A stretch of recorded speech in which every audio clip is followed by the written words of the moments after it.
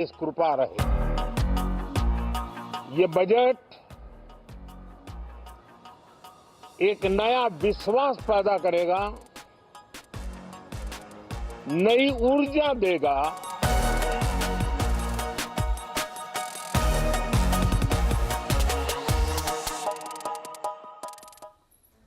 Hello and welcome to our special Budget Day edition of Power Breakfast. I'm Nigel and with me is Mangla. Mangla, big day, all set for it.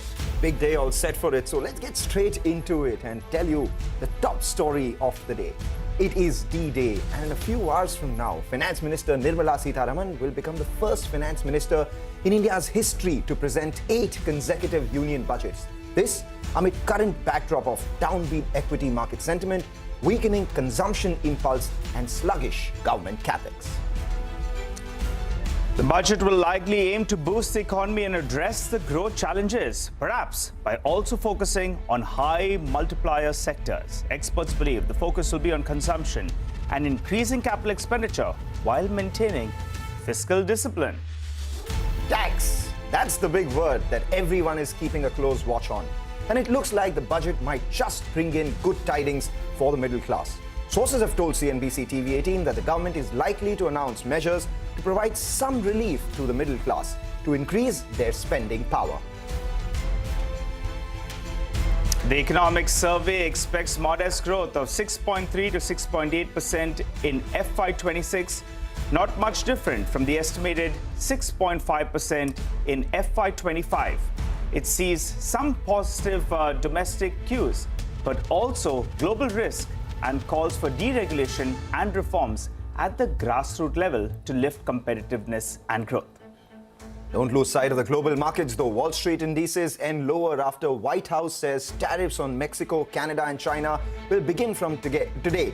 Yields end at 1-week highs.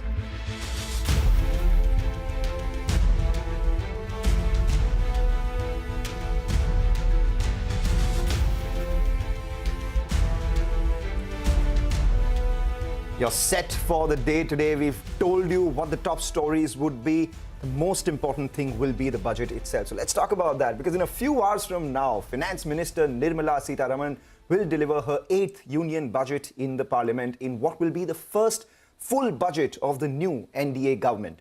The Finance Minister and her team at the North Block have prepared a budget of over 50 trillion rupees for FY26. This budget will have to address several challenges that include decelerating economic growth, falling value of the rupee and moderation in consumption demand.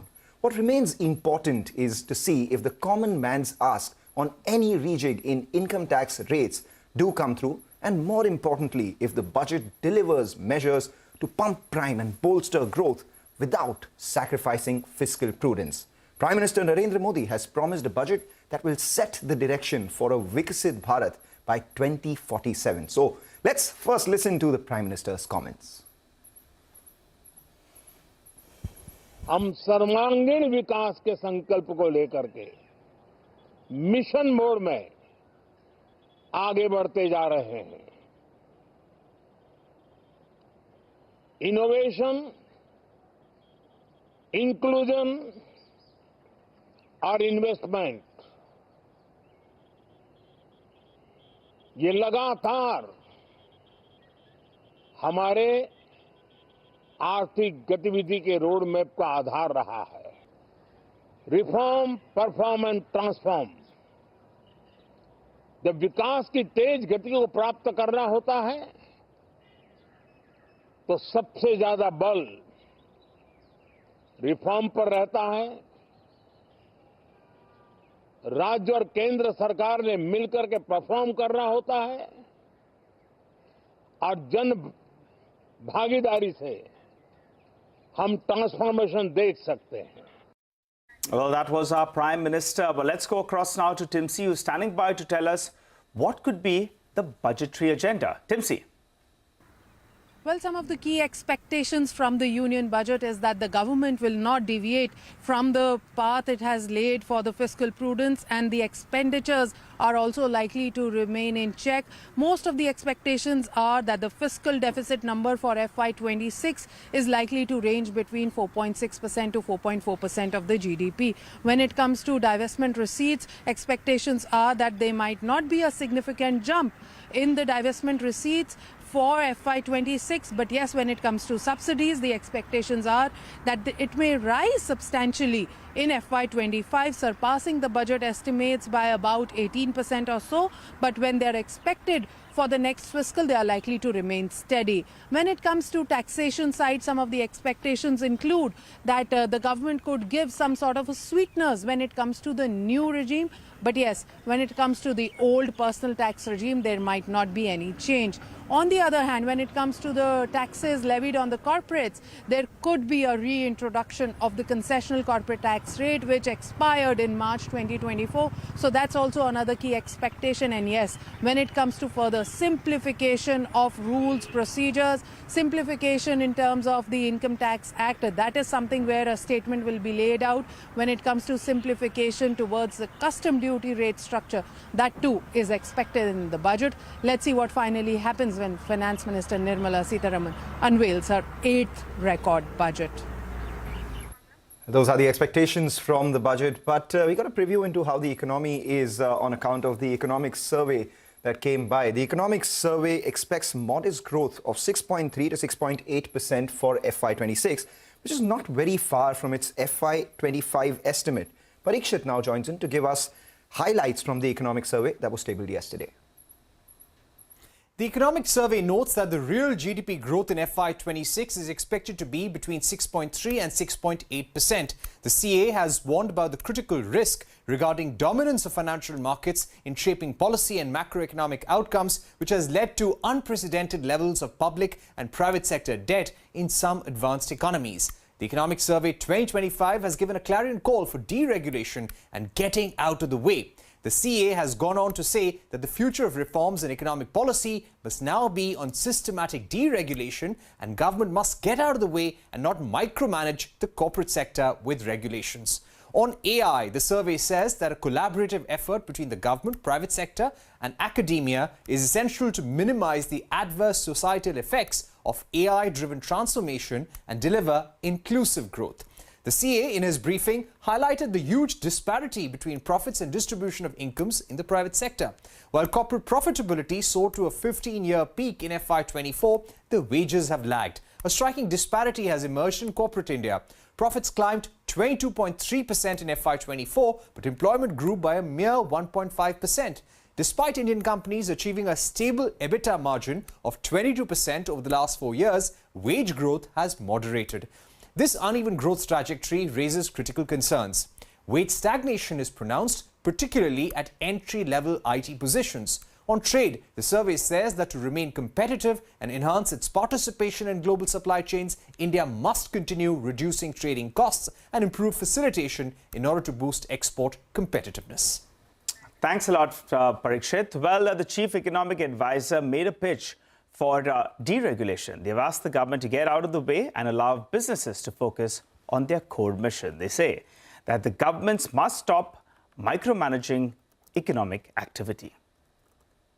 Both don't have to be mutually exclusive, and deregulation or basically removing the fear of growth in our business enterprises has been an enduring issue over the years, and it's still, and while much has been done in the last 10 years or so, both in the union government level and in state governments, much more remains to be done, and that could itself also address the demand problem, because it can sort of stimulate a virtuous circle of economic activity, leading to greater hiring, compensation, and income growth, and therefore demand growth as well.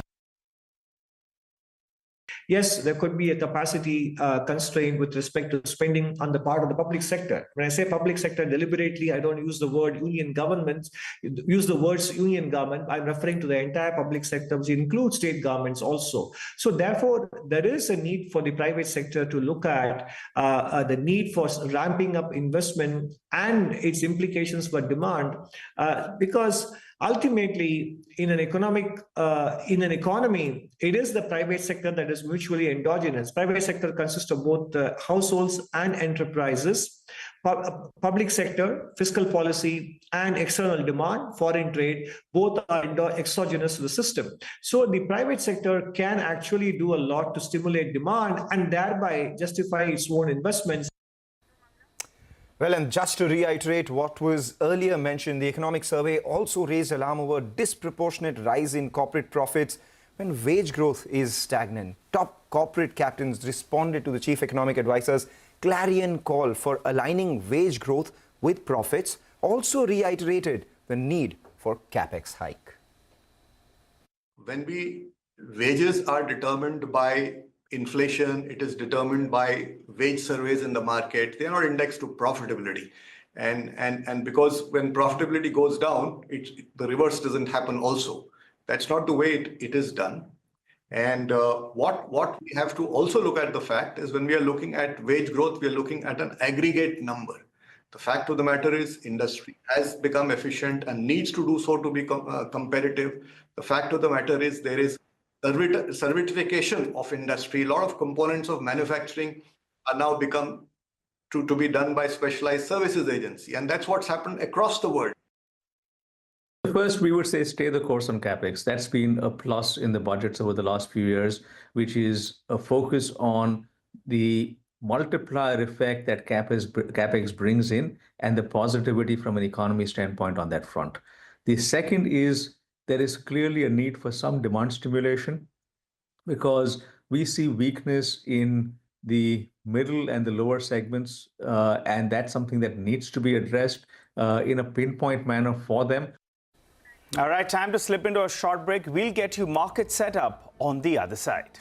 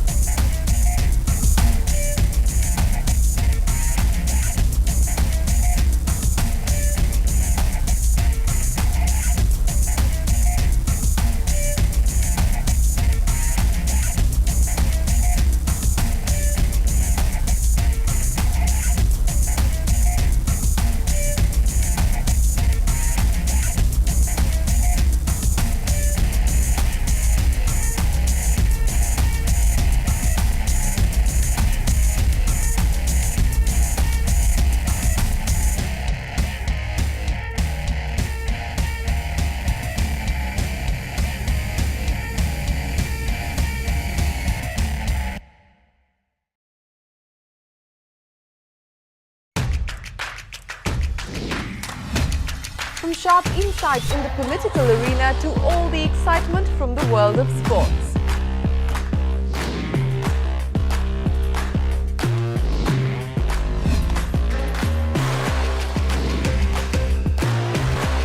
We are here at the CNBC.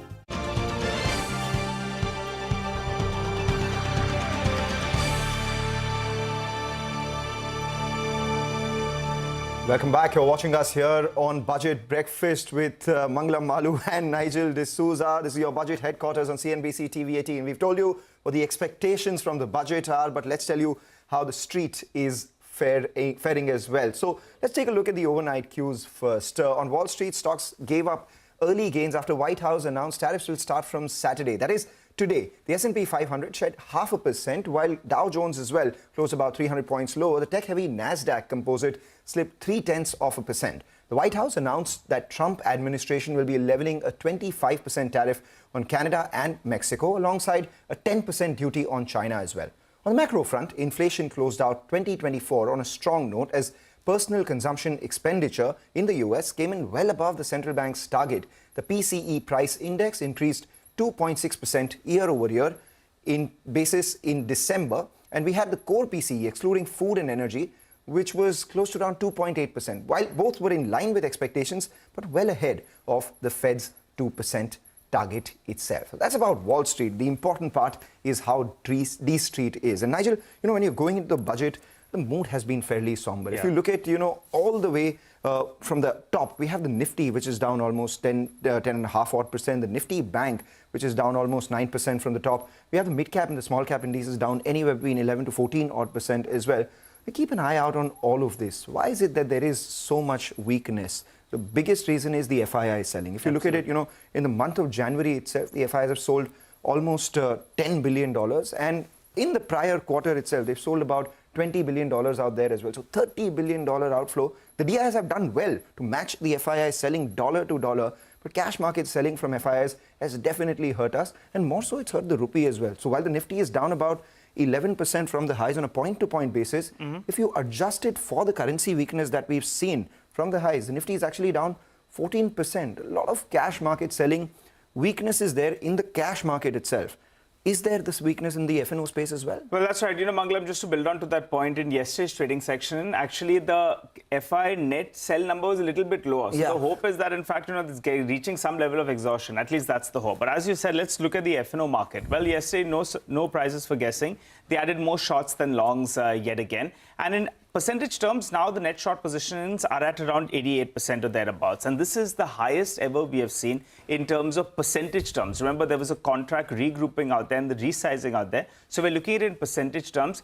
Highest ever short positions you've seen in percentage terms since October 2023. And getting to a budget, I went through last few budgets, getting to the budget, 5-6 budgets.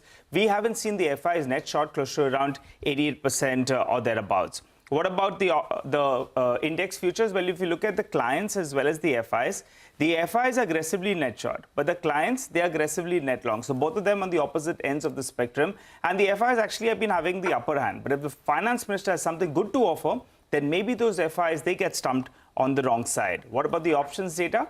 The FIs have bought more calls than puts, as that data point is telling you, but it seems it's hedged because they've also written more calls than puts out there. So the short point is, if there is a positive surprise, these FIs, they could be caught napping, they could be caught on the wrong side. So we'll watch for a short covering bounce, if at all, there is some good news, because in the last few sessions, we at least haven't seen any big short covering bounce, particularly from the FI positioning. We take that point, and we can't blame the FIIs for that as well, because the mood of the market right now is fairly somber. Not only has the Nifty corrected about 10-11%, but there have been reasons for that as well. If you look at the fundamental reasons for the same, the second quarter and the third quarter earnings so far that we've gotten, they've been fairly forgettable. And it's not just corporate earnings that we're looking at. The government capex has also been delayed for various reasons, elections, etc. So pumping that once again, or deploying that once again, would be extremely crucial.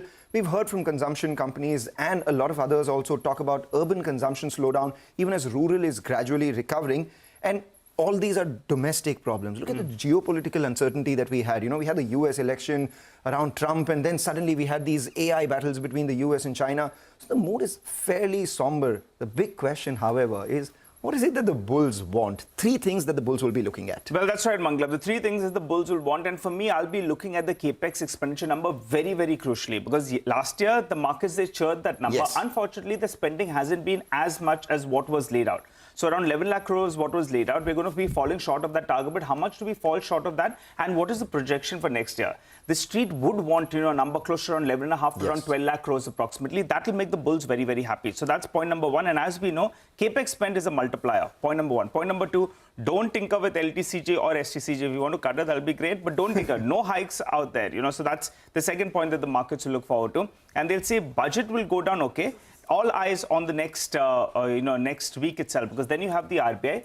And in the last few days, they have been taking measures via the OMO and other routes to put some liquidity into the system. So that's the next trigger. 3 top points: capex spend, don't tinker with the LTCJ, STCJ, and also then the RBI comes in for the final flourish. And once they, pump prime some of the consumption as well, with the RBI cutting rates, all of that will then have a multiplier effect on the economy itself. And the biggest beneficiary of that, or the biggest way to play the GDP growth, would be the financial space. If the RBI does have to go ahead and, cut those rates on Feb 7th, it's the Nifty Bank that we'll be looking at. The last few trading sessions, we've seen signs of life coming back to Nifty Bank. So it's above the 20-day moving average. From where it is right now, it has about 1,000-point headroom from here as well. So are we looking at the Nifty Bank around 200-day moving average, 50-day moving average between 50,800 and 50,900? We cross past that, then maybe, we go to much higher levels as well. So that 1,000-point gap headroom is available for the Nifty Bank. What about the main index, the Nifty? Well, the Nifty, if we pull up a chart, Mangalam, the 50 and the, the 200 EMA should come up for our viewers. And if you look at that chart, it's telling you that around the 23,800, 23,900, that's where there should be some kind of resistance on the upside. On the downside, you already have your reference point, which would be the 22,800 mark, which incidentally is the recent low. So that's the broad band we're looking at. But if the Nifty needs to swing around, there's going to be a big boy, ITC, that's gone into this, into budget day just yesterday. You saw a good pop out there. And that's always the stock in focus. Mangalam, please tell us, what do we expect out there? Well, the ITC stock, if you have to, summarize the budget into just one stock, it has to be ITC. And Absolutely. why is that? Because if you look at the ITC range over the last many budgets, right from 2020, even if you go back all the way up to 2018, on a daily basis, the swings that we see on ITC are more than 5%, 10%, at times 11% as well. So that is the one stock to watch out for and has a fair weight on the index as well.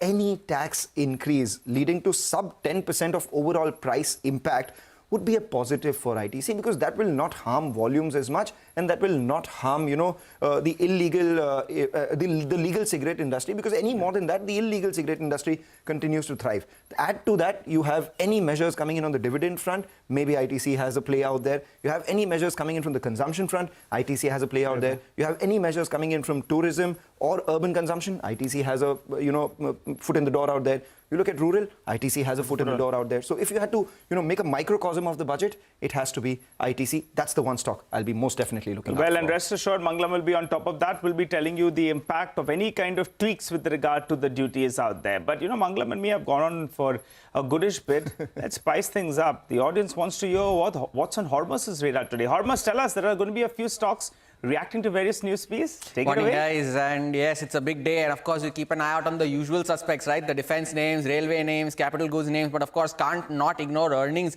And there'll be plenty of earnings reactions in today's session. We'll start off with IndusInd Bank, where the numbers of the profitability was down 39% from last year. The NII operating profit was also lower. Asset quality saw a marginal deterioration from the previous quarter. So we'll keep an eye out on that. ONGC reported numbers as well. You can see that on most parameters, the numbers were higher than expectations. But on a quarter-on-quarter basis, they were fairly okay. And Bandhan Bank, the numbers, of course, you keep an eye out for. The two numbers that you should watch out for is the slippage number, which was higher on a quarter-on-quarter basis, and the write-offs figure that has seen a significant jump compared to the previous quarter as well. Now, Vishal Megamart, first number released after listing. It's a recent listing, of course. The revenue growth of 19% was lower than the historical band, which is 24 to 26. And the also management said that there is subdued demand conditions within the consumer industry, and you see that in results of DMart as well. And the same store sales growth also stood at around 10.5% for the quarter. And there are some top level exits that have come in aside of the earnings. They'll watch out for Hero MotoCorp. Of course, they come out with auto sales numbers today, but CEO Niranjan Gupta has decided to step down. Vikram Kasbekar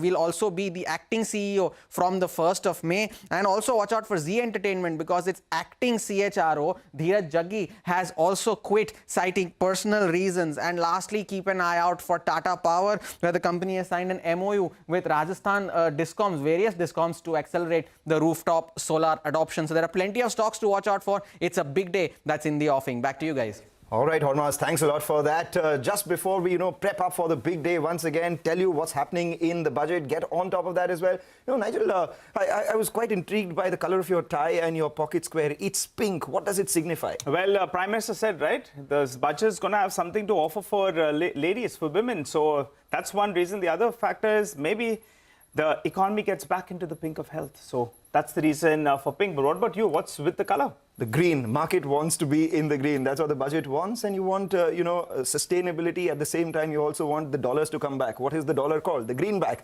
That explains the green and the pink. With that, we wrap up on this edition of Budget Breakfast. You stay tuned to CNBC TV 18 for the continued comprehensive coverage of Budget 2025. It's CNBC TV 18, your budget headquarters.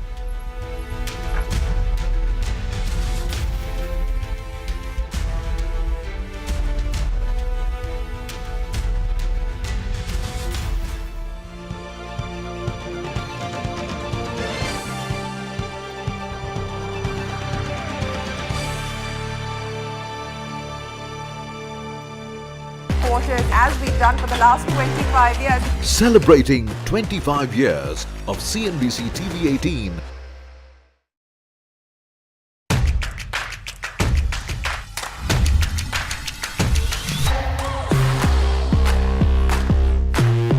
The markets are betting big on affordable housing. You look at the kind of stocks that have risen.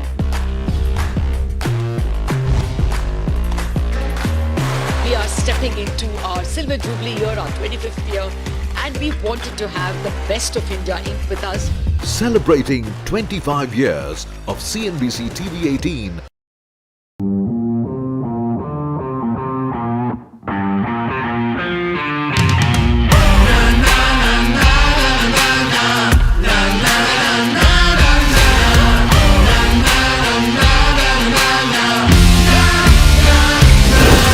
Make informed decisions with comprehensive analysis on the go. Strengthen your portfolio with real-time market updates on the go. Create effective strategies with insightful expert opinions on the go. Grow on the go with CNBC TV 18. Now streaming live 24/7 on YouTube. How about listening to global market maestros before crafting your investment strategy? How about getting deep insights into their businesses from top Indian honchos before putting your money on the line? How about making every trading day profitable with strategies from the market masters, macro pundits and chart wizards? Only one show gives you a head start to your trading day. Get ready to profit. Get ready for business with Bajar at these times on CNBC TV 18 and CNBCTV18.com.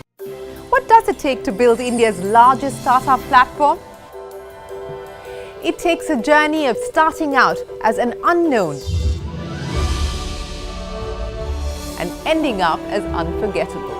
It takes more than 2 decades of celebrating the most influential and influencing the most celebrated entrepreneurs. From chronicling the stories of India's startup universe to becoming a success story in itself, as India's longest running show on startups and entrepreneurship, celebrating 21 action-packed years of building India's biggest startup community. Young Turks at 21, only on CNBC TV 18 and CNBCTV18.com.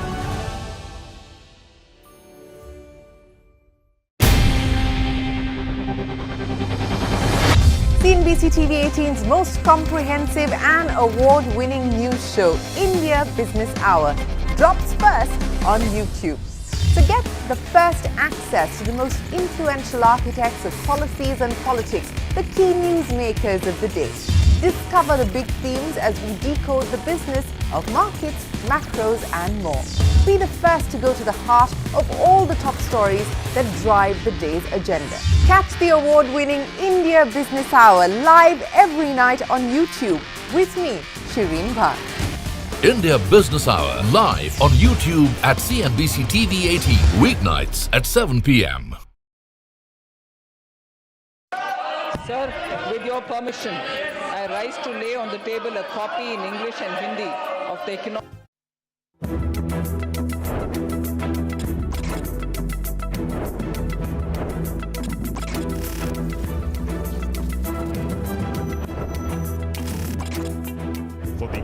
consecutive time, Finance Minister Nirmala Sitharaman will rise to present the union budget in a few hours from now.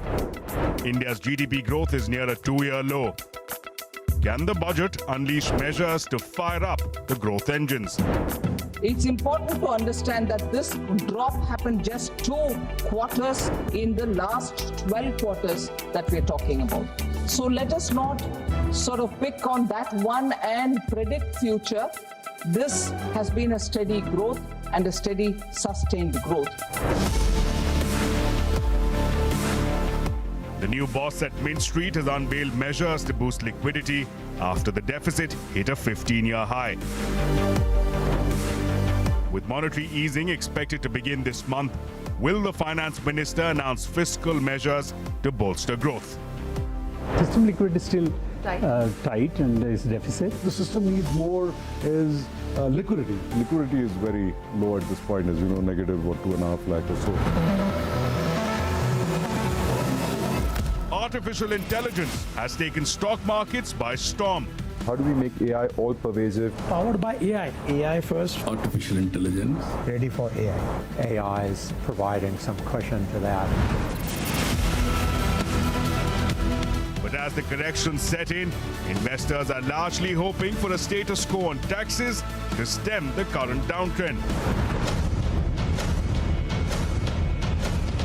Welcome to India's #1 budget headquarters. Decoding key policies, delivering market-shaping insights, and unlocking the potential of India's growth blueprint. Beaming live from the CNBC TV 18 Motilal Oswal Budget Headquarters.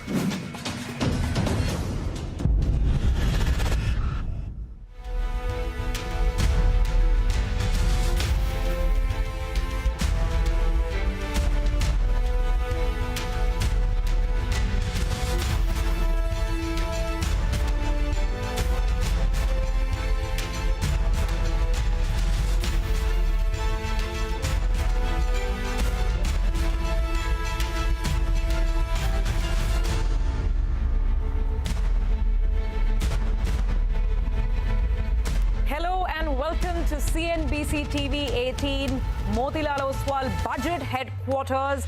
We are here and it's just 3.5 hours to go before Finance Minister Nirmala Sitharaman presents her 8th budget. Team CNBC TV 18 is out in full form. We're revved up and charged up, ready to go to get you that live coverage. I'm Surabhi Upadhyay. With me, as you can see, Lata Venkatesh and Prashant Nair. Good morning to both of you. Morning. Hi, all of you. Well, this is the first full budget of the new NDA government, and they have had enough time to formulate a 4-year growth roadmap for the first time. The key question in the market's mind would be, can the FM stimulate the slowing economy and yet bring down the fiscal deficit? Secondly, will she persist with the emphasis on capex, or will she concede a little more space to welfare expenses? And finally, is there some relief for the middle class, which is beginning to feel overtaxed? No, absolutely. We all are, aren't we? Good morning, guys. Good morning. And by the way, before I start, I want to say that today's a Saturday, 1st of February, we see the budget. And we don't have foreigners at play. So, I mean, you know, just that feel big. like that. I forgot about Saturday. Good you brought it up, Prashant. Well, you know, the stakes are high, as Surabhi and Lata said, for the markets as well. After a spectacular rally till September on the back of copious domestic liquidity, the indices have lost over 10%. Will the budget be able to turn the sentiment around?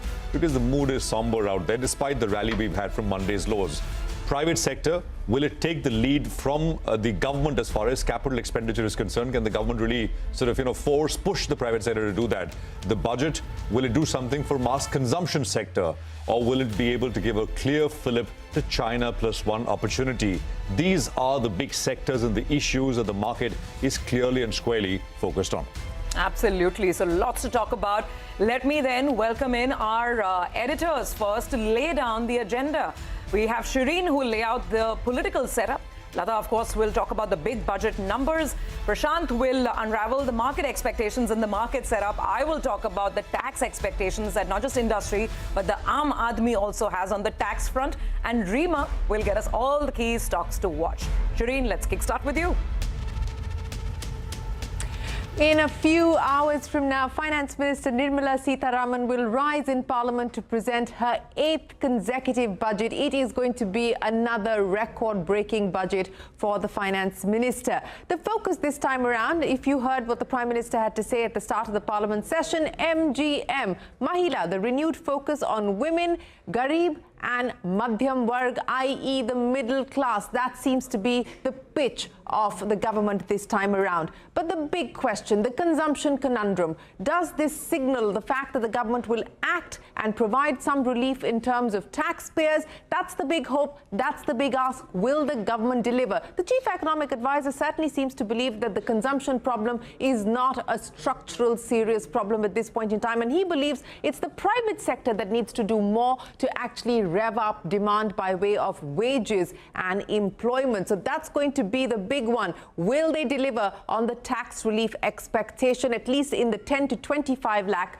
bracket? Next up, the other C, the capex chase. Will the pace of growth be tempered? Once again, industry is going in with expectations of a 20%, 25% growth in capex. Remember, 11.11 lakh crore rupees was the capex that was budgeted in the last budget. Actual spending, and the numbers have just come out overnight, 6.85 lakh crore. So there is a big gap, and that was on account of the elections and so on and so forth. That also impacted growth. So we will have to wait to see whether there is going to continue to be that heavy lifting by the government on capex. Again, the economic survey signaling that the baton has to now move to the private sector. And that brings me to the private push. The private sector needs to pick up the baton on investments. That's been the government's nudge. That has been the government's pitch. Remember, the economic survey saying that, look, corporate profitability is at a 15-year high. You're swimming in profits. Do more to create jobs. Do more as far as wage growth is concerned. That's the message. We'll have to wait to see how that translates into policy prescription. Make in India 2.0. Will they bring back the concessional tax scheme that was phased out only last year in 2024 with a 15% tax rate or an 18% tax rate for new manufacturing units? That's the big question, and that's the big hope. New PLI schemes, perhaps at least as far as the component sector is concerned, for the electronic space. This has been an ask, and this is something we know on record from Ashwini Vaishnav that the government is working on. Will it come in the budget or outside of it is the big question. Unlocking untapped sectors, the low-hanging fruit, tourism, labor-intensive sectors like textile, apparel, job-creating sectors like footwear, furniture. Will these get the government's focus and attention is the question. Through the economic survey, deregulation, the word deregulation and regulation appeared 350 times in the 481-page economic survey. The government clearly may want to signal more ease of doing business at the central government level and also try and push for that at the state government's level. Will there be a framework that will be announced is the big question. And finally, fiscal consolidation. You know, there has been a lot that's been said. Why are you wedded and obsessed with this fiscal deficit number? Let there be a little bit of a slippage. But if history is anything to go by, in the last 10 years, the government, with the exception of the COVID years, has stayed course on the fiscal consolidation glide path. And the expectation is that they will not veer away this time around either. So it's a balancing act that the finance minister will have to deliver. Certainly more challenging situation, a more challenging growth environment. 6.3 to 6.8% is the growth assumption that the economic survey is going in with. What will she deliver on? What will she sacrifice? We will tell you right here on CNBC TV 18.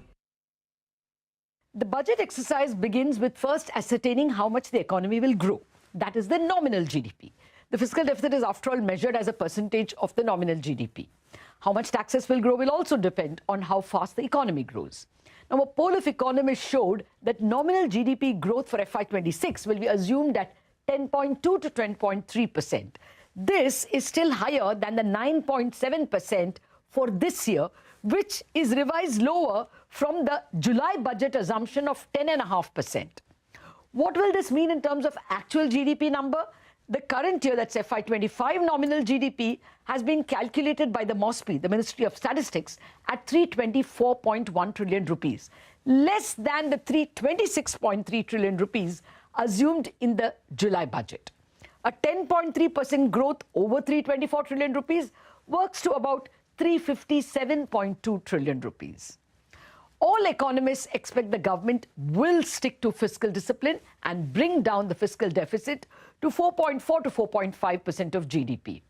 This will be easier, some say, because they expect even the current year's fiscal deficit to be lower than the budget estimate of 4.9%. Now, a fiscal deficit of 4.4 to 4.5% of a GDP number of 357 trillion means actual deficit will be about 16 trillion rupees. 70% of this is borrowed from the market. That will be 14 trillion. The bond market is absolutely comfortable with that number. Now, deficit is revenue collection minus expenses. So what are the tax revenue and expenditure assumptions of the market? Gross tax revenues are seen growing just slightly faster than the nominal GDP at a pace of 10.7% to 42.2 trillion rupees.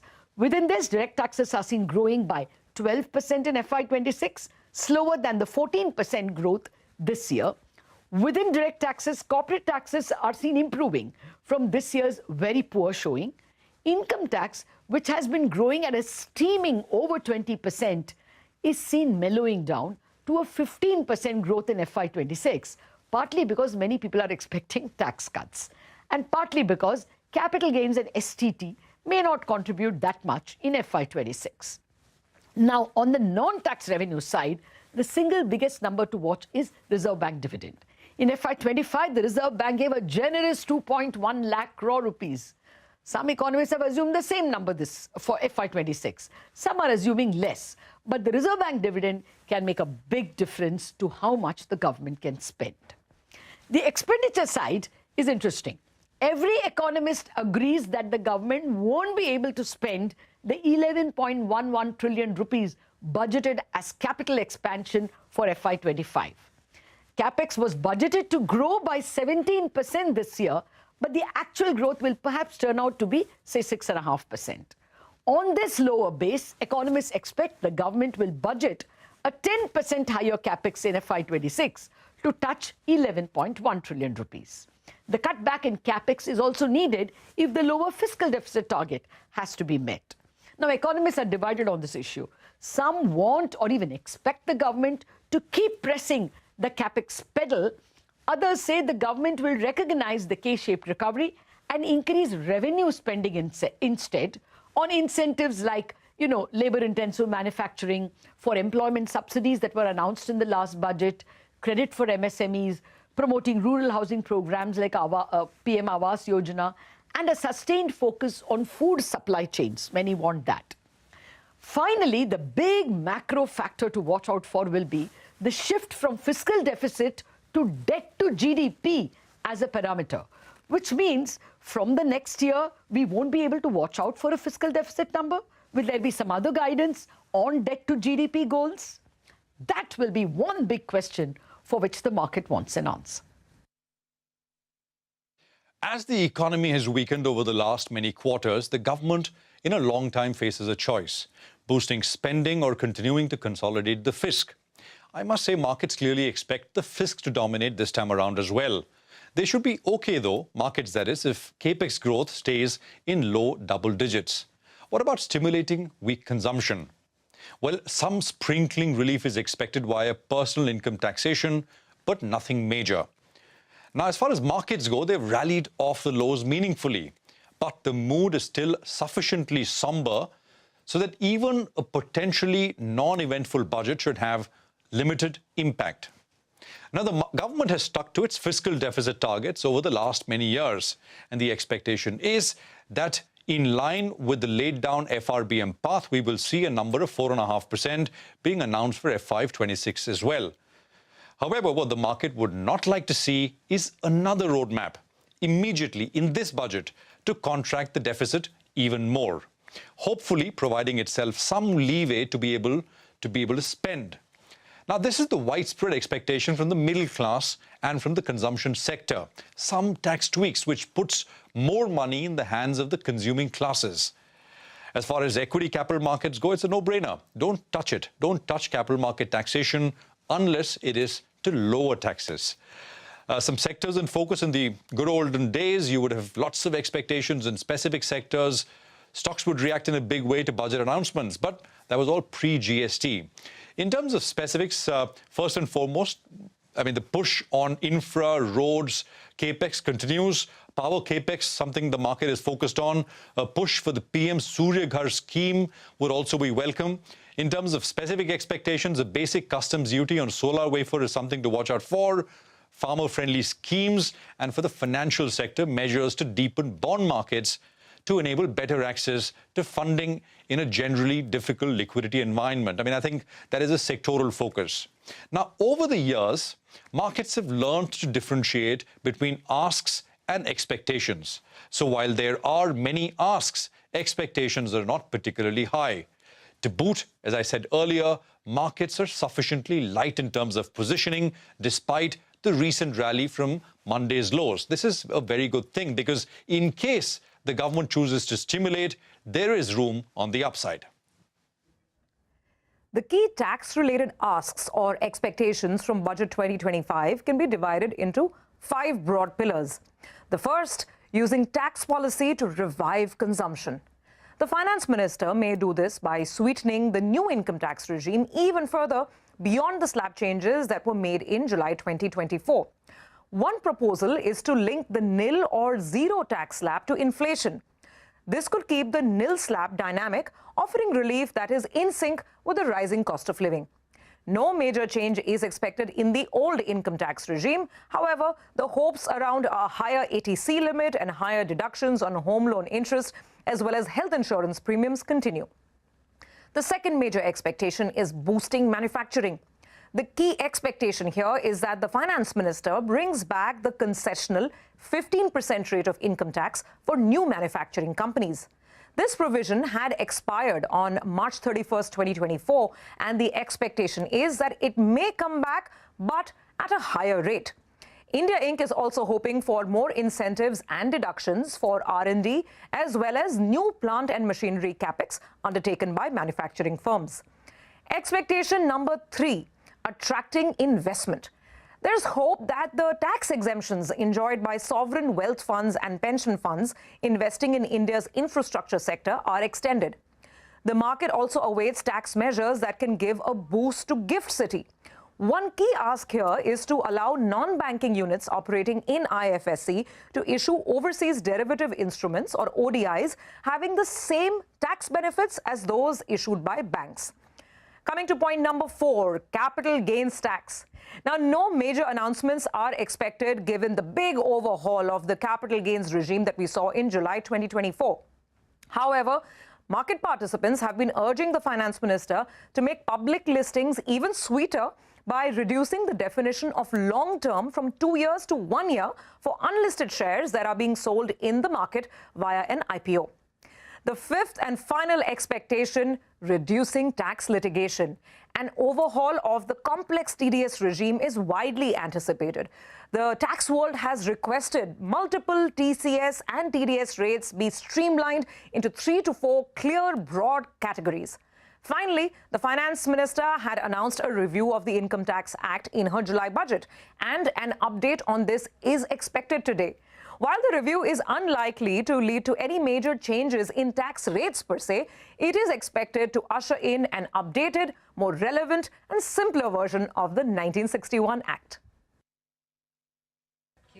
So the first set of stocks would be consumption boosters. With weakened growth impulses, the government may focus on reigniting demand. So rural recovery plays like an HUL, a Dabur, Colgate, Imami, two-wheeler makers like a Hero MotoCorp, Bajaj Auto could benefit. On the other hand, urban discretionary stocks like Zomato, Swiggy, Trent, Nykaa, these are all stocks that you need to watch because urban consumption has been softer than rural consumption. ITC is always in focus ahead of the budget. Now here, any tax increase which leads to a sub 10% price hike could be positive.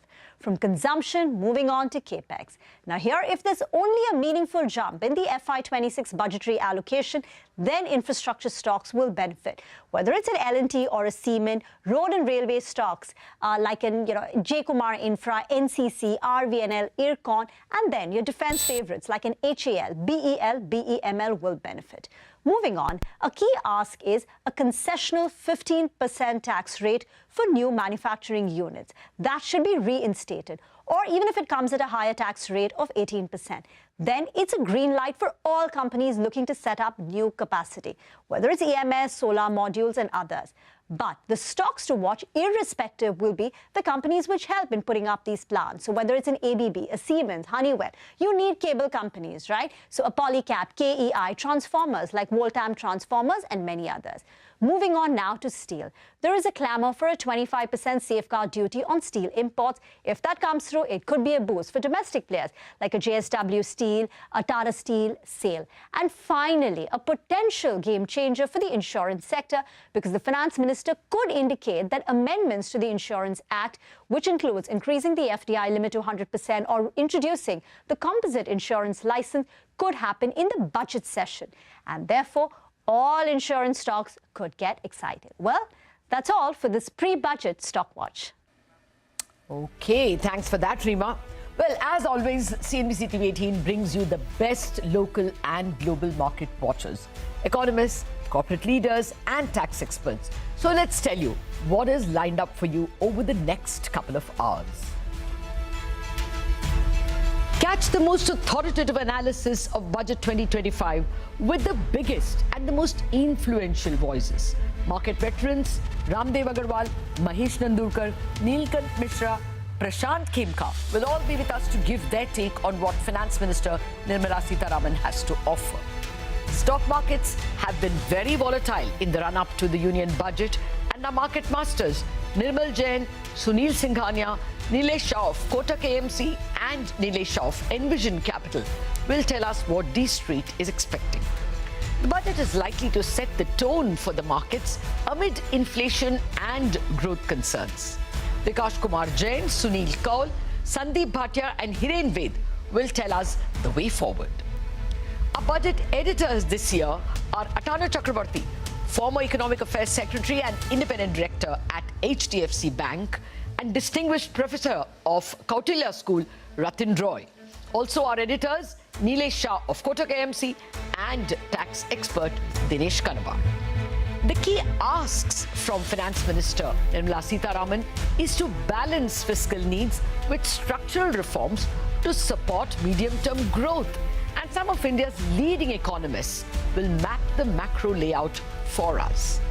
Industry's creme de la creme will tell us how balance sheets are looking and what's their wish list from the Finance Minister.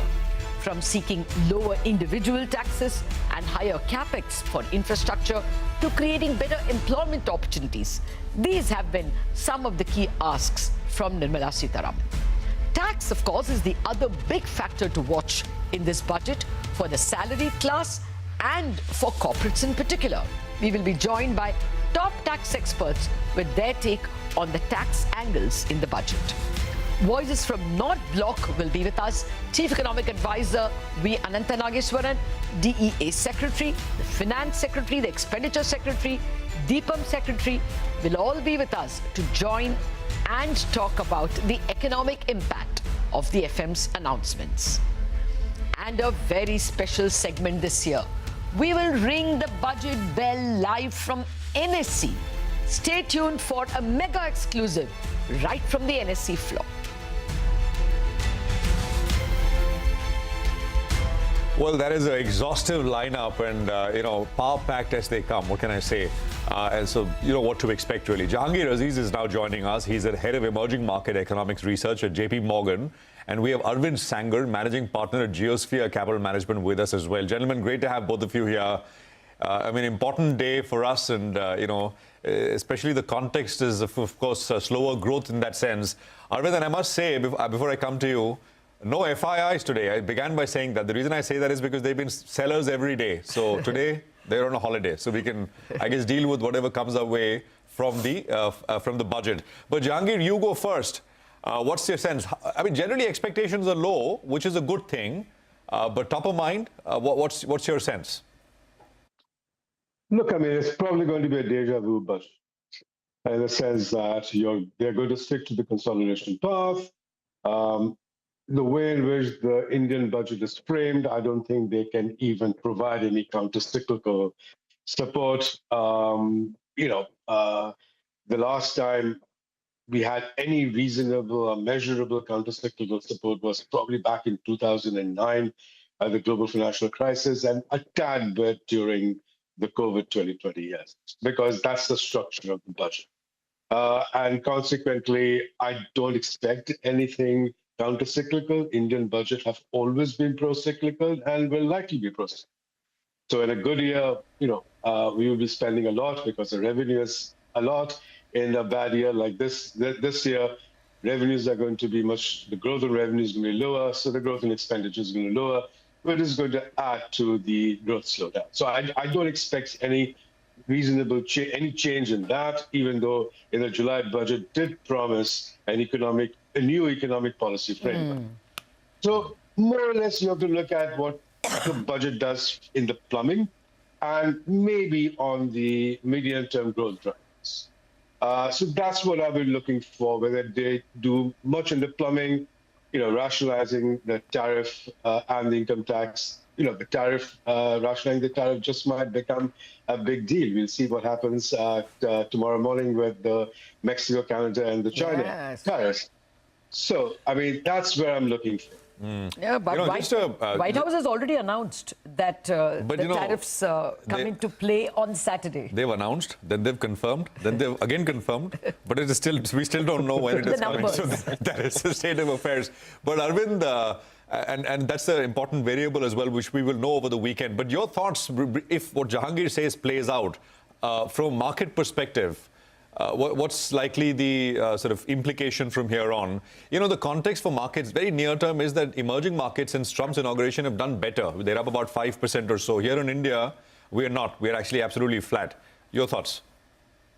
Well, clearly, India has its own problems, and it's India's problem, as Jahangir has also alluded to and you've talked about, is the economic growth is disappointing. And, like Jahangir said, the budget is unlikely to do anything dramatic. So I think the most we can hope for is, at the margin, some positive news on simplifying some taxation, maybe linking it to inflation, some of the things you were talking about.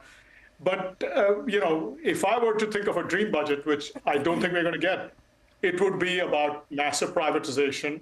It would be about significant tax benefits to, take some of that money and incentivize, more confidence in consumers and business, because that's what's missing. Right? We can keep wishing for a government infrastructure to keep driving the economy, but at the end of the day, you want the private sector and the consumer to drive the next leg of the growth. It can't just be the government keeps building infrastructure and nothing else works. But I think that, I think we're probably going to get a budget which is not going to be harmful. I suspect there won't be any tax increases. But I don't think I'm expecting anything dramatic either. And I would say, look, one of the things that makes business people and investors more optimistic on the U.S. is significant cut in regulations, notwithstanding the tariffs. I'll be blunt, call it stupidity that Trump is kind of going down on in some directions. But assuming that that's not policy, then that is going to sustain. Then I think the deregulation part will be the more important one. And I don't think budget is the place where it gets announced, but I think, some regulatory major moves, and privatization would be part of that if that happened. But, something on that front would be more meaningful in a world where, you're facing competition for capital flows, from other emerging markets, but also from the U.S., which has clearly, gotten a lot more attention. Arvind, hi, morning to both of you gentlemen. Arvind, I was just hearing you make your points, and I was like, wow, we've not heard this in a while, right? Dream budget and tax cuts and incentivizing the consuming class in the same sentence, right? Usually dream budgets are only about incentivizing manufacturing or industry. But I think this is the slight new in this budget as we discuss this today. Jahangir, I just want to go back and probe you a little further. On this whole fiscal deficit point, you think there'll be absolutely no departure at all? They'll keep gliding down the glide path, given the circumstances, given the clamor for some relief, given the Prime Minister invoking Goddess Lakshmi in his speech yesterday? You think absolutely nothing whatsoever? They'll remain in that limited room and announce, further reduction to the deficit? Look, I think that's the way in which the framework is set up. The framework in India, you target the fiscal deficit, adding all asset purchases, RBI transfers, etc., because you're only worried about how much is the debt-creating part of the budget, right? And your real angst is, what it does to public sector debt. Now, there's a lot of appeal to that. Right? It basically underscores that, you should not borrow a lot, you should have low debt, and you should live within your means. But if that's underlying your budget theory, then living within your means that when incomes are high, I'm going to spend more. When incomes are low, I'm going to, not spend more. But that's exactly not what the government should be doing. In order for the government to have a proper counter-cyclical bias, which does not undermine the credibility of the budget, then the target should not be the overall fiscal deficit that is debt created. The target should be structural deficit, which is the deficit after you've taken account of what is the cyclical impact of the economy. But we don't do that. So I don't see how they can get away from not going down the path of going towards 4.4. Maybe they won't go to 4.4. Maybe they'll go to 4.3 or 4.2. How will that matter in any material way to boosting the economy? I think that's where the problem is, because we are stuck in this quagmire that we have created for ourselves, by the way. Okay. Well, I don't know. The CEA yesterday, when he was pointedly asked, will you advise boosting consumption, he nicely skipped it by saying that, yes, of course, we want an urban consumption boost. That's why I'm asking for deregulation. If they deregulate, industry will invest more, create more jobs, and that will create more urban consumption. Through the employment Very route. diplomatic answer. But, I wanted to ask you, Arvind, the rupee is fairly cheaper now compared to what it was 3 months ago. You're at 86.6, and I think it'll get cheaper on Monday, considering the way in which dollar has climbed. Plus, stocks have also fallen. Are we at an inflection point where India becomes attractive? It's starting to get attractive from a valuation standpoint. I think the problem was that you were priced for perfection of growth, and valuations were expensive. You've had enough air come out of the bubble, certainly of the mid and small cap names, that things are starting to get to levels that are becoming interesting. I won't say that it's in a value territory, but I think it's in a reasonable mid-range territory. So I think to the extent that it's not going to get into value territory, it's time to start nibbling. And if the budget gives us, in contrast to what Jahangir says, if the government is a little more bold and willing to take anti-cyclical, not pro-cyclical steps to try to boost the economy, then I think it would be time to jump in with both feet. But if they keep going incremental, then I don't think there's a rush. But over time, I think the market is starting to look attractive and would be starting. We will be starting to nibble. That's the loveliest words we have heard, Arvind. Thanks for that. Jahangir, the CEA's in the survey, the estimate is 6.3 to 6.8% GDP forecast for FY26. Would you call that realistic? Would you pitch at the lower end, higher end? So, we are sort of towards 6 rather than in the upper end of 6.5 and 6.8. Lower than the lower. And, look, this is a very, very uncertain period, right? It is very hard to say that there are 2 engines of growth in India. Right? One engine of growth is public investment, which might slow down a bit, but will still chug along because the revenues are there. And the other is services exports. There are no other engines of growth in India. Consumption has been growing exactly what has been the growth in real incomes. I don't see consumption growth moving beyond that. And for consumption growth to go above real income growth, you actually are asking for a reduction in the saving rate of household sector. Do you really think that the Indian government is going to say, we need to reduce the saving rate of the household sector? No. I think not. So if those are the only two engines of growth you have, one of them can be safeguarded because it's very domestic, public investment. The other one is completely and totally open to what happens in the global economy. And as you know, we've been talking about almost for 2 months now, the global economy is very, very uncertain. So it's very hard to say, sitting in February of 2025, one day before Trump's first tariff announcements, then how will 2025 look? And as Arvind said, and Arvind made an excellent point, that even though there's tariffs and immigration and all of that fears about reducing U.S. growth actually is getting offset by the fact that there is enormous amount of business confidence and animal spirits being built up simply on the promise of deregulation.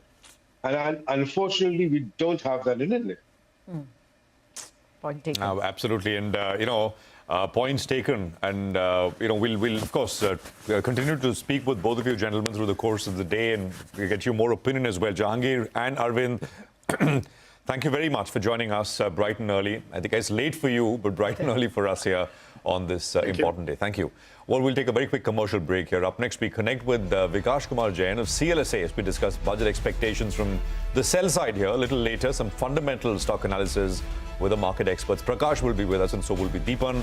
So that's what's coming up here over the next 30 minutes.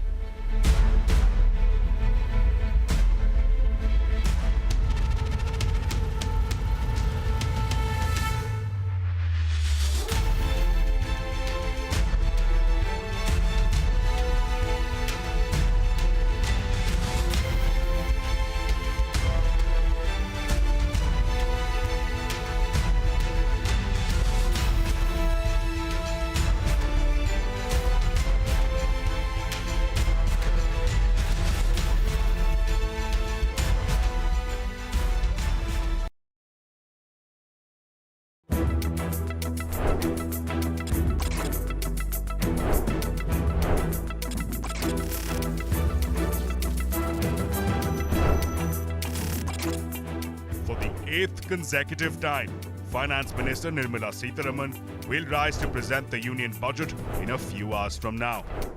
India's GDP growth is near a 2-year low. Can the budget unleash measures to fire up the growth engines? It's important to understand that this drop happened just 2 quarters in the last 12 quarters that we're talking about. So let us not sort of pick on that one and predict future. This has been a steady growth and a steady sustained growth. The new boss at Mint Street has unveiled measures to boost liquidity after the deficit hit a 15-year high.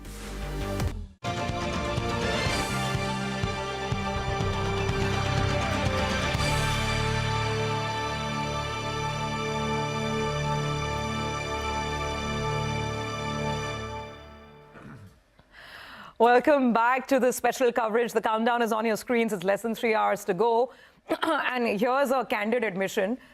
Because this doesn't quite feel like the weekend here for us, I actually, Prashant, went to the Asian screens. I kept refreshing the screen saying, there has to be a tariff reaction. There has to be a tariff reaction. Then it struck me that no, it is Saturday. But having said that, it was big news, right? And US markets did react to it. They all saw it coming. It was well spoken about. Yeah. But when the event finally happens, there's still unease around it. Yeah, there is unease and there's anxiety about what will happen, what shape, what size, etc. But I just want to start with the good news. The good news is that there's no foreigners in the market today because it's a Saturday. They're out, right? And the reason it's good news only is because, I mean, it's just one day. But we're talking, we do this every day. So that it becomes important in that sense in the very near term. So no selling from FIIs largely because they're absent from the market. I prefer if the reaction comes out. Yeah. I mean, bottling it, I don't know. Yeah, we get partial reaction today. That's the thing. It's not, but it is what it is for today, for near-term traders. I think that becomes important. So the point is markets then have it's potentially possible that if there is no bad news, it is read as good news. And, you know, you have a decent kind of a move. Remember, from Monday's lows, last Monday's lows, the market is already up about 600 points on the Nifty. We've done that. Now, as we were discussing, the setup is a little anxious because Trump's tariff threats. But the point is, he goes on air every day. There's a press conference and he's said, I'll do it, and then he'll say, I'll do it, he's confirmed it, then he's again confirmed it.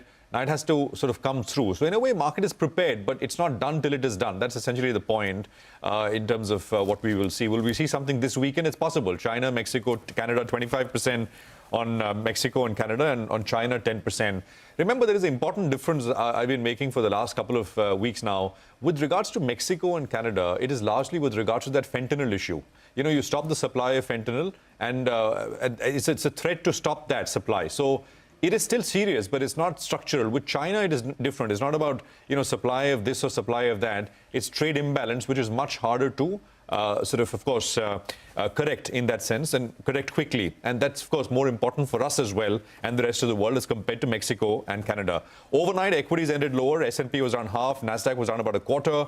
Dollar, by the way, moved up after we heard President Trump talking about these tariffs. So we're at about 108.4. And I suspect whenever this comes, maybe dollar goes up a little bit more, but it's already gone into it with about 0.75%, 1% kind of a move. You also had the core PCE number, which was in line, but the data which stood out from there is personal consumption, personal spending, which was super strong. And that kind of reinforces, the state of affairs in the US, which Arvind and Jahangir were talking about as well. Gold has made a new high, so watch out for the gold financiers near term. We hit 28.15, left off at just under 2800. Now, just to circle back and tie in the levels, these are all very near term. We've closed yesterday decisively above the 20-day moving average, which is a short-term level. We've ended near the 40-day exponential, which is 23,577. The close is 23,508, and that becomes the first number on the way up. Above this, the daily Bollinger Band for the upper level is 23,744. These are, step-by-step levels which the market will have to conquer and take out. Nifty Bank resistance is at the 40-day exponential, which is at 50,018. We left off at 49,587, again near-term levels, and here the daily upper Bollinger Band is 50,187. Support comes in at the hourly average for the Nifty Bank, which is 49,076. So that's the broad screen. I'd like to emphasize again, with no FII, at least today, and if it's a do no damage kind of a budget, and maybe a little bit of sprinkling in terms of help for taxation, etc. The mood is, I think, sufficiently somber, as I've been saying, that the market may not do all that badly. We may even get a bit of a move higher. Surabhi. Yeah, absolutely. And that's the positive. I don't want to be, the one to talk about the negative, but just have to mention that some of the bank earnings that came in yesterday after market hours, they're not too good. And even if you're looking at IndusInd Bank, yes, we know they've had an MFI issue, but guess what? The final numbers that are getting reported are really showing up the pain. Credit costs up 40 basis points. NIMs have fallen below 4%. There's a rise in the gross NPA level. So some of these banking numbers are making you can see it in the comments coming from Delhi. No longer is it that the Reserve Bank was the one which was dampening the market. Yes, they slowed the market, but that was probably needed.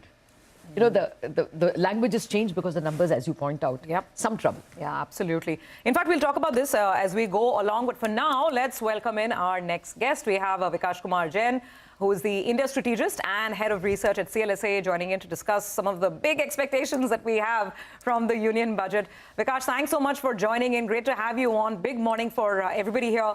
Now, balancing this whole issue of boosting the economy at the same time being within the fiscal framework, that perhaps is the biggest challenge. Do you think the government can pull it off? What are your main expectations?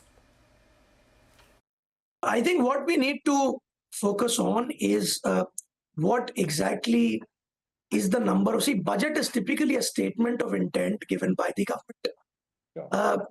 I would say it just tells you what are their key priorities. To me, the last budget was one of the first times when I started feeling that the number one priority of the government was discipline, to bring down fiscal deficit after the whole COVID-led excesses were over. If you might recall, the interim budget that they gave in February of 24 had a fiscal deficit of 5.1%, coming from 5.8% in FY24. They had targeted 5.1%. Then there was talks of excess dividends from RBI that happened around May. And when the budget for July, after the new government was sworn in, when that was given, about 50 bips of extra dividend, nearly, they're utilized almost 20 or half of it nearly to bring down fiscal deficit. So, and just mind you, FY24 fiscal deficit was 5.8. So 5.8 was promised to go down to 4.9%. Then the finance minister also made two very interesting statements in that budget. Number one, even at the outset, she promised that the next budget will have fiscal deficit of 4.5%. And secondly, she said that incrementally, our debt is debt of the government will rise at a lesser pace than the increase in GDP, which is the debt to GDP will fall. So I think all of that, to me, were clear hints that now the number one focus of the government is discipline, is to ensure that we keep our balance sheets tight. Vikash, point taken. You've spoken about the PSU and the Modi stock, so as to speak. Your view now, after the recent correction, and how they are set up? Incrementally, that was elevated expectations. There's been some correction. Instead of a 54% up move in the basket, we are down about 13% since elections. That was anyways our call. When we saw a government which was a more coalition-based, we started thinking of trying to be less focused on Modi stocks. I suspect that still expectations are elevated, given that capex versus those elevated expectations is, going to be lesser. So there could be further underperformance. So relatively, although one can be, now that some of those stocks have come up, one can pick and choose within the basket. But as a basket, I'd still not be too focused to push it. I think there will be a normalization of those expectations which got very elevated. It's been a slow process. That might continue for the next few months. And we get a better entry point into that basket, because I think the multi-year capex story, which will have the next leg of private capex picking up, is still with us. It's just that some of the times these stocks tend to run ahead of themselves at times. Okay, got that, Vikash. Now, you emphasized discipline from the government. That's what impressed you. How about pushing for rural demand, welfare spend? Any possibility you expect in the budget? Now, see, so we said that it's a tough trilemma to balance. The trilemma is, of course, the discipline aspect, then the capex aspect, and the weak consumption economy that we are having. Now, which way will they bend the expenditure? See, last time they, for the first time, started talking about schemes to push jobs and skilling. Now, if we see more of the same, that could be more consumption side. And if they do that, then capex numbers may grow even lesser than what we are talking about. So that's the part which is something which we'll keenly watch. That now we know that the room for expenditure is limited once you commit to the 4.5% fiscal deficit. Now, which way do you want to focus that expenditure? In our current assumptions, we still kept some bit of a advantage to capex, not really building in new consumption-linked things. But that's something which we will have to watch out for. Incrementally, however, what we are seeing is a lot of the state government-linked, recent state elections, the things that were done for the less economically, for the lower income strata in terms of pushing benefits, that will also start playing out during this year. I mean, all of those, that money will kind of go to their bank accounts. And I think all of that could lead to some improvement in affordable consumption, where expectations aren't that elevated. So on a relative basis, that's why we've started moving. We moved towards staples very recently as our favorite. Okay, all right. Point taken, Vikash. What about any specific announcements to maybe increase FDI, maybe take the limits higher, or encourage capital flows, maybe even into the equity market? I don't know if anything can be done to keep some sort of a support base under the rupee. See, I think that's something which now there are some of these times we get very focused on the budget, but more recently, government has been making policies even outside of budget. So I do not know if that's something which they would want to deal only in the budget itself. Sure. I don't know if there is any tax-related benefit, etc. It's very tough to guess. And honestly, given the tight situation of expenditure, I'm not really sure they want to give up on too much of revenues. In fact, I'm more worried that they could look at finding in new avenues of revenues. Maybe it could be higher disinvestment, more supply. So I think, I'm not sure if it will be specifically in the budget. That could be a thing that they deal even outside of budget as well. All right, Vikash, got that. Thank you very much for sparing time on a Saturday morning, but I guess you had to anyway. Okay, now let's move to the most important bite that we have to hear. Chief Economic Advisor Anantha Nageshwaran made a big pitch for deregulation in the economic survey. He's asking the budget, get out of the way, allow businesses to focus on their core mission. He also said government must stop micromanaging economic activity. Let's listen to him. Who knows, that may be the basis of this budget.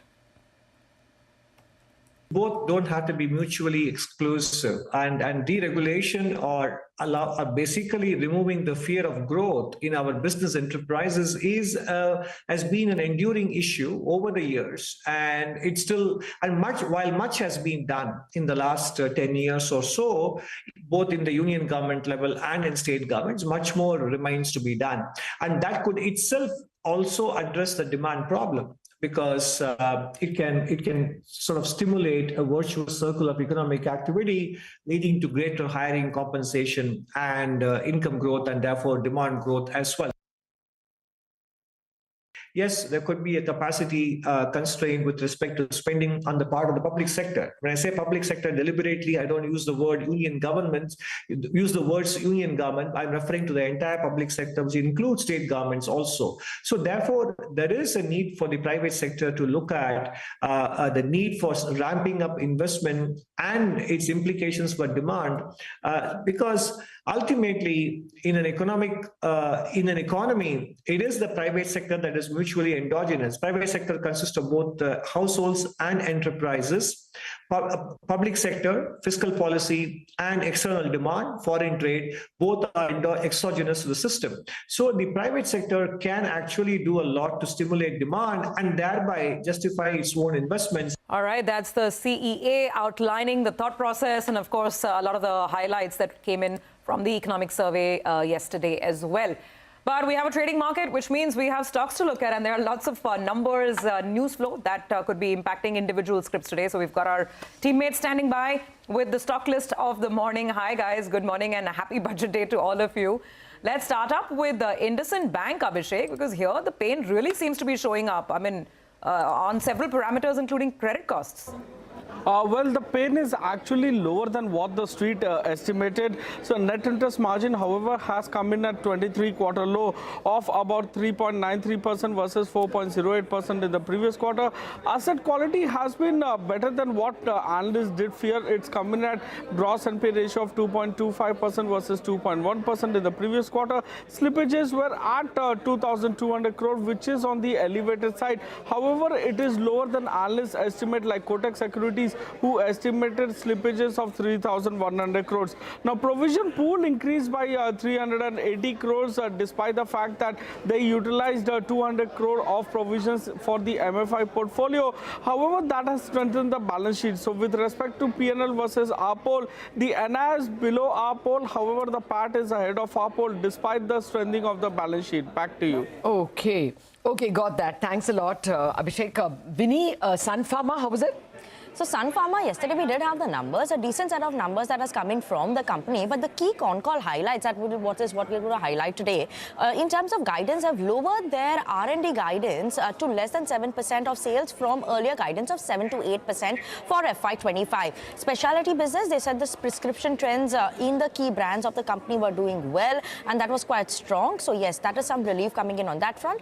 US business, which was a bit of a miss this time, they highlighted that this time the US business was a miss because of laniodomide sales, which in Q3 FY25 were much lower versus last quarter, and that is something that is leading to the decline in terms of growth of the company. Other than that, India formulation business, the sales in India formulation business also saw a growth of 13-14% during the quarter. All therapies performed well. These are the key highlights that have come in from Sun Pharma. All right, Vinny, thank you very much for that. Well, one of the recent listings, Vishal Megamart, will also be in focus. It's an interesting one, widely owned, and lots of interest. Winnie, back to you. Yes, so in terms of Vishal Mega Mart, first quarterly performance that they've reported after their listing, when you look at it, they've seen a revenue growth of 20%, which is much slower than their historic growth of 24 to 26%.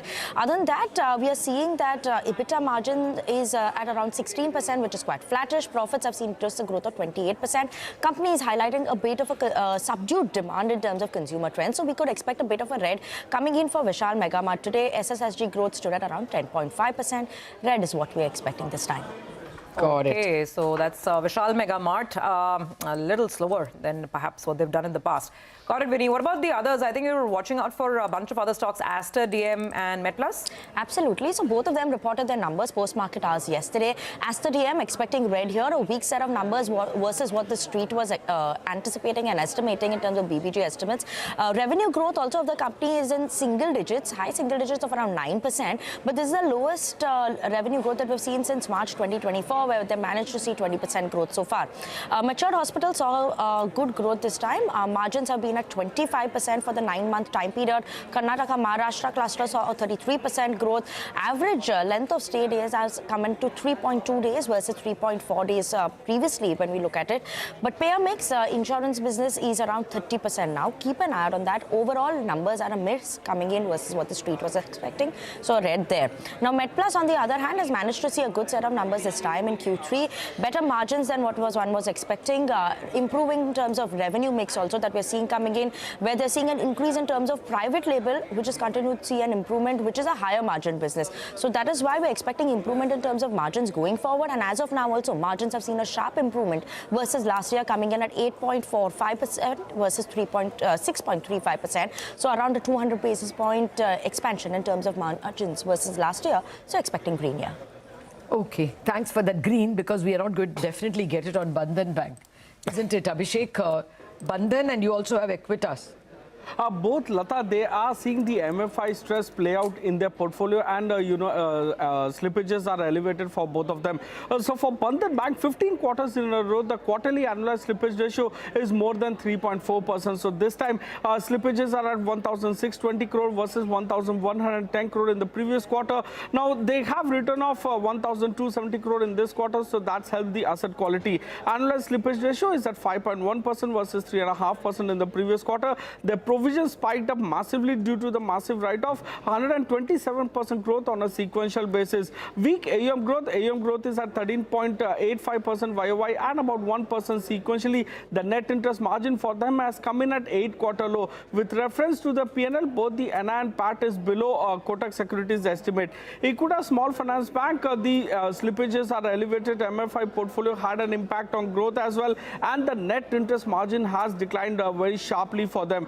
AUM growth is at 15% YOY and about 3.5% sequentially. In this, the MFI portfolio has declined both YOY and quarter-on-quarter with respect to the growth rates. Slippages are elevated, 80 crore more than previous quarter, so 586 crore versus 506 crore in the previous quarter. Annualized slippage ratio is elevated at 6.3%. The write-offs are huge this time, 235 crore versus less than 40 crore last time.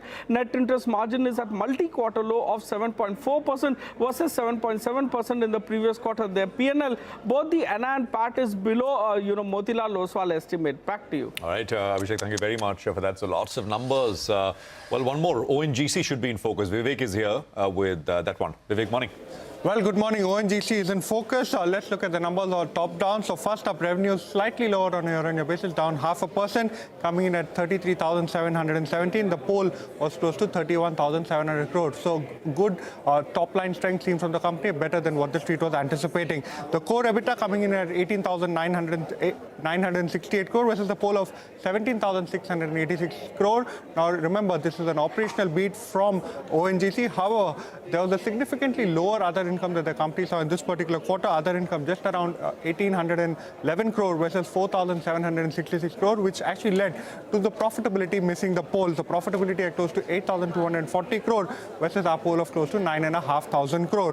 Now, when you're talking about crude realizations, it proved to be a drag in this particular quarter, but strong production is something that aided the performance this time around. So expect ONGC to see some green on the screen today. Oh, God. Vivek, we can't let you go. You also have IRB Infra and Inox Wind numbers for us? That's right. IRB Infra, well, multiple adjustments that the company has done this time around. They've gone ahead and changed the way in which they look at the income of the private InvIT. So first, let's have a look at the order book. Order book this time around at 31,500 crore. Revenues higher by close to 3% on a year-on-year basis, 2,025 crore. Operationally, it's a slightly subdued quarter. EBITDA higher by 13%. Margins at 48.6%. Profitability, very, very high, large, optically over 6,000 crore, but multiple one-offs that we just described. Number one, they've changed the accounting of the investments in its InvIT. So there is a one-time exceptional item of close to 5,800 crore. And along with that, they've also recognized the gain on the InvIT as a fair adjustment value of close to 230 crores. Operational miss from IRB Infra. On the back of that, expect some red. The other stock on the radar is Inox Wind, a good quarter from the company. Remember, the company has a quarterly run rate of execution of close to 140 megawatt. This time around, it's close to 190 megawatt. Revenues higher by 81%, EBITDA higher by over 100%, so it's more than doubled on a year-on-year basis. Margins, operating margins, very strong. This is due to better product mix and also versus the EPC versus O&M mix that the company has recognized in the quarter gone by. Margins at 22.7% versus 18.4%. Profitability, again, some adjustments over here on the back of deferred taxes and tax pertaining to earlier years. Profitability still going ahead at 112 crore versus 3.9 crore. Order book slightly subdued on a sequential basis, but much stronger on a year-on-year basis, 3.3 gigawatts. So expect some green on Inox Wind today. Well, those are big increases on a year-on-year basis at least. And of course, stock like Suzlon from that same space has corrected quite a bit from the highs in the recent fall. Actually, one of the top sort of declines amongst mid caps and small caps. Well, Deepan Mehta is with us, Director, Elixir Equities. Deepan, good morning. Good to have you with us here. I won't ask you about the budget because there's so much else to talk about, which is numbers, right? And let's just start with IndusInd Bank. Quick view, Deepan. Numbers are bad, but they were expected to be bad. The question, though, is, will the markets look ahead a little bit?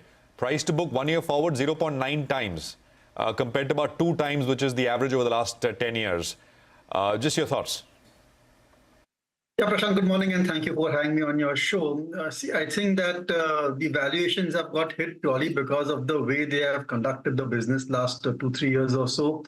Since Mr. Sopti's exit or around towards the end of his tenure, we saw the NPA starting to spike up in IndusInd Bank. And if you compare IndusInd with all that's the peer group private sector banks, the lending model has been far more riskier. They focus on microfinance, they focus on the vehicle finance business. And those are the differentiating factors which have led to the situation which they are in. And I would say that, first, the disclosure that we are investors in the stock, so extremely disappointed with the numbers. But I think even at these levels, does it make sense to invest in the company? The time to sell perhaps is gone. And what I've seen with such banks is that over a period of time, it starts to come back. They improve the lending standards. The NPA provisions do come off. And then you can see a surge in the stock. But every rally, I think, if the stock goes up 30-40% on improved numbers, all those rallies and upsides should be exit opportunities. End of the day, I'm not sure it's such a great bank as compared to some of its peer group. No differentiating factor at all. Growth rates also slower than the industry. Okay, that's not a flattering set of numbers at all. Deepan, anything in the... well, first, good morning and thank you very much for being bright and early for us on a Saturday. Any of the banks now become attractive for you? Good morning, Latasi. First of all, my view on the banks is steadily getting negative. I'm pretty certain that 2025 you may see a nice trading rally in banks, and the RBI will do something which will benefit the banking sector, and it will be an outperforming sector. But when I look at a 3, 5, 10-year type of a view on banks, I want to be almost negative to neutral weight on the entire banking sector. And the reason for that is extreme competition. What we are seeing is a complete red ocean over here in the banking sector, and that's leading to these banks doing these kind of lending on the unsecured side, be it microfinance, credit card, or personal loans. And then the problems start after 2-3 years of such lending, which suddenly lead to spike in NPAs. And now I think almost all banks are on a level playing field in terms of technology, distribution, products, manpower. So from that point of view, I'm not that positive on the medium to long-term trends of the banking industry. Having said that, I think there is still some trading play value in the PSU banks. I mean, I can't believe after so many years, decades, I'm positive on PSU banks, especially tier 2 PSU banks, the likes of Bank of Maharashtra, Punjab and Sindh Bank, Central Bank, Bank of India, Bank of Baroda. I think all of these traded a discount to SBI. Their internals, financial and non-financial certainty have improved. Balance sheet quality has improved. They are back in the lending game as well, and they have invested a lot in the technology platform. So within the banks, if you want to remain invested, which you should, because it's 25-30% of any benchmark you track, a large proportion should be in the public sector banks. I think the differentiation and the kind of we had this private sector banks doing exceptionally well compared to PSU. That argument is fast fading. Okay, and that's a longer term call you're taking, highlighting issues which are not just cyclical in nature, but perhaps structural, and competition is one of them. That's right. Got it, Dipan. That's an important point you've made. We'll keep that in mind. I want to draw your attention, by the way, hi, good morning. Sorry, apologies for that. I want to draw your attention to Hero Moto. Given the management changes that were announced yesterday, now we know that Mr. Gupta, Niranjan Gupta, is stepping down, and insider is going to take over in the interim. How did you view this? And I mean, in general, what's the stance on the company and the stock? Hey, Shilpi, good morning. The stock is cheap, no doubt about that. The return ratios are great. But end of the day, I think that it's not delivered the best of returns over the last several years or so.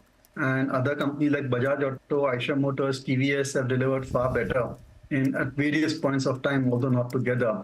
And also within the two-wheeler space, it's getting a bit crowded over there, and they have this massive disruption coming into play in terms of electric vehicle, rather EV scooters. And Ola Electric is acting as a big disruptor over there. All of these companies also have their strategies, but these products have lower operating profit margins compared to the traditional ICE engines for them. So from that point of view, I want to be slightly cautious on the two-wheeler side. And as I said, Hero MotoCorp is cheap, but within the entire space, our favorite still remains Eicher Motors, which is not impacted as much by the trends in EV. And I think after a long time, Eicher seems to have got its export business right, and the distribution also is playing a key role. Having said that, it's a company in which we are invested. Got it. Just a couple of more names quickly, Dipan. The specialty the chemical space, if you will. Pankaj Tibrewal 2 days back talking about bombed out space. He said, well, keep an eye out on these. UPL reported numbers, the guidance, etc. Stocks rallied. Naveen Fluorine reported a decent set recently. Any thoughts there? Prashant, you're right. I've said it before. I think I'm surprised, and we are seeing a cyclical upswing in specialty chemicals. Last 2-3 years, they went nowhere. Base effect also benefits these companies. I think we ourselves are looking more closely at that sector. Some winners and outperformers will certainly emerge from that. Okay. What about Vedanta, Dipan? That's the other one. There will be interest in terms of, I mean, the numbers are numbers, but they've also kind of put forward that entire demerger process by a couple of months. I think it's a great trading play. You buy the consolidated entity. I'm sure once they get listed separately, the value of the separate listing will be higher than the consolidated entity. So from that point of view, I think with a holding period of 3-4 months or so, there's scope to make a good return in Vedanta. Okay. Vishal, Megamart, Dipan, any thoughts? It's not done anything after the listing, but numbers came through. Yeah, I think very impressive set of numbers, 10% type of same-store sales growth, so very impressive, and a lot of sales coming from apparels as well, and right positioning in terms of tier 2, tier 3, from that point of view, good runway, reasonable valuation compared to its peer group, so I think it's worth a look in. I've not gone that deep into the company, but certainly these numbers are an eye-opener. And what about the... One minute, do you think the stocks that have fallen enough? Cainswell, Paytm, Zomato, and more importantly, Trent used to be such a darling. They've all fallen like 35-40% in a month. Any of them becoming... Yeah, that's right, Lata. But, in markets like this, you're very uncertain whether if the markets drift lower, go lower, then these are the same stocks which will be targeted more because they still trade at very rich PE multiples. So from that point of view, I just want to stay away. I think let's see how the market evolves. And I would just say that I was just reading through the news. More importantly, today is what Trump action is going to take on all these tariffs, So it's like a budget for US as well, I think. Yeah, but that's only on Canada, Mexico and China. So I guess we're going to be spared today. Absolutely. You know, just about tariffs, etc., names like Vari, Premier Energies, these solar names, there is some expectation that there'll be a basic customs duty imposition on import of solar wafers. Deepan, do you like these names? There's no doubt that growth will be super strong. It's about valuations. Your thoughts? No, Prashant, I think that I'm getting very positive on these companies, and valuations also coming into that sweet spot, especially Vari Energies. Sure, I think there could be a knee-jerk reaction if there's tariffs on solar modules, etc., but these companies would work around it. Other than that, ex-US also, the market is huge for them, and these companies are getting very good scale, backward integration to improve their margins. Only fear is how much is the overcapacity which will actually happen. Let's, it's a good trend investment theme to track closely and understand it and invest in. And Deepan, what about good old consumer stocks? Yesterday was the first sign of some life, and we got decent numbers, right? Nestle, Marico, volume growth was not too bad.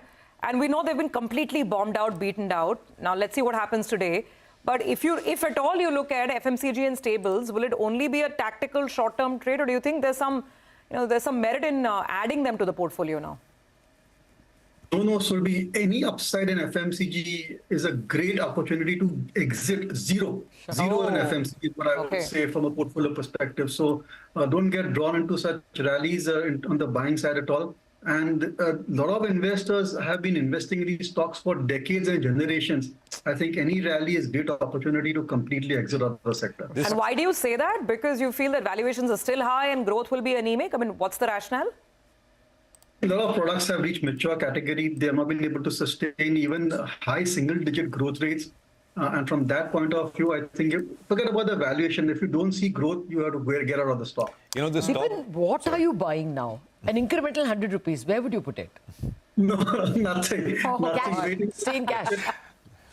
Waiting for this budget, waiting for this earnings season to get over, waiting for the Trump announcements to be over and done with, and the RBI policy, and then I think we can, look at Trump announcements. Deepan, Trump announcements are not getting over. All the other events they have a exit date, a sunset date. Trump announcements, I don't know, not too sure. Next 4 years, right? Next 4 years. Deepan, just a couple more names. I don't know if you looked at this name, Blue Jet. Reported number, there is some institutional coverage as well. I mean, super 90% growth in earnings, 600 basis point improvement in margins. Any thoughts? Yeah, that's right. Even I was very surprised with the earnings, and they're getting into this API and contract manufacturing, and that new division has done exceptionally well for them. I just want to understand the sustainability of this particular division, and maybe you should call their management and understand what something new is happening over there. And how sustainable is it, or is it like kind of a one-off? Because the existing traditional business, I think, which is contrast media and other similar chemicals, that I think is not growing at that. It's typically at 8-10% type of growth rate, but some new products, I think, on the oncology side and some of the other very interesting therapeutic segments, they have launched some products over there. So it could be a good investment idea. I think one needs to dig a bit deeper. Deepan, one infra name, because they will increase infra expenditure. Execution and spending is a different matter, but when you get that number, I suspect there will be some excitement. But out of that infra pack, anything looks interesting. L&T reported good numbers. Everyone keeps underestimating them, they keep beating. At least that's the story last few quarters. But what's the play here? It could be power, infra, roads, whatever. I'll give you two names, Afcons and L&T. I think if you want to play the infra game now, at least you have something for some more names as well. And I think even ITD cementation post-acquisition by Adani, those prospects of that company may also change. It may go into a growth phase company in which we and our clients are invested in. I think see what happened in cement. If you look at the entire cement space, ACCA and Ambuja did the best amongst the cement companies, and that would be the Adani touch. Something similar can happen in ITD as well. Okay. Well, Deepan, just stay on with us. We have our colleague Timsi Jaipuria, who's standing by, actually out there near Parliament to tell us what we could expect in terms of a budgetary agenda. She's been speaking to a lot of big people out there. Well, some of the key expectations from the union budget is that the government will not deviate from the path it has laid for the fiscal prudence, and the expenditures are also likely to remain in check. Most of the expectations are that the fiscal deficit number for FY26 is likely to range between 4.6% to 4.4% of the GDP. When it comes to divestment receipts, expectations are that there might not be a significant jump in the divestment receipts for FY26, but yes, when it comes to subsidies, the expectations are that it may rise substantially in FY25, surpassing the budget estimates by about 18% or so, but when they're expected for the next fiscal, they are likely to remain steady. When it comes to taxation side, some of the expectations include that the government could give some sort of a sweeteners when it comes to the new regime, but yes, when it comes to the old personal tax regime, there might not be any change. On the other hand, when it comes to the taxes levied on the corporates, there could be a reintroduction of the concessional corporate tax rate, which expired in March 2024. So that's also another key expectation. And yes, when it comes to further simplification of rules, procedures, simplification in terms of the Income Tax Act, that is something where a statement will be laid out. When it comes to simplification towards the custom duty rate structure, that too is expected in the budget. Let's see what finally happens when Finance Minister Nirmala Sitharaman unveils her 8th record budget. Okay, well, those are visuals coming in of the Finance Minister Nirmala Sitharaman arriving in the North Block. I mean, that's the typical, sequence of events, and you get that visuals every year, year after year. And FM with the top team then proceed to the Rashtrapati Bhavan to brief the president. From there, the Finance Minister will finally make a way to the Parliament to present the union budget. I mean, so those are pictures and visuals which are coming in. Now, the economic survey expects modest growth of 6.3 to 6.8% in FY26, which is not very far from its FY25 estimate. Parikshit is here to give us the key highlights from the eco survey. Parikshit, take it away. The economic survey notes that the real GDP growth in FY26 is expected to be between 6.3 and 6.8%. The CA has warned about the critical risk regarding dominance of financial markets in shaping policy and macroeconomic outcomes, which has led to unprecedented levels of public and private sector debt in some advanced economies. The Economic Survey 2025 has given a clarion call for deregulation and getting out of the way. The CA has gone on to say that the future of reforms in economic policy must now be on systematic deregulation, and government must get out of the way and not micromanage the corporate sector with regulations. On AI, the survey says that a collaborative effort between the government, private sector and academia is essential to minimize the adverse societal effects of AI-driven transformation and deliver inclusive growth. The CA, in his briefing, highlighted the huge disparity between profits and distribution of incomes in the private sector. While corporate profitability soared to a 15-year peak in FY24, the wages have lagged. A striking disparity has emerged in corporate India.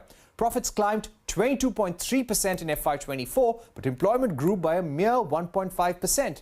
Despite Indian companies achieving a stable EBITDA margin of 22% over the last 4 years, wage growth has moderated. This uneven growth trajectory raises critical concerns. Wage stagnation is pronounced, particularly at entry-level IT positions.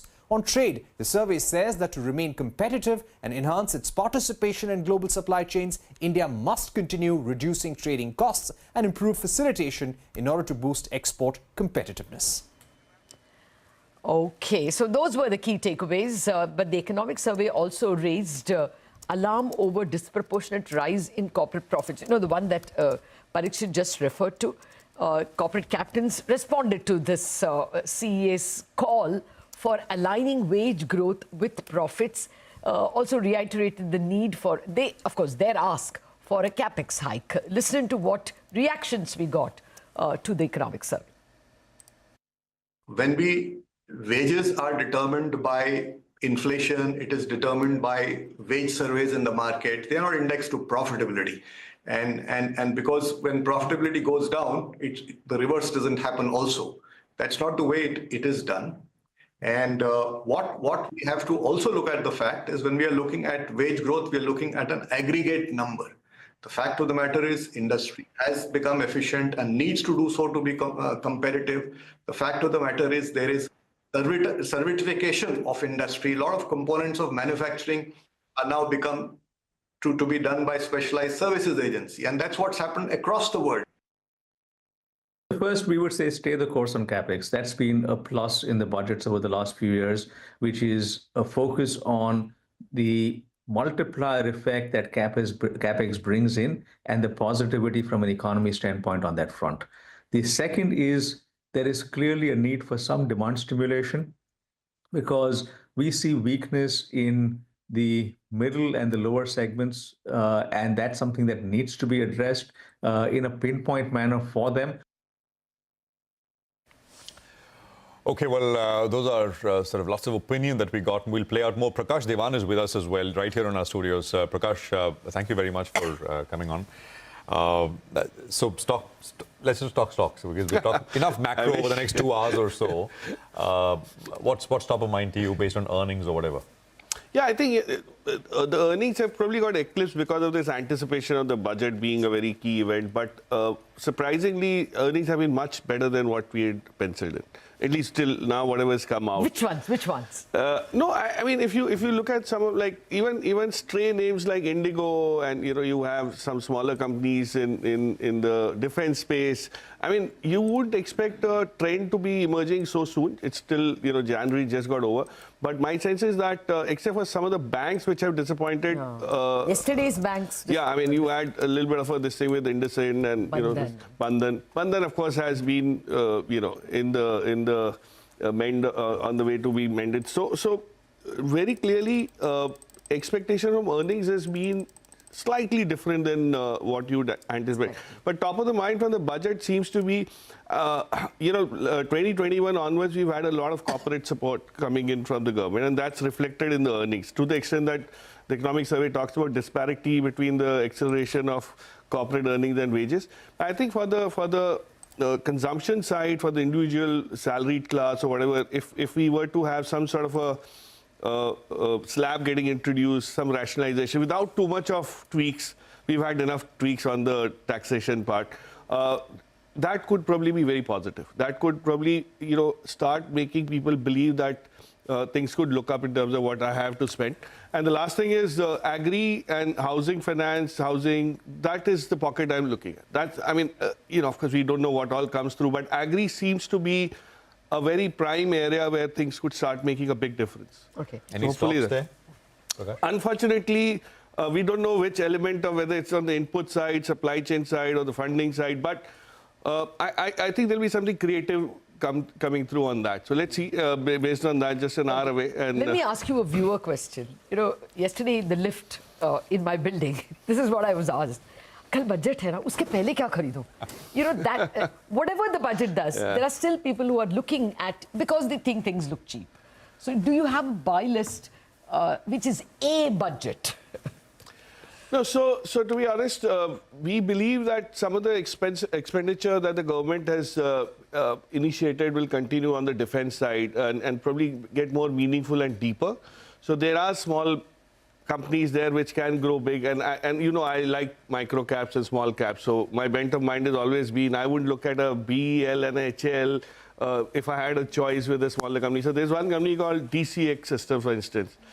Very small, but very high on IP, very high on technical prowess. And they are into defense and aerospace, which is a very good combination of private sector capex and the government spend. So, just about 3,400 crores market cap. I don't think it's too big in that sense.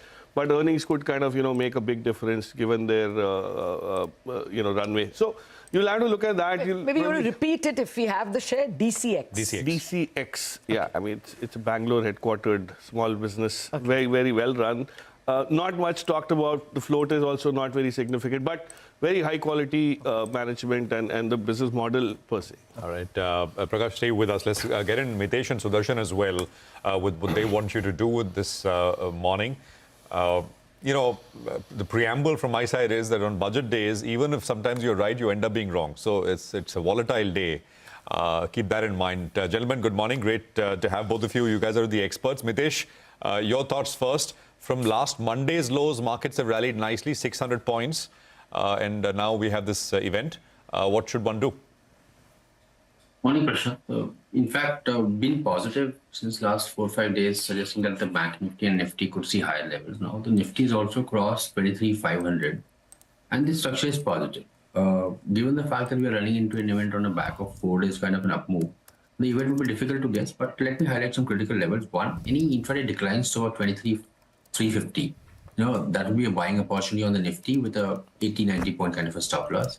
On the upside, 23,630, 660 is my zone. Once we clear that, then I think I'm looking at 24,000 levels also being tested. So these are the two levels which I'll watch on the Nifty. Similarly, on the Bank Nifty, I think I would want to see the Bank Nifty get past 49,750, and then 50,100 is the next pivot.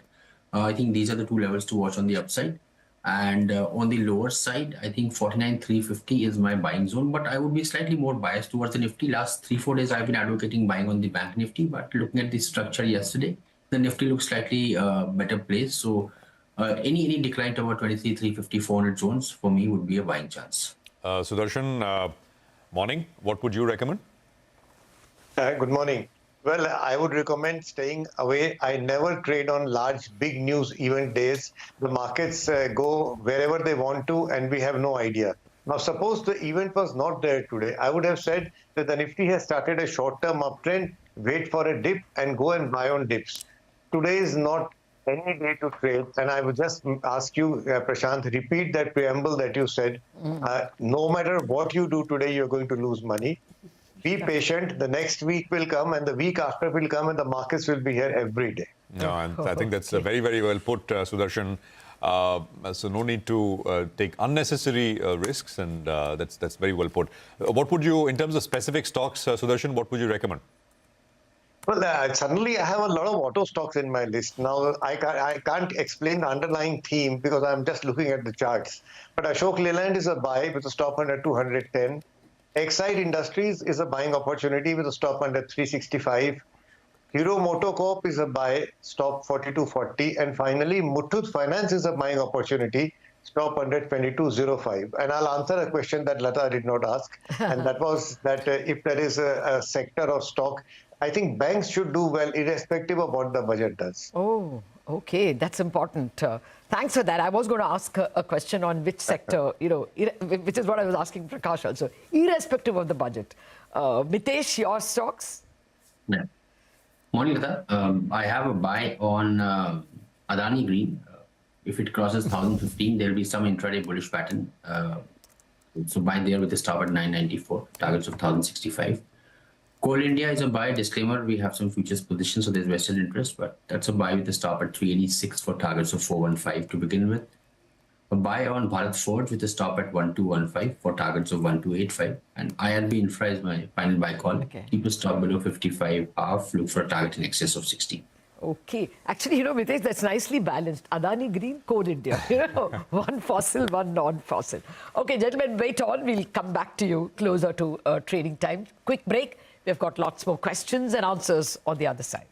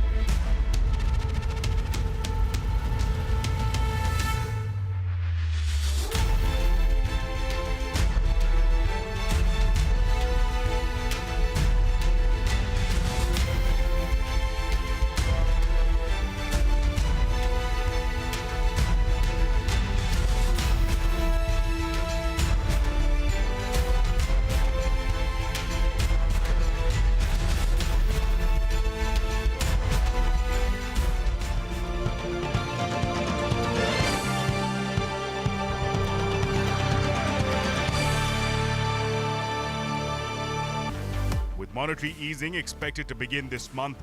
Will the finance minister announce fiscal measures to bolster growth?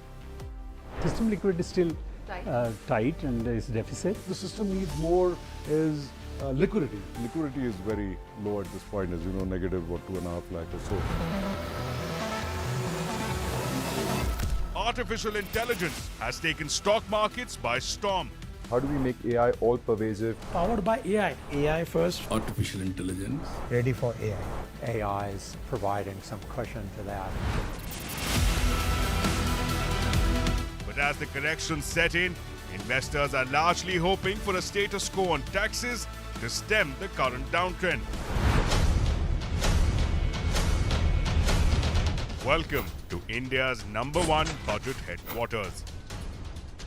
Decoding key policies, delivering market-shaping insights, and unlocking the potential of India's growth blueprint. Beaming live from the CNBC TV 18 Motilal Oswal Budget Headquarters.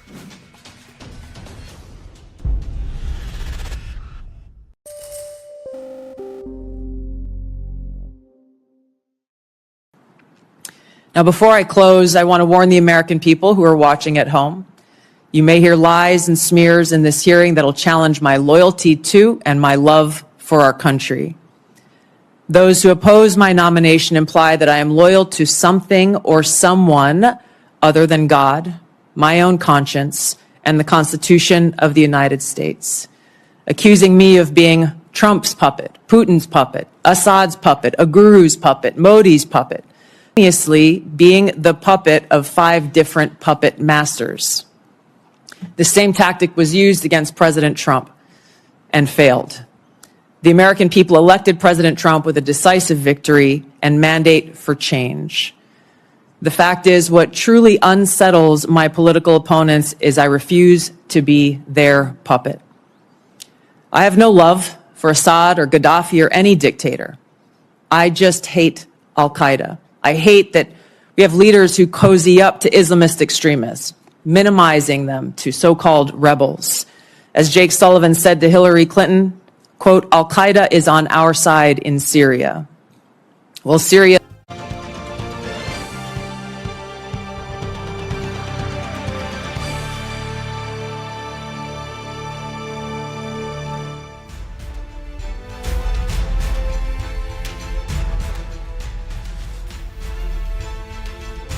Welcome back to CNBC TV 18 Motilal Oswal Budget Headquarters. We've been speaking with Prakash Devan. We're going to have more guests. Prakash, I wanted to ask you about the capex-related stocks for the simple reason that yesterday we got the April-December numbers from the government. Yes. And capex has really gone through the roof. They have spent 1,70,000 crore in 1 month compared to 50,000 crores in the last December. So April-December, now they are up 1.5% year on year. Till November, April-November, they were minus 12.5% year on year. So big cap. Government seems determined to spend its...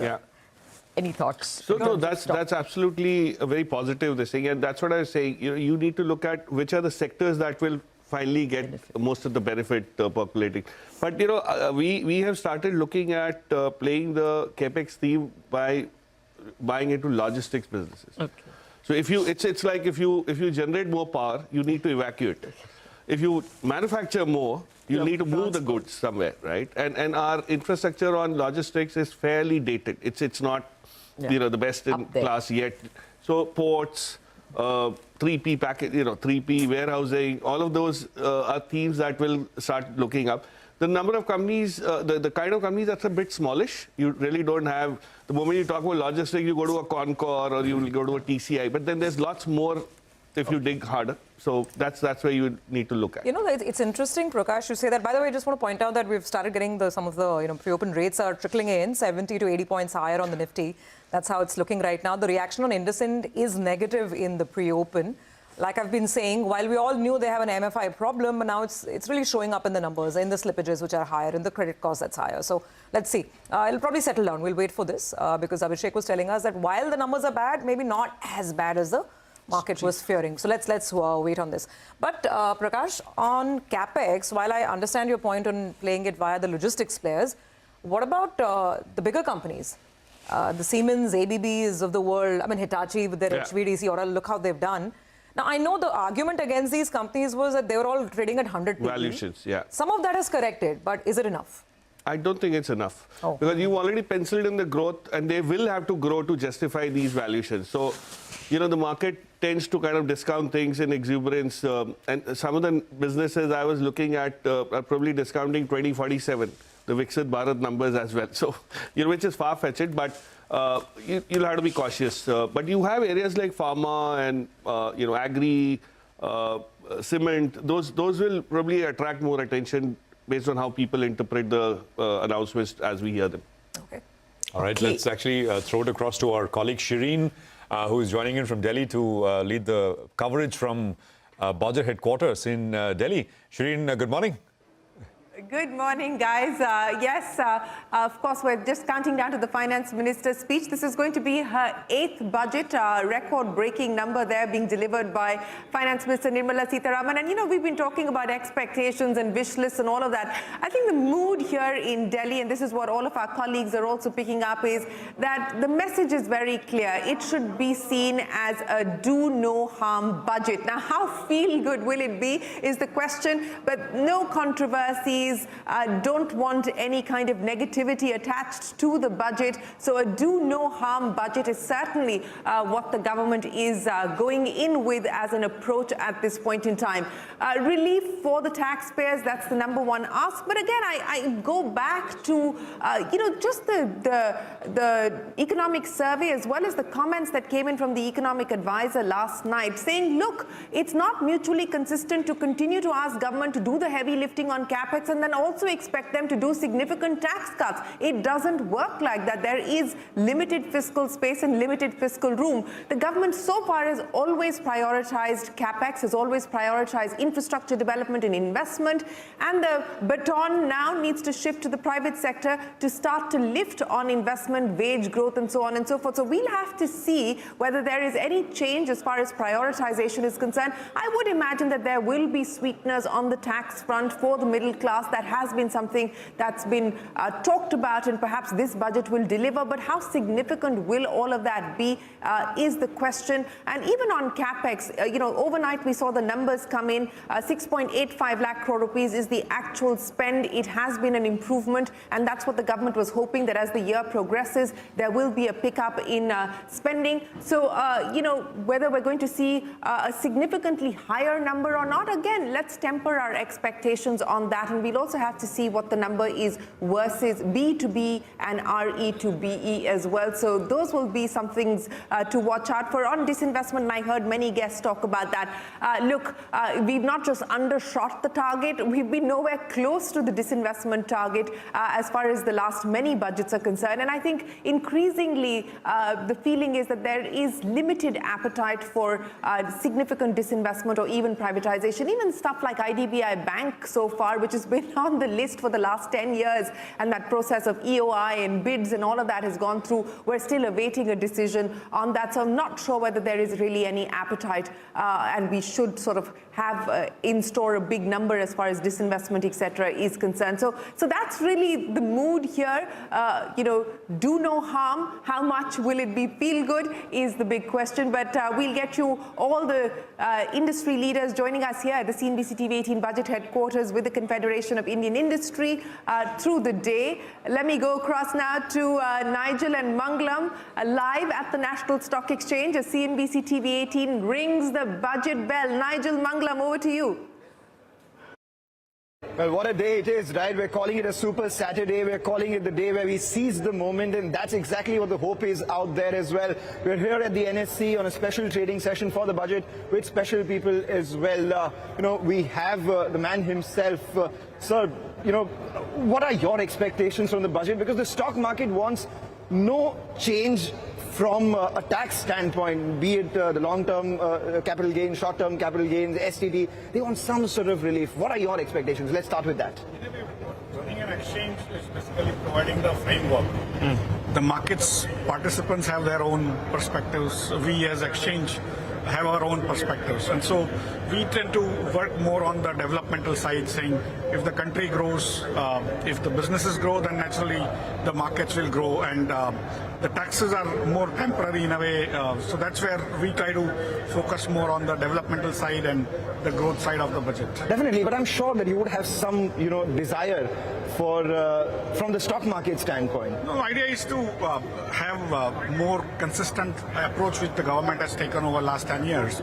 And if you look at it the other way around, what are the sources of revenue for the government and what are the sources of expenditure? And literally GST is a situation where all the states have a veto. So GST is something the central government cannot do on the budget. What remains is only the income tax part of it. And that's where most of the time, last 10 years, you have seen some changes here and there. But again, because everyone has expectations in terms of the spend, that the social spend has to be there on the food, on Ayushman Bharat and many other things, as well as or infrastructure, and that's where the government will be sort of trying to juggle all these things, and we are pretty sanguine that if they are able to spend money on infrastructure, then naturally it increases India's ability to grow faster, and of course the markets will also benefit in the long run. All right.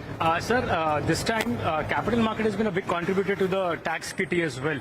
Do you think this momentum to continue? Of course, see, India is just growing. I think the growth has started. More people are participating, and so STDs and sort of a framework of capital gains tax also have come in over last few years. And I think put together, if India continues to grow, more people continue to participate. STD number has already breached the expectations of this year. Do you expect any STD cut in this budget? For me, the STD itself is so small, people don't even realize. And that's why I don't think there's going to be too much of tinkering with the STD part at all. All right, but the markets will be hoping for some kind of a booster shot, so let's wait by for that. Gautam, let's come across to you. What's the crucial number you're looking at? We have been having this debate whether we're going to be focusing more on consumption or capital expenditure. What's the crucial number we should be tracking? So the headline number will be fiscal consolidation, which will anyway be lower than what we have seen over the last 2 years, which is great. What's the number that will keep you happy? So our forecast is 40 basis point consolidation this year, which is lower than 80 basis point we saw for FY25, so it will be good. But I think more than the headline number, the mix of small schemes, packages, etc., whether it turns the sentiment both for consumers and corporates. That's what markets would look at. Let's go across to... Let me ask Nileshbhai on the capex front. Nileshbhai, you expect Dhoni-like batting in the last 3 months to meet the capex number? Well, at least in December, the quantum increased and the quality increased. So let's hope that Dhoni spirit lives in the capex and we achieve 11,11,111 crores, auspicious number. We did ask Ashish about what his expectation from a capital market standpoint is. He said that from the exchange standpoint, he wants the framework to continue. What does the market want according to you? I mean, what do you think the way the positioning is right now? Everyone's a little down on sentiment. What is it that can boost sentiment, turn things around? Not for the near term, mid term and long term, but just, the way things are right now. So if we go by the meme industry, then they just don't want increase in taxes. Okay. If we go by real market expectation, they want Triveni Sangam. One, as Gautam mentioned, fiscal consolidation, deliver on the promise of 4.5%. Number two, go for capex because private capex is subdued. Support urban consumption, especially as that has started slowing down a little. And finally, if you have to spend money and you have to maintain fiscal deficit, then you have to raise resources. Now, please don't tax people who are already in the net. Outside of tax nets, there are many big sharks. Go for them. And my wish list, which I don't know whether it will ever come, is raise resources through out-of-box thinking. For example, we always have believed that Western world does things right. In US and most Western world, there is exit tax. We have seen many rich Indians leaving India and settling down abroad. Why not tax them? Second, we all know how much gold Indians own. We don't even know probably how much gold Indians own. That's lying in our Tijori and safe deposit locker. It's a frozen savings. Why not do a gold monetization scheme which can bring those gold in Tijori to outside economy and provide growth capital for our entrepreneurs? The third thing, we have been managing our PSUs pretty well in last couple of years. But overall return on equity on PSUs, bearing few exceptions, is really poor. Should we copy someone like GIC, Temasek or Norges kind of sovereign wealth fund, which allows us to manage our PSU assets better, generate better return? So there are multiple ways outside of economic survey, outside of budget, to raise resources, use those resources to fund capex and other investments, and maintain the path of fiscal prudence. That will blow the market's mind. Okay, all right, Nilesh, I thought, my imagination was going a little wilder since the SIP flows have been strong, the domestic money has been strong. Do something to, give a little further impetus, because those FIs have been selling. Nigel, what will be the happy return for you in SIP?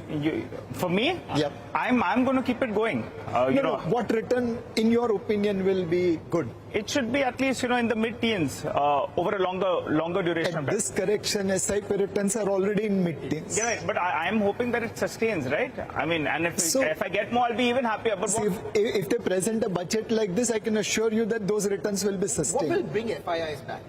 $30 billion sold over the last 4 months or so. What do you think will bring them back? It's not about only the FII, but the FDI as well. Anything in the budget that you expect that will draw a lot of FDI capital and FII capital? So on the FDI side, I think the CE has done a fantastic job on ease of doing business. When your wage slip font is prescribed, when the swing of the door is prescribed, when maintenance of health record for the cook is necessary, all those things create an Inspector Raj. Now, you have to whitewash your wall, but what is the definition of whitewash? Who knows? So we have to improve ease of doing business from the current level. It's better than the past, but we still need to go ahead. If we improve ease of doing business, my feeling is that FDI will come back. Please remember that there is also FDI going out with people like Hyundai booking profit, LG booking profit, Whirlpool booking profit. So it's that experience that in India there is exit also. In most global market there is Chakravyu. You can enter, you can't go out.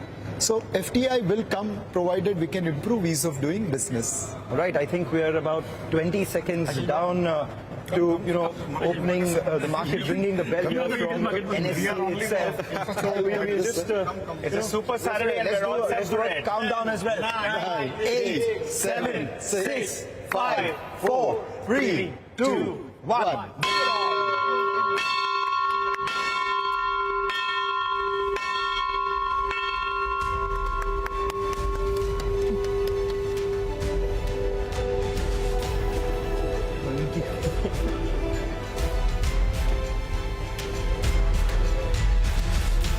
All right. Okay, so it's a green start at least. The bell has gone and the bulls have spoken from NSE, and we had, I think, there's a image floating around on social media, which will, you'll see Mangalam and Nigel rub the bulls' horns, and maybe for now that's really worked.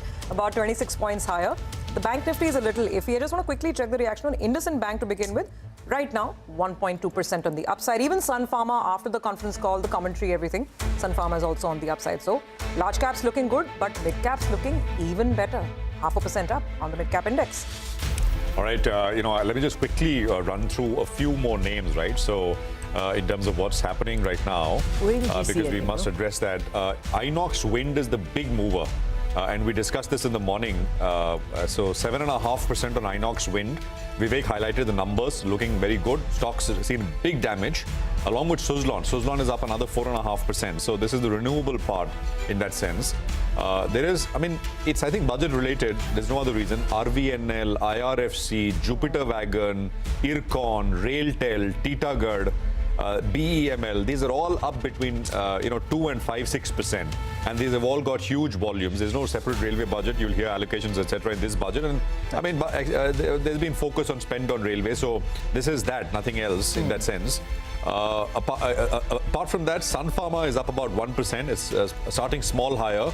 Wockhardt ended 10% in the green yesterday. It's up another 3%. From the EMS space, you've got Keynes, which is up about 2.6 higher. Remember that electronic component PLI, 25,000 crores. So something we may hear from the budget today.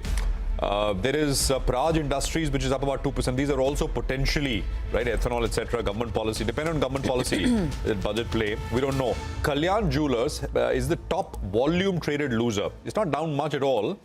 Yesterday was a repair. It was up 10% yesterday. It's down about 2%, starting up. Gold duties big volumes. are expected? Gold duties are expected, certainly. And Manisha has been telling us about that. UPL saw a big move after that guidance, which the market likes. Stocks are about 600, but again, over the years, big underperformer. ONGC is down 2. Bandhan Bank is down 0.75%. These are some of the top volume traded losers. EPAC Durables is down 5%. And I think Chola Finance is also reacting to numbers. It's down about 1.5%, 2% or so at this point. Hero MotoCorp, that CFO stepping away, 2% lower, 42.60 or so as far as Hero MotoCorp is concerned. There is Karnataka Bank, Aster DM, 5-star, but volumes are thin, so I wouldn't take too much. I mean, I think the market is absolutely flat. 5-point change is neither here nor there. And I think that's, that's what happens if you trade on Saturday. It's the right way. But also it's the budget is, I think, the right way, right? You don't know what's going to happen. So go in absolutely light. There's some and red. Unchanged. Some red. Watch the banks. There's a little bit of red. Bank Nifty and Nifty for the time being. Okay, Nilesh, thank you very much for joining us in our studio. Big day for us, and thank you for being with us. Well, how do we start? Do you think we should start buying in now? Because as I was telling one of our foreign guests, the rupee is cheap enough and stocks have fallen. And we have, that FII number started declining. Yesterday was only 1,800 crore. You think they're reaching some kind of an inflection point? It looks like, Lata. Clearly, few things have happened. Most importantly, like what you said, the currency has become a lot more attractive from an investment point of view. Valuations have corrected quite meaningfully. The large caps have corrected 10 to 15% from the peak. Yes. It's been almost about 4 to 5 months of correction phase that the large caps have gone into. On the mid and small cap side, the correction has been as high as 30 to 40% in individual stocks and almost 20% at the indices levels. And clearly, there have been pockets of growth. It's not that we're looking at the headline numbers and low single-digit growth, but then there are enough number of companies in various sectors which have demonstrated very, very strong growth. So clearly believe that clearly the fundamentals are still intact and the valuations have become more compelling, more appealing.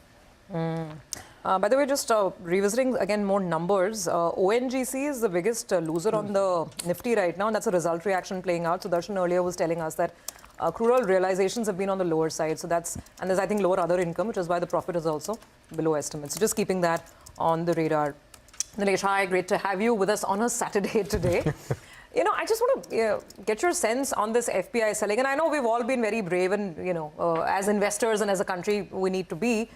And domestic institutions have done a phenomenal job of absorbing the selling.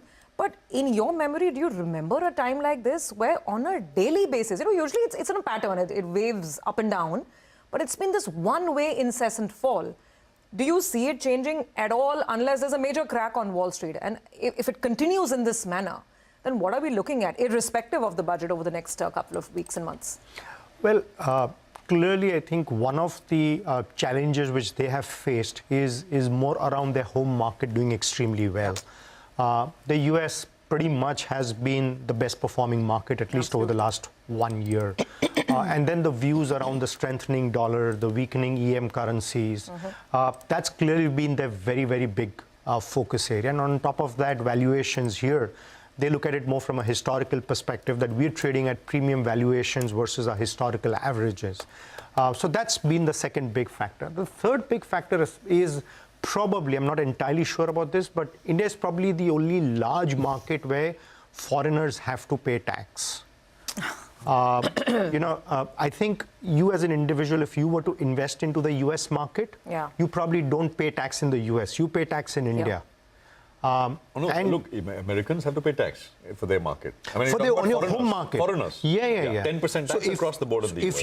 If you as a foreigner invest in any major market across the world, you as a foreigner, you have to pay tax in India, not in that foreign market. Okay?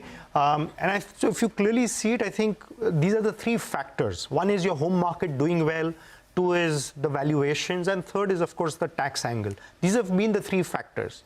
Now, even if one or two out of this give way, which means either the tax gets reversed, the probability of that is extremely let's not even low. go there. Yeah. But if, let's assume, because of this correction, the valuations look a little more attractive or more reasonable, or if the home market, the US market starts underperforming, looks more expensive in context of the overall growth, that India earnings will grow in double digits, US earnings will grow in single digit, and therefore let's move to India.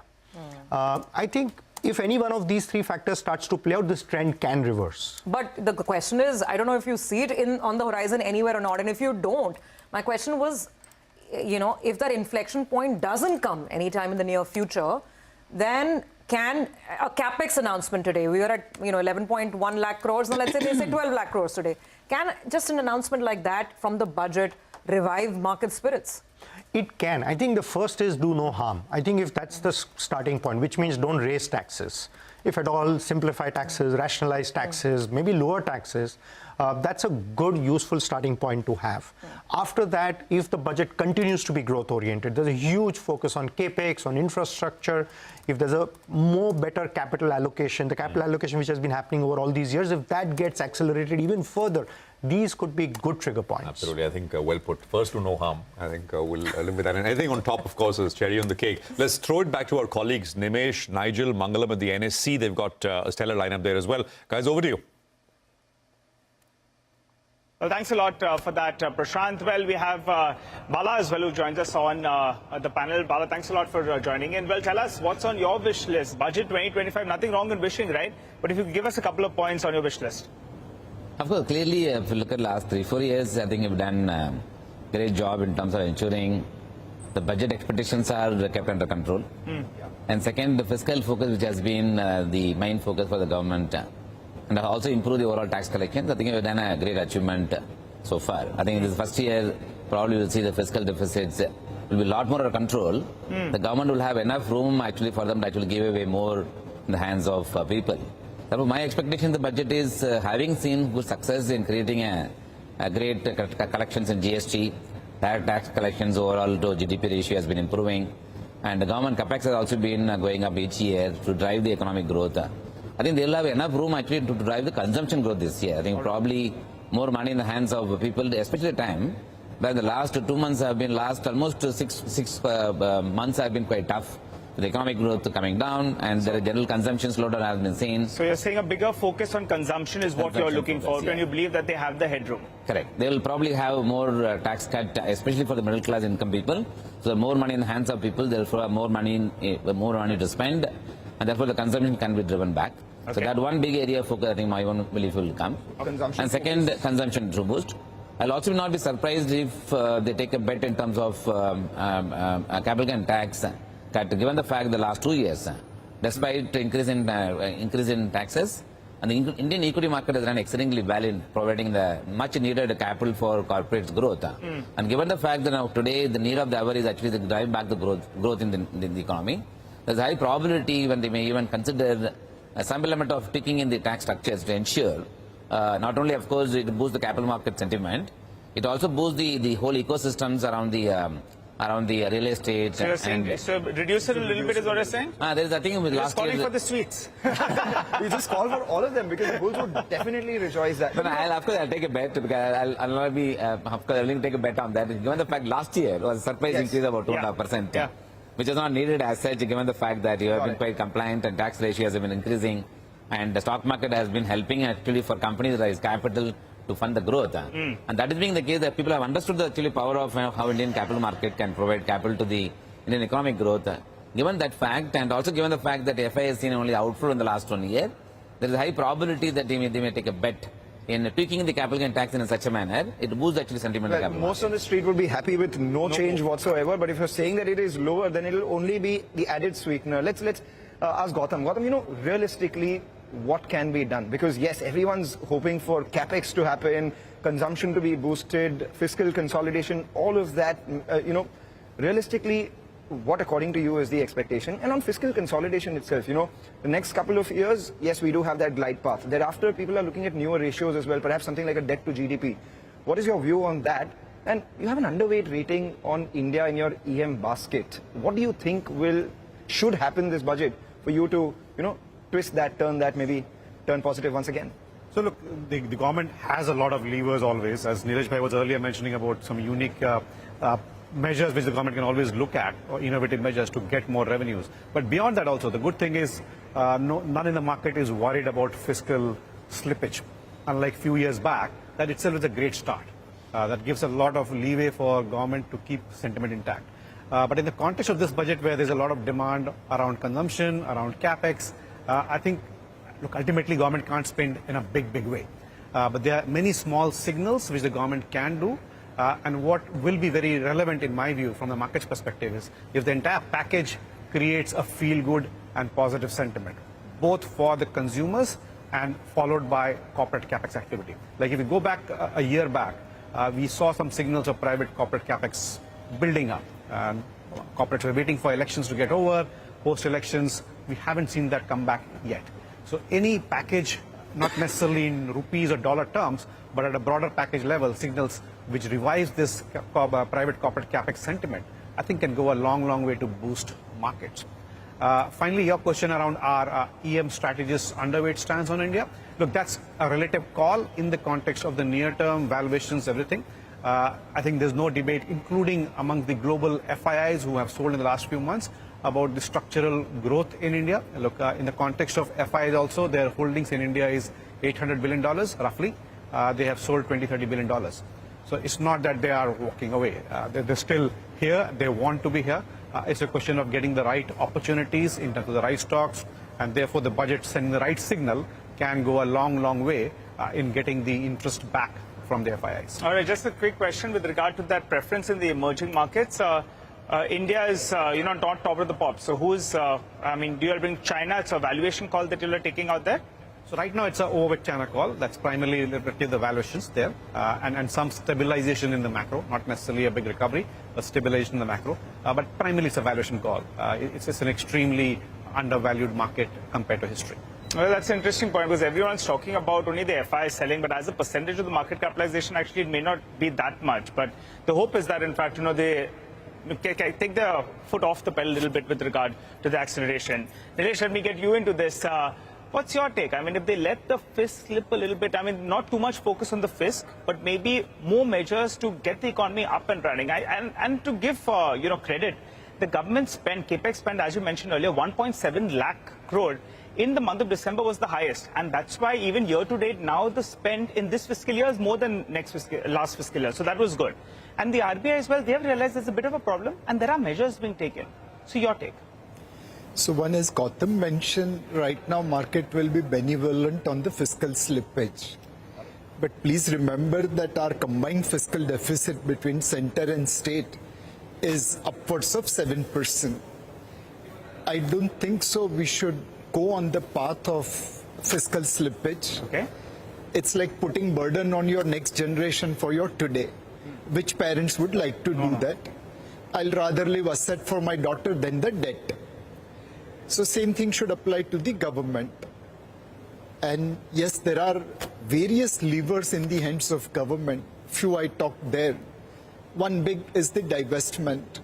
Now government today owns about 10% of India's market cap. There are many unlisted segments within government.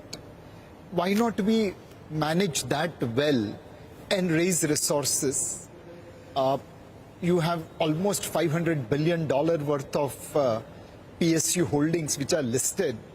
A small monetization over there will give all the resources you need to fund your spending and yet maintain the path of fiscal prudence.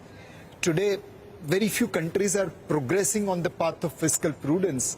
If we walk over there, many FPIs may change their view about us. So gold monetization, that exit clause, divestment, those are the three big measures. Catch the sharks outside the tax net. All right, catch the sharks outside the tax net. Once again, on this out-of-box measures, etc., while we're still talking about job creation, skill development, we're talking about boosting manufacturing, capex, all of that, the biggest underwave right now has been artificial intelligence. What's taking place in the world as well. We heard glimpses of that, read glimpses of that in the economic survey. Do you think the word AI will be a prominent, part of the finance minister's speech? Do you think the government, in light of what is happening right now, will maybe at least talk about that? So undoubtedly, they'll talk about it because it occupied such an important piece in the economic survey. And we have to follow the ISRO model on AI. We don't have resources like Western world. China has already shown, albeit with a little bit of magical numbers, that they could develop AI at $6 million. That probably is a wrong number, but certainly it's much lower than what Western world is spending. And we have done that in ISRO. Prior to 2014, we sent 35 satellites into the orbit. Post 2014, I think we have sent multiple numbers of that at a much lower cost. If we can do that on satellite, what stops us from doing it on artificial intelligence? If the foundation program of AI is ours, then people will pay us toll for using that highway. If we are using someone else's highway, we'll have to pay that toll. Forget the security risk, just the commercial sense. The return on investment on AI foundation will be far, far better. You spoke about satellite. The only satellite that the street wants is, a boost in the sentiment, and as a result of it, there would be rockets in the market, hopefully, Nigel. All right, well, Gautam, let me come across to you then. On the markets, on the Indian markets itself, from the emerging market basket, you're not very, very positive, But there'll be sectors and themes that you'll still like as well, right? From this budget perspective, what is the booster shot you're looking at for a couple of themes out there? Look, there are enough pockets already emerging after market correction. Yes. Not necessarily at a sector level, but at a stock level. But industrials, pockets of consumer, not broad consumer. Financials already emerging attractive. So the best of industrials is not over. There is still, after the recent correction, some of them are looking good. Because look, if you look at industrials top down, what we have seen in the big cycle last couple of years has been driven by specific spending by government, defense, etc. We still haven't seen a big private corporate capex cycle happen. So industrials, in theory or in possibility, has a long runway. But the missing ingredient is the private corporate capex cycle, which is one of the things we'll watch out closely in this budget. Right. Bala, your top picks, sectors? Yeah, I think the way I see is, one is, of course, budget is one part of it. And if you look at beyond the budget, we will have still RBI monetary policy. We'll have to do a lot of stuff, especially with respect to the step that they have taken the last 1 year in terms of tightening the credit growth, as well as tightening the entire balance sheets of the banks and introducing new measures to control.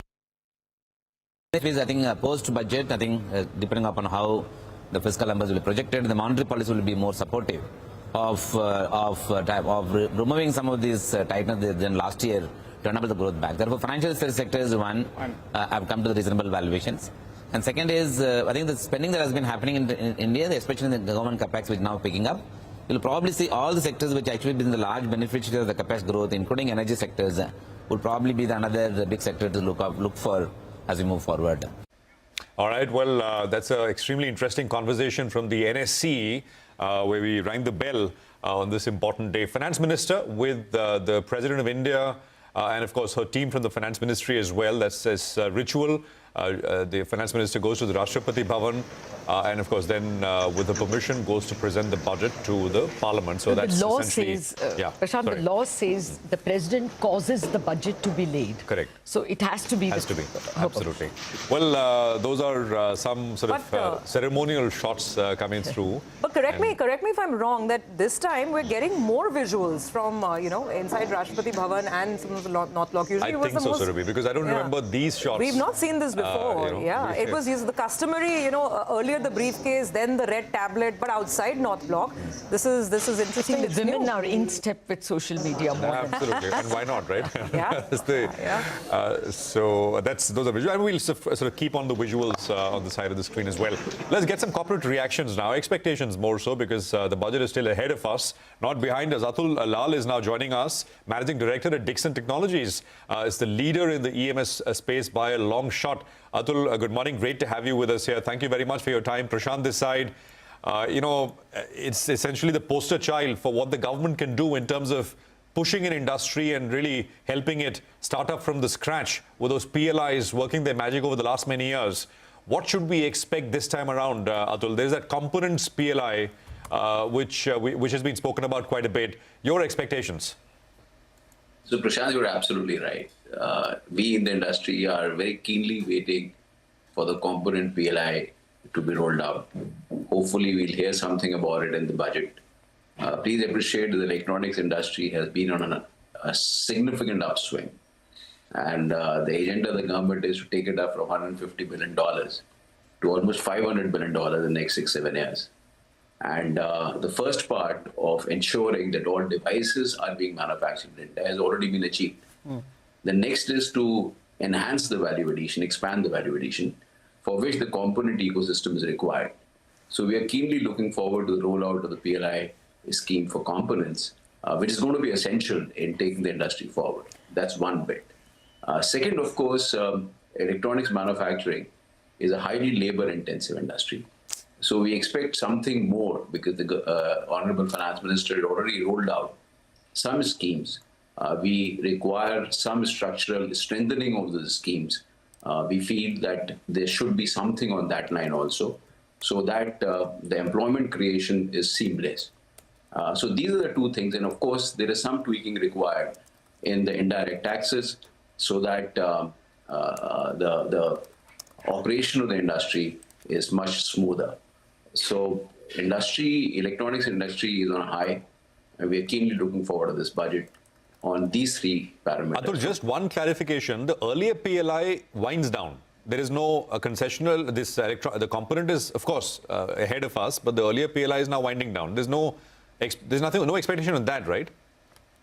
So 25-26 is the sunset year. Right. PLI scheme for mobile.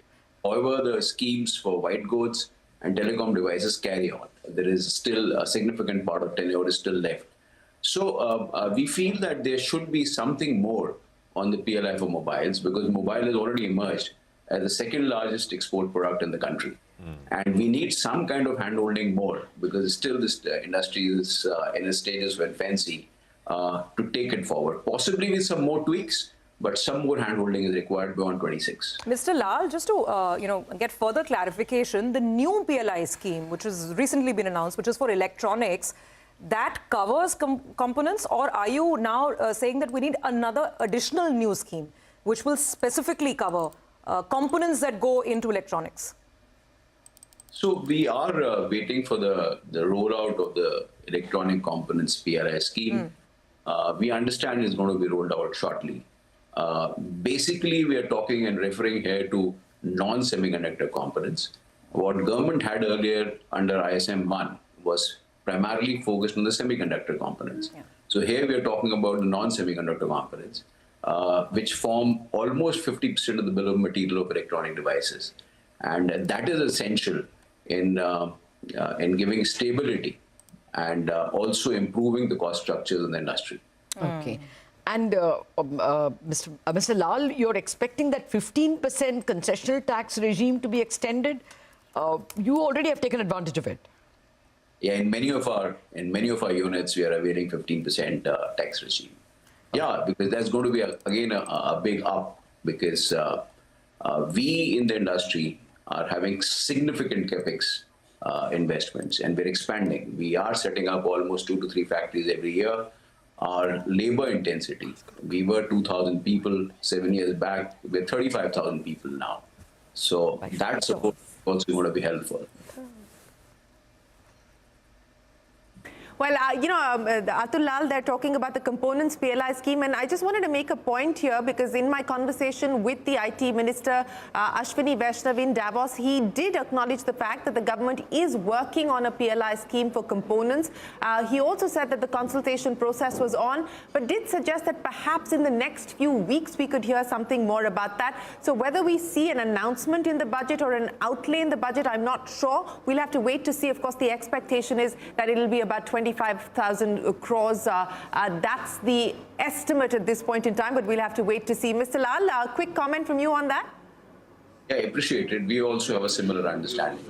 So if there is some indication, some positive announcement, we know that the exact contours of the scheme is going to take some time to be rolled out, because it requires cabinet approvals and more complex processes.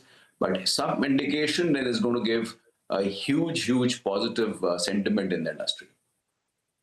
Yes, that certainly is the case. But I'd also like to welcome on the CNBC TV 18 budget headquarters our budget editors, Atanu Chakrabarti, the former Economic Affairs Secretary, now the Chairman of HDFC Bank, and Rathin Roy. Gentlemen, thank you very much for joining us. Well, not so bright and early, but bright and early for a Saturday morning for certain. Mr. Chakrabarti, let me start by asking you, overnight, any epiphanies on what possibly the Finance Minister could do or may do? Any out-of-the-box ideas at this point in time? Well, all ideas are in the box, I guess. they've been sealed. They've been sealed. Now they only have to be delivered. But you know, Nilesh Shah was just talking about what could blow the market's mind. Possible gold monetization scheme, sovereign wealth fund, taxing those who are out of the tax net, perhaps taxing Indians who are leaving Indian shores, to go abroad. You think that any of that is something that the government may want to consider? Well, government had on the gold front, gold monetization has been thought through, but frankly, even the sovereign gold bonds which had come out have been costing a lot. They are quite expensive for the government. Perhaps in some fashion, if it could be used, but in any case, the market is using it to create credit. So, to some extent, that's getting used without government getting into it. And you're right, they pulled back even as far as the sovereign gold bonds are concerned because of how much it was costing the government. Etc. Again, the idea of sovereign wealth funds have been there for quite some time, but it has to be linked to a very strong, powerful disinvestment program. It was talked about. Any hope on that? Any hope on that? A very strong disinvestment program? I have my prayers on that. So you're not hoping? I wish that disinvestment program picks up. Unfortunately, a lot of ideological things were attached to it. When it was happening, it was going great guns, almost 1 lakh crore per annum was happening. People said that companies are not getting privatized. So the ownership debate started and virtually killed the program. The narrative on which, frankly, which also happened perhaps from your studios, also to some extent killed it. I think people going out of India make for huge amount of remittances into the country.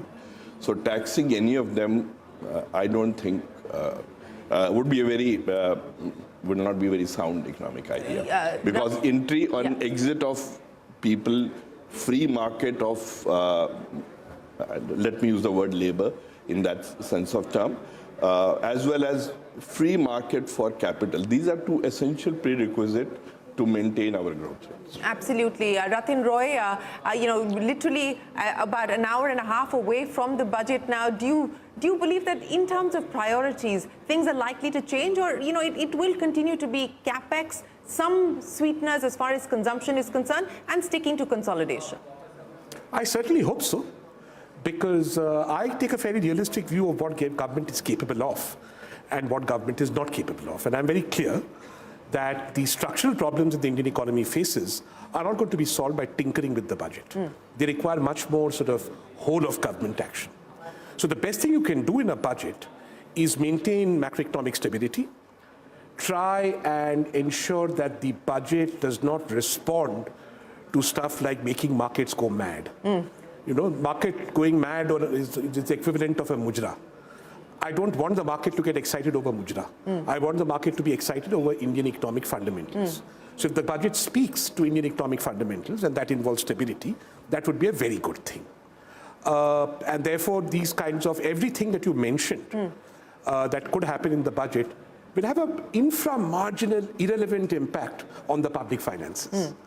I think Atanu is right that the only place, we are not a net commodity exporter. Sovereign wealth funds are normally run by net commodity exporters. So if you did not want to spend disinvestment receipts in the year in which they were incurred, you might want to run a sovereign wealth fund for that. But that is irrelevant now, because the government is, in my view, not capable of disinvestment. And that is why you have this, the worst situation ever, I think, was in 2019, was it? When the government claimed they would do something like 2 lakh crores of disinvestment, end up with some pathetic number, 25,000, 30,000. That is the kind of nonsense that diminishes our credibility elsewhere. I must compliment the government. Since that date, if you either look at tax forecasts, whether you look at disinvestment forecasts, They've been very modest, very achievable, and the government more or less has delivered. Yes. If you look at the RE, what it said it would in the BE. I'm hoping that track record continues and the government delivers in terms of on the taxation side in the RE what it said in the BE. On the expenditure side, I think the government is in a bind, which is important to understand. We're very interested to see how the finance ministry resolves this bind. If you reduce taxes, you reduce the space for public expenditure. You will therefore either have to cut expenditure as a percentage of GDP or increase borrowing. If you increase borrowing, you put further pressure on bond yields, which is not going to be a good signal for the markets. So that's I think, the real bind, that even small reductions in the tax GDP ratio, might well. Now people say corporate taxes have fallen. The only way, frankly, you can raise corporate taxes is by raising corporate tax rates. Which I mean seems highly unlikely at this point. Because profitability has fallen, you see. Not just that, but also the signal that you send out. I mean, you're saying that you want to revive private investment and then to be able to even consider the possibility of hiking corporate tax I have a mild disagreement there because I think private investment has not revived with low corporate tax rates. No, so if you want to make a trade-off and you want to increase private consumption demand of the rich, remember only the rich pay income tax in India, 3.5 times the per capita income, then you could raise corporate tax rates and lower personal income tax rates. But again, the impact would be infra-marginal, so I agree with you. I mean, it wouldn't be, I don't see any great urgency for the finance minister to do it. So I think this ought to be a steady as you grow budget. Normally with that sort of budget, you will see a lot of dramatic rhetoric. The Prime Minister already started his rhetoric yesterday. I expect to see a little more of that in the last budget. The last 3 budgets have been shorn of rhetoric because the finance ministry had a job to do. They had to deal with COVID, they had to reduce the fiscal deficit, and therefore the finance minister's speeches were mercifully short. I'm saying something to listeners, the longer the speech, the less substantive will be the budget. So watch that speech. Well, we will watch the speech. A quick final comment from you before I toss it back to Bombay. Mr. Chakrabarti, on the expenditure side now, you know, this balancing act that they will need to do, something will have to be put on the table, something will have to be sacrificed. What is it likely to be? Well, Rathin has very rightly said, your space on the face of it looks very limited. But it's very important to do the fiscal consolidation, otherwise to control the horses of inflation would become difficult because fiscal policy and monetary policy are somewhere joined at the hip. Therefore, I guess the time has come to have another expenditure commission for somebody to sit down, go line item by line item. There's a lot of junk which remains, people miss it out. They go in as standing charges which need to be removed. And cut it out and make it much more leaner organization. Government has to become small, so our own version of Dodge. Well, not in that sense, but however, not something overnight, not something which is sort of shakes the market, but something which requires... No, fair point. It happened with the last, there were 2 expenditure commissions, which did a reasonably good job in setting, and that cuts at the margins, but very effective. Well, that is certainly an idea that we don't know whether the government will take forward this time around or not, but our budget editors are going to be here with us through the day analyzing the fine print, and they have the experience of doing that, but for now it's back to the markets. Lata, Prashant, Surbi, over to you. Thanks for that, Shireen, and the markets are holding up, keeping the green screen going at least for now. Keeping the faith going, and the green screen is what we have, including a lot of buoyancy in mid-caps. We should keep pulling up some of these stocks, the budget-related stocks. PSUs is where the action is, your SJVN, a couple of these names, which is where the volumes are also on the higher side. NBCC, SJVN, these are up. And the infrastructure-related plays or the capex-related plays, they've been doing well. And then there are names like Suzlon, of course, on the hopes of renewables getting a boost in the budget. Nilesh is with us. So, Nilesh, some final thoughts. At the end of the day, it's all about portfolios and what to buy and what not. Now, I know in our earlier conversations, you've always been a big bull on technology, that too futuristic technology, some of these cutting-edge internet companies. So they're going through their own challenges. I mean, Zomato and them acknowledging the competitive intensity. So are you still as optimistic? And what else beyond them? Well, the recent correction has made me even more optimistic. Just look at where these stock prices were a month ago or 3 months ago.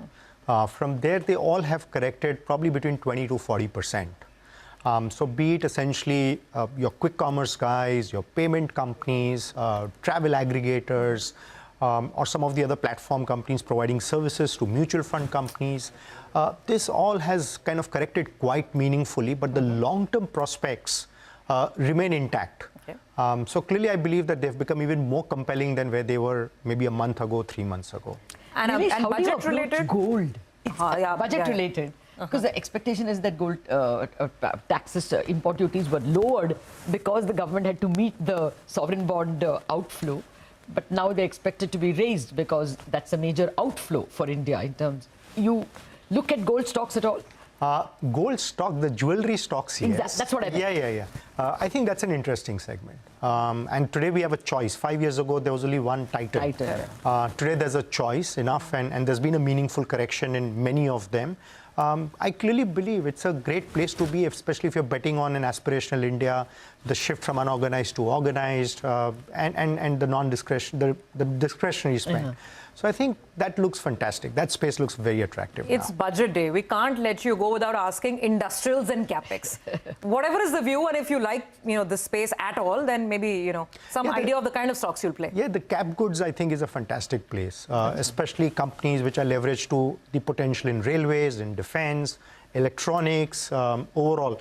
I think manufacturing, infra, and capex cap goods. I think that's a fantastic place to be. Good you brought up actually, electronics, because we just had that conversation with Dixon. What's your sense on this space? The thing is, when there is a good theme and a growth theme in the market, the whole market latches onto it.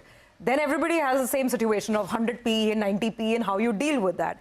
Some of it has started correcting, but again, how do you find them in terms of valuations? No, I mean, optically, of course, the valuations still look high, but I think if there were to be a further correction of maybe 10-20% from there, I think it's a good place to be. I think growth will continue for the next 4 to 5 years. It's one of those very few pockets in the markets where essentially the investment opportunity aligns with the national priority. And therefore, I think it's a great place to be. Okay. Keynes has fallen 33% from its highs, so perhaps attractive. Thank you very much, Nilesh, for all that advice. Thank you. But we have to take a quick break. Up next, we are going to connect with the tax experts. After all, we want to know whether we should expect lower personal income tax. Dinesh Kanabar will be with us, Mukesh Bhutani of BMR Legal, and Sunil Vadala of KPMG. Back in a minute.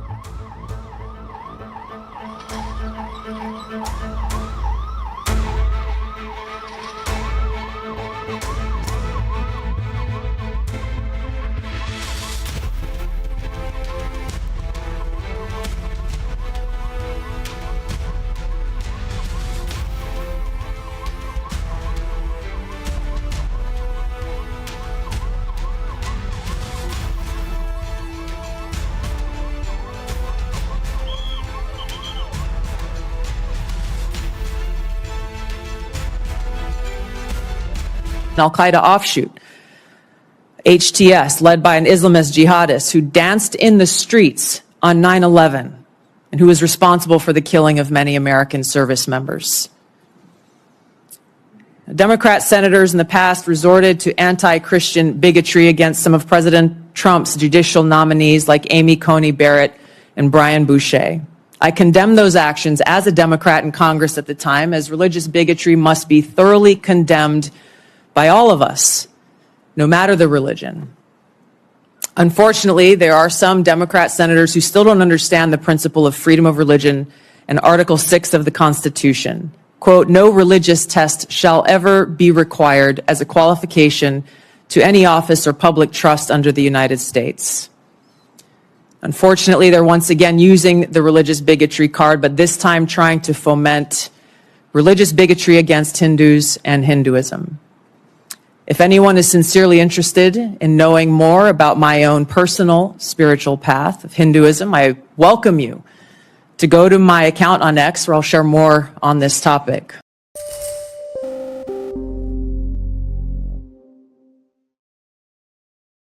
Hello and welcome to CNBC TV 18. We have stepped out of the newsroom to connect with you, the real experts, to hear your thoughts on what you believe should be part of Union Budget 2025. What changes would make your life easier, more affordable, or even a little bit more fun? Let's hear what people have to say.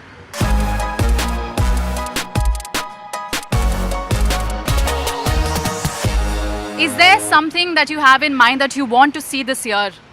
I'm expecting some benefit for the middle class on priority basically, and since I'm working in the travel sector, probably some benefit for the travel sector, like some GST benefits. The government should be taxes less on at least daily routine items.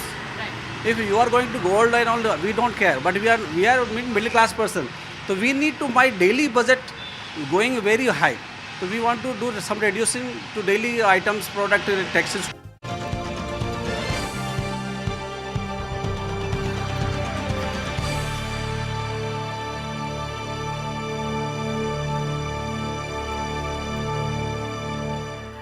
Welcome back. The countdown is on and just about an hour to go before the Finance Minister presents the Union Budget in Parliament. And now we've discussed markets, we've discussed, of course, the global backdrop, we've discussed the big macro numbers. Let's boil it down to what really matters for you and me, which is taxation. That's what we're discussing with our next panel. And we have our experts joining in, Mr. Dinesh Kanabar of Dhruva Advisors, Mukesh Bhutani of BMR Legal, and we have with us Sunil Badala of KPMG. Gentlemen, thank you so much for joining in. I've been bothering most of you for the last several weeks, going back and forth on this rate and that, and manufacturing companies, and the new nature of the act, etc. But let's open with the big bold question.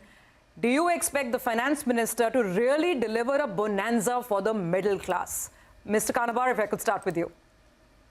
Just one question before we answer that is that we are told that in the same session, or maybe today itself, we are going to see a draft income tax code, a new law coming in.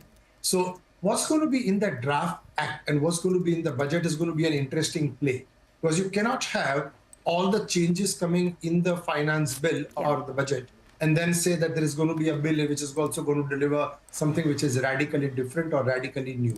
So it'll be interesting play to watch out there.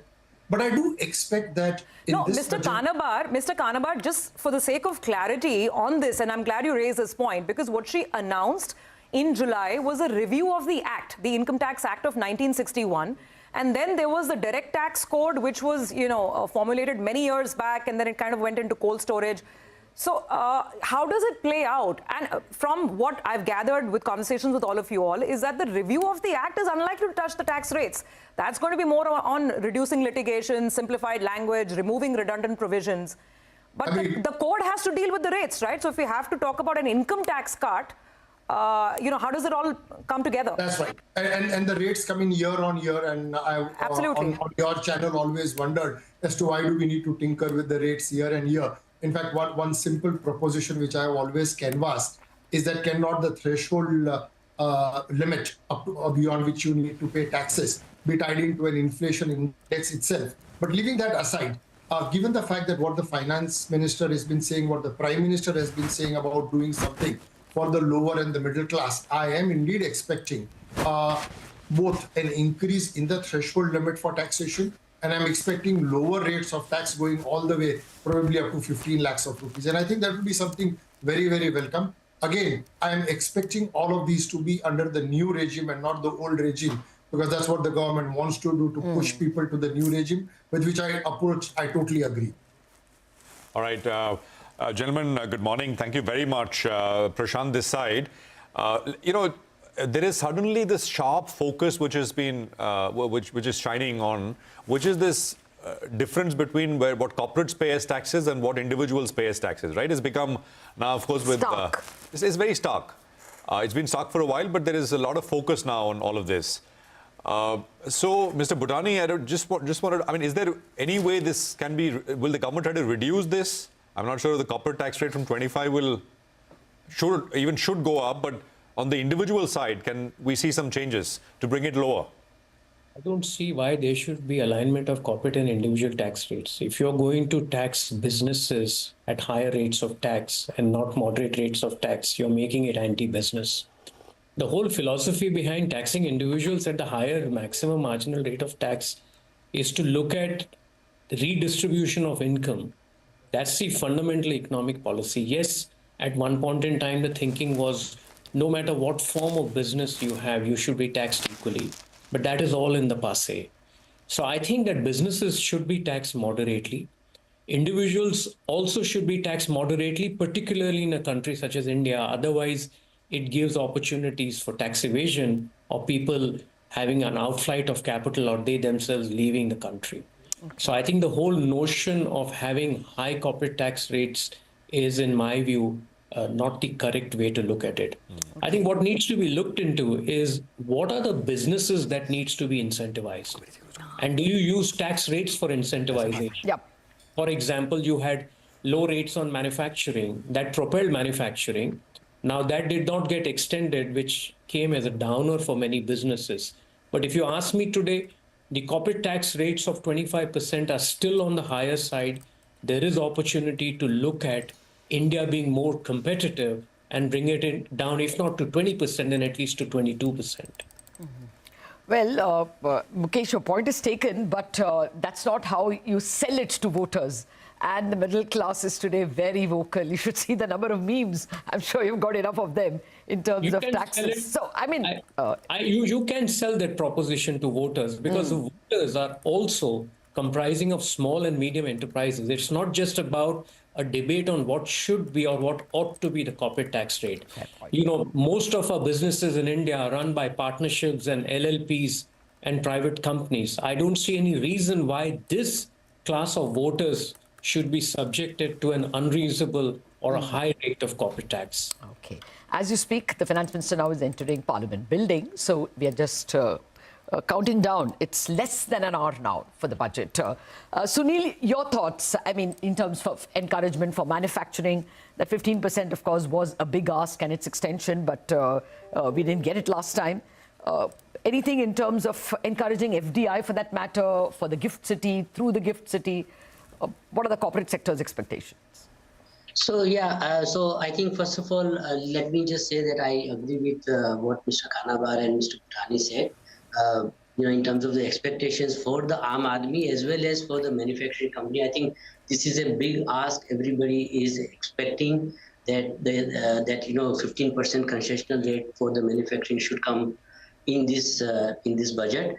I also think that it's not just for the new manufacturing companies, but even for the existing companies, we should look at, let's say, some kind of an investment allowance or some incentive if they want to expand their existing manufacturing facilities, which we used to have decades ago, where, let's say, if I invested into the new facilities or I expanded the existing facilities, in addition to the depreciation, I would actually get some kind of an additional deduction of about 15%. Now, something similar can be looked at, in my view. Also, in order to encourage, let's say, R&D expenses or, startup, innovation, etc., some kind of a weightage, deduction should be considered. Now, coming back to the, FDI, FPI issues, etc., I think, looking at the volatility in the market, I think there is two expectations. Right. One is, the capital gains tax rates. And I know that there was a complete, change in the regime, but I think people are expecting or people believe that the tax rates for both long-term and short-term are little on a higher side. So maybe we should have some reduction there. Also, the STT, looking at the buoyancy in the collection of the STT and the capital gains, maybe there is some expectation that some kind of a rate reduction in the STT should be considered. Well, if they decide to roll back a bit on long-term and short-term capital gains, then we'll have a working Sunday as well. It'll be a huge headline. I don't know if that comes true or not. But, gentlemen, thank you for this sort of a quick take. We do have to take a break because the Finance Minister has now proceeded to enter Parliament. But we will come back to you as those announcements start trickling in. I think Shireen has the next set of guests with her as well. Shireen, over to you. Going to be coming in just a second, Surabhi. Live from here, the CNBC TV 18 headquarters, we'll be joined by industry leaders from the Confederation of Indian Industry. And it's important there to pick up on the messaging that's being sent out by the tax advisors. Will they tinker with the capital gains rates? Remember, it was changed just last time around. So I don't know whether they are going to want to move so quickly or let the rates settle at this point in time. But of course, relief for the middle class, that's the big ask. And we'll take that conversation forward. We've also got with us our guests from FICCI joining us now. Let me go across to Anant Goenka and the FICCI president. Gentlemen, many thanks. The countdown has begun. The top 3 things that you believe the finance minister will deliver on, not wish list, what you believe they will finally deliver on. Anant, let me start by asking you.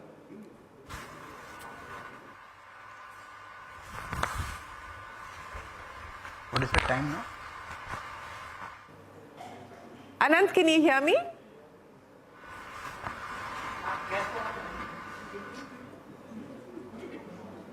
Well, we seem to be having... Harsh, can you hear me? Is my voice getting through to you? Yeah, I can hear you now.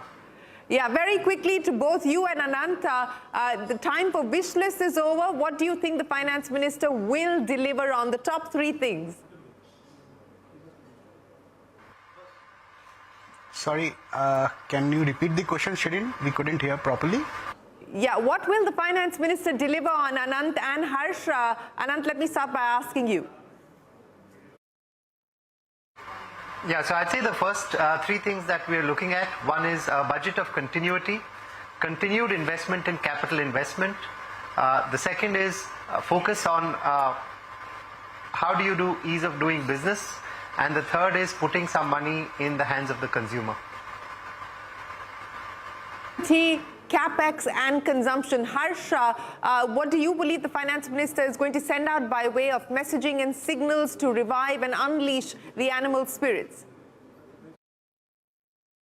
I think, from the government perspective, they will focus on the continuity. We have seen in the past, they have been quite consistent in their overall budget. And this time also we expect that the capex expenditure, which has the multiplier effect, will continue, and we hope that the government increase their spend in that. As Anant was saying, consumption is a bit tepid. So how do we increase and help boost the consumption?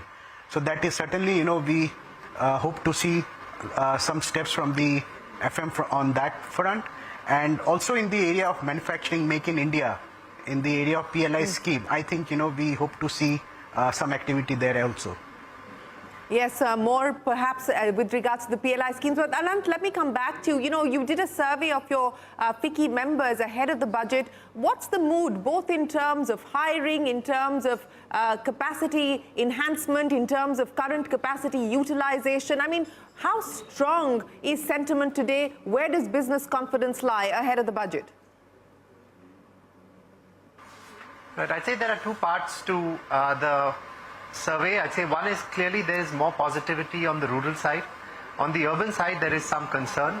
However, I think as growth comes in, capacity utilizations go up, we are looking at an increase in private investment. I think the challenge on private investment has largely been on the consumption side. So if we can just add a little bit of sweetener out there, it'll make a big difference. A little bit of a sweetener on the consumption side. Harsh, what is the expectation as far as tax relief is concerned? Realistically, what are you hoping for? See, I believe, some kind of tax relief, especially at the lower end of the people, of the income group, that will certainly help boost the consumption and put in more money in the hand of the consumers, which will certainly help in the discretionary spend. So we are very hopeful, and to see some kind of steps there. And also at the corporate tax level, if they at the government level, at 15%, we expect to see something there as well.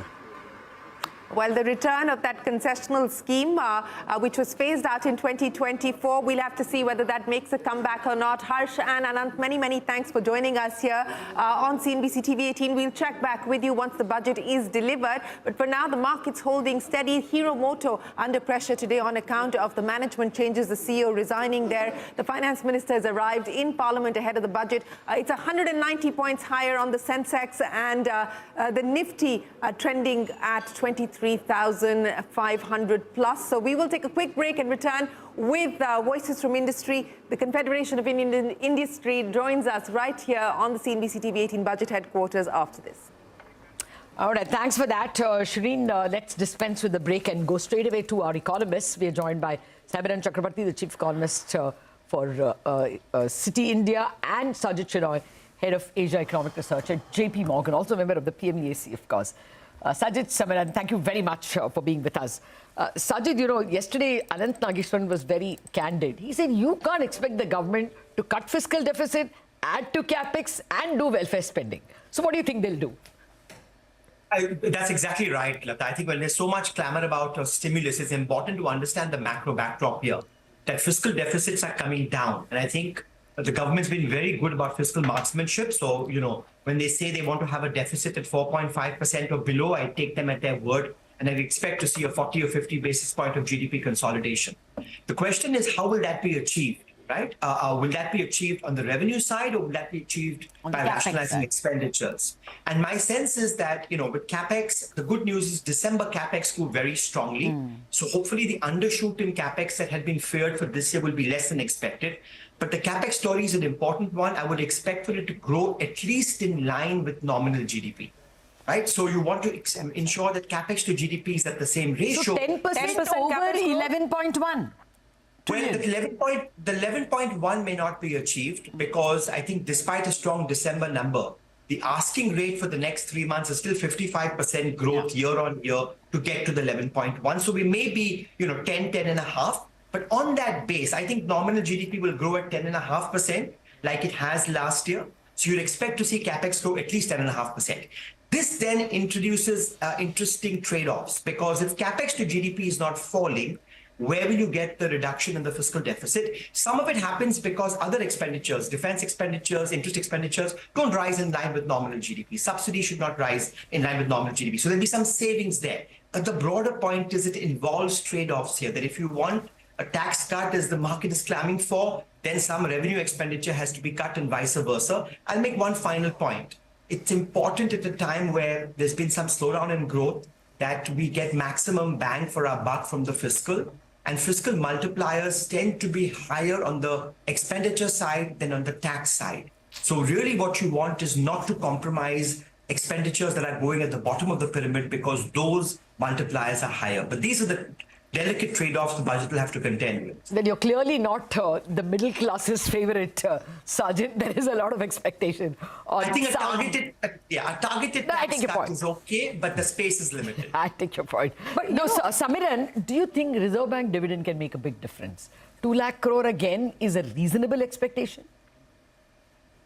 Yes, I mean, obviously, as we were discussing, Sajid was mentioning that there are no free lunches. So clearly, somewhere you have to get an additional source of revenue from. In the last year's budget, RBI dividend provided that source.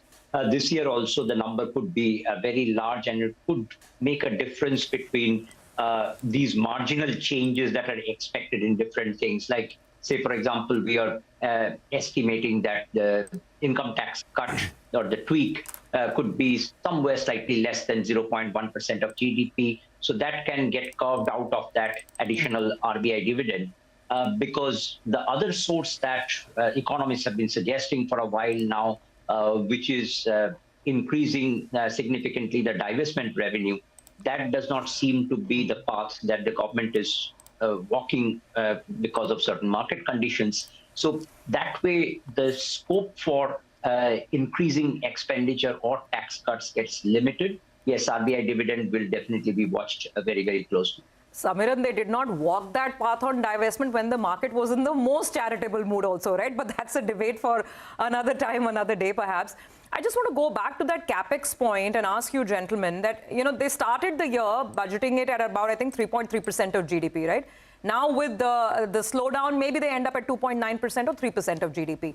Going forward, while, of course, Sajid has put forward the absolute expectations, the numbers for FY26 and, 10% in line with nominal GDP growth, as a percentage of GDP, would you expect capex to continue to trend at those high levels of 3.3% or so, given what the economic survey is urging yesterday? Economic survey is saying, the government has done its heavy lifting. It's a bit of the heavy lifting. It's time for the private sector to move up. Now, will that at all show up in the numbers in any way? Samiran? So my sense is that the capex to GDP, public capex, central government public capex to GDP will not fall. But what is investors are increasingly looking at is exactly on what kind of things the government is spending. There is a perception that on the traditional sectors of roads, railways, defense, it's difficult to get that kind of high growth rates of 10 to 15% year over year, because there will obviously be some issues around whether the government will be execute them. So would there be some diversification of capex into other sectors like urban development, housing, R&D, water? That's one sort of a discussion. The other is that if the government is not doing divestment and PSUs are becoming stronger, would we see the PSU capex number to go up? If you recall, last few years, PSU capex have been coming off. These PSU capex has been going into the central government capex. So if we see the PSU capex number to go up, then the overall government capex actually will look much better. All right. Okay. I have an overarching expectation. I mean, all of us have. This economic policy framework, Samiran and Sajid, the promise was that she's going to announce something now which will kind of, cover for the medium term. What are you all expecting? Sajid first. Today is going to be outside the budget math. There's so much focus on the budget math, but the short point is fiscal degrees of freedom are constrained when you're reducing deficits by 0.5% of GDP. In fact, Lata, what you said, I think, are the more important elements.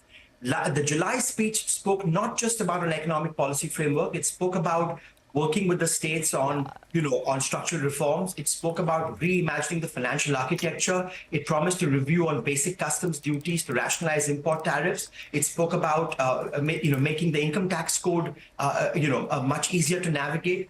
I'll be looking at continuation on that. And I would, I think the economic policy framework is important because this is the first year of a third term. We've seen overnight tariffs in the US may well go up on Mexico and Canada and China today on February 1st. The global environment is much more hostile. The economic survey spoke about that. So the framework will be a really important document to lay out a path for, in this global environment, how can India get 7% growth? Where should the policy emphasis be? One last thing I'll say, remember, we're forgetting that employment was the overarching objective of the July budget.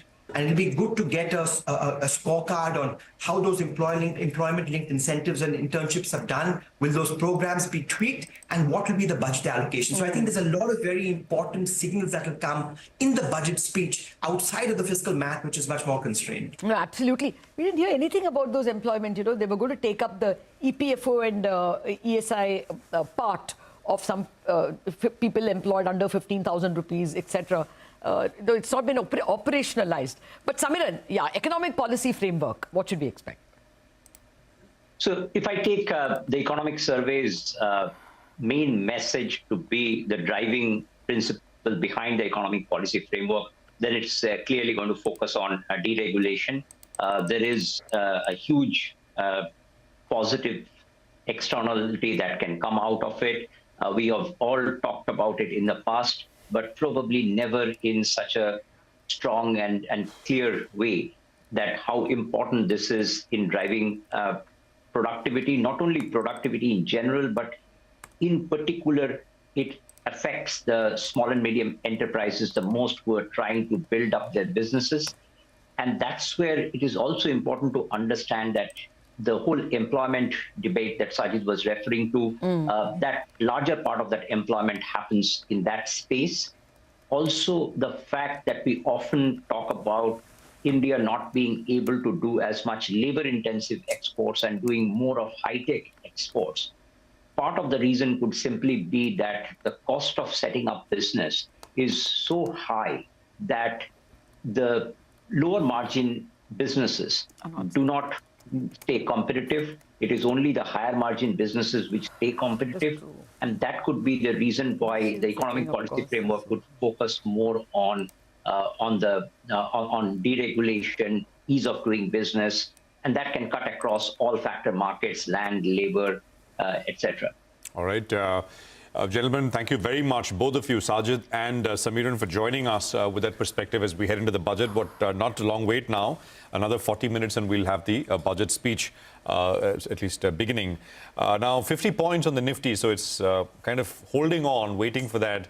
And we'll have more on the other side. Up next, we will connect with our voices from India Inc. Sanjeev Puri, Rajiv Memani, R. Mukundan, Vinayak Chatterjee. So they'll all be joining Shireen from the CII Budget Headquarters.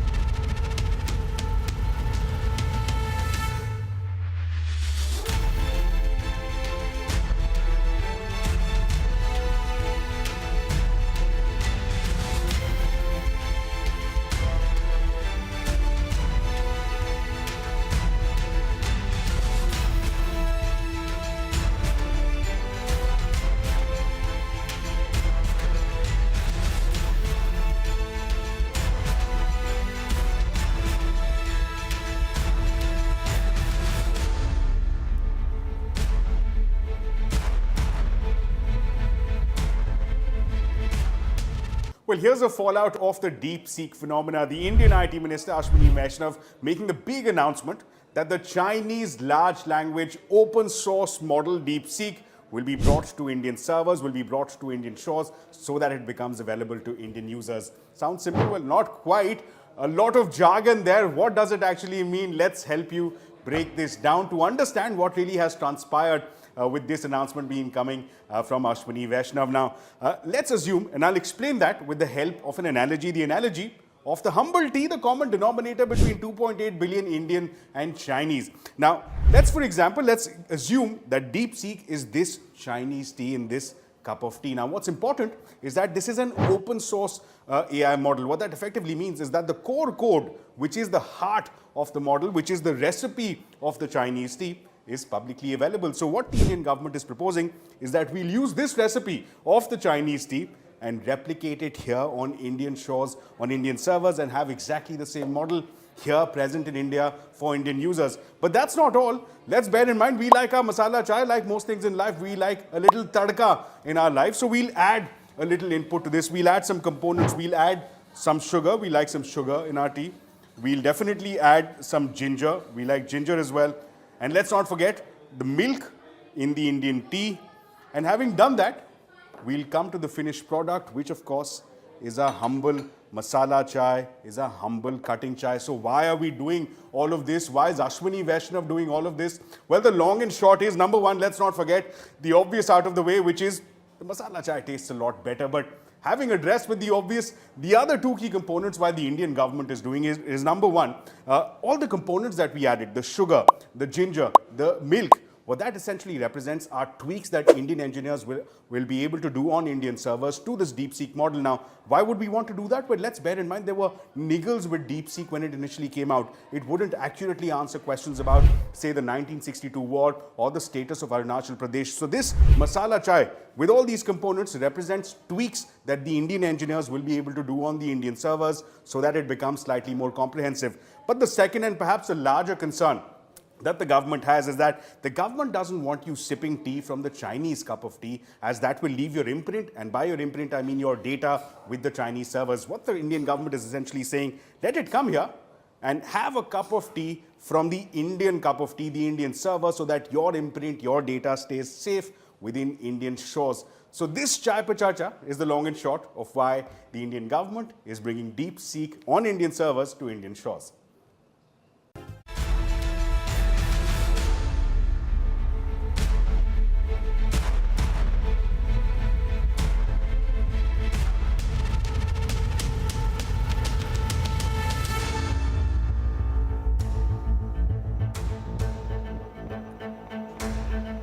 Welcome back. You're watching our continuing coverage. We are counting down to the budget. 30 minutes to go for the Finance Minister Nirmala Sitharaman to rise to present her 8th budget. It is a record number of consecutive budgets delivered by a Finance Minister. We're here at the Confederation of Indian Industry. Joining me now, Sanjeev Puri, Vinayak Chatterjee and Rajiv Memani. Gentlemen, good morning. Many thanks for joining us. Sanjeev Puri, let me start by asking you, CapEx, consumption, consolidation, what will the Finance Minister prioritize? I think very clearly, like has been in the past, I think the focus will remain on inclusive and sustainable growth, and that growth through improving productivity of the economy, investments in the economy through public capex. And given the softness in consumption, we do believe there will be some relief provided to middle class by way of either income tax or reduction in duties on petroleum and so on and so forth. So we expect a combination of that, but the thrust of earlier budgets of increasing competitiveness of the economy, the productive capacity, I think that will certainly continue. On consumption, Sanjeev, and I based this on the question and the comment that came in from the Economic Affairs, the Chief Economic Advisor in his interview with me, when I asked him that how concerned is he about consumption, and he said that, look, we don't believe it's a structural problem. Rural economy has started to show signs of picking up, and we have seen a revival there. Urban is hurting at this point in time, but we don't believe that the consumption issues are a structural problem today. How do you look at the situation? You see, ultimately, I think consumption is under pressure because of cost of certain items, particularly, the food inflation has been sticky, and that's so because of climate change. And because of that, I think the wallets are stretched. The other thing that stretched the wallets is the higher interest rates. There's a study published also which shows the share of EMI in a consumer's wallet has actually gone up. So there is stress, and that's why I think we are seeing consumption being a little soft. Once these factors are dealt with, and we do expect the interest rates also to moderate in February. Yeah, of course, that has to be preceded by liquidity injection, which has started to happen. Yeah. And both of this should provide relief, and I think some relief in the form of income tax or petroleum products. That will provide the much. Any indication of volume growth picking up? And we certainly saw that with Nestle's numbers yesterday. Any indication of volume growth picking up? Well, rural is picking up. Rural is picking up, but urban is still flattish. That's the general sense we have. Urban flattish at this point in time. Vinayak Chatterjee, the bucket man, returns here on CNBC TV 18. How many buckets do you have for us? 7 buckets. I prepared them because I knew you'd be pulling my leg. So I said Shireen's going to say that. It is tradition. We can't let go of it. Yeah. Anyway, I have 7, but I'll concentrate on the top 2. If there's time, I'll run through the balance 5. The real issue before the budget, Shireen, is the tension between controlling the glide path of fiscal deficit versus using infrastructure outlays to pump prime the economy. This is the ultimate tension in the budget. Now, the real question is, where is the Honorable Finance Minister putting her finger on this continuum? Now, last year was a disappointment because after many years of 30% growth in the infra outlay budgets, if you remember the past years, 5 lakh to 7.5, 7.5 to 10, they were all 30% increases. Last year we got only 10% growth. 10 became 11.1. Now, this year, what is the range within which she can play? I mean, if it's going to be as conservative as last year, then we are not going to get infra to pump prime the economy and the slowdown and the capex. And if you get only 10%... But the government's point of view is that that's not conservative, that is still a pretty high capex number, and it's now time for the private sector to also pick up the baton. Well, government expenditure in infra leads private capex there. So the government, and remember, the government itself is touting the figure that 1 rupee spent on infrastructure results in 3 rupees of GDP, and 1 rupee spent on direct benefit transfer kind of expenditures results in 90% of 90 paisa of GDP. So the maths is very clear. If you want infra to pump prime the economy, particularly now when there are already talk of slowdown in capex, slowdown in GDP, then where are we going to see the FM put her finger if she's going to be aggressive and go for a 25% increase in the infra outlay? Then we are going to get 14 lakh crores as the budgetary outlay over 11.1 last year. And if she's going to be conservative, then we are going to get 12 lakh crores. So I'm keen to see where the government takes a stand. And the second point, and I'm going to stop very quickly after mentioning this, last time there was a hint in her budget speech. She said that the core infrastructure areas have reached a certain level of maturity and self-sustainability, which is largely transport and energy. And then she said other sectors of the economy now require attention. So I'm also keen to see in her budget announcements this time the interplay of the outlays between core and social infrastructure, and social meaning health, education, agriculture. I'm stopping here. The balance 5, if we have time. I'll come to you very quickly for the balance 5 in just a second, but 12 to 14 lakh crores, that's the range that you're working with this time around as far as capex is concerned. On the tax front, you know, if she needs to deliver on the range that Vinay Chatterjee has just articulated, how much room does she have to do more than just provide sweeteners on the tax front? Yeah, on the tax front, my view is that at least on the personal tax side, you know, last 3 years, Shireen, the growth in personal tax revenues has been more than 20%.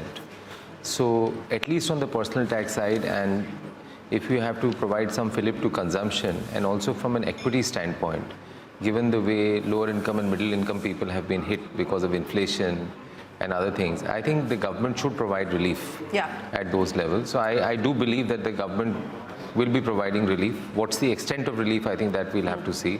And you're right, I think that I think the fiscal glide path has to be maintained. But do you think that they'll move on the rate and the slab, or do you think that will be more by way of exemptions? No, I think they will go with the new tax scheme.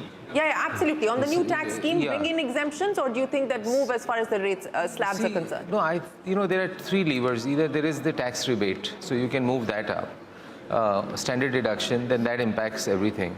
Or you move the slab up, that the peak rate which comes at 15 lakhs, you know, that moves up slightly. So I don't know which they'll apply, but my sense is that the rebate amount that is there, they may increase that. Because that gives relief at that level, and a little bit increase on the standard deduction side, because they won't want to tamper anything that changes with the number of people who are filing tax returns, because that's been one of the reasons that they want to track that number very closely. On the corporate side, you know, we saw changes as far as capital gains were concerned. The expectation is that given where the markets are, you know, maybe they might provide a fillip by a cut. Do you expect that at all? No. It may happen, but I don't expect anything? I don't expect. I think also if you see, Shireen, this government, they have not made too many, if I compare them with the earlier budgets, where you used to have lots of changes in tax. Now you have limited issues. So the direction is pretty clear in the way they want to go at it. So I don't anticipate too many changes. I do hope that they present the new tax draft income tax act to be, you know, opened up for discussion, and also be probably to put place in front of the standing committee. And then you know, that will lead to real simplification. So a lot of the tax issues may be around simplification. And on corporate tax side. That's the indication. But you know, on this business of the global context and responding to the global context under Trump administration, the threat of tariffs today is probably going to be the day where we see the first set of tariffs being imposed on Canada, Mexico, and perhaps even China. But Sanjeev Puri, from a manufacturing standpoint, from an FDI standpoint, what's the expectation, not just in terms of signaling, but also in terms of tangible steps? What do you expect? So, you know, this is a very difficult situation in the global context today. And therefore, we have to put in a lot more focus on the domestic drivers of competitiveness, which is what the Chief Economic Advisor also alluded to. So focus on competitiveness on sectors where we can really win and become a global hub. Second is, I think, this business of tariffs, or the complicated tariff walls that are emerging. This has been happening in the past, and we are seeing more of it happen. So really, we will have to really progress on FTAs. I think that's the way out, and use that route to integrate with global value chains. And the third is, I think, while it's not to do with tariffs, but there's also an issue of excess capacities in certain geographies that are dumping stocks all over and therefore limiting opportunities. So we have to deal with that unfair competition. We need to have an agile response. So really in three parts. I think one is to focus on sectors where we have potential, where the world has potential. And some of it we spoke about also yesterday. Second is FTAs. And third is really to have agile responses to these issues of dumping. That's very, all these three are critical for manufacturing. Anything specific on the Make in India agenda, bringing back the concessional scheme for new manufacturing units, perhaps some allowances even for corporates to expand existing units and so on and so forth. Anything there on Make in India 3.0? So look, anything concessional is always welcome by industry. But is that I'll really, if I was to really put it down, let me say that the balance sheets of corporates, the balance sheets of the financial system, they're in strong position, right? Corporate income tax rates were rationalized in the past. I think the big things to deal with right now are ease of doing business, cost of doing business, flexibility in labor regulations. A lot of it fall in this, in the ambit of the state. It's to provide specific targeted impetus to sectors that are labor intensive. See how we can pump prime agriculture even further. And this is the sector that the economic survey spoke about. Absolutely. To deal with the issue of resilience, because that feeds into inflation and then consumption. It's interesting to see the mood here in industry is measured and tempered when it comes to things like, reductions or allowances or further incentives to India Inc. And that's because the survey made it clear corporate profitability has been at a 15-year high. But of course, the situation is looking a little bit more challenging now in terms of that, but a measured response. One final bucket before I let you go, and we'll toss it back to Bombay. Vinayak. Final bucket would be a policy statement, long overdue, of a reduction of the 28% GST on an Aam Aadmi product called cement, which everybody considers irrational. But it cannot be part of the budget. So no, it can be part of a budgetary policy announcement. It's going to spur cost effectiveness in infrastructure. It will help Aam Aadmi, and it cannot be equated with pan masala, cement. No. And there's a lot in that 28% bucket that needs to be addressed, but the budget perhaps is not going to veer into the GST territory at all. That will be for the GST Council. But gentlemen, we will check back in with you on how much of this is actually delivered by the Finance Minister. As always, many thanks for joining us here at the CNBC TV 18 Budget Headquarters. Guys, it's back to you. All right, Shireen, thank you very much for that. That's an interesting discussion, and there is a lot going on in the markets as well. I mean, just sort of anticipating. And there are lots of moves, individual moves. How much will be validated, of course, is the question we'll have to wait and watch out for. That's a 0.25% higher for now, as far as the index is concerned. Kiki Mistry is with us, former Vice Chair and CEO of HDFC. Mr. Mistry, it's always great to have you on an important day like the budget, as you've been with us in the past as well. So great to see you again. Just 20 minutes to go, and we'll have the budget speech starting. Visuals are already coming in. The Finance Minister in the Parliament. And those are live visuals which are coming in as we speak. We'll stay with the visuals. But Mr. Mistry, let me ask you, top of mind, 2 or 3 things in terms of, I mean, there are lots of asks, but in terms of real expectations, what would those be? I would say growth, focus on growth. Second is focus on job creation. Third is leave money in the hands of people for consumption, to improve consumption in the economy. And the fourth, if you ask me, would be some reforms for the capital market. Capital market reforms. Well, capital gains tax, I doubt they'll touch, will they, Mr. Mistry? I don't know. I think some kind of, if we could have some kind of consistency in the tax rules, it would help a lot. Can you be a little more specific? What could be your ask? I'm saying if we were to say that the capital gains, the maximum, the capital gains, long-term capital gains now is going to be 12.5%, and that is the way it's going to be for the next X number of years, rather than keep, shuffling and making changes. That's possible because she's also promised an economic policy framework announcement. So it's possible that something long-term will be announced there. But Mr. Mistry, let me come back to your old love, housing. I don't know when with the new tax regime, whether specific incentives can be announced for higher interest, higher principal set-offs and stuff like that. But overall, can housing expect something? I think housing should expect something. because housing is a big employment generator. Yes. And we know that employment, creation of jobs is such an important facet of the budget. So there are certain policy decisions that could be taken. Like, for example, if there is a PME 2 scheme, we had a Prime Minister's Awas Yojana Scheme 1, which was extremely successful 5 or 6 years ago. Did very, very well. Now, if we were to have a PME 2, and that stretches to urban areas, then I think that would be a huge help to to the housing sector. Also, digitization of land records will help the rural economy. So there are many things like that can be done. Like, take, for example, rental market. In India, we look only at people staying in the house, but in the Western world, a lot of people buy property with the idea of leasing it out, renting it out. Now, if you rent it out, the interest that you pay on the loan is capped at 2 lakh rupees, which, is not going to make too much of sense. So that limit needs to be removed. There are things like that can be done, which could be done for the housing sector without interest rates. Got it. Just to tie in that point, you were about to say something on capital gains. Did you want to add something? I wanted to talk about dividend. I mean, it's a long-drawn topic. We've talked about it multiple times. But if you really look at it, the dividend is getting taxed twice. The company is paying 25% tax on the dividend that it pays out because it's not getting a deduction on the dividend that they pay. And the individual is paying tax on dividend at the marginal tax rate. So if your tax rate, for example, is 30%, you're paying 30% tax plus 25% tax paid by the company. Now, plus, of course, the surcharge. So if we were to say that we tax dividend at the maximum marginal tax rate applicable to individuals, which currently is 30% plus surcharge, then the tax on dividend should really be curtailed to 5%. So then you're still taxing dividend at the maximum marginal tax rate. Yeah. Okay, Mr. Mistry, on capital gains, I think because it is at 12.5, right? It's the thing. I think that is the number. It's the 10, 15, or maybe it'll go to 15. You're not expecting a reduction, right? I mean, you're saying just clarity. Just clarity that it will remain like this. I don't think I expect a reduction. No, last year, there were a lot of people who were saying 12.5 looks like such an unstable number. Will they make it 15? You don't have such fears, do you?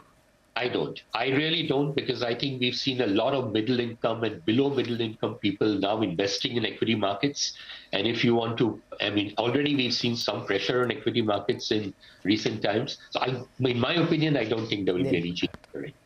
In terms of, the CE, the economic, the report yesterday, a survey also kind of alluded to it, right? Taxes have been cut in 2018-19 from 35 to 25%. And the CE exhorting corporates to come in, participate, invest. Is there anything of that which kind of shows up in the budget in some way? I don't know how, but will that message be felt through the budget?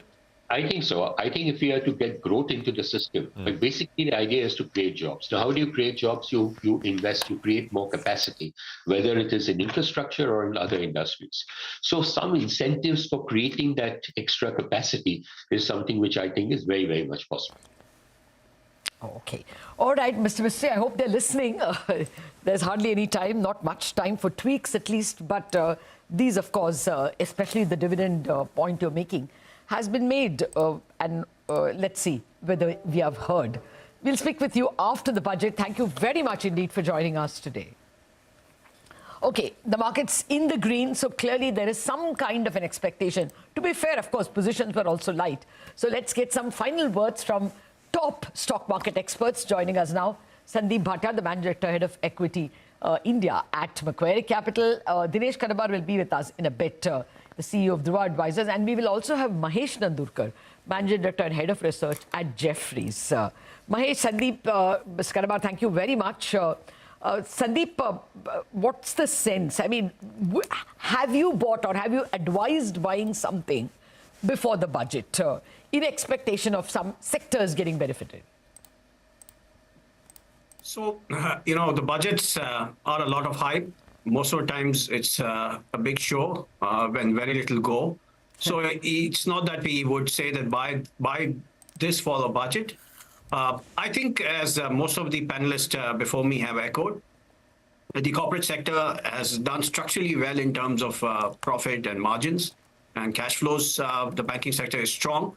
The one part of the economy actually which is not done well is the household sector, and especially the middle income and poorer households. So I think if we see impetus to consumption, that itself will spur private capex, what we have not seen for some time, and we may not see if demand doesn't come back, is private capex. So I would be very happy if there is a spur to consumption. That's what I would expect from the budget. There is very little space otherwise to do something major. Given the fiscal glide path we are on, we need to control our fiscal deficit and gross borrowings. But definitely the surcharges which have been imposed and which need to go away, we can have some concessions there. In what way? You said a boost to consumption you like. In what way, Sandeep? Well, raise the minimum, the level at which tax starts coming in. So make it about, let's say, 1 lakh a month, 12 lakh, something like that. That would mean that if you're earning less than 1 lakh a month, you're not paying any taxes. So something like that. Plus, let's see if they can do anything on employment generation, incentivize corporates for employment generation. That is definitely needed.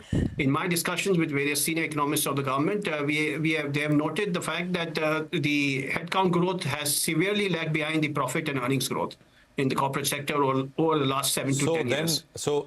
And the economic survey also mentions that the CA made that point yesterday as well, Sandeep. So in what way? Because further incentivization. Yeah, I think there would be some way of saying that if you don't create a certain number of jobs over a period of time according to your top line growth or something, then your tax rates could go up. I think it has to be done very, very carefully, because that can create more bureaucracy. But at least a push towards more formal employment will be necessary. I hope it is done without doing much damage. So I think some kind of a conversation also is important, and that has started.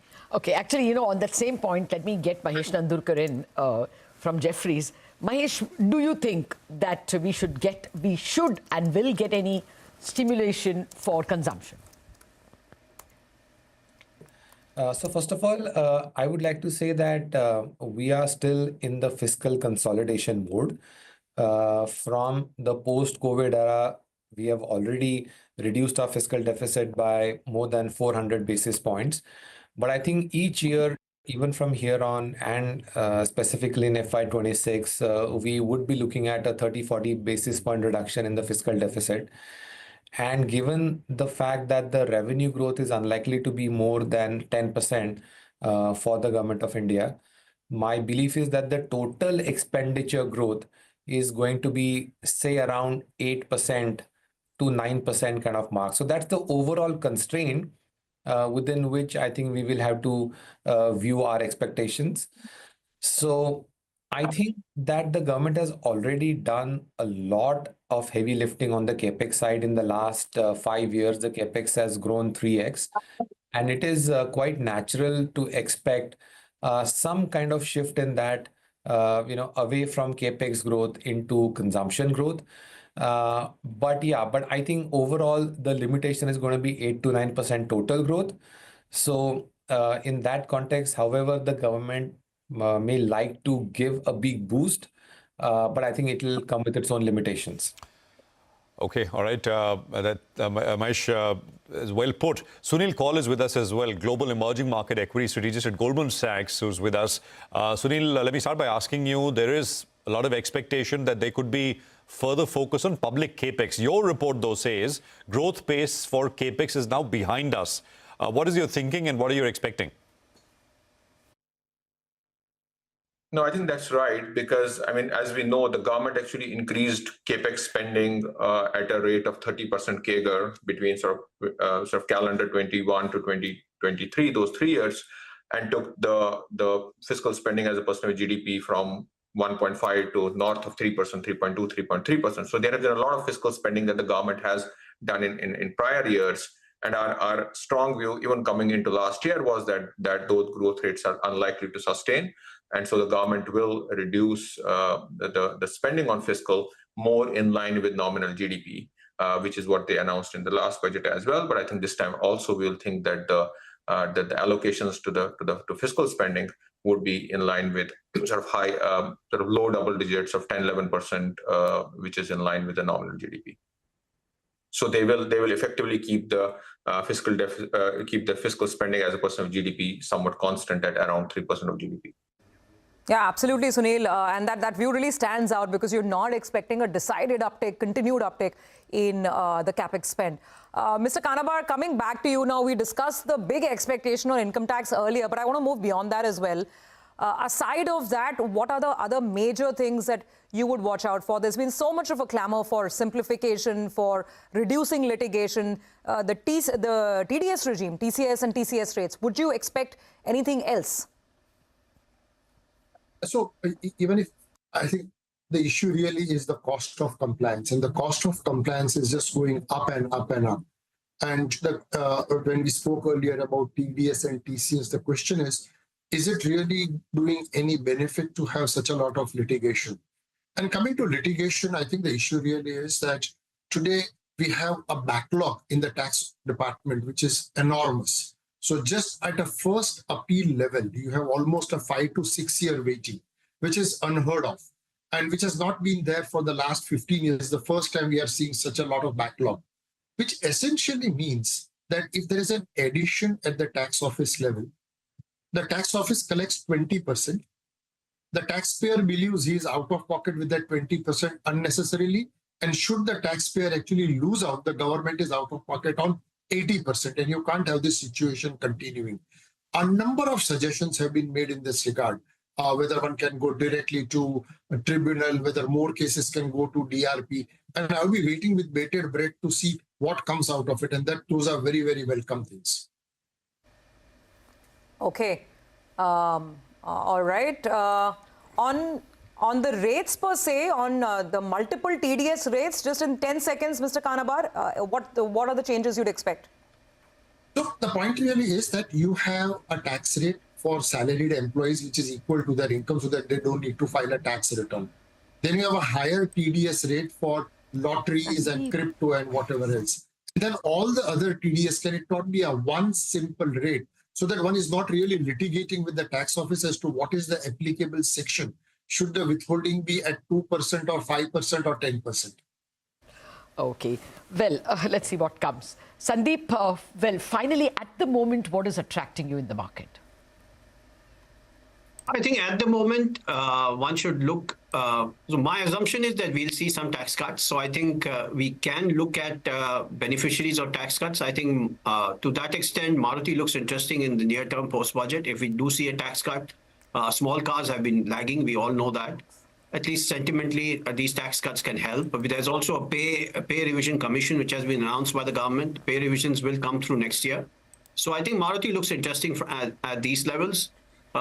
Other than that, it comes down to what happens in geopolitics. We have Trump and Modi meeting each other in February in the White House. I do expect some kind of a mini trade deal to come through. It's difficult to play this, but I think the Indian pharma sector is generally a beneficiary. So if we don't see any disruption, we definitely like Sun Pharma. Mm-hmm. So that's something. Otherwise, the private sector banks, I think the banking sector, it's a consensus call. I don't claim any special insight here. But some of the beaten down banks, such as Axis Bank or IndusInd Bank, could definitely look interesting because the system stability is definitely very strong. Okay. All right, we are just about less than 10 minutes to the budget. Gentlemen, thank you very much for being with us. Shireen, last few thoughts from your guests? Yeah, Lata, actually, we're 4 minutes away from the Finance Minister rising to present the budget speech. We've got our budget editors with us, Atanu Chakrabarti and Ratin Roy. By the way, there's a multilingual conversation happening here between the two of them. There's Bengali, there's Gujarati, there's Marathi. So I've been enjoying this multilingual budget banter that's taking place here with our budget editors. But Mr. Chakrabarti, to the point that was being made there, from a banking sector's perspective, from a financial services sector's perspective, what are you looking at the budget for? Frankly, the major thing which really matters for the banking sector today is the savings, household savings, which have been eaten into by inflation. So most of the bankers would be looking at the fiscal deficit number and whether the debt containment happens, as I'd mentioned yesterday as well, this year, and maybe reduction possibly next year even. And the glide path, I wish, is even steeper, but at least glide path is followed. That will send the right signal for inflationary expectations. That will improve the savings. That doesn't eat into the wages. People would be willing to invest, increases wages across, improves savings, improves even velocity of money. That's what bankers look at. Well, speaking of the velocity of money, if we get that rate cut, first of all, do you believe we're getting a rate cut in February? If we do get that rate cut, do you expect that this encouraging signs of a pickup as far as private capex is concerned, that's likely to get a leg up? Frankly, people would go by because there are different benchmarks that bankers use. And if inflation is low, most of them have pegged their rates either to 2-year bonds or 5-year bonds. So there the yields would come down and the rates would properly settle down.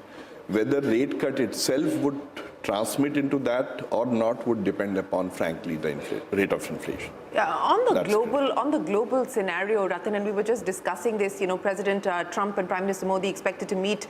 There is the possibility of some sort of a move ahead as far as a mini trade deal is concerned, etc.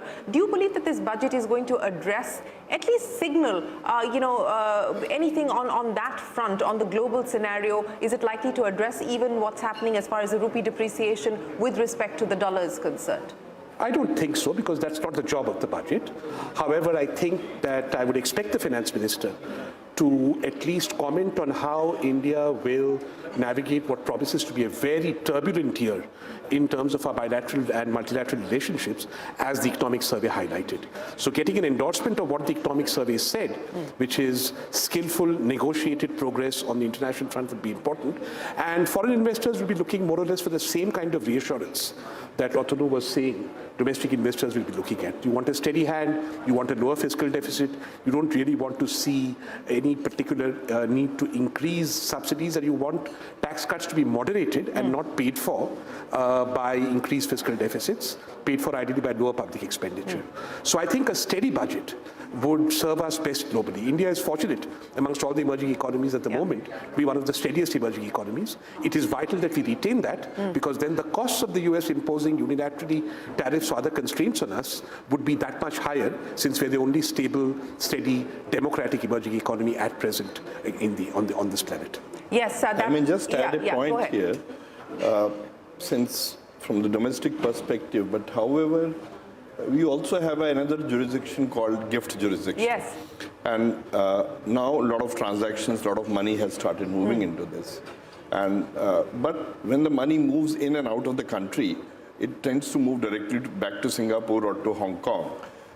It needs to rest in gift. And gift possibly, maybe it's my wish, someday a separate chapter in our tax code gets written for that. So that there's a tax stability assurance in the mind. Today is through that ACZ rules and so on and so forth. That would set the ball rolling, because there are a lot of HNI investors, there are a lot of others, there are a lot of PE funds who are setting up their base there. I'm sure that this is feedback that has been sent to the government. Have you heard anything on whether this is even an active consideration? We can only hear today.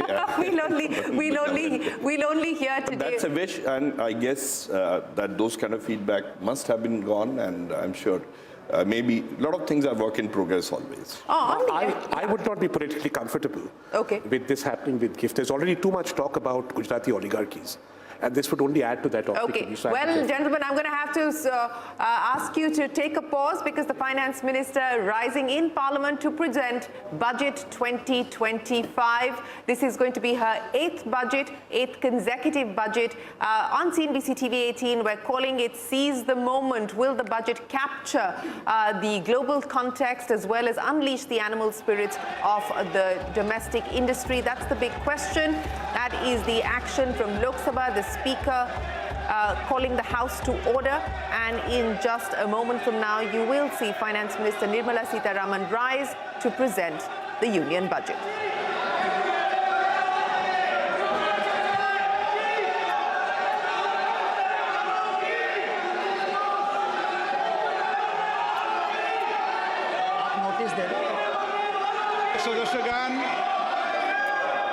Budget के बाद राज्यपाल अभिभाषण में आपको पर्याप्त अवसर दूंगा।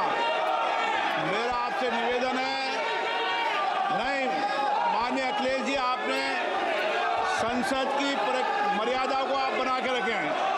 कभी बजट भाषण के अंदर इस तरीके का नहीं हुआ, ये उचित नहीं है, ये उचित नहीं है।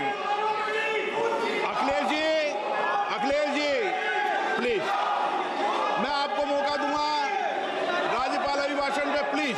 नो, ये तरीका ठीक नहीं है। No,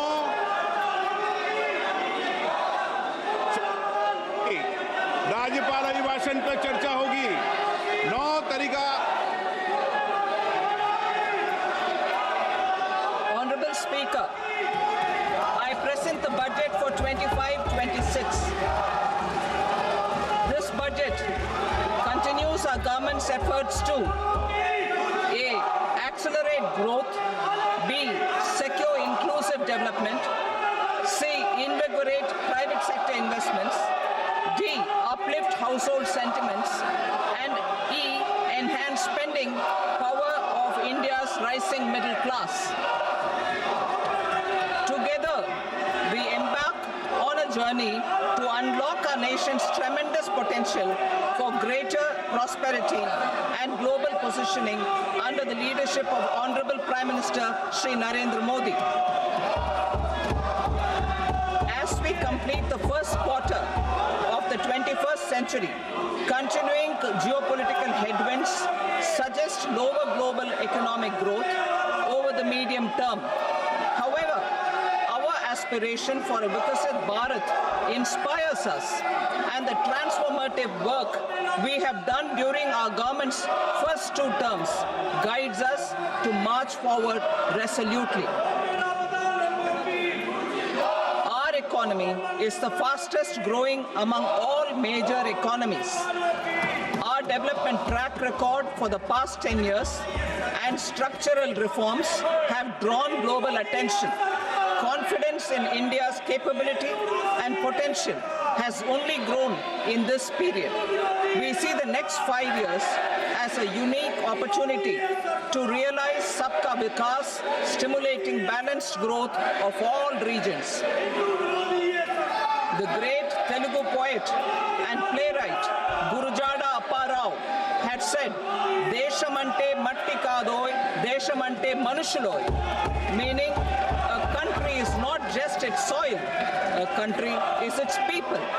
In line with this, for us, Vikasit Bharat encompasses zero poverty, 100% quality good school education, access to high quality, affordable and comprehensive health care, 100% skilled labor with meaningful employment, 70% women in economic activities, and farmers making our country the food basket of the world. In this budget, the proposed development measures span 10 broad areas, focusing on Garib, youth, Annadata, and Nari, spurring agricultural growth and productivity, building rural prosperity and resilience, taking everyone together on an inclusive growth path, boosting manufacturing and furthering Make in India, supporting MSMEs, enabling employment-led development, investing in people, economy, and innovation, securing energy supplies, promoting exports, and nurturing innovation. For this journey of development, our 4 powerful engines are agriculture, MSME, investments, and exports. The fuel, our reforms, our guiding spirit, inclusivity, and the destination, Vikasit Bharat. This budget aims to initiate transformative reforms across 6 domains. During the first 5 years, these will augment our growth potential and global competitiveness. The domains are taxation, power sector, urban development, mining, financial sector, and regulatory reforms. Agriculture as the first engine.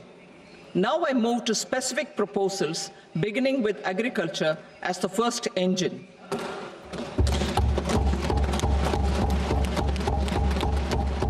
Prime Minister Dhan Dhanya Krishi Yojana, developing agri-districts program.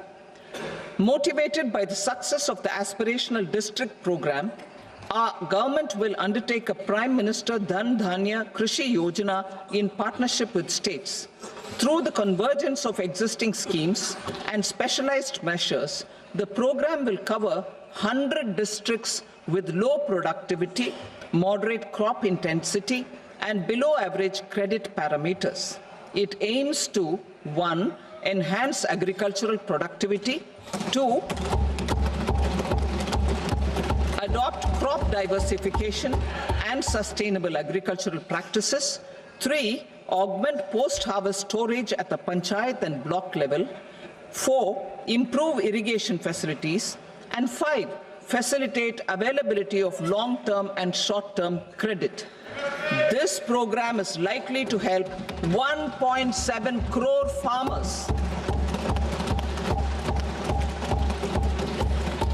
Building rural prosperity and resilience. A comprehensive multi-sectoral rural prosperity and resilience program will be launched in partnership with the states. This will address underemployment in agriculture through skilling, investment, technology, and invigorating the rural economy. The goal is to generate ample opportunities in rural areas so that migration is an option but not a necessity. The program will focus on rural women, young farmers, rural youth, marginal and small farmers, and landless families. The details are in Annexure A. Domestic best practices will be incorporated, and appropriate technical and financial assistance will be sought from multilateral development banks. In phase 1, 100 developing agri-districts will be covered.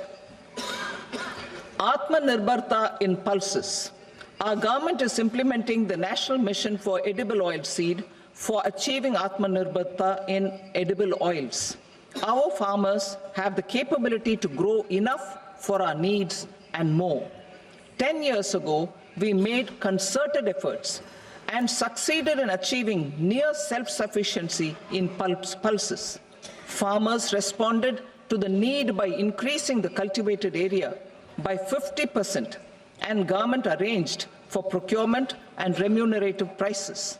Since then, with rising incomes and better affordability, our consumption of pulses has increased significantly.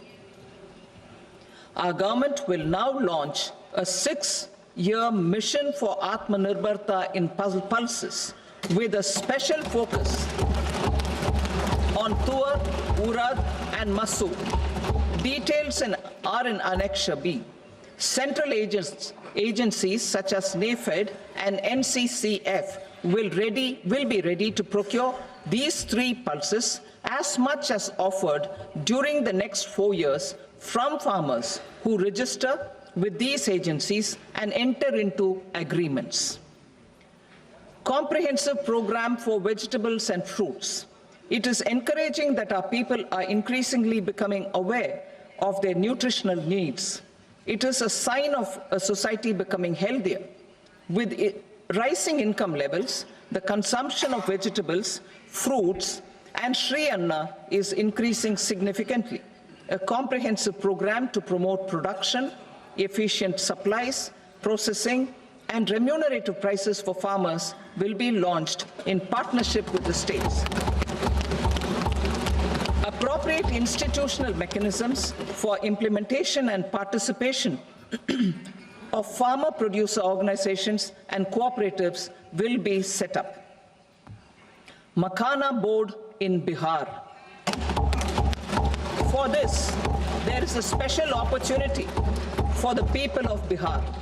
A Makhana Board will be established in the state to improve production, processing, value addition, and marketing of Makhana. The people engaged in these activities will be organized into FPOs. The board will provide hand-holding and training support to Makhana farmers and will also work to ensure they receive the benefits of all relevant government schemes. A national mission on high-yielding seeds will be launched, aimed at 1. Strengthening research ecosystem, 2. Targeted development and propagation of seeds with high yield, pest resistance, and climate resilience, and 3. Commercial availability of more than 100 seed varieties released since July 2024. India ranks second largest globally in fish production and aquaculture. Seafood exports are valued at 60,000 crore rupees. To unlock the untapped potential of the marine sector, our government will bring in an enabling framework for sustainable harnessing of fisheries from Indian exclusive economic zone and high seas, with a special focus on the Andaman and Nicobar and Lakshadweep Islands. For the benefit of lakhs of cotton growing farmers, I am pleased to announce a mission for cotton productivity. This 5-year mission will facilitate significant improvements in productivity and sustainability of cotton farming and promote extra long staple cotton varieties. The best of science and technology support will be provided to farmers. Aligned with our integrated 5F vision for the textile sector, this will help in increasing incomes of the farmers and ensure a steady supply of quality cotton for rejuvenating India's traditional textile sector. Kisan credit cards facilitate short-term loans for 7.7 crore farmers, fishermen, and dairy farmers. The loan limit under modified interest subvention scheme will be enhanced from 3 lakh rupees to 5 lakh rupees for loans taken through the KCC. For Atmanirbharta in urea production, our government had reopened 3 dormant urea plants in the eastern region. To further augment urea supply, a plant with annual capacity of 12.7 lakh metric tons will be set up at Namrup in Assam.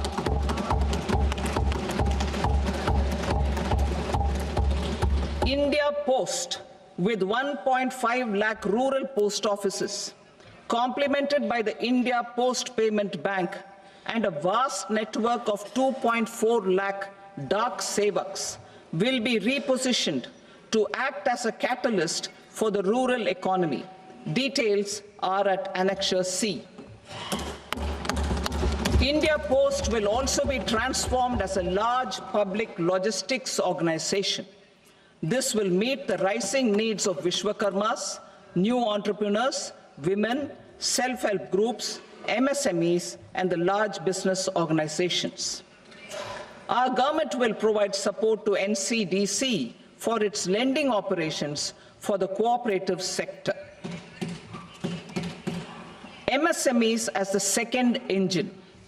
Now I move to MSMEs as the second engine, which encompasses manufacturing and services with a focus on MSMEs numbering 5.7 crores. Currently, over 1 crore registered MSMEs, employing 7.5 crore people and generating 36% of our manufacturing, have come together to position India as a global manufacturing hub. With their quality products, these MSMEs are responsible for 45% of our exports.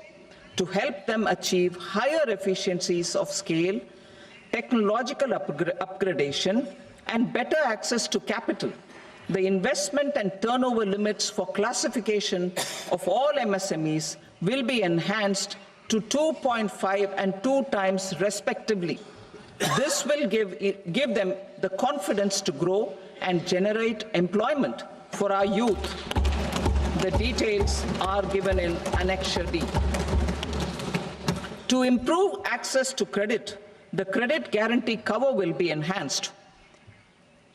First, for micro and small enterprises from 5 crore to 10 crore rupees, leading to additional credit of 1.5 lakh crores in the next 5 years. Second, for startups from 10 crore rupees to 20 crore rupees, with the guarantee fee being moderated to 1% for loans in 27 focus sectors which are important for Atmanirbhar Bharat. And for well-run exporter MSMEs, for term loans up to 20 crore rupees. Also for the micro enterprises, we will introduce customized credit cards with a 5 lakh rupee limit for micro enterprises registered on Udyam portal. In the first year, 10 lakh such cards will be issued. Fund of funds for startups. The alternate investment fund, AIFs, for startups have received commitments of more than 91,000 crores rupees. These are supported by the fund of funds set up with the Government of India's contribution of 10,000 crore rupees. Now, a new fund of funds with expanded scope and a fresh contribution of another 10,000 crore rupees will be set up. A new scheme will be launched for 5 lakh women, scheduled castes and scheduled tribes, first-time entrepreneurs. This will provide term loans up to 2 crore rupees during the next 5 years. The scheme will incorporate lessons from the successful Stand Up India scheme. Online capacity building for entrepreneurship and managerial skills will also be organized. Measures for labor-intensive sectors. To promote employment and entrepreneurship opportunities in labor-intensive sectors, our government will undertake specific policy and facilitation measures.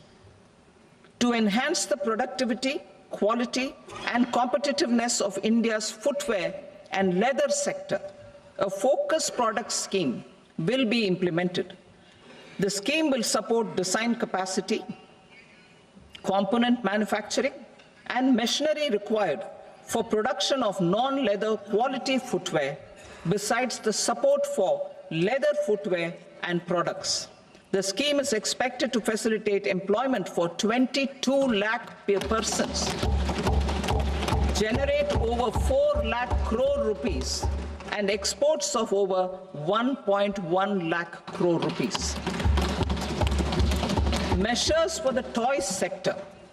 Building on the National Action Plan for Toys, we will implement a scheme to make India a global hub for toys. The scheme will focus on development of clusters, skills, and a manufacturing ecosystem that will create high-quality, unique, innovative, and sustainable toys that will represent the Made in India brand. Support for food processing. In line with our commitment towards Purvodaya, we will establish a National Institute of Food Technology, Entrepreneurship, and Management in Bihar. The institute will provide a strong fillip to food processing activities in the entire eastern region. This will result in 1. Enhanced income for the farmers through value addition to their produce, and 2. Skilling entrepreneurship and employment opportunities for the youth. Manufacturing mission, furthering Make in India. Our government will set up a national manufacturing mission covering small, medium, and large industries for furthering Make in India by providing policy support, execution roadmaps, governance, and monitoring framework for central ministries and states. Details are in Annexure E. Given our commitment to climate-friendly development, the mission will also support clean tech manufacturing.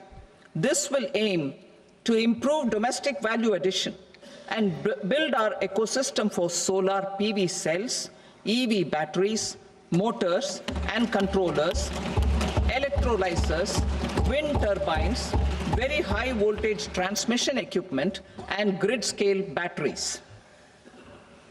Investment as the third engine. Now I move to investment as the third engine, which encompasses investing in people, investing in the economy, and investing in innovation. Investing in people. Saksham Anganwadi and Poshan 2.0.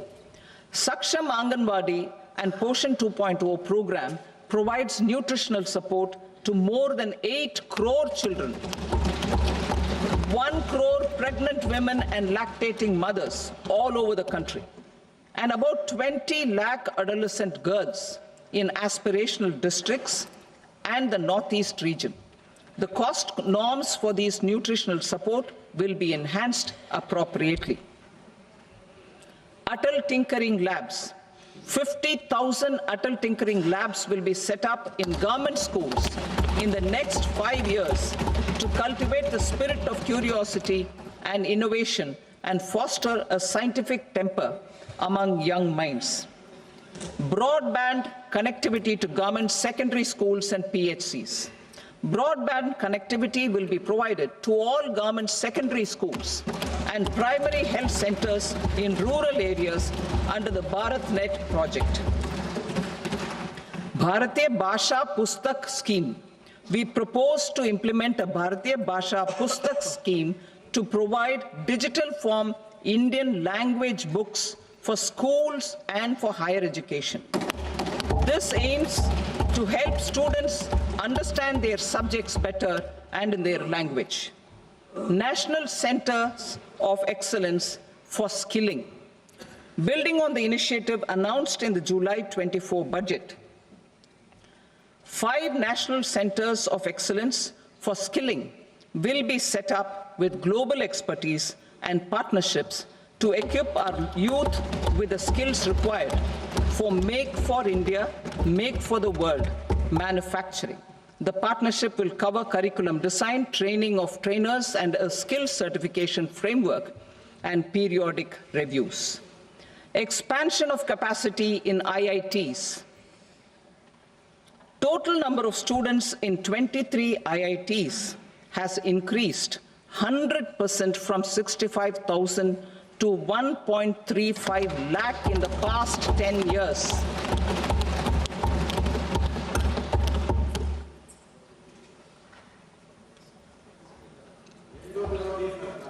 Additional infrastructure will be created in the 5 IITs started after 2014 to facilitate education for 6,500 more students.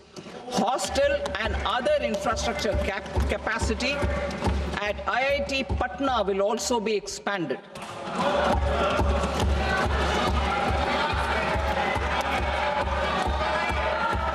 Center of Excellence.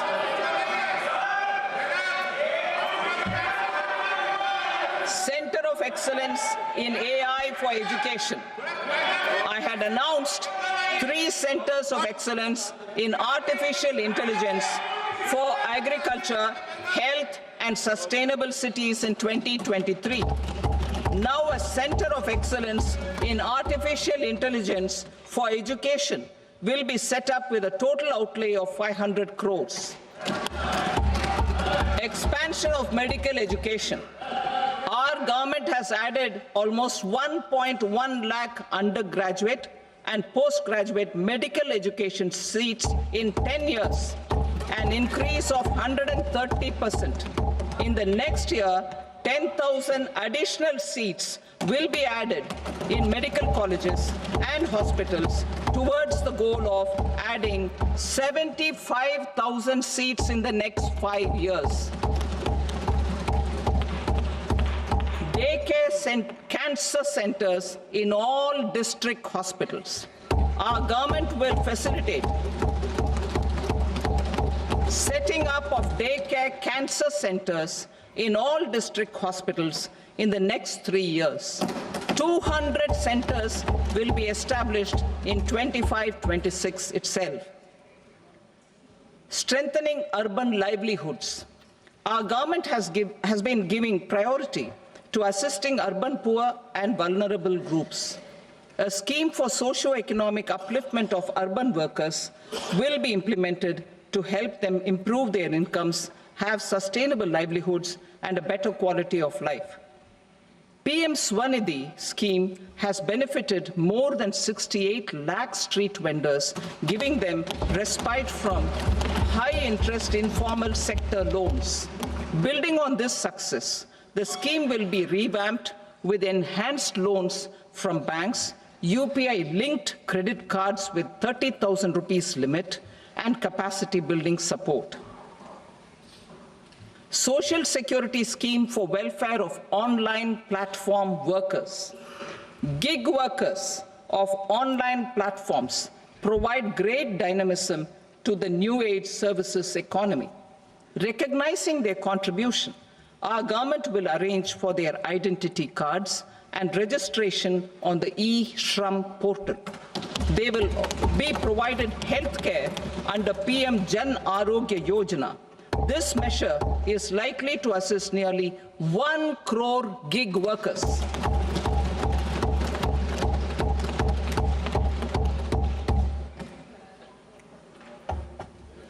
Investing in the economy. Public-private partnership in infrastructure.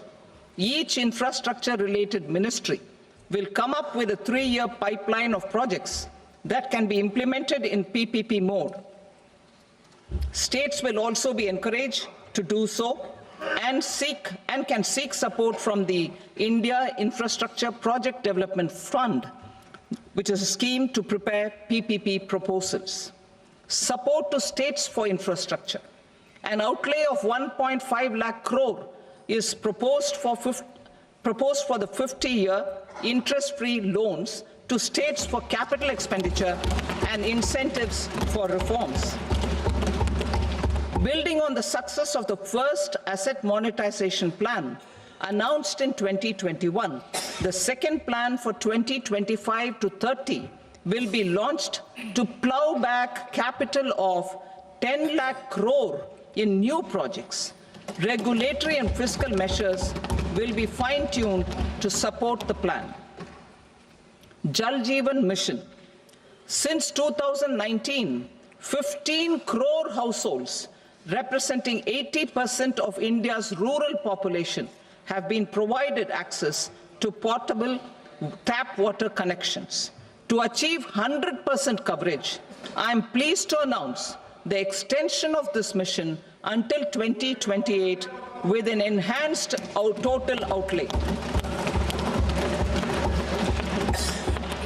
The mission's focus will be on the quality of infrastructure and O&M of rural piped water supply schemes through Jan Bhagidari. A separate MOU or separate MOUs will be signed with the states and union territories to ensure sustainability and citizen-centric water services delivery. Urban sector reforms. Building on the July budget proposals, urban sector reforms related to governance, municipal services, urban land and planning will be incentivized. Urban Challenge Fund. The government will set up an urban challenge fund of 1 lakh crore rupees to implement the proposals for cities as growth hubs, creative redevelopment of cities, and for water and sanitation purposes announced in the July budget. This fund will finance up to 25% of the cost of bankable projects, with a stipulation that at least 50% of the cost is funded from bonds, bank loans, and PPPs. An allocation of 10,000 crore is proposed in 2025-26. Power sector reforms. We will incentivize electricity distribution reforms and augmentation of intrastate transmission capacity by states. This will improve financial health and capacity of electricity companies. Additional borrowing of 0.5% of GSDP will be allowed to states contingent on these reforms. Nuclear energy mission for Vikasit Bharat. Development of at least 100 gigawatt of nuclear energy by 2047 is essential for our energy transition efforts. For an active partnership with the private sector towards this goal, amendments to the Atomic Energy Act and the Civil Liability for Nuclear Damage Act will be taken up. A nuclear energy mission for research and development of small modular reactors with an outlay of 20,000 crore will be set up. At least 5 indigenously developed small modular reactors will be operationalized by 2033. Shipbuilding. The shipbuilding financial assistance policy will be revamped to address cost disadvantages. This will also include credit notes for shipbreaking in Indian yards to promote the circular economy. Large ships above a specified size will be included in the infrastructure harmonized master list. Shipbuilding clusters will be facilitated to increase the range, categories, and capacity of ships. This will include additional infrastructure, facilities, skilling, and technology to develop the entire ecosystem. Maritime Development Fund. For long-term financing for the maritime industry, a Maritime Development Fund with a corpus of 25,000 crore rupees will be set up. This will be for distributed support and promoting competition. This will have up to 49% contribution by the government, and the balance will be mobilized from ports and from private sector. UDAN regional connectivity schemes. UDAN has enabled 1.5 crore middle-class people to meet their aspirations for speedier travel. The scheme has connected 88 airports, and operationalized 619 routes.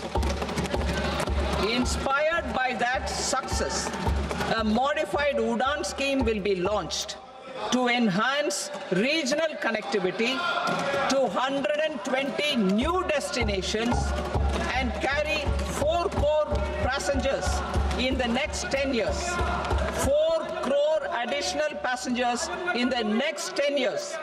The scheme will also support helipads and smaller airports in hilly, aspirational, and northeast regional districts.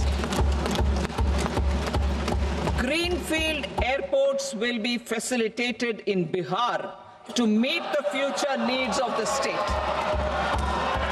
These will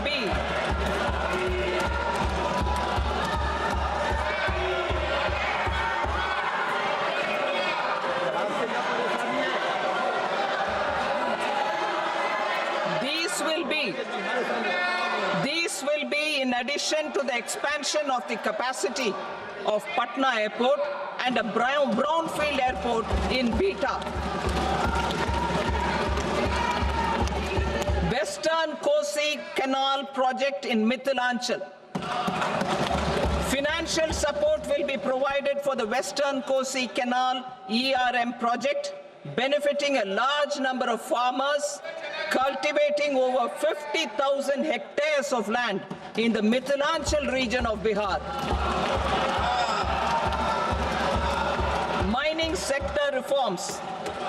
Mining sector reforms, including those for minor minerals, will be encouraged through sharing of best practices and institutions of a state mining index. A policy for recovery of critical minerals from tailings will be brought out. Under the special window for affordable and mid-income housing, SWAMI, 50,000 dwelling units in stressed housing projects have been completed and keys handed over to home buyers. Another 40,000 units will be completed in 2025, further helping middle-class families who are paying EMIs on loans taken for apartments while also paying rent for their current dwellings. Building on this success, Swami Fund 2 will be established as a blended finance facility with contribution from the government, banks and private investors. This fund of 15,000 crore rupees will aim for expeditious completion of another 1 lakh units. PM Gati Shakti data for private sector. For furthering PPPs and assisting the private sector in project planning, access to relevant data and maps from the PM Gati Shakti portal will be provided. Tourism for employment-led growth. Top 50 tourist destination sites in the country will be developed in partnership with states through a challenge mode. Land for building key infrastructure will have to be provided by the states. Hotels in these destinations will be included in the infrastructure harmonized list. The following measures will be taken for facilitating employment-led growth. Organizing intensive skill development programs for our youth, including in institutes of hospitality management. Providing mudra loans for homestays. Improving ease of travel and connectivity to tourist destinations. Providing performance-linked incentives to states for effective destination management, including tourist amenities, cleanliness, and marketing efforts, and introducing streamlined e-visa facilities along with visa fee waivers for certain tourist groups. Continuing with the emphasis on places of spiritual and religious significance in the July budget, there will be a special focus on destinations related to the life and times of Lord Buddha. Medical tourism and heal in India. Medical tourism and heal in India will be promoted in partnership with the private sector along with capacity building and easier visa norms. Investing in innovation. To implement private sector-driven research, development and innovation initiatives announced in the July budget, I am now allocating 20,000 crore rupees for this purpose.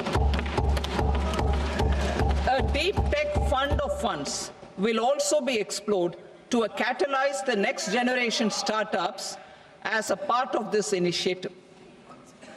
In the next 5 years, under the PM Research Fellowship Scheme, we will provide 10,000 fellowships for technological research in IITs and IISc with enhanced financial support.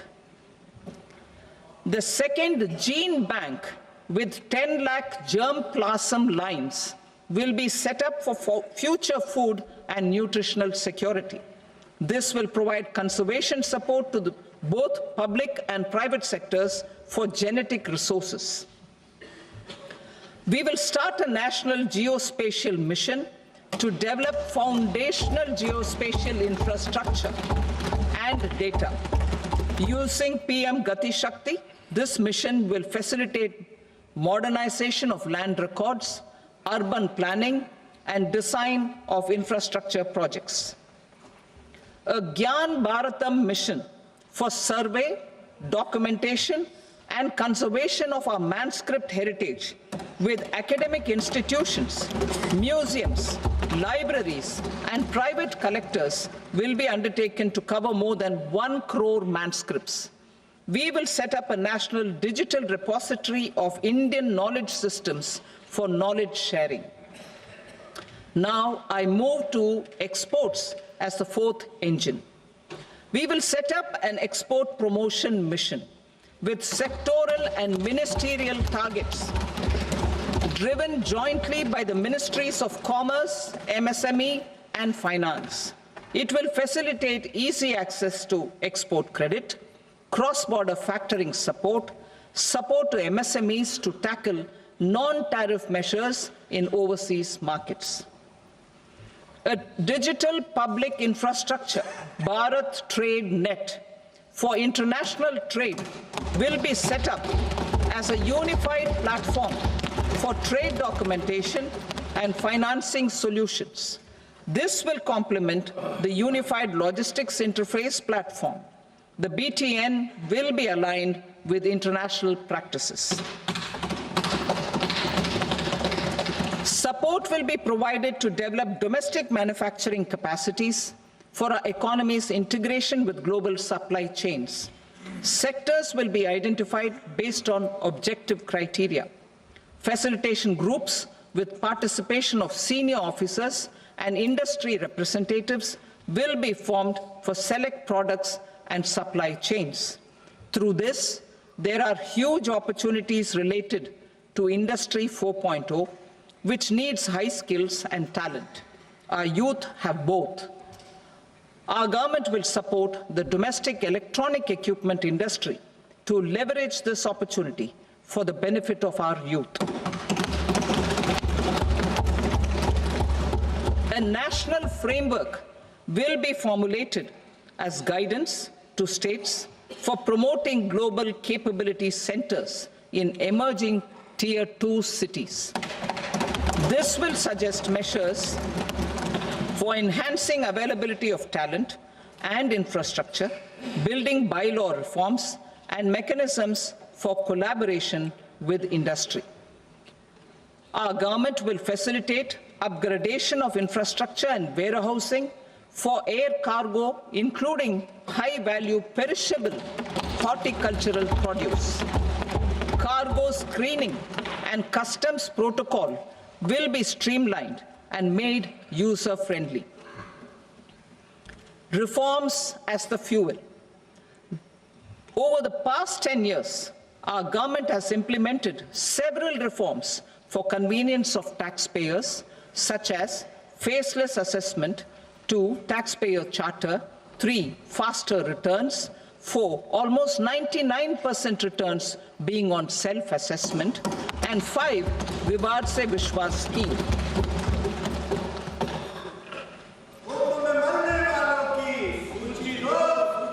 Continuing these efforts, I reaffirm the commitment of the Tax Department to trust first, scrutinize later.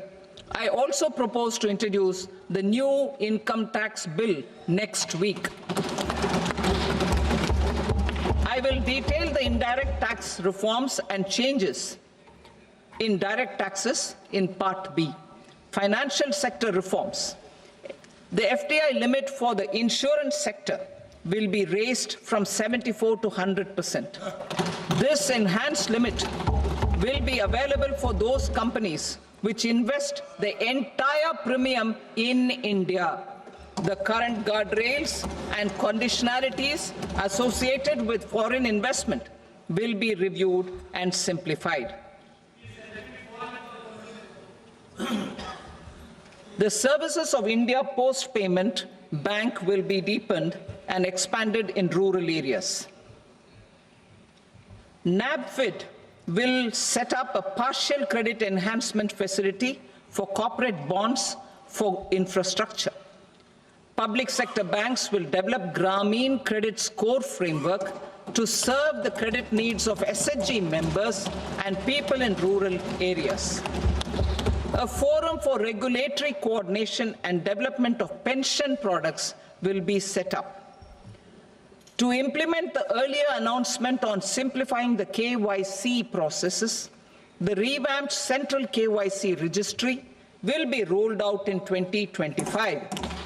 We will also implement a streamlined system for periodic updating. Requirements and procedures for speedy approval of company mergers will be rationalized. The scope for fast-track mergers will also be widened and the process made simpler. As proposed in the interim budget, we signed bilateral investment treaties with 2 countries in 2024. To encourage sustained foreign investment and in the spirit of First Develop India, the current model BIT will be revamped and made more investor-friendly. In the last 10 years, in several aspects, including financial and non-financial, our government has demonstrated a steadfast commitment to ease of doing business.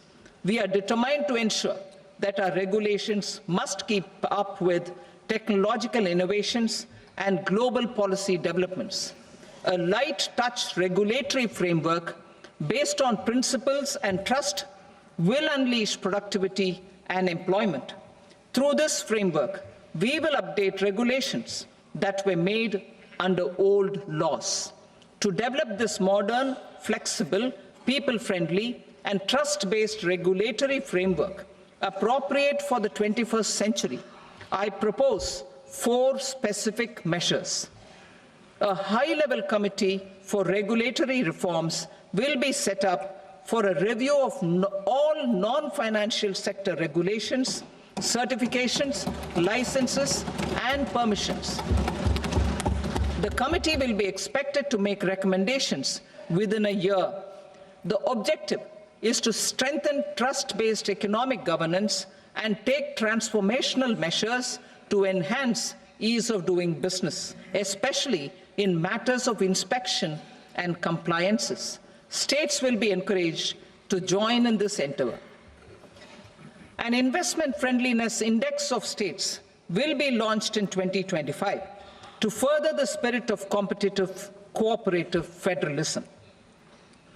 Under the Financial Stability and Development Council, a mechanism will be set up to evaluate impact of the current financial regulations and subsidiary instructions. It will also formulate a framework to enhance their responsiveness and development of the financial sector. In the Jan Vishwas Act 2023, more than 180 legal provisions were decriminalized. Our government will now bring up the Jan Vishwas Bill 2.0 to decriminalize more than 100 provisions in various laws. I now move to fiscal policy. In the July budget, I had committed to staying the course for fiscal consolidation. Our endeavor will be to keep the fiscal deficit each year such that central government debt remains on a declining path as a percentage of the GDP. The roadmap for the next 6 years has been detailed in the FRBM statement. Revised estimates for 2024-25. The revised estimate of the total receipts other than borrowings is 31.47 lakh crore rupees, of which the net tax receipts are 25.57 lakh crore rupees. The revised estimate of the total expenditure is 47.16 lakh crore rupees, of which the capital expenditure is about 10.18 lakh crore rupees. The revised estimate of the fiscal deficit is 4.8% of the GDP. Budget estimates for 25-26. Coming to 25-26, the total receipts other than borrowings and total expenditure are estimated at 34.96 lakh crore rupees and 50.65 lakh crore rupees respectively. The net tax receipts are estimated at 28.37 lakh crore rupees. The fiscal deficit is estimated to be 4.4% of GDP. To finance the fiscal deficit, the net market borrowings from dated securities are estimated at 11.54 lakh crore. The balance financing is expected to come from small savings and other sources. The gross market borrowings are estimated at 14.82 lakh crore rupees. I will now move to Part B. Indirect taxes. My proposals relating to customs aim to rationalize tariff structure, and address duty inversion. These will also support domestic manufacturing and value addition, promote exports, facilitate trade, and provide relief to common people. Rationalization of customs tariff structure for industrial goods. As a part of comprehensive review of customs rate structure announced in July 2024 budget, I propose to 1. Remove 7 tariff rates. This is over and above the 7 tariff rates removed in 23-24 budget. After this, there will be only 8 remaining tariff rates, including 0 rate. 2. Apply appropriate cess to broadly maintain effective duty incidence, except on a few items where such incidence will reduce marginally. 3. Levy not more than 1 cess or surcharge. Therefore, I propose to exempt social welfare surcharge on 82 tariff lines that are subject to a cess. I shall now take up sector-specific proposals. To provide relief to patients, particularly those suffering from cancer, rare diseases, and other severe chronic diseases, I propose to add 36 life-saving drugs and medicines to the list of medicines fully exempted from basic custom duty.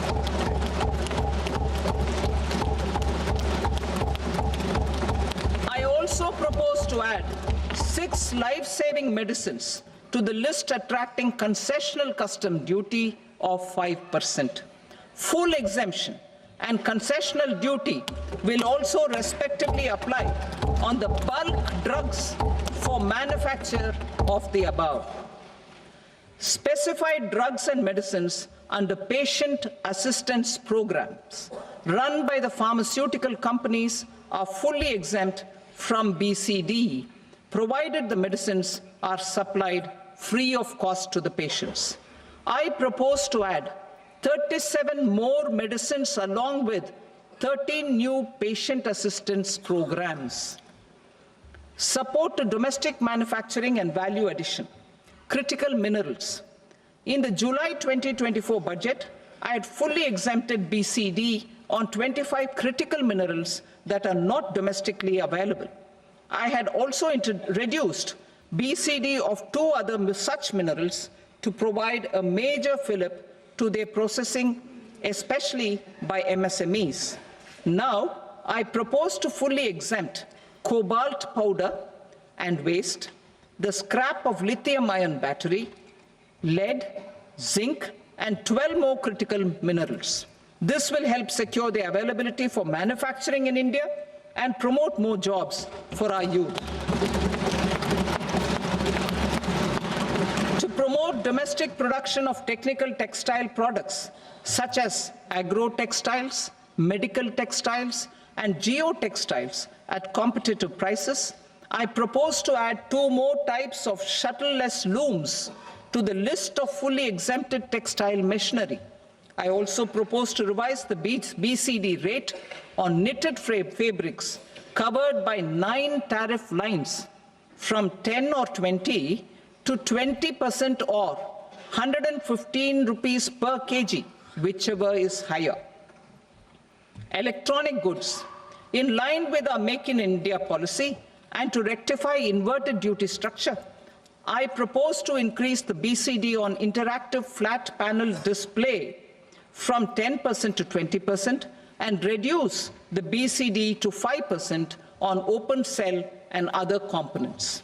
In 23-24 budget, for the manufacture of open cells of LCD, LED TVs, I had reduced the BCD on parts of open cells from 5% to 2.5%. To further boost the manufacture of such open cells, the BCD on these parts will now stand exempted. Lithium-ion battery. To the list of exempted capital goods, I propose to add 35 additional capital goods for EV battery manufacturing and 28 additional capital goods for mobile phone battery manufacturing.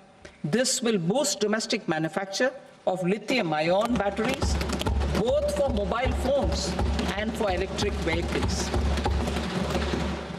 Shipping sector.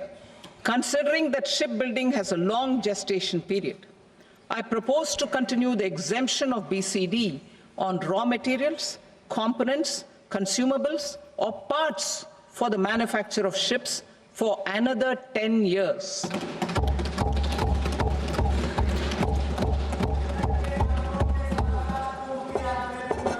I also propose the same dispensation for shipbreaking to make it more competitive. Telecommunication. To prevent classification disputes, I propose to reduce the BCD from 20% to 10% on carrier-grade Ethernet switches to make it at par with non-carrier-grade Ethernet switches. Export promotion. To facilitate exports of handicrafts, I propose to extend the time period for export from 6 months to 1 year, further extendable by another 3 months if required. I also propose to add 9 items to the list of duty-free inputs. Leather sector. I propose to fully exempt BCD on wet blue leather to facilitate imports for domestic value addition and employment. I also propose to exempt crust leather from 20% export duty to facilitate exports by small tanners.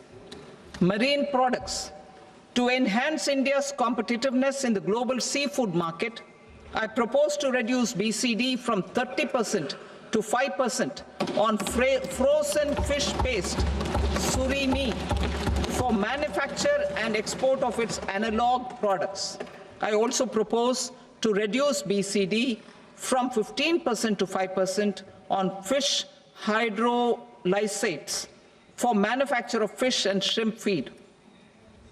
In July 2024 budget, to promote development of domestic MROs for aircraft and ships, I had extended the time limit for export of foreign origin goods that were imported for repairs from 6 months to 1 year and further extendable by 1 year. I now propose to extend the same dispensation for railway goods.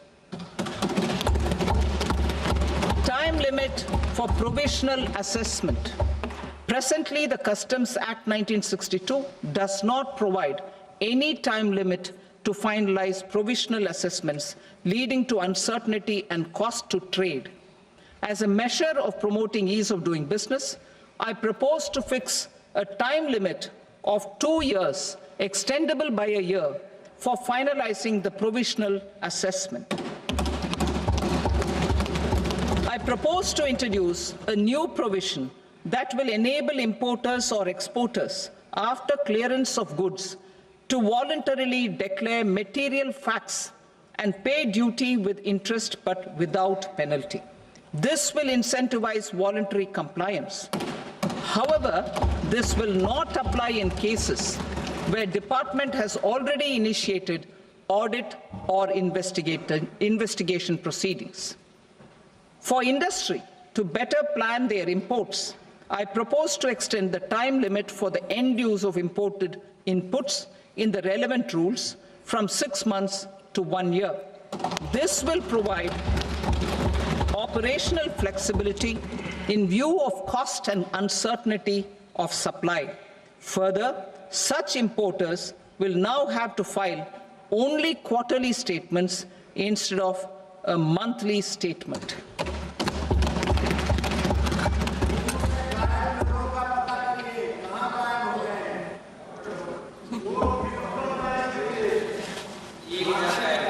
I now come to my direct tax proposals.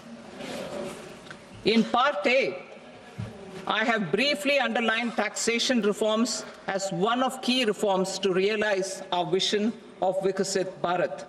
In respect of criminal law, our government had earlier ushered in Bharatiya Nyaya Sanhita, replacing Bharatiya Danda Sanhita. I am happy to inform this august House and the country that for new income tax bill will carry forward the same spirit of Nyaya in its drafting as well. The new bill will be clear and direct in text, with close to half of the present law in terms of both chapters and words. It will be simple to understand for taxpayers and tax administrators, leading to tax certainty and reduced litigation. Reforms, however, are not a destination. They are means to achieve good governance for our people and economy. Providing good governance primarily involves being responsive. The Tirukural captures this in verse 542, which reads, "Vaanokki vaazhum ulagallam, mannavan kol nokki vaazhum kudi," meaning, just as the living beings live expecting rains, citizens live expecting good governance. Our government is committed to keeping an ear to the ground and a finger on the pulse and responding while balancing our national building efforts.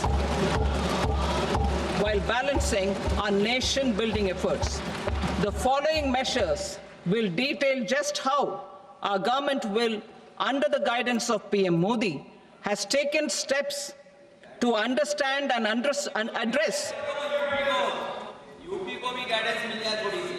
I repeat that sentence, sir. The following measures will detail just how our government, under the guidance of PM Modi, has taken steps to understand and address the needs voiced by our citizens. My tax proposals are guided by this spirit.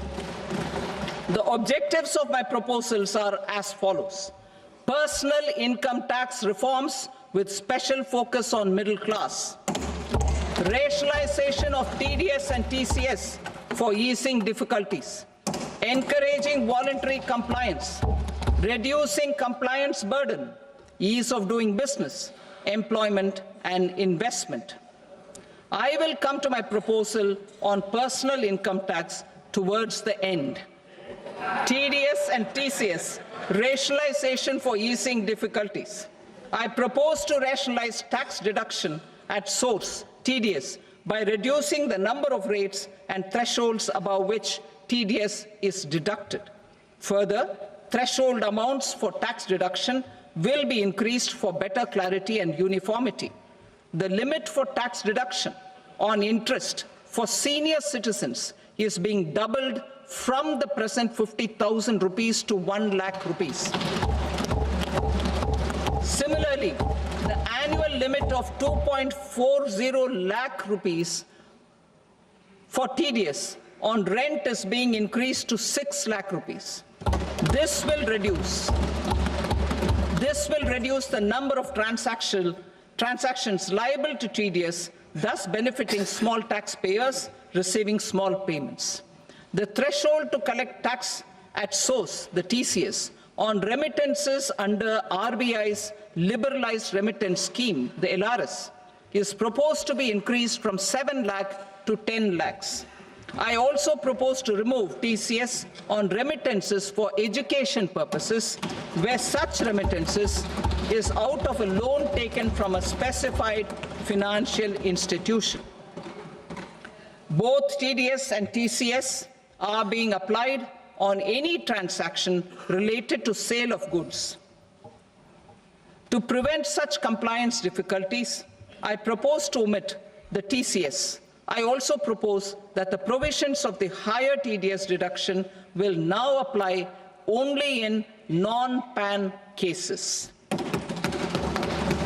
In July 2024, the delay for payment of TDS up to the due date of filing statement was decriminalized. I propose to provide the same relaxation to TCS provisions as well. The government under the leadership of Prime Minister Modi believes in Sabka Saath, Sabka Vikas, Sabka Vishwas and Sabka Prayas. In line with this, we brought in updated return facility in 2022 for voluntary compliance by taxpayers who had omitted to report their correct income. Our trust in taxpayers was proved right. Nearly 90 lakh taxpayers voluntarily updated their incomes by paying additional tax. Taking this trust further, I now propose to extend the time limit to file updated returns for any assessment year from the current limit of 2 years to 4 years. I propose to reduce the compliance burden for small charitable trusts and institutions by increasing their period of registration from 5 years to 10 years. It is also proposed that disproportionate consequences do not arise for minor defaults such as incomplete applications filed by charitable entities. Presently, taxpayers can claim the annual value of self-occupied properties as nil only on the fulfillment of certain conditions. Considering the difficulties faced by taxpayers, it is proposed to allow the benefit of 2 such self-occupied properties without any condition. To streamline the process of transfer pricing and to provide an alternative to yearly examination, I propose to introduce a scheme for determining arm's length price of international transaction for a block period of 3 years. This will be in line with global best practices. With a view to reduce litigation and provide certainty in international taxation, the scope of safe harbor rules is being expanded. A number of senior and very senior citizens have very old national savings schemes accounts. As interest is no longer payable on such accounts, I propose to exempt withdrawals made from NSS by individuals on or after 29th August 2024. I am also proposing to allow similar treatment to NPS Vatsalya accounts as is available to normal NPS accounts subject to overall limits. In my speech in July 2024, I had promised that all processes, including giving effect to appellate orders, shall be digitalized and made paperless over the next 2 years. So I'm happy to announce that digitalization is being made operational now. In July 2024, we brought in the Vivad se Vishwas scheme to resolve income tax disputes pending in appeal. The scheme has received a great response, with nearly 33,000 taxpayers having availed of the scheme to settle their disputes. I have a few proposals to promote investment and employment. It is proposed to provide a presumptive taxation regime for non-residents who provide services to a resident company that is establishing or operating an electronics manufacturing facility. I further propose to introduce a safe harbor for tax certainty for non-residents who store components for supply to specified electronics manufacturing units. Presently, the tonnage tax scheme is available only to sea-going ships. The benefits of existing tonnage tax scheme are proposed to be extended to inland vessels registered under the Indian Vessels Act 2021 to promote inland water transport in the country. Extension for incorporation of startups. We continue to support the Indian startup ecosystem. I propose to extend the period of incorporation by 5 years to allow the benefit available to startups which are incorporated before 1/4/2030. In order to attract and promote additional activities in the IFSC, I am inter alia proposing specific benefits to ship leasing units, insurance offices, and treasury centers of global companies which are set up in IFSC. Further, to claim benefits, the cutoff date for commencement in IFSC has also been extended by 5 years to 31/3/2030. Category 1 and Category 2 AIFs are undertaking investments in infrastructure and other such sectors. I propose to provide certainty of taxation to these entities on the gains from securities. to promote funding from sovereign wealth funds and pension funds to the infrastructure sector, I propose to extend the date of making an investment by 5 more years up to 31st March 2030.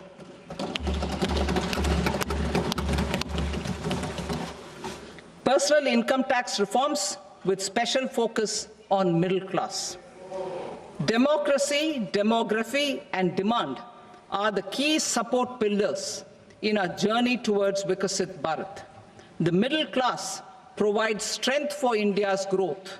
This government, under the leadership of Prime Minister Modi, has always believed in the admirable energy and ability of the middle class in nation building. In recognition of their contribution,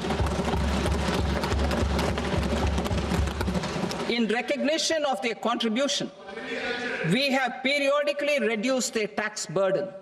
Right after 2014, the nil tax slab was raised to 2.5 lakhs of rupees, which was further raised to 5 lakh rupees in 2019 and to 7 lakh rupees in 2023.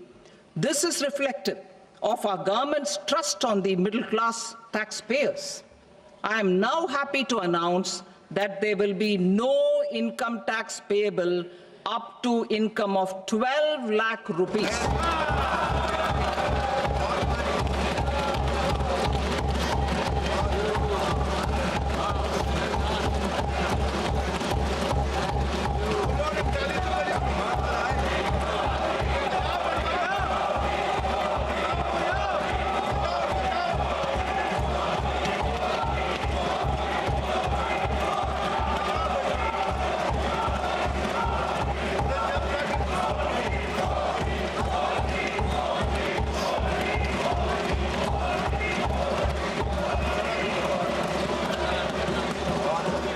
So, average income of 1 lakh per month other than the special rate income such as capital gains under the new regime.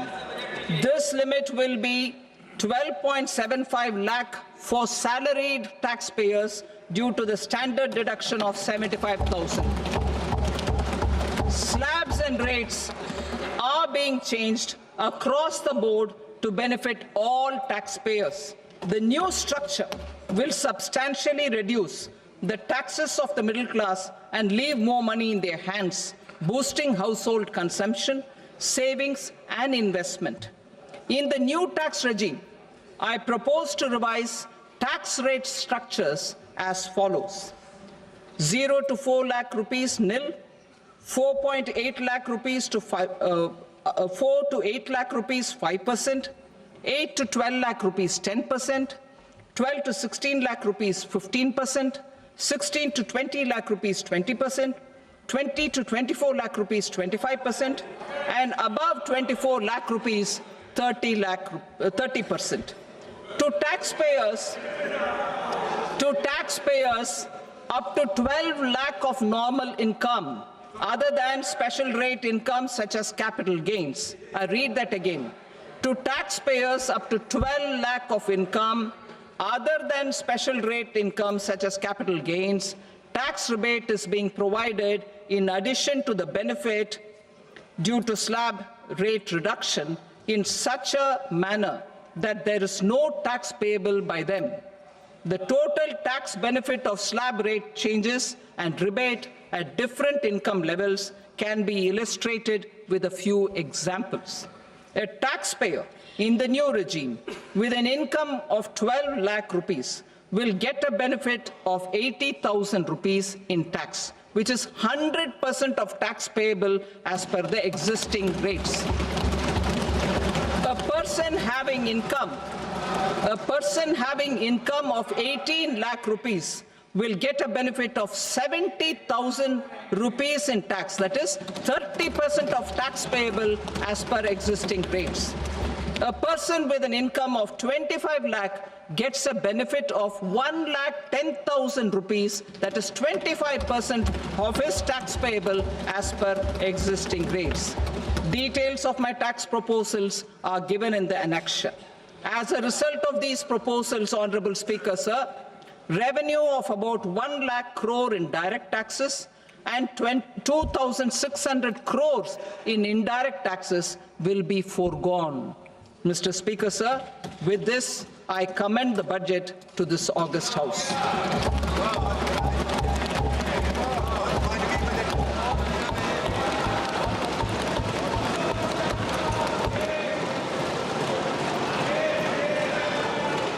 Item number. Well, I think the finance minister saved the best for the last, without doubt. On personal income taxation, there is a big announcement which has come. No income tax up to 12 lakh rupees under the new income tax regime. The entire slab structure itself has been changed. A new slab has been added as well. 1 or 2 new slabs have been added as well. And we'll have all of that up for you. Towards the end, the finance minister actually gave examples. She said that a person having an income of 18 lakh rupees per annum will get a relief of 70,000 rupees. And a person having an income of 25 lakh rupees will get a relief of 1.1 lakh in terms of their tax burden. So, I mean, that is essentially the announcement which the market has liked. On the macro big numbers, I'll toss to Lata in a bit, but the 4.4% fiscal deficit target, which she said earlier, that remains. We are still, of course, waiting for the capex number for FY26, the budget estimate on capex for FY26. But she's managed to provide some relief to the income tax payer, middle class, right at the end. And I think, as you can see, the market reaction as well, there was a steep sell-off when she began, and she kept that fiscal deficit at 4.4%, dampening hopes about how much relief she can provide. But of course, towards the end, I mean, that personal income tax relief which she has provided for income of up to 12 lakh rupees exempt, I think that has provided a bit of cheer to the market as well. And the Nifty is back up a little bit, still down from where it was pre-budget, but we're down about 0.15. But I think this is a lot of taxation-related changes, both on the direct side and indirect side as well. I think we have to reserve our judgment. We have to reserve our judgment because she gave us the net tax income for the government, and she said that is going up from 25.47 trillion to 28.37 trillion, which is a rise of about 11%. So if you're cutting personal income tax and still this is up, we have to find out where she's found the money. There have been increases. As well, your expenditure has gone up by 7.4%. According to her, she mentioned total expenditure goes up from 47 trillion to 50.65 trillion. That's a rise of 7.4%. And you have got these tax reliefs. So is the capex budget cut? We will have to wait to see that. She said 1 lakh crore is the tax foregone on direct taxes, and I think there was a number on indirect taxes as well. Which I missed. Towards the end, I think tax she said foregone about tax foregone, but don't have the number. So my sense is maybe the capex budget has been maybe it's a little subdued. Has been subdued. So it's finally a bonanza for the middle class because after a long time, you've got big announcements coming in. And not just on personal income tax, some of the bigger demands of the tax world, they have also been addressed.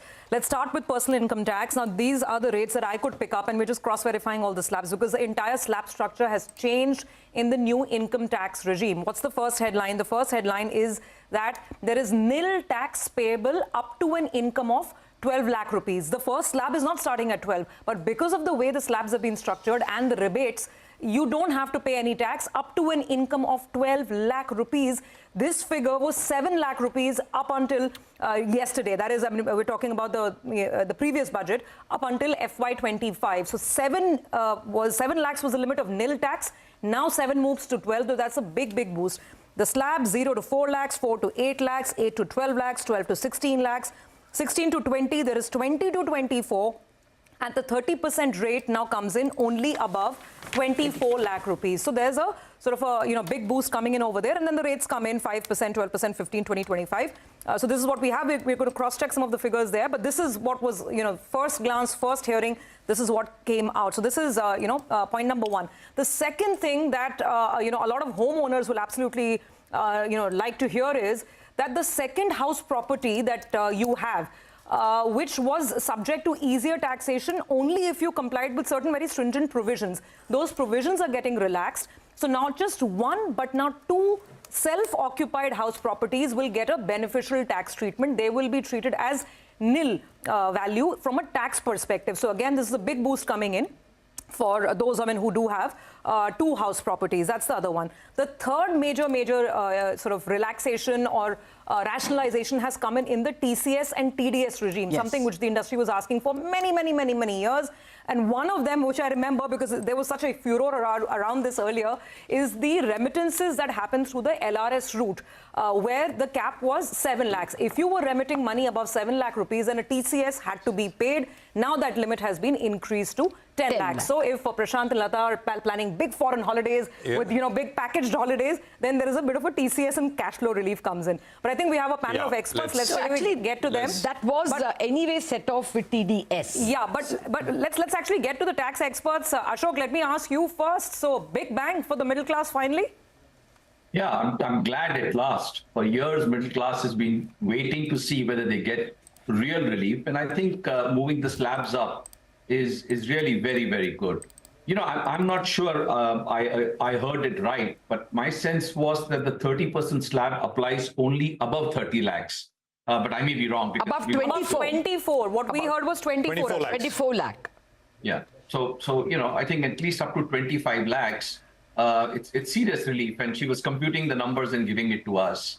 The question that Lata asked, which is a very relevant question, is that, if you are maintaining your fiscal deficit to the levels that you had announced, and you are foregoing 1 lakh crores in direct taxes, 2,600 crores in indirect taxes, and you are showing 11% increase in your tax collection, then where is the gap? We need to see the fine print to be able to see, where is the tax collection happening. But overall, I would say, from a middle class perspective, a fantastic budget, although corporates may be a little disappointed. There wasn't much that was at least spoken from a corporate tax perspective. But again, we'll have to look at the fine print. Yeah, actually, on indirect tax, the amount foregone is only 2,600 crores. Said right so now. It's not a great deal. If I can just ask Mr. Kanabar. Mr. Kanabar, you've been listening keenly as well.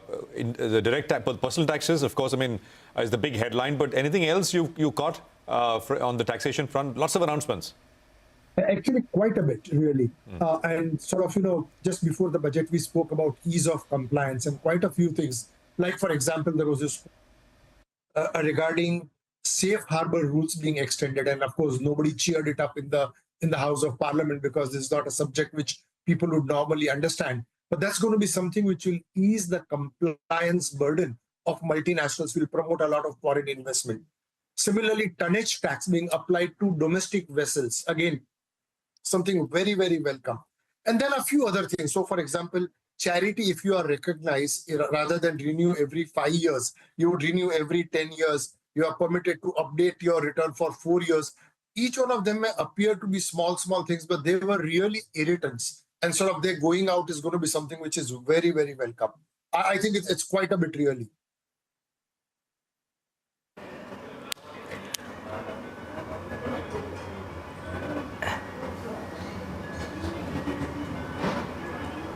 Well, that's the budget Nirmala Sitharaman has delivered, saving the best for the last.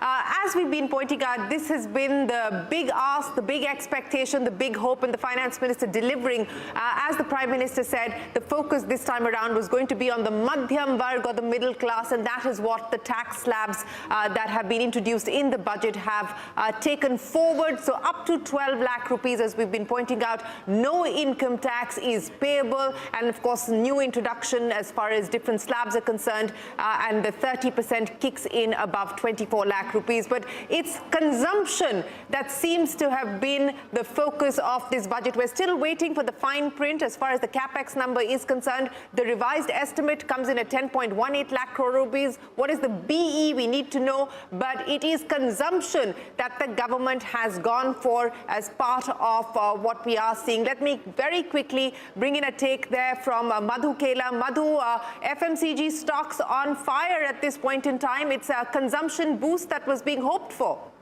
Yeah. Sarin, this is a big one. I think getting to 12 lakh rupees, I don't think anyone in the market was expecting this. So this is clearly a big one.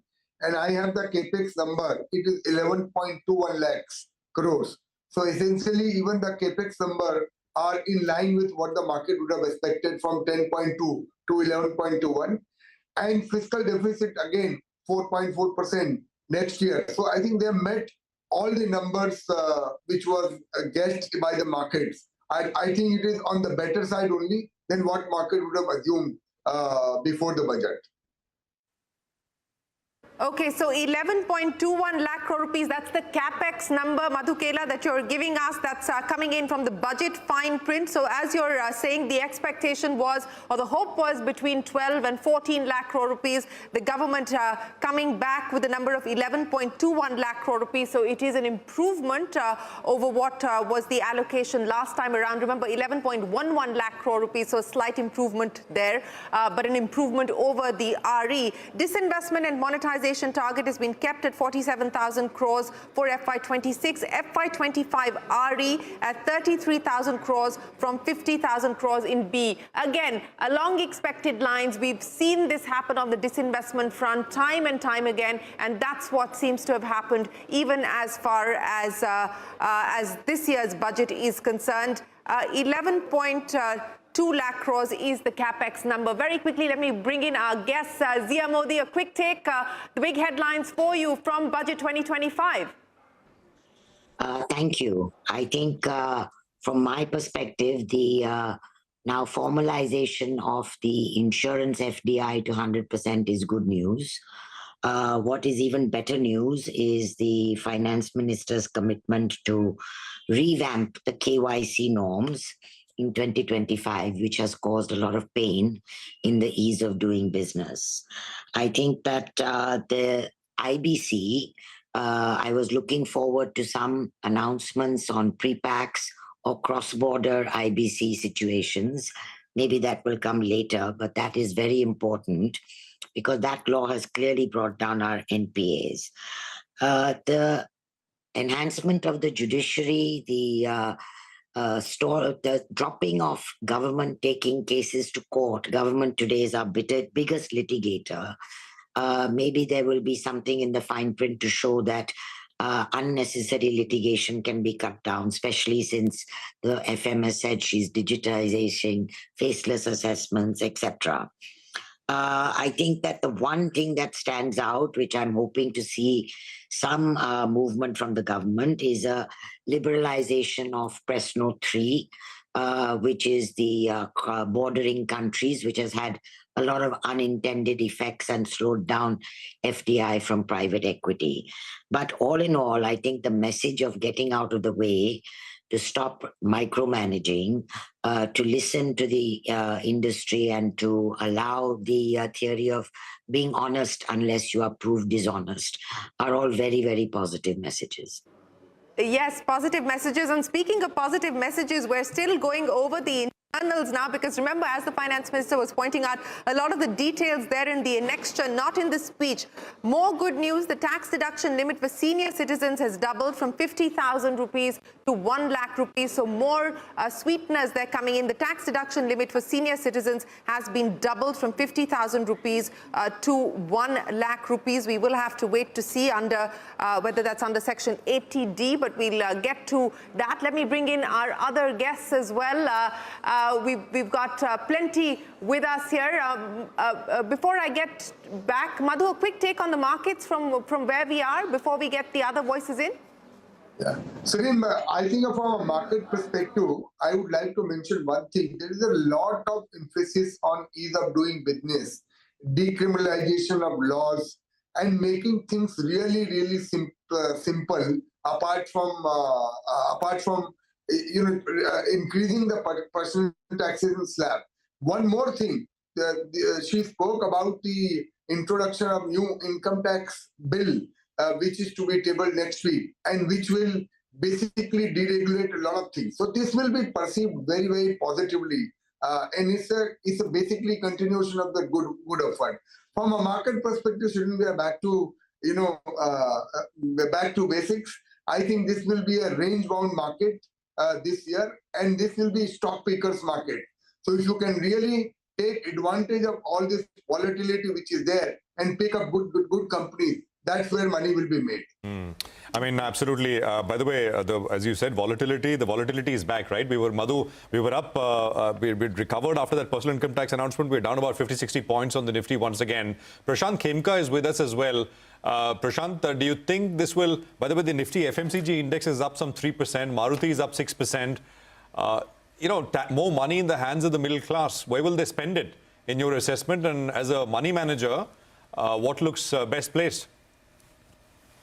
See, I think overall it is positive for the market. As Madhu just pointed out, the most important thing to me is that there's a genuine intent and effort. It comes through very clearly to increase the ease of doing business. So it's directionally very positive. There's no material negative. I usually, when I'm sitting and hearing the budget, I keep tab of the positive snippets and negative, and there are hardly any on the negative side. Whereas on the ease of doing business, the underlying spirit of the budget is to simplify rather than to complicate things, which is often the problem with budgetary speeches. So be it 100% FDI in insurance, simplifying TCS, TDS, or decriminalizing additional 100 laws, safe harbor rules, as mentioned earlier by Mr. Kanabar, I believe. So a lot of the, obviously, fine print needs to be still seen. But all sounds very positive. And most importantly, the finance minister mentioned the new income tax bill, which is scheduled for next week, would be, in her words, it would be clear, simple to understand, and provide tax clarity. That would be a big boost to overall business environment, and that can only be positive for job creation as well as for the markets, broader market. So if there is additional savings in the pockets of middle class, I think the market, rather than selecting a particular sector, I think it should be positive for the broader Indian market. Okay, gentlemen, I just want to come to a couple of additional announcements that we haven't heard so far. They're all from the budget documents, and these are perhaps going to be very welcome by the financial services sector, and I'll get to the experts in just a bit. For GIFT City, there is a boost. It is proposed that transfer of share of unit or interest held by a shareholder in the original fund in consideration for the share or unit or interest in a resultant fund on relocation shall not be regarded as a transfer for the purpose of calculating capital gains. There was an ask that if a fund or a structure is relocating from a foreign destination to IFSC GIFT City, then give it some tax relief from the point of view of capital gains, and that seems to have come through. And one more, the extension of the date for sovereign wealth funds that are investing in the India infrastructure sector. There was a sunset, but now look at the extension. Instead of March 2025, they have extended it all the way to 31st of March 2030 to attract long-term capital in the infrastructure sector, perhaps. So if I could go back to the panel, Mr. Kanabar, your thoughts on some of these internals that are arising from the next years? Both of them very, very welcome. This was something, a very, very specific ask. Yeah. Clearly, investment into infrastructure is something which is long gestation. There is no point in tinkering it year on year, and giving it a 5-year thing is something which is very much welcome. Similarly, the proposition is that if there are funds with investments in India and they are relocating into the GIFT City, then there should not be a tax implication. Again, that has been accepted. Both very, very welcome. Similarly, there is this whole provision that if your transfer pricing is accepted, it is accepted for a block of 3 years. Again, will make not a lot of non-residents relocate India and come back to say the transfer pricing litigation will come down. All very, very welcome. Okay. No, that's good to hear. Actually, I have some problem perhaps with the confidence. Corporate tax growth, according to the BE for the current year, works out to 7.5% higher. For next year, the estimate is that it will rise by 10.5%.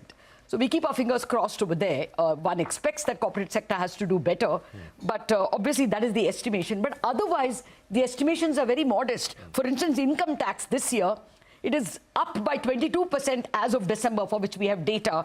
They have estimated only 20% higher for the full year. But for next year, the estimate is only 14.4%. Clearly because tax rates have come down. So the estimates seem modest when it comes to income tax. Corporate income tax, I hope we deliver on that 10.5. But I think within this, in spite of not assuming very aggressively, they have been able to give, you know, a capex of, you know, up by about 10%. So that's very good. Yeah. Prashant, can you tell me why the market is sulking? It's got its tax cuts. It's got nothing negative in terms of capital gains. But actually, there's red on the screen. Bank Nifty is down about 0.5%, 0.6. Anything that's niggling the markets at all, Prashant? And then I'll come to Madhukela on that. See, hard to say with markets 0.5% here or there, but if it was me, I would read this as a positive, and I would think if I had not seen the market ticker, I would have expected the market to be positive today by a percentage point at least, because the absence of any negative itself is a big positive. And then as we were talking earlier, there are a lot of, absent the fine print, still a lot of directionally very positive announcements, the 100% to FDI 74 to 100%. In and of itself, none of these measures may be big enough to have a positive impact. But when you view them collectively, it shows the direction in which the government wants to take it. Actually, it's I think the defense stocks and the railway stocks that are going down, because I guess something specific was expected on defense. But otherwise, you know, FMCG stocks, consumption stocks, all the trends, the Britannias, the auto stocks, Bajaj Auto, all of them are up and about. Maruti Suzuki's numbers also have been good for December. Mr. Dinesh Khara is also with us, former chairman of State Bank of India. Mr. Khara, the borrowing has been kept almost as expected. It's about 14.8 trillion. I think the market expectation was 14.5, but the fiscal deficit is lower than expected at 4.4%. What do you think you can expect? Rate cuts now, good times for banks? I think it may or may not have any impact on the rate cut, but just certainly, it certainly reflects that what is the government thinking. And so long as fiscal is kept within check, certainly it is an indication that inflation will also remain under check. That is what I would like to add. And also I would like to mention when it comes to various sectors, particularly what is talked about in terms of the income tax, personal income tax, it is going to spare a lot of liquidity with the middle class, which will certainly spend. Likewise, when it comes to agriculture also, the KCC limit has been increased. Similarly, when it comes to MSME also, they have increased the guarantee cover, and similarly for the exports. So I think these are some of the sectors which are eventually going to have the mainstay when it comes to the economy. Right. So I think on these very parameters, it really augurs very well when it comes to the economy overall. And the kind of challenges which we faced in the last quarter numbers, they are very well being addressed through this budget. Got it. The point taken about MSMEs, I think what the chairman is pointing out is very well taken. Sajid is with us as well. He was with us right before the budget speech started. Sajid, what did you make of the big macro numbers? All in line? Very much in line, right? This is following the rhyme and rhythm of previous budgets. I think conservatism is the needed was the buzzword here. The deficit numbers very similar to what we thought. 4.8 goes to 4.4. Nominal GDP assumed quite conservatively at 10.1%, to this year is below 10. And the question was, and we had also said that capex to GDP would remain in line with what is achieved this year, and that's panned out as well. Capex is rising in line with nominal GDP. I guess the question was always, where was the consolidation going to be achieved? Will it be on the revenue side or the expenditure side? It's largely on the expenditure side, and it's happening on non-capex expenditure. So there's some expenditure restraint on revenue expenditures. The other one point to keep in mind is on tax buoyancy. Once you adjust for the foregone revenues from the tax cuts, the budget essentially is assuming a tax buoyancy of 1.3. Okay. Now, this year we got about 1.1. So we'll wait to see if that's achieved. But I think no major surprises as far as the big fiscal math is concerned. You know, the GTR, gross tax revenue, is assumed to rise by 10.8%. And nominal GDP by 10.1%. So it doesn't look like it's... No, because Lata, you have to adjust for the foregone tax revenue, which is 1 lakh crore from the tax cuts. Yeah. So when you adjust for the foregone revenue, then what you're assuming is the effective growth in gross taxes is 13% and a nominal GDP of 10.1. Okay. Well, we have Anish Shah also with us. Mr. Shah, what have you made? The auto stocks are up and about. for us. One is a demand stimulus that was much needed and very well delivered. Second, a focus on making India the manufacturing hub of the world.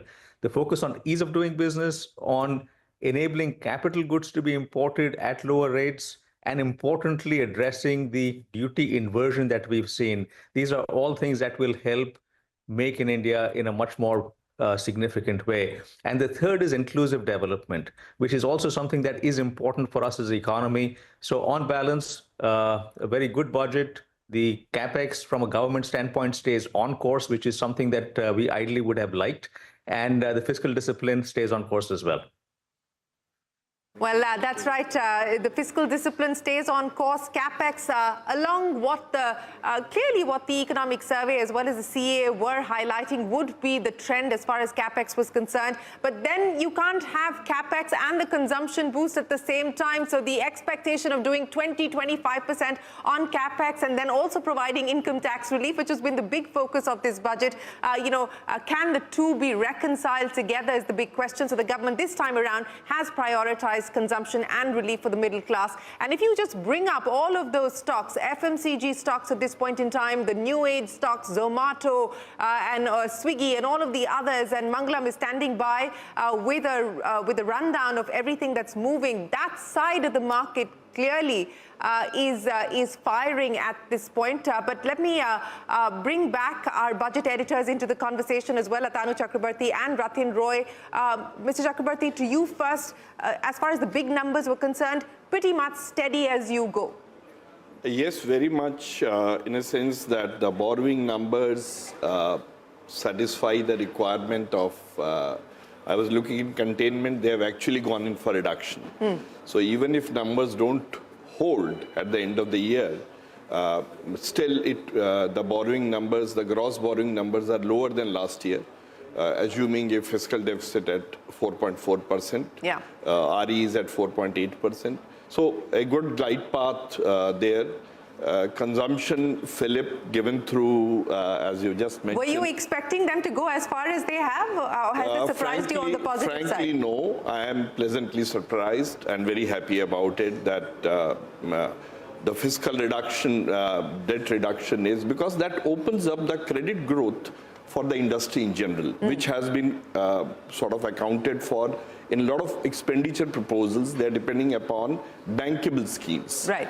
So unless you open up that space and crowd out, you are not going to get that. So there is, I can see a design in the entire thing, that fiscal reduction, which was important, and that builds upon a lot of bankable schemes that have come. So Ratin Roy, they have delivered on the 3 C's that we were talking about. Capex, you can argue about whether they could have done more, but more importantly on consumption, they've clearly delivered more than what the market or even the consumer was hoping for. And even on consolidation, they've stuck to the glide path. Yeah, well, I was not expecting them to not stick to the glide path. I was not at all sure whether the government would engage in yet another round of wishful thinking. Quite frankly, I think the execution capabilities of this government, as far as capex is concerned, has hit its limits at 11 to 12 lakh crores. Now, the point is to try and promote capex in the private sector, where the real execution capability is. Looks like this is what the government has in mind. Yeah. But I'd like to puncture one balloon. Everyone here that's come on your program so far, me included, is in the top tax bracket. And everyone who pays tax in India is in the very rich part of the population. It is facile to call them middle class. So what has happened is, at the cost of 1 lakh crores to the exchequer, which is a small price to pay, is a major increase in the regressivity of our income tax system. Till yesterday, you had to earn 3.5 times the per capita income to start paying income tax.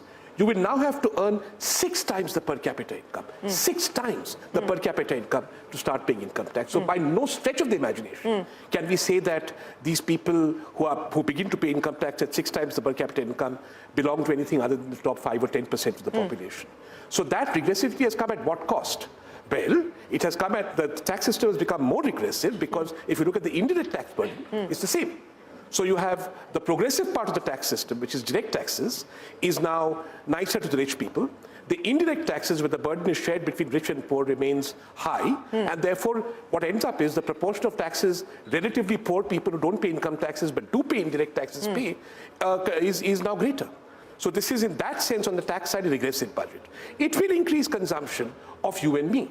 It is going to do nothing, absolutely nothing, for consumption of the Aam Aadmi. Okay. Well, we'll have to wait to see, but the market reaction at this point in time is 2 thumbs up. Mangalam, very quickly, run us through what's happening on that side. Well, you know, it is a consumption budget, Shireen. Tell you, no income tax payable up to 12 lakh rupees, income of, you know, up to 18 lakh rupees, saving 70,000 rupees, and income of up to 25 lakh rupees will save over 1.1 lakh in taxes. What does this do? A shot in the arm for all the urban consumption names. So we have, you know, names like Jubilant Foodworks, Zomato, Trent, D-Mart, the ones who have a higher propensity of revenue coming in from the urban centers doing extremely well. No tinkering on taxes for you know, all the sin goods. Those stocks also doing extremely well, and some support coming into rural and agri names has a you know, positive impact on larger FMCG names as well. The FMCG index had been underperforming. The street was hoping for some sort of shot in the arm coming in from the budget to consumption. The government has gone ahead and made its 2 steps. Now the rest remains on the FMCG industry to go ahead and deliver those growth numbers. Most of these stocks are actually trading very close to their 10-year averages as well. So from a valuation standpoint as well, this budget has a trifecta of all positive news coming in from the consumption sector. And we're seeing that in names like Jubilant Food, Trend, ITC, all of them being among the top gainers in today's trading session. They certainly are, but let me go back to Anish before I let him go. Anish, you know, in what way does what has been delivered today change the needle? Do you believe, as far as private investment is concerned, that's been the big hope and the big ask in terms of consumption as well? And also from a manufacturing standpoint, the measures announced by the budget, including on the customs side, on each of these 3-pronged areas, how does the needle move post the budget? I think it just accelerates our pace, Shireen, because the fundamentals have been very strong in the economy. We've seen short-term blip from a demand standpoint. With the consumption incentives given here, hopefully that is addressed. The more important thing is to ensure that we can manufacture in India at a much lower cost than the rest of the world. And that will allow the economy to grow at a much faster pace. And a number of measures taken here are steps in the right direction to make that happen. Okay, got that point, Anish. By the way, I just want to point out, trying to go through more and more of the annexures. So while the budget speech spoke about the reduction in TDS thresholds for certain segments, for instance, the LRS limit 7 going to 10 lakhs, there is an increase in TDS rates or the thresholds for a whole range of payments. Dividends for an individual shareholder, income in respect of a mutual fund from a specified company undertaking, winnings from lottery, crossword puzzle, winnings from horse races. So there are several cases where the thresholds have been increased. So that's what we have at this point in time. Just want to go back to the panel here, and Sunil, if I could come to you. What is the big picture takeaway? The headline clearly seems to be that the middle class has finally gotten the relief. But one ask, at least I have not found even in the fine print so far, which is corporate India was asking that new manufacturing companies should be given more relief, that concessional income tax rate of 15% should be brought back, if not 15, 18%. But as of now, we've not seen evidence of that in the speech or in the documents. Your overall take on what this will mean once we go beyond the personal income tax bonanza? So thank you for having me. So I think, Surabhi, a lot of eyeballs and discussions is obviously pertaining to the income tax relief, and rightly so. The government has given 1 lakh crore in the hands of crores of Indians, and that is a welcome step, because I think the economy was suffering from low consumption, a combination of obviously maybe less disposable income as well as tight liquidity situations. So the liquidity situation was eased off a little bit 3-4 days back when the central bank pumped in 1.5 lakh crore, and now this 1 lakh crore additional also has the potential of at least kickstarting a little bit of a temporary blip in consumption. Having said that, I think capital expenditure, which was slated to be 11 lakh crores, the government has not been able to spend the entire amount, maybe because, because of inflation, everything got deferred. And to that extent, the kickstart as far as capex is concerned has got deferred a little bit. Luckily for next year, we are again looking at a 10% growth on this lower 10 lakh number. And I think that is something which is very interesting and is very, very needed. As far as your comments are concerned, I think a lot of announcements were made in terms of, pushing manufacturing in India, particularly, industries where it's more smaller industries, SMEs, where there are a lot of imports, a lot of manpower required, like textiles or leather or toys and so on and so forth. So I think the intent is very clear that we need to make India a powerhouse in terms of manufacturing also. We still have to see the fine print, but on the face of it, obviously this 15% has not been revised. But on the infra side, I think there has been a 5-year extension in terms of fresh investment, which will be the sovereign wealth funds benefit. So I think it's a good balance. I think overall, it's a very balanced budget. I wouldn't say it's like a superlative growth focused budget, but this 1 lakh crore of added income in the hands of crores of Indians, I think that's a key positive. Yeah, absolutely. And I just want to add to that the annexures show a whole range of announcements to make GIFT City more attractive. Again, that's a stated roadmap to try and get in more longer-term capital through that route. In fact, let me answer, and one more point we should keep in mind on crypto, by the way, there is a clear reporting framework that has been announced. It says there is a proposal to bring an amendment in the Act for this new reporting framework for all regulated entities, which would be crypto exchanges. They have to give information on digital virtual assets in a specified format as the government asks for it. So that's one. But coming on this point, if I could throw this to Ashok and maybe to Dinesh as well. Ashok, coming to you first. While, visibly we don't have that headline on 15% tax for new manufacturing companies, I don't know if you had a chance to go through some of the GIFT City provisions or the other provisions, sovereign wealth funds we've spoken about. Do you find anything else there that could excite longer-term investors looking at India? I'm actually just looking at the fine print. It's just been delivered to me. And there does not seem to be anything which is specific. I mean, obviously, we've all spoken about the infrastructure. We've all spoken about the one question that's still unclear is that if a domestic fund, in other words, if a fund from India was to relocate to the GIFT City versus a global fund being relocated to GIFT City, whether the relocation from India to GIFT City also triggers the same benefit or not. That's not been clarified, in my view.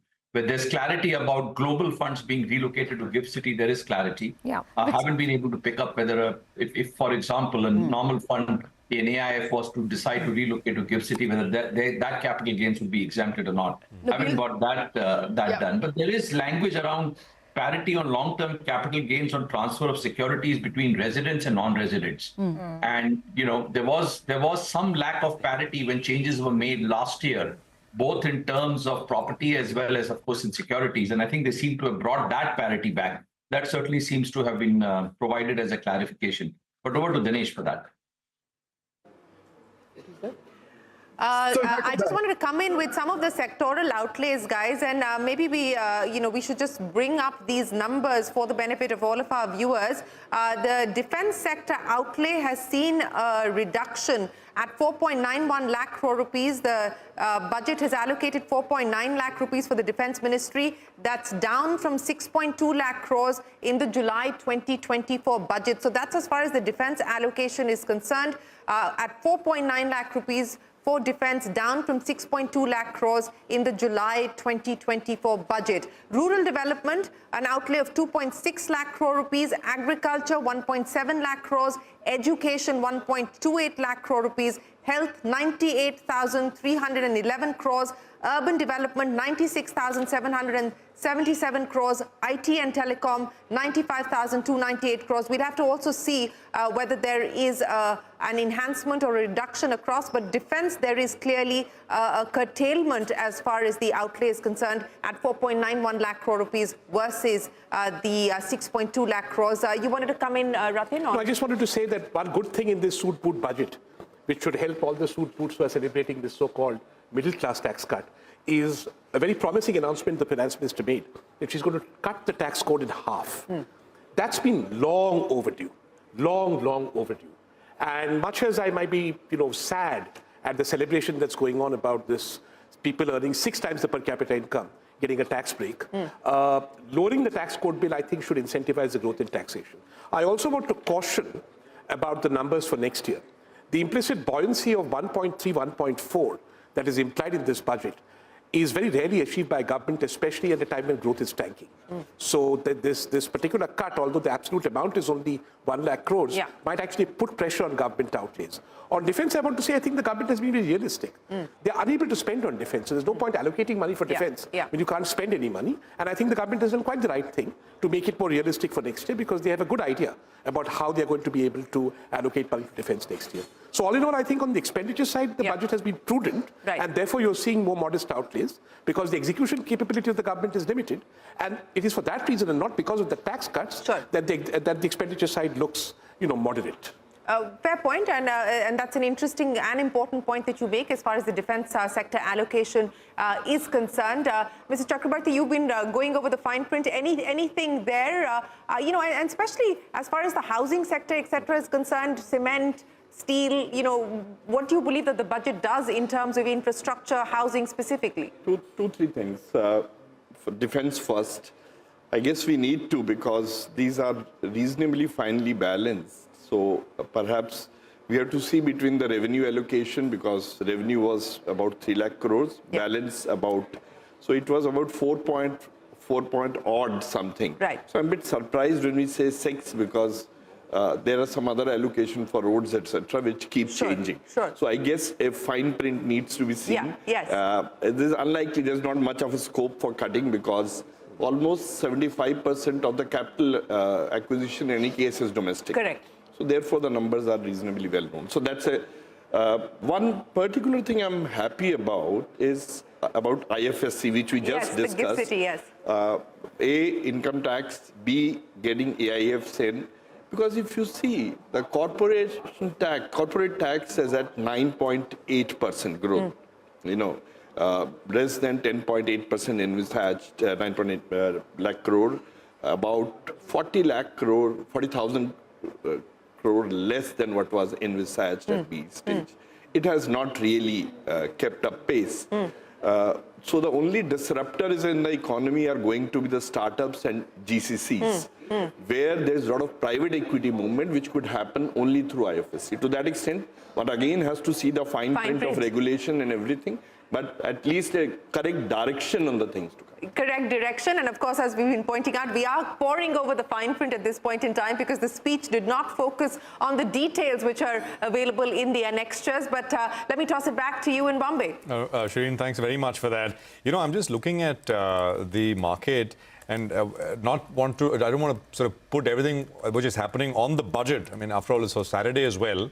So we must keep that in mind. But FMCG, of course, the index is up almost 4% now. So if anything, it's picked up a little bit more steam. And the auto space is up about 2% as well. On the other side, defense, as you said, Shireen, in terms of allocation, sharp deceleration, right? The index is now, there's a nifty defense index, it's down 3%. And the PSC, CPSC, a couple of these government company indices, oil and gas, they're all down between 2 and 3% at this point. The metals index is down about 1.8% as well. And IT as an index is down about 1.5% as well. I just want to go back to Sunil for a bit. Sunil, with this sort of 1 lakh crore boost to the, the taxpayers, as an investor, does it make you any more bullish directionally to look at that area? There is on this Friday, we'll have something from the RBI as well, maybe a rate cut. So I think, Prashant, last 1.5 years, consumption generally has been pretty slow. Combination of maybe a little bit of inflation, maybe a little bit of fatigue post the huge boom we saw in the consumption post COVID and so on and so forth. I think a little bit of liquidity squeeze also from NBFCs and banks in particular post the regulator directing them. So I think all this is getting sorted to some extent. On the fundamental side, we have had good monsoon season, good crops. I think crop prices are good. So the rural income should be pretty handsome or should see a pretty handsome growth. You had RBI, which infused 1.5 lakh crore only a few days back. So liquidity has been to some extent taken care of. And now we have this huge boost of 1 lakh crore flowing into the hands of Indian consumers. So I think at the margin, obviously, yes, there will be some move up as far as consumption is concerned. However, what is happening on the consumption stocks is a combination of a lot of things. One is they have never been cheap. They are not cheap. So there's a valuation headwind. Second, there are a slew of new products coming in, and particularly with this advent of digital economy and D2C brands and so on and so forth.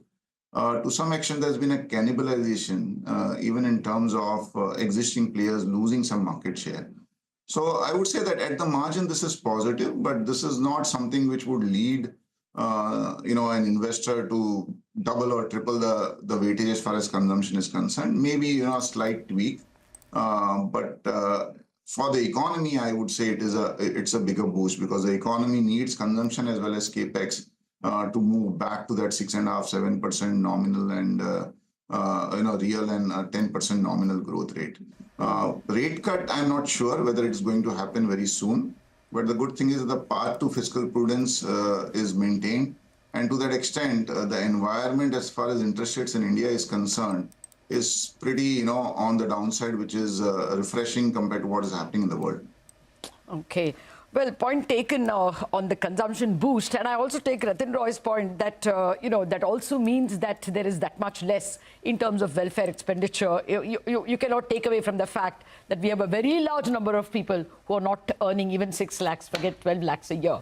But Mr. Dinesh Khara, to come back to the fact that there is more money in the hands of those who would take retail loans, 12 lakh rupees is the minimum income tax limit now. Does this mean that banks can now have more of a retail loan, or do you see the capex baton being picked up at all by private sector, given what the budget has said? No, I think there is a very clear focus when it comes to the infrastructure investment, and also they have brought in the PPP concept also. So I think part of the infrastructure also, they have also indicated that even state government are expected to join them in this PPP investment for the infrastructure. So I think infrastructure boost will certainly be seen. And when it comes to the retail borrowing, maybe, there are, of course, when it comes to the consumer unsecured borrowing, that is expected to remain expensive. But nevertheless, I think as far as home loan, etc. are concerned, there will be enough disposable income to support the EMI. I expect that even that sector will get a boost with this kind of a income tax relief which is seen. And also I would like to mention that, now the startup also, they have increased the guarantee scheme for startup as well. So I think to that extent, they are addressing all the very critical components which are required to be addressed for giving the required push to the economy. All right, got that point, Mr. Khara. Just going back to Dinesh. Dinesh, earlier, I asked that question to Ashok as well. Let me take that to you now. Whether there is anything further that you've picked up in the annexures, in the fine print. There are lots and lots of announcements on gift. One, we discussed, but like Ashok was saying, that there still needs to be clarity whether there is a domestic relocation from, anywhere in India to gift, whether that also gets a capital gains exemption. Anything else which could boost investments and flows? Lots and lots of things. So far as GIFT City is concerned, income arising by way of ship leasing is specifically exempt now. ETFs have been brought under the ambit of what can be done in the GIFT City. One very welcome thing which one has seen this time is that most of the extensions are for a period of 5 years rather than 1 year, which you see at a time. So for example, the income of a startup is exempt for a further period of 5 years straight away. So up to 30 or whatever startups are there, 5 years exempt, which is again a very, very welcome thing. One very interesting change, and the finance minister did mention this in her speech, but I didn't pick it up at that point of time. There is this concept under Income Tax Act that if a foreign company has a significant economic presence in India, then it is liable to tax in India. This, of course, applies where there is no tax treaty.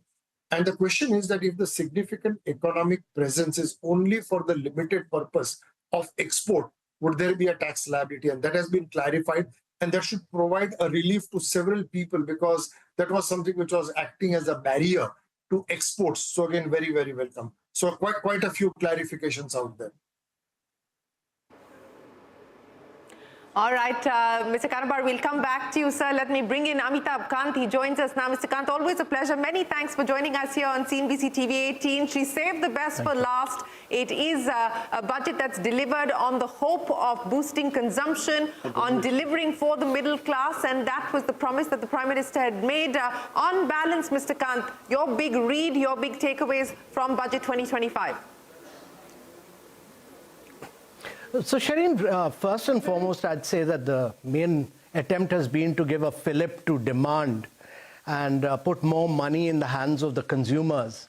That should give it a big push. But it has been done in a fiscally responsible manner. She's also looked at the macroeconomic stability of the economy, because 4.8% fiscal deficit in the RE and aiming at about 4.4% for the coming year. Also, I think if you look at the budget, there's a huge focus on labor-intensive sectors. The first time I've seen so much of emphasis on tourism, on textile, on footwear.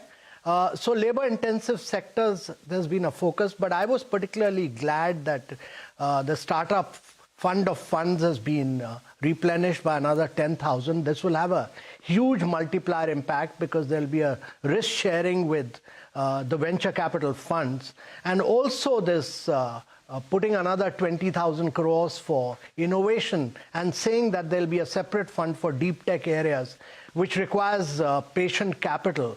So that should be a big push to the startup and the deep tech movement in India, which is job creating in many ways. And I would also say that two good things that have happened in the budget is that, I'm a great believer in free enterprise and private sector. The focus of taking asset monetization forward from 6 lakh crore between 21 to 24, now to 10 lakh crore. And that means asking government departments that put out your assets for monetization and private sector to come in and do better operation and maintenance. And secondly, to ask every ministry, prepare a pipeline for PPP projects for the next 3 years, because the government departments were getting very comfortable by owning and managing infrastructure, and that was causing great inefficiency in the economy. So putting all these out and bringing in greater thrust to PPP will be a very good thing. The total allocation for infrastructure on CapEx has been kept at about 11.2 lakh crores, which is a little higher than the previous time. But infrastructure, greater thrust on execution and implementation of infrastructure projects is very, very critical. I would have felt that there should have been a much greater, even a greater emphasis on infrastructure, because infrastructure boost gives a long-term impact. And lastly, I feel that there is a clear realization in government that several departments and regulatory bodies have caused a regulatory cholesterol, and they need to scrap rules, regulation, procedures, and acts all over. A huge amount of scrapping of laws, etc., needs to take place. And rightly, the finance minister has talked about laying a huge emphasis on ease of doing business and creating a committee which will come out within 1 year, a report. I think it should be much quicker, much faster, because at the state level, a whole range of deregulation is necessary and is required. And this, to my mind, is very critical. And I also feel that this emphasis on clean tech mission is very important, because today, if you look at it, solar, we are importing 80%, EVs, batteries, we are importing about 75 to 80%. All these things require an approach of Make in India in a very big way. And so overall, I rate the budget as giving a major push to demand creation in the Indian economy, and a very macroeconomic stability is really the focus, despite this big giveaway of 1 lakh crore. Yes, it is a big giveaway in terms of the revenue foregone for what the finance minister has delivered as far as direct taxes are concerned. But Mr. Kant, this regulatory cholesterol that you spoke of, and of course, a lot of what was announced in the budget will be work in progress. As you pointed out, a committee will now look at these areas of deregulation and so on and so forth and come back within a year's time. But on the infrastructure side, because you said that you would have hoped for the government to do more. At 11.21 lakh crore rupees, the capex, do you believe that that is enough? Do you believe more should have been done? Yeah, but the intention, again, Shireen, is that you have better quality of infrastructure creation with 11.2 lakh crores, but you also push out a lot of government assets for private sector management through the asset monetization pipeline. Which has done well. They were able to achieve the 6 lakh crore and now to target for 10 lakh crore. And also say that we are going to have more and more of PPP because in the last 7-8 years, there's been a slowdown on the public partnership projects, and that requires you to do a lot of homework in terms of land, your ability to get all clearance and then put them out for bidding. So you need, every ministry has been asked to do this in the next 3 years. That, to my mind, is very important. It's a clear message that the government believes in private sector and it believes in private sector management of infrastructure creation. That's important. I really feel that the next bid round is the fiscal bid has been done, and the next bid is to allow, in the monetary policy, to allow greater credit to flow. Because I'm a great believer that the private credit to GDP ratio in India is still low at about 50%. That needs to increase, and the RBI needs to pick up the baton and allow greater credit to flow to India's budget. Right. Okay. Shireen, I just want to quickly make a mention on what's happening to insurance names, and they're all up on your screen right now. HDFC Life is down. These are big moves. 6.5%, 6% on HDFC Life. Max Financial is down 4%. ICICI Pru is now down 7%. And you can look at something like a SBI Life, which is down about 6.5%. It's not something which has been done for insurance, or there's no negative per se for insurance as a space. It's not directed at insurance. It's just that the new tax regime has been incentivized heavily in a big way, and this will make, the no tax up to 12 lakhs will make a lot of people think to move. The thing is, under the old tax regime, under the sort of, 80C benefits, etc., insurance gets a fair bit of relief, tax reductions. And if people move from the old to the new, I think that essentially is the reason why these insurance companies are selling off. I saw estimates ranging from about 5 to 7% of individual new business premiums on account of this 80C benefit. So it's not that large also, but at the margin, it's certainly negative. I think Yash is with us for a quick take. Yash, over to you.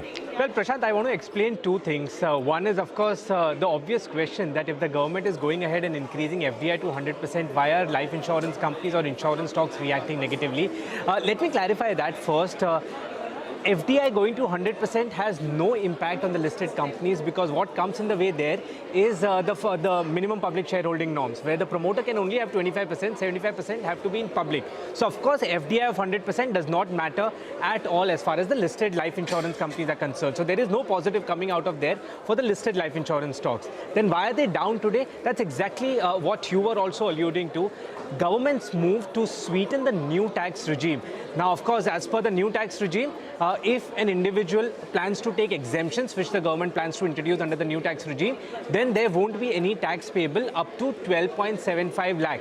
Now, what that creates the fear is that more and more people, if the new tax regime becomes beneficial to them, will look to move towards new tax regime. And what that does is that it defeats the purpose of buying life insurance or health insurance for the intention of saving taxes under 80C as well as under 80D. You spoke about the estimates, about 5 to 7% of the life insurance premium still comes for the intention of tax saving under ATC, and that is the impact which might get impacted for life insurance companies as well as on the ATD side for health insurance companies if people indeed find the new tax regime more beneficial, more attractive, and start moving there. And that's exactly the fear which is rattling the life insurance stocks particularly today. Yash, I just want to make one, you said FDI is not negative. Wanted people, biggies come in with 100%, won't that raise competition? So, Prashant, it is positive for the sector because, of course, a lot of foreign capital, a lot of capacity with that would come. When no, I'm saying from if you're already an incumbent large player, it raises competition, right, at the end of the day? Correct. It will increase competition, but, I mean, with a penetration of 3%, insurance density of just $92, much lower than developed economies. I mean, it's a large pie for all players to go there and acquire. So that's not a very big concern. Point taken. So they're not falling because of competition. They're falling because the tax stop given. The stock move is basically this thing. Because the tax stop may not work anymore in their favor. My only point is that FDI thing is also not positive. I mean, if you're from a competition perspective, at the margin, 3% penetration, but the point is it's a small pie expected to go up, but right now it's 3%. So, Absolutely. But also in which there will be foreign competition. But actually, the nature of the stocks that are in the red today clearly indicate those dependent on public spending are the ones that are falling. So if you look at the names, RVNL, IRCON, BEL, I mean defense budget cut down, JSW Energy, IRFC, all these are, everything infra, defense, oil and gas, PSU, CPSE, everything is coming off. Energy, so that's the fact. Because that big capex push has not come through, and some of these stocks, by the way, had recovered from the recent bruising fall. They'd all started rallying in the run-up to the budget. So positioning was for a much bigger capex announcement, which maybe that the market is overestimating or overreacting to this. Because if you look at the revised budget, actually capex has gone up by 10% because they brought it down from 11.11 from RE to B it's gone up, from B to B it's flat. So if you look at it from RE to RE, the expansion last year also was only 10%, and this year also is 10%. Which is what the economists have been saying, that in line with the nominal GDP growth, but perhaps the market was expecting for a bigger number. Nimish is pointing out that Dixon is down 6-7%. It is indeed down. It was down 10%, is down 7.5%. We had the Dixon management with us earlier in the morning, and we were talking to him about the PLI. There is, of course, electronics component PLI, which is a new thing, 25,000 crore allocation, which was expected. Maybe it'll come out of the outside of the budget. We don't know. But he was also saying that the earlier PLI, which finishes in FY26, maybe there is the mobile PLI, basically, of which Dixon is a beneficiary. Maybe there's some extension, etc., which I don't think that was really an expectation built into the price. It was something, I think we asked him, so he said, well, we need it. But it's a big reaction, and there are many listed other players as well. We should just sort of run through those names, Keynes and, Amber and so many others, right? I mean, Sirma, PG Electroplast, and we'll put all those names up for our viewers. They're mostly down. Sirma is down about 2%. Keynes is down 0.5%. Not too much, but the price damage on Dixon is the highest at this point in time. Perhaps the stock market also didn't pay too much attention to what the CEA was saying. And then, our team was flashing this even yesterday, the commentary that came through. The indication this time actually was there in the economic survey. The government saying that the onus is now really on the private sector to fire up the animal spirits. But even having said that, I think that 10% increase in capex is still what the economist was saying. Maybe the market wanted more. I think Shireen's coming in. Surabhi, this is exactly what I've been pointing out, and I think Anantha Nageshwaran made it very, very clear that to continue to expect the government to do 20%, 25% is an unrealistic ask, especially when you're also asking the government then to provide for tax relief. I mean, revenue foregone of 1 lakh crore rupees on account of direct taxes. Where is the government going to make up all of that is a separate question altogether. But to expect that it will be the historical, what we've seen in the last few years, a 30% kind of increase as far as capex is concerned. Even last year, the Finance Secretary had said, look, we have kind of reached a peak. We have reached a limit as far as how much we can do as far as government capex is concerned. So the message has been sent out, not just in the economic survey yesterday, but was sent out in the previous budget itself by the budget makers who were here with us on the channel explaining how they were looking at this. But Mr. Chakrabarti, you wanted to make a quick point as well. Yeah, quick You're looking point at the numbers. related to defense. It is, RE number is roughly 4.56 and B number is 4.91. It's actually effectively an increase. It's an increase, that's right. So that's a correction. There is an increase if you look at the RE number.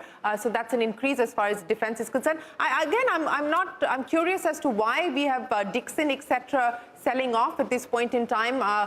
Because as I was pointing out again in the morning, we have Ashwini Vaishnav on record saying that the PLI component scheme is being worked on, and there was no guarantee that it would be part of the budget, but it's certainly something that consultations are taking place, so it can come post the budget, so the window is not shut, is the point that I'm trying to make. But is there something else? There was a whole host of issues related to customs duty rejig. I don't know whether that has anything to do with it or not, but perhaps it would be best to check with those companies directly. But that's the story as far as the markets are concerned. A quick final take before I let the two budget editors say goodbye. Ratin, we'll of course see you back in the evening as you digest more of the fine print, but on balance, your final headline.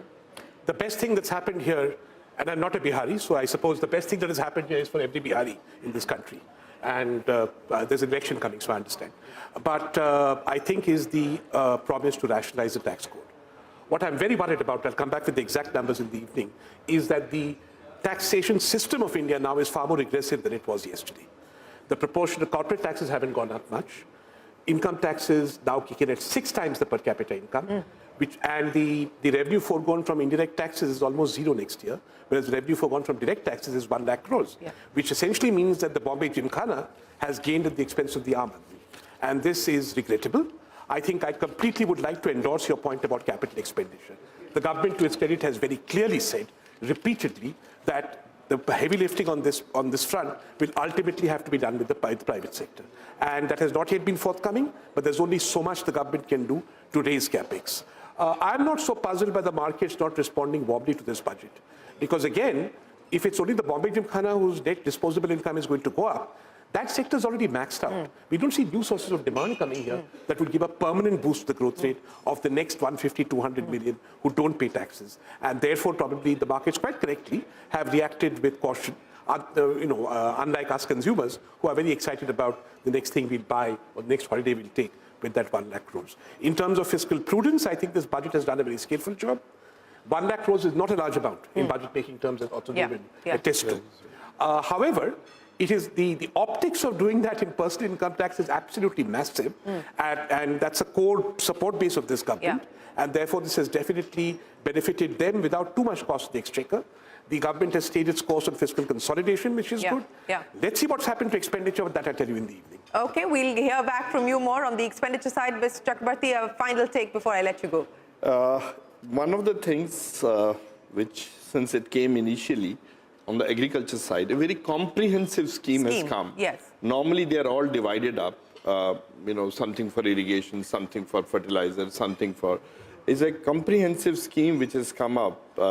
I didn't get the name correctly, but it covers 100 districts and covers irrigation, markets, technology, everything.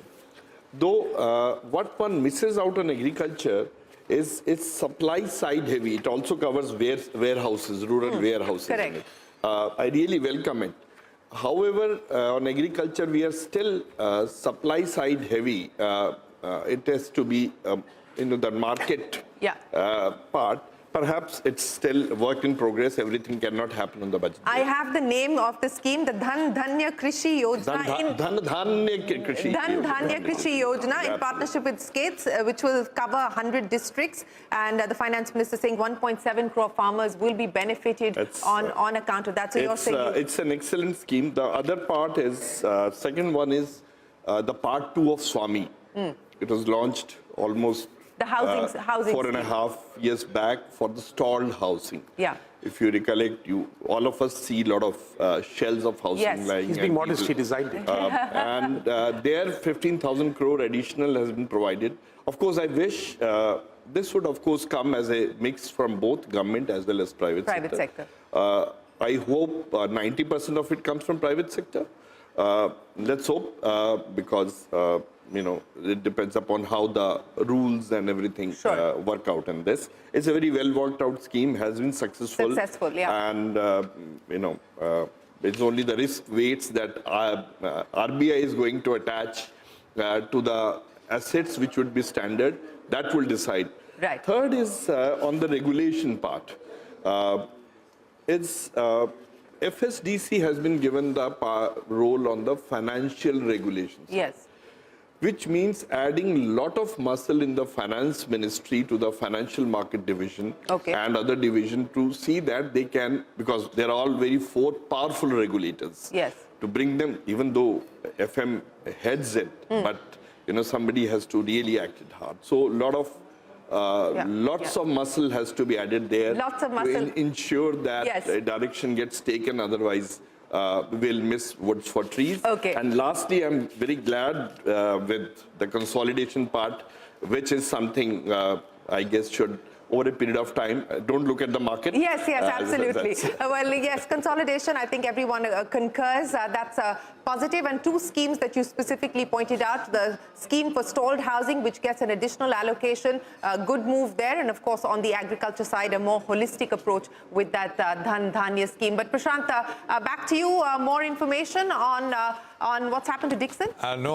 Shireen, as I was talking, I spoke with the Dixon management, and what they said is that if anything, actually what has come through is positive for their business. So, as the finance minister said, the basic customs duty on open cells has been reduced. They are setting up a display manufacturing capacity. We speak with them every quarter, and that's been something which the market is looking forward to. So, actually, it helps them. And they also said, the Dixon management has said that even for mobile parts, there are some reductions which have happened. And that is also actually positive. So, unaware where the stock was seeing a bit of a swoon, but you just see what's happening now. It's about 1,200 rupees recovery from the lows of the day on Dixon already. So it's actually almost flat now on Dixon. So I think, initial kind of knee-jerk reactions starting to get reversed. Even actually for insurance companies, you look at the price reaction, right? HDFC Life was down 7%. It's down 2.5%. Because, the dependence on the old regime is about 5 to 7% of individual new business, I think, new premium. Prashant, so a lot of it, there is excessive move, and then it kind of gets moderated. I think what we have to keep in mind is today there isn't much volume. And Yeah. perhaps that's why you're having these rather eccentric or volatile moves, because the volume perhaps is not like on a normal day. Remember, it is a Saturday, and foreign funds are not in the game. Well, actually, I want to look at it this way. Mr. Khara, you just correct me if I'm wrong. What could have gone to capex 1 trillion less because the increase is only 10%, and that 1 trillion actually is gone into the pockets of the taxpayer, right? Especially the small taxpayer, up to 12 lakh. Which means more people can spend, more people can take loans, retail loans, for instance. So, and normally the Reserve Bank's thinking is, when fiscal deficit is kept under check, they are more courageous to cut rates. Because you don't want fiscal looseness and monetary looseness together. If the fisc is tight, normally the central bank cuts rates. This is their normal thinking. So do you think that this is a boost for retail loans? So I think, it is certainly a boost to the retail loans, because when it comes to the ability to repay, they have got a better ability to repay. So that is a positive. But, when it comes to decisions relating to the policy rate cut, etc., they have got multiple other factors which they have to evaluate. And perhaps herein, even if the policy rate comes down, whether the interest rate structure will allow the reduction will be a function of the liquidity. If at all, unless and until liquidity improves, I think my apprehension is that the ability of the banks to cut the interest rate would be little constrained. Fair point. Well, I agree with you. Liquidity also is something which the Reserve Bank has been giving. So hopefully, going forward, we will see more such steps from them. Mr. Khara, thank you very much for being with us on such an important day. Sunita Reddy, the Managing Director at Apollo Hospitals, is also with us. Sunita, thank you very much for your time. Your first thoughts, there was a mention that medical tourism will be promoted. What have you made of the budget? I think it's a fantastic budget, because what is good for every Indian is good for healthcare. And the first part of it, of course, lowering of personal taxation is something that is going to put more disposable income in the hands of many more Indians. And moving on, this will give them access to health insurance products. The 100% FDI in insurance, while it might not show on the stock market, I see it as a very positive move because bringing in more liquidity will give insurance companies the ability to have higher risk pools and therefore create products that the middle class can access. We have seen private insurance and insurance products grow by 25% in the last 3 years. This is the best way to access corporate healthcare. So certainly a positive move. The second is the focus on oncology and cancer. The incidence of cancer is growing at far more than 7%, which is reported because it is not detected early. And with this focus, the dual focus, the first on creating daycare centers, they've mentioned 200 chemotherapy centers, which will cover all of the districts in the next 3 years. I think it's a great move.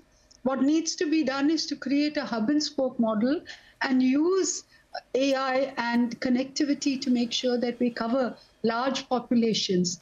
It would have been fantastic if we could have done this even on equipment that's needed for radiation.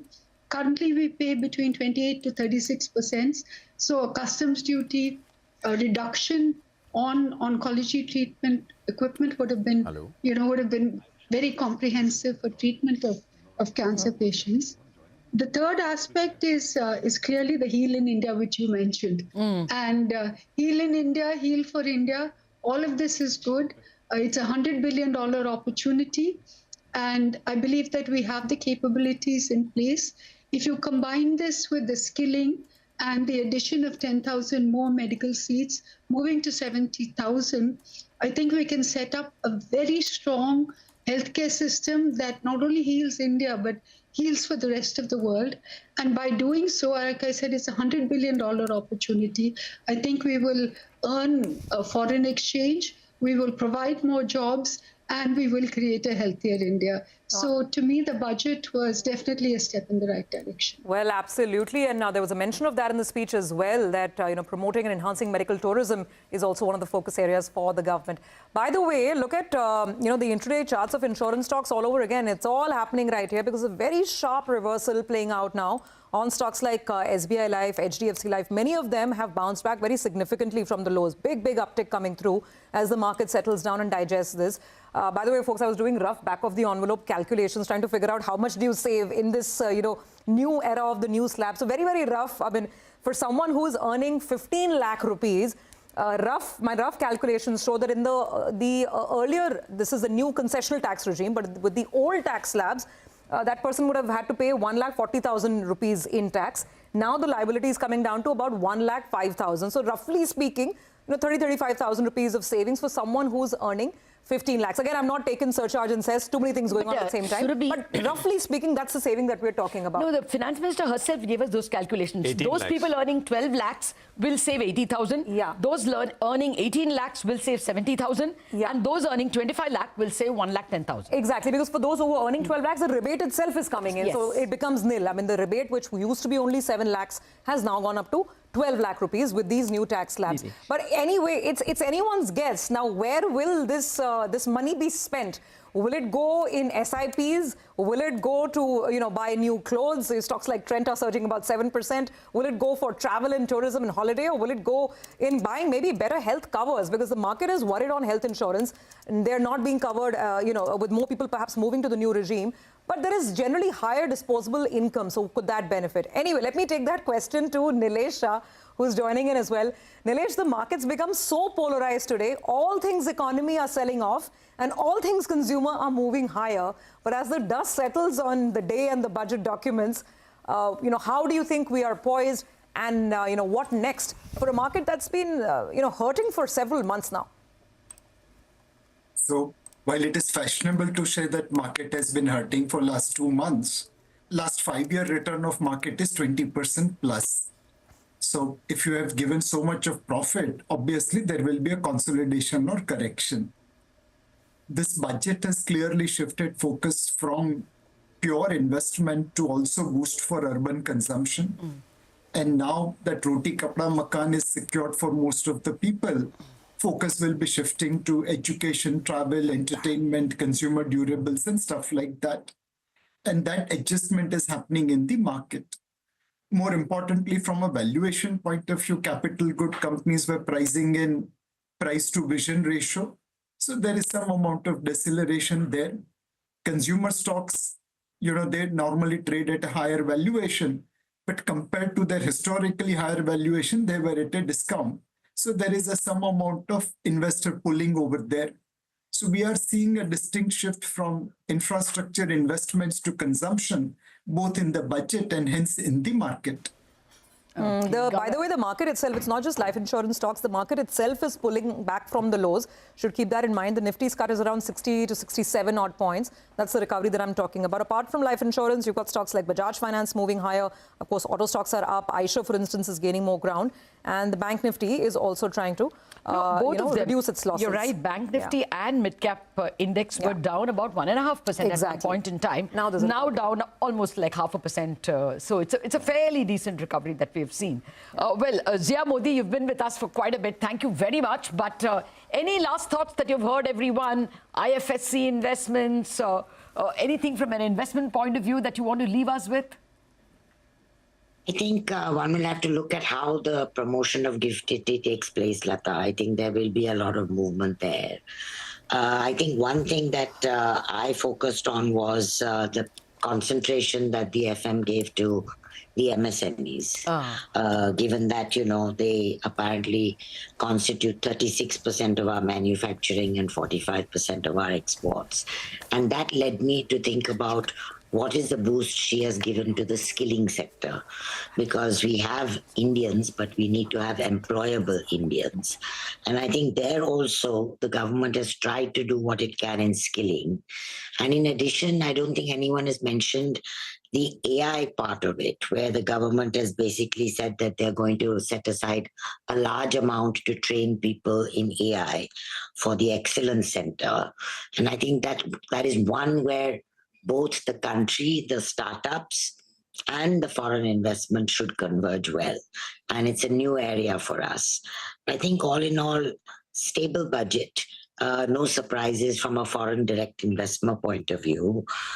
Some over-regulation by some regulators, which make it more difficult for FDIs and FPIs. But I'm assuming that will get sorted out at the back end. All in all, I thought it was fine. Thank you very much for that, for those wrapping up thoughts, Zia. And actually, under the FSDC also, they have, they are looking at an interregulatory which perhaps will take out these extra compliance. Prashant, you wanted to say something? Go ahead, please. Yeah, Prashant, I think you're on mute. Sorry, before Zia Modi goes, and unfortunately Kanabar is no longer there, but Nilesh Bhai is there. So a lot of things have been said about Gift City and the positives. Yeah. In fact, I would say, despite my overall very positive view on the budget, and in fact, I believe it's the best budget in a long time, it did nothing to address the core problem of Gift City, which is that under Section 9A of the Income Tax Act, which Nilesh Bhai is very familiar with now, fund managers like me or my peers who are seated in Singapore or Hong Kong or London, who are managing FII funds, are effectively prevented from relocating to India, to Gift City. So you can relocate a few funds and make it like a mini Mauritius. But unless the fund managers are allowed to relocate, Gift City can't be made into the kind of city that our Honorable Prime Minister Modi ji has dreamt it to be. Just to complete the thought, metaphorically speaking, to grow a tree, it is not sufficient to have good soil, water, and sunlight. Most crucially, you need the seed. And the fund managers and investment teams, their investment managers are the crucial seeds to grow those trees, metaphorically speaking. So I must add that all this excitement around Gift City results into nothing but zero unless that issue is addressed. I'm glad you raised that, Prashant, and I want to go to Ashok on this because we were debating and discussing this earlier as well. What clarifications come and have it on the relocation part. That and one more thing, Ashok, I remember this was a very big ask earlier basically some of the non-bank units that are operating in GIFT, they wanted to get parity with the bank branches, the bank units in GIFT, in terms of issuing instruments like ODIs to overseas investors. That was a big ask. I don't know, I've not seen it in the fine print so far, but your thoughts on some of the issues that Prashant has also raised?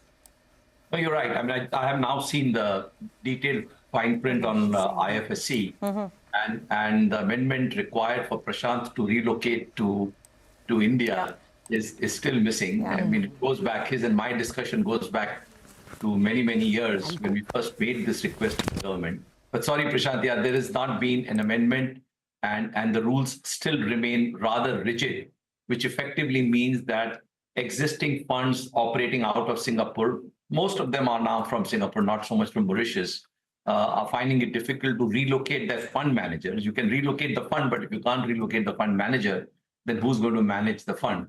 And I think sooner or later that change has to happen.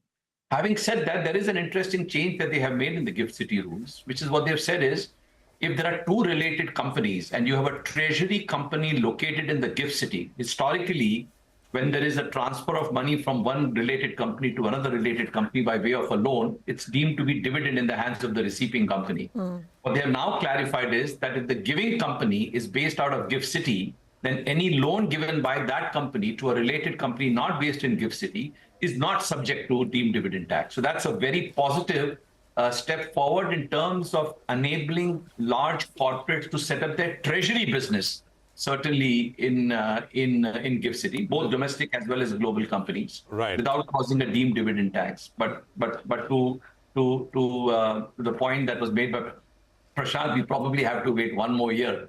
And what about ODIs, Ashok? What about ODIs? Because some of Nilesh Bhai's peers, for instance, I mean, Kotak has a unit. Many other Indian entities have set up non-bank units in GIFT, and they all want to be able to do the business on ODIs as well, which I think the tax benefits are restricted to the bank branches right now. Did you see anything there? No, unfortunately, nothing there either. Okay. No change in law. But just two other points that I'd like to make is coming back to MSMEs and Zia's point that there is a lot of focus on the middle class. I think we are missing the point on the number of new opportunities in terms of increasing the limit for both micro enterprises as well as small enterprises. You know, I think a lot of microfinance companies and unsecured lending, even secured lending businesses with small ticket loans have gone through an immense amount of stress in the last 6 months. You can see the delinquencies, you can see the challenges in collection, and therefore you can see that several companies are either reeling under pressure if they're listed, or many that had filed for DRHP are not getting listed because of the environment.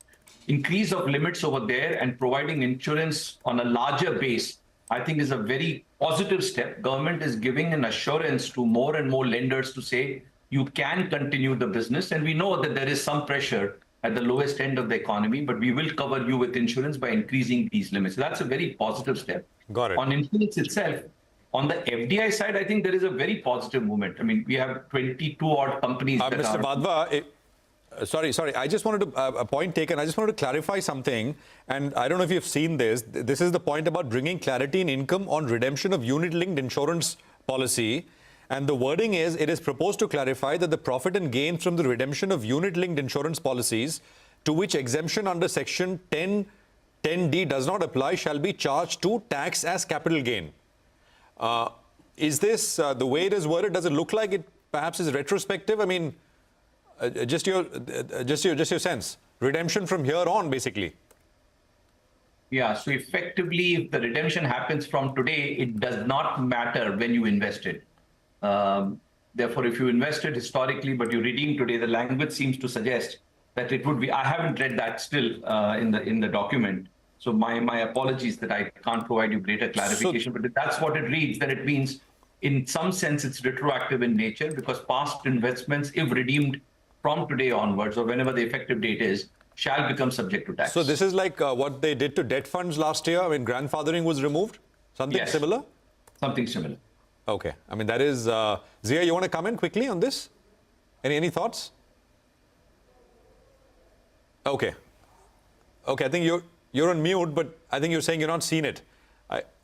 I've not seen I've not seen. Okay, all right. We'll have to, I think, clarify with our with Sapna, our reporter in Delhi, whether this is what they mean. I'll have to run to the money control interview that I have right. Prashant, carry on. Let me just actually toss it across to Shireen now, who's at the CIA budget headquarters with the panel of guests there. Shireen, over to you.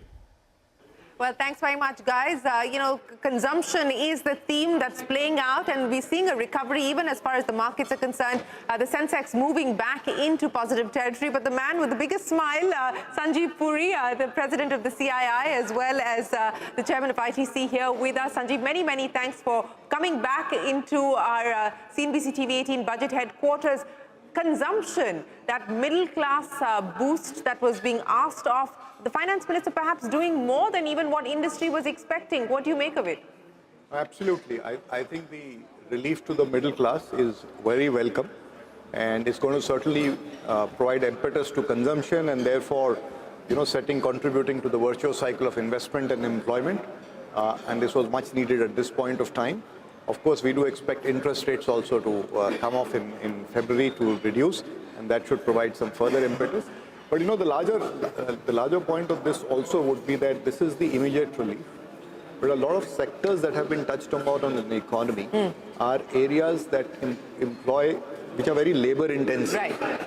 And the economic activity increasing in those areas will have larger impact on employment generation. Footwear, toys, tourism, all being identified as sectors. Even agriculture. Yeah. It has enough people, but healthcare. Income can improve. Income can improve.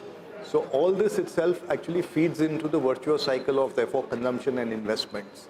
So there are measures for the immediate and measures that will also unfold over a period of time. So from that perspective, I think is a very, very, very positive. But, in terms of growth and in terms of providing that consumption boost, I mean, realistically, what are we talking about, given what the finance minister's already announced in the budget? As you pointed out in the morning, rural had picked up, urban was still suffering. Do you believe that this could alleviate the pain? You see, it will certainly provide some impetus, and there are multiple things that come together. Right? For example, social security for gig workers. That will provide relief on medical expenses. Yeah. So a lot of pieces like that are there in the budget, and as I said, as employment comes in employment intensive sectors, that further provides boost. So we'll have to look at the full picture. This is one element of it. One element of it. Rajiv Memani, let's look at that particular element as far as the tax cuts are concerned. Revenue foregone of 1 lakh crore rupees on the direct taxes side, 2,600 crores on the indirect tax side. But the signal that the government has sent out clearly saying that, look, we want to come in and provide a shoulder to the middle class. The big takeaway, we've of course got two big elections, Delhi right around the corner and Bihar, and that's the message the government's sending out. Yeah, I think, I think we've had pre-budget discussions. Everyone was expecting relief for the lower and middle income. But this extent of relief, I don't recollect, has been given 1 lakh crore in personal tax, which is almost, about 7 to 8% of the total personal tax collection that the government has. So I think it's a very significant relief. And overall, if you look at the overall theme from a tax standpoint, I think a lot of it is based on just simplification. Right. From the new income tax, 50% of the provisions coming down in the new income tax bill, that will be tabled next week.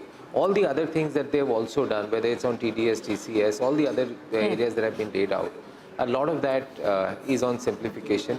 Also in continuity, no significant changes anywhere except addressing some, minor tweaks here and there. Unless something is there in the fine print that we don't know. But this government generally, whatever is on the table. IFSC always gets, they're trying to encourage and project IFSC more. That's there. And overall, the emphasis, whether you look at the economic survey or you look at the budget, this ease of doing business. And I think it is so important to unleash the spirits and to ensure that India achieves its full potential. I think that, setting up the committee, coming out with in the next 1 year, setting up some competitiveness among states, clearly recognizing that a lot of these things have to happen in states. I think that's a big change, and the pillars that they have identified, and focusing, some of which Sanjeev mentioned, focusing on those 4 or 5 pillars that are so critical for growth in the next 10, 15, 20 years, including nuclear power and changes in the act. I think that was quite good to hear. Yeah, a target of 100 gigawatts as far as nuclear power is concerned. Remember, the IEA has said that 2025 is likely to be a breakout year when we talk about nuclear energy. So India getting into the ring as far as small modules are concerned. But Chandrajit Banerjee, what the finance minister has delivered on the consumption side, perhaps some disappointment on the capex side. Clearly not on the lines of what industry was expecting or even hoping for, but it's in line with what the government has been saying. So on balance, the balance has been done and the balance has delivered? Absolutely. Of course, we talked about a 25% more. I mean, there's no restriction to asks, but no, clearly there isn't. Clearly there isn't. But yes, this was expected, and one had thought about that. But if you really look at the type of spend that one sees on the capex, which is still, I mean, quite reasonable in terms of if you compare it, what goes into rural infrastructure, even this about the states that 50-year interest-free, So all of that actually would help in crowding even the private sector, which has been called a laggard, so to say, for some time. And I see that coming in because we see a focus on a lot through that will come through the consumption demand. So all in all, not really any disappointment with the capex which the government has done, because it has done more than to offset through the consumption demand. Done more than what was expected, certainly on the consumption side. Sunil Mujal, thanks very much for joining us. On balance, the big headlines, the big takeaways, what does the budget do to accelerate growth? So actually the whole exercise, I think, was a balancing act between maintaining fiscal discipline, which the finance minister has put on herself over the last many years, at the same time figuring out a way to bring growth back in. So I think it's been done in multiple different ways. One is the building blocks, is on education, skilling, research, innovation, tech focus, that's very good.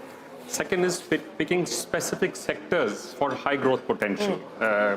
Clean energy, deep tech, so the seeds, that's a massive area actually. What they've done in agriculture is a wide coverage. What I like is also focusing on some of the fundamentals, things like nutrition, things like the elderly, things like the farmer, small industry, export capability. So it's actually, I'm actually broadening the answer to your question, because I don't think it's only about that. It's not only about, growth is not something you can flick a switch and get tomorrow. But the tools have been put in place, and the point you were making just now about the higher liquidity in individual and families' hands will either go towards savings or investments or consumption, and all three will do good. Even if you say it's about 1/3 each, roughly. So you're talking about 30,000 crores coming into consumption this year. So some of it will need to go because personal and family balance sheets were getting a bit upset because there was over leverage taking place on individuals. I think some of that will go to offset that, as companies and banks have done over the last 7 or 8 years. So I think we will come out better, healthier, cleaner. I do hope, unlike what CB is saying, I was hoping that the infra spend would have been higher, because this consumption takes a little bit of while for the virtuous cycle to kick in. Consumption can start, but consumption leading into production, leading into additional capacity, leading to jobs is a bit of a time lag. So that's one miss from my side. But I guess to be able to maintain the 4.8 instead of 4.9 at the FISC was a pretty magical number. Oh, and it certainly was a surprise that came in there after having delivered on the kind of cuts that they delivered on. But Sanjeev Puri, let's talk about those untapped sectors where the government hopes to unlock potential. Tourism, this identifying 50 cities, PPP with states, PPP with industry as well. I'm not sure what the details are, but also including hotels as part of the infrastructure harmonization scheme that they're talking about. What did you make of that? And, you know, a lot of actually the schemes that were talked about are work in progress. The actual operationalization still has to be detailed. So what do you take away from many of the announcements that came in? See, first of all, many of the specific interventions that are there, you alluded to some in tourism. Then there are others, for example, in exports. I think the integrated approach, cross-ministerial approach, I think is absolutely the one that is required, because in the morning also we spoke about some of the issues that have to be dealt with, which requires a cross-ministerial approach. And something CI has also been talking about, you know, having an integrated approach. Looking at setting up this committee on ease of doing business. Right. And taking an integrated and focused approach on agriculture, 100 districts, all-round development. Yeah. Taking an integrated approach on rural, the non-farm development. You know, really sending some development and resilience hubs for rural areas. So these are very fine ideas, very good ideas, and certainly will unlock the potential in many areas. You know, creating a framework for GCCs. GCCs are already, you know, doing well in India. And massive job creators. Massive job creation, and the world has demographic challenge.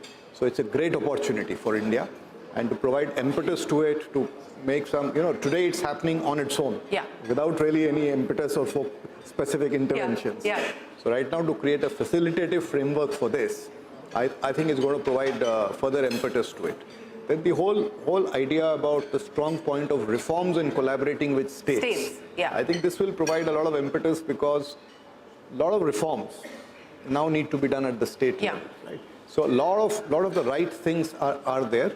And I think what I'm very happy to note also is that there is a lot of clarity on the mechanisms that will be used to do it. It is not just a statement without an institutional mechanism. Rajiv Memani, the big headline for you as I say goodbye, at least as part of this session, but the big headline that you take away from what the finance minister has delivered. I would say identifying the critical growth drivers for Viksit Bharat, ensuring that there is, as he rightly said, that there is a focused approach, interministerial approach for that, including ensuring that there is good state-to-state collaboration, and identifying all the levers, you know, even AI, deep tech, you know, global value chains. So at least the thought process of growth, the growth levers are very clear, and how you take that through. Now the main thing is, you know, how these committees come, how the execution happens, and what changes on the ground. It comes down to execution. CB. So adding to what Rajiv said, I would think the National Manufacturing Mission, that's going to be very critical, because that's going to really cut across. And secondly, the element of trust, the Vishwas Bill 2.0, that again is a very big takeaway for me. Okay, Mr. Munjal, final word. So the setting up of a group to review all rules, regulations de novo, I think is one of the most critical things which has not got enough airtime from any of you. Because for a long time, we've all been cribbing about excessive red tape. We've tinkered with the laws and rules for 50 plus years. We've scrapped many, we've decriminalized many, but it's not enough, because they were designed over 100 years ago. I think this is a fantastic move, other than making things easier for industry, accelerating M&A, and there's a whole bunch of things on that front, which I think are quite welcome. Well, we'll have to wait at least a year for that committee to deliver its verdict on what will be axed, what will need to go, but a clear message being sent out by the budget. Mr. Munjal, CB, Rajiv Memani, Sanjeev Puri, appreciate you joining us here on the CNBC TV 18 budget headquarters as we digest what the budget will do in terms of growth and how it will propel the needle of the economy. We are going to take a break. We haven't taken one in a very long time. We're back in a moment with more. We leave you with where the markets are and come back for closing. Stay with us.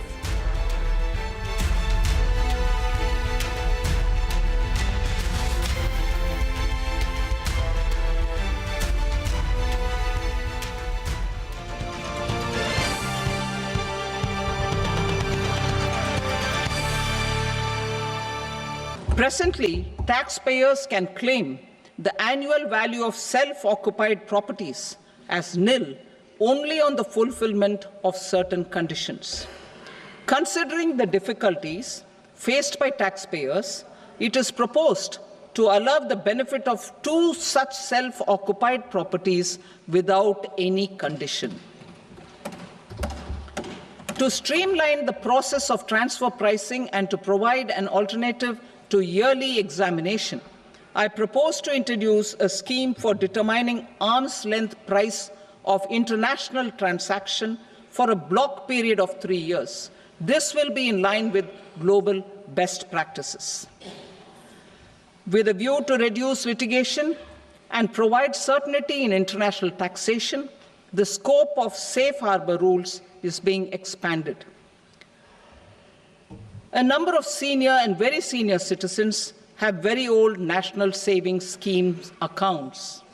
As interest is no longer payable on such accounts, I propose to exempt withdrawals made from NSS by individuals on or after 29th August 2024. I am also proposing to allow similar treatment to NPS Vatsalya accounts as is available to normal NPS accounts subject to overall limits.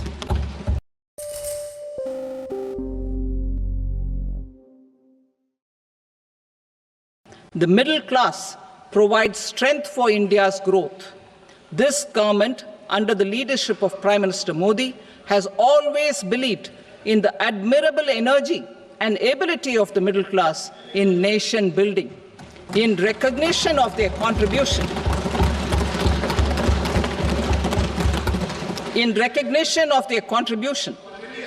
we have periodically reduced their tax burden. Right after 2014, the nil tax slab was raised to 2.5 lakhs of rupees, which was further raised to 5 lakh rupees in 2019 and to 7 lakh rupees in 2023. This is reflective of our government's trust on the middle-class taxpayers. I am now happy to announce that there will be no income tax payable up to income of 12 lakh rupees.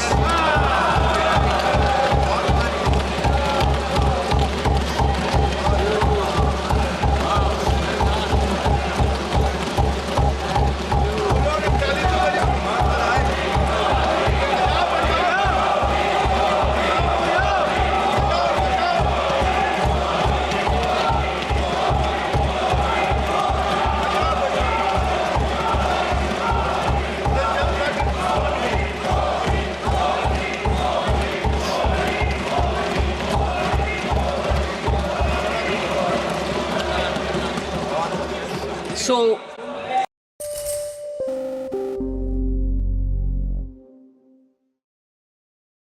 detail the indirect tax reforms and changes in direct taxes in Part B. Financial sector reforms. The FDI limit for the insurance sector will be raised from 74 to 100%. This enhanced limit will be available for those companies which invest the entire premium in India. The current guardrails and conditionalities associated with foreign investment will be reviewed and simplified. The services of India Post Payment Bank will be deepened and expanded in rural areas. NABFID will set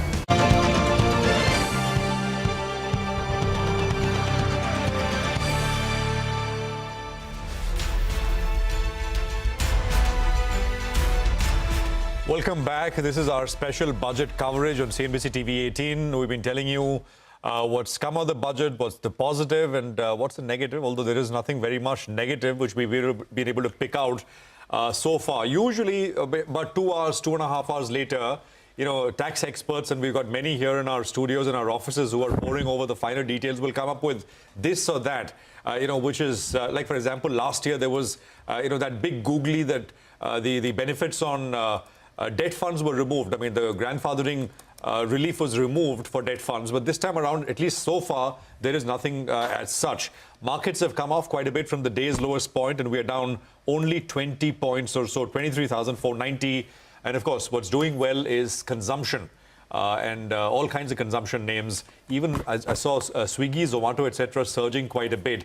So that's the picture. Well, we've got my colleagues joining in as well. Reema is here, Nigel is here, Mangalam. You guys were holding the bulls by bull by its horns, guys. And I think one of the horns of that bull worked. That's the one in the green. I mean, consumption is the story today, Mangalam. Consumption is totally the story. You know, everyone was hoping for some boost coming into consumption itself, and that's largely because urban consumption had been struggling. We've been hearing from companies over the last couple of quarters, etc., as well. So we'll leave it to the tax experts to find out the exact benefits. But speaking from what the finance minister had said, and quoting her speech itself, zero income tax incidence for people up to 12 lakh rupees. That saves them 80,000 rupees annually. Income tax of 18 lakh will now have to pay 70,000 rupees less in terms of annual taxes, and income of upwards of 25 lakh rupees will save 1.1 lakh rupees annually in terms of taxes. That's roughly 10,000 rupees additional that people have per month for people upwards of 25 lakh rupees, urban dwellers that are.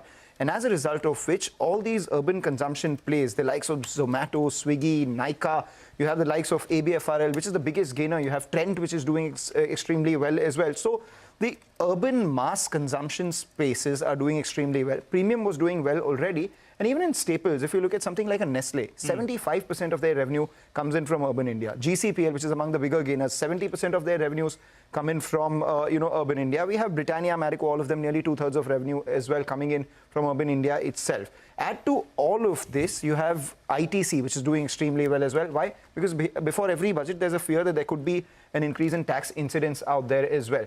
That's not come by. But most importantly, the FMCG sector had been underperforming for the last couple of years. If you look at, the valuations as well, if you look at names like HUL, you look at names like Britannia, you look at names like ITC itself, Nestle, Jubilant FoodWorks, all, the table comes up for you on the screen.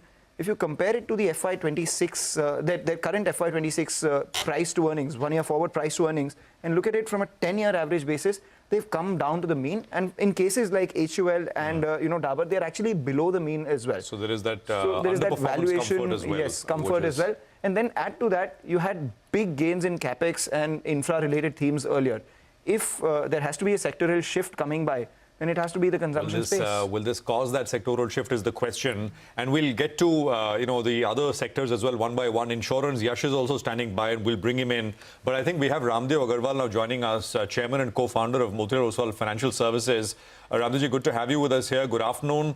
It's been a couple of hours now. Budget, I'm sure your team has briefed you. You've poured over all the important things. What's the sharp take at this hour, according to you?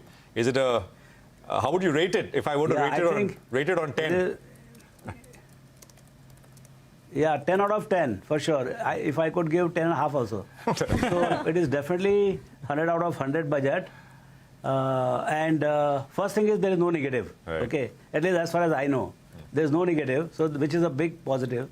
Second, that whatever they said in economic survey, everything has given, it has found some space somewhere. So I mean, now insurance is 100%. That shows the kind of intention to attract capital into the country. Then they have also talked about global competency centers going to the tier 2, tier 3 cities. That's a very big revolution in India. I mean, it is after IT, GCC, evolution of GCC Ramdevji, is very large. So I don't know what all they have done. Yeah.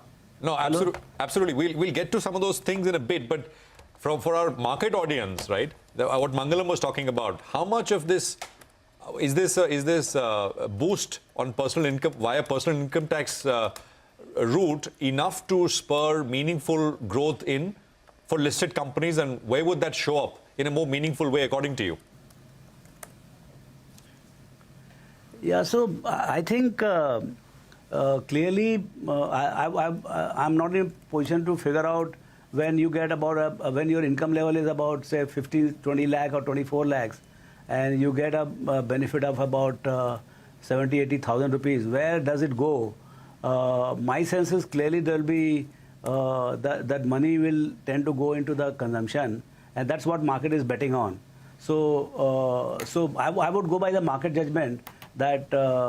That consumption will, particularly the FMCG kind of item or Zomato and all who sell small ticket items, they would get benefit clearly. Mr. Agarwal, afternoon. This is Rima here. Now, CAPEX infrastructure was seen as a multi-year, multi-decade kind of a story for India. But given what we've seen over the last 2 years and the thrust now on consumption combined with the welfare schemes announced by the government in the last 12 months, is there a shift now in the narrative from CAPEX to consumption?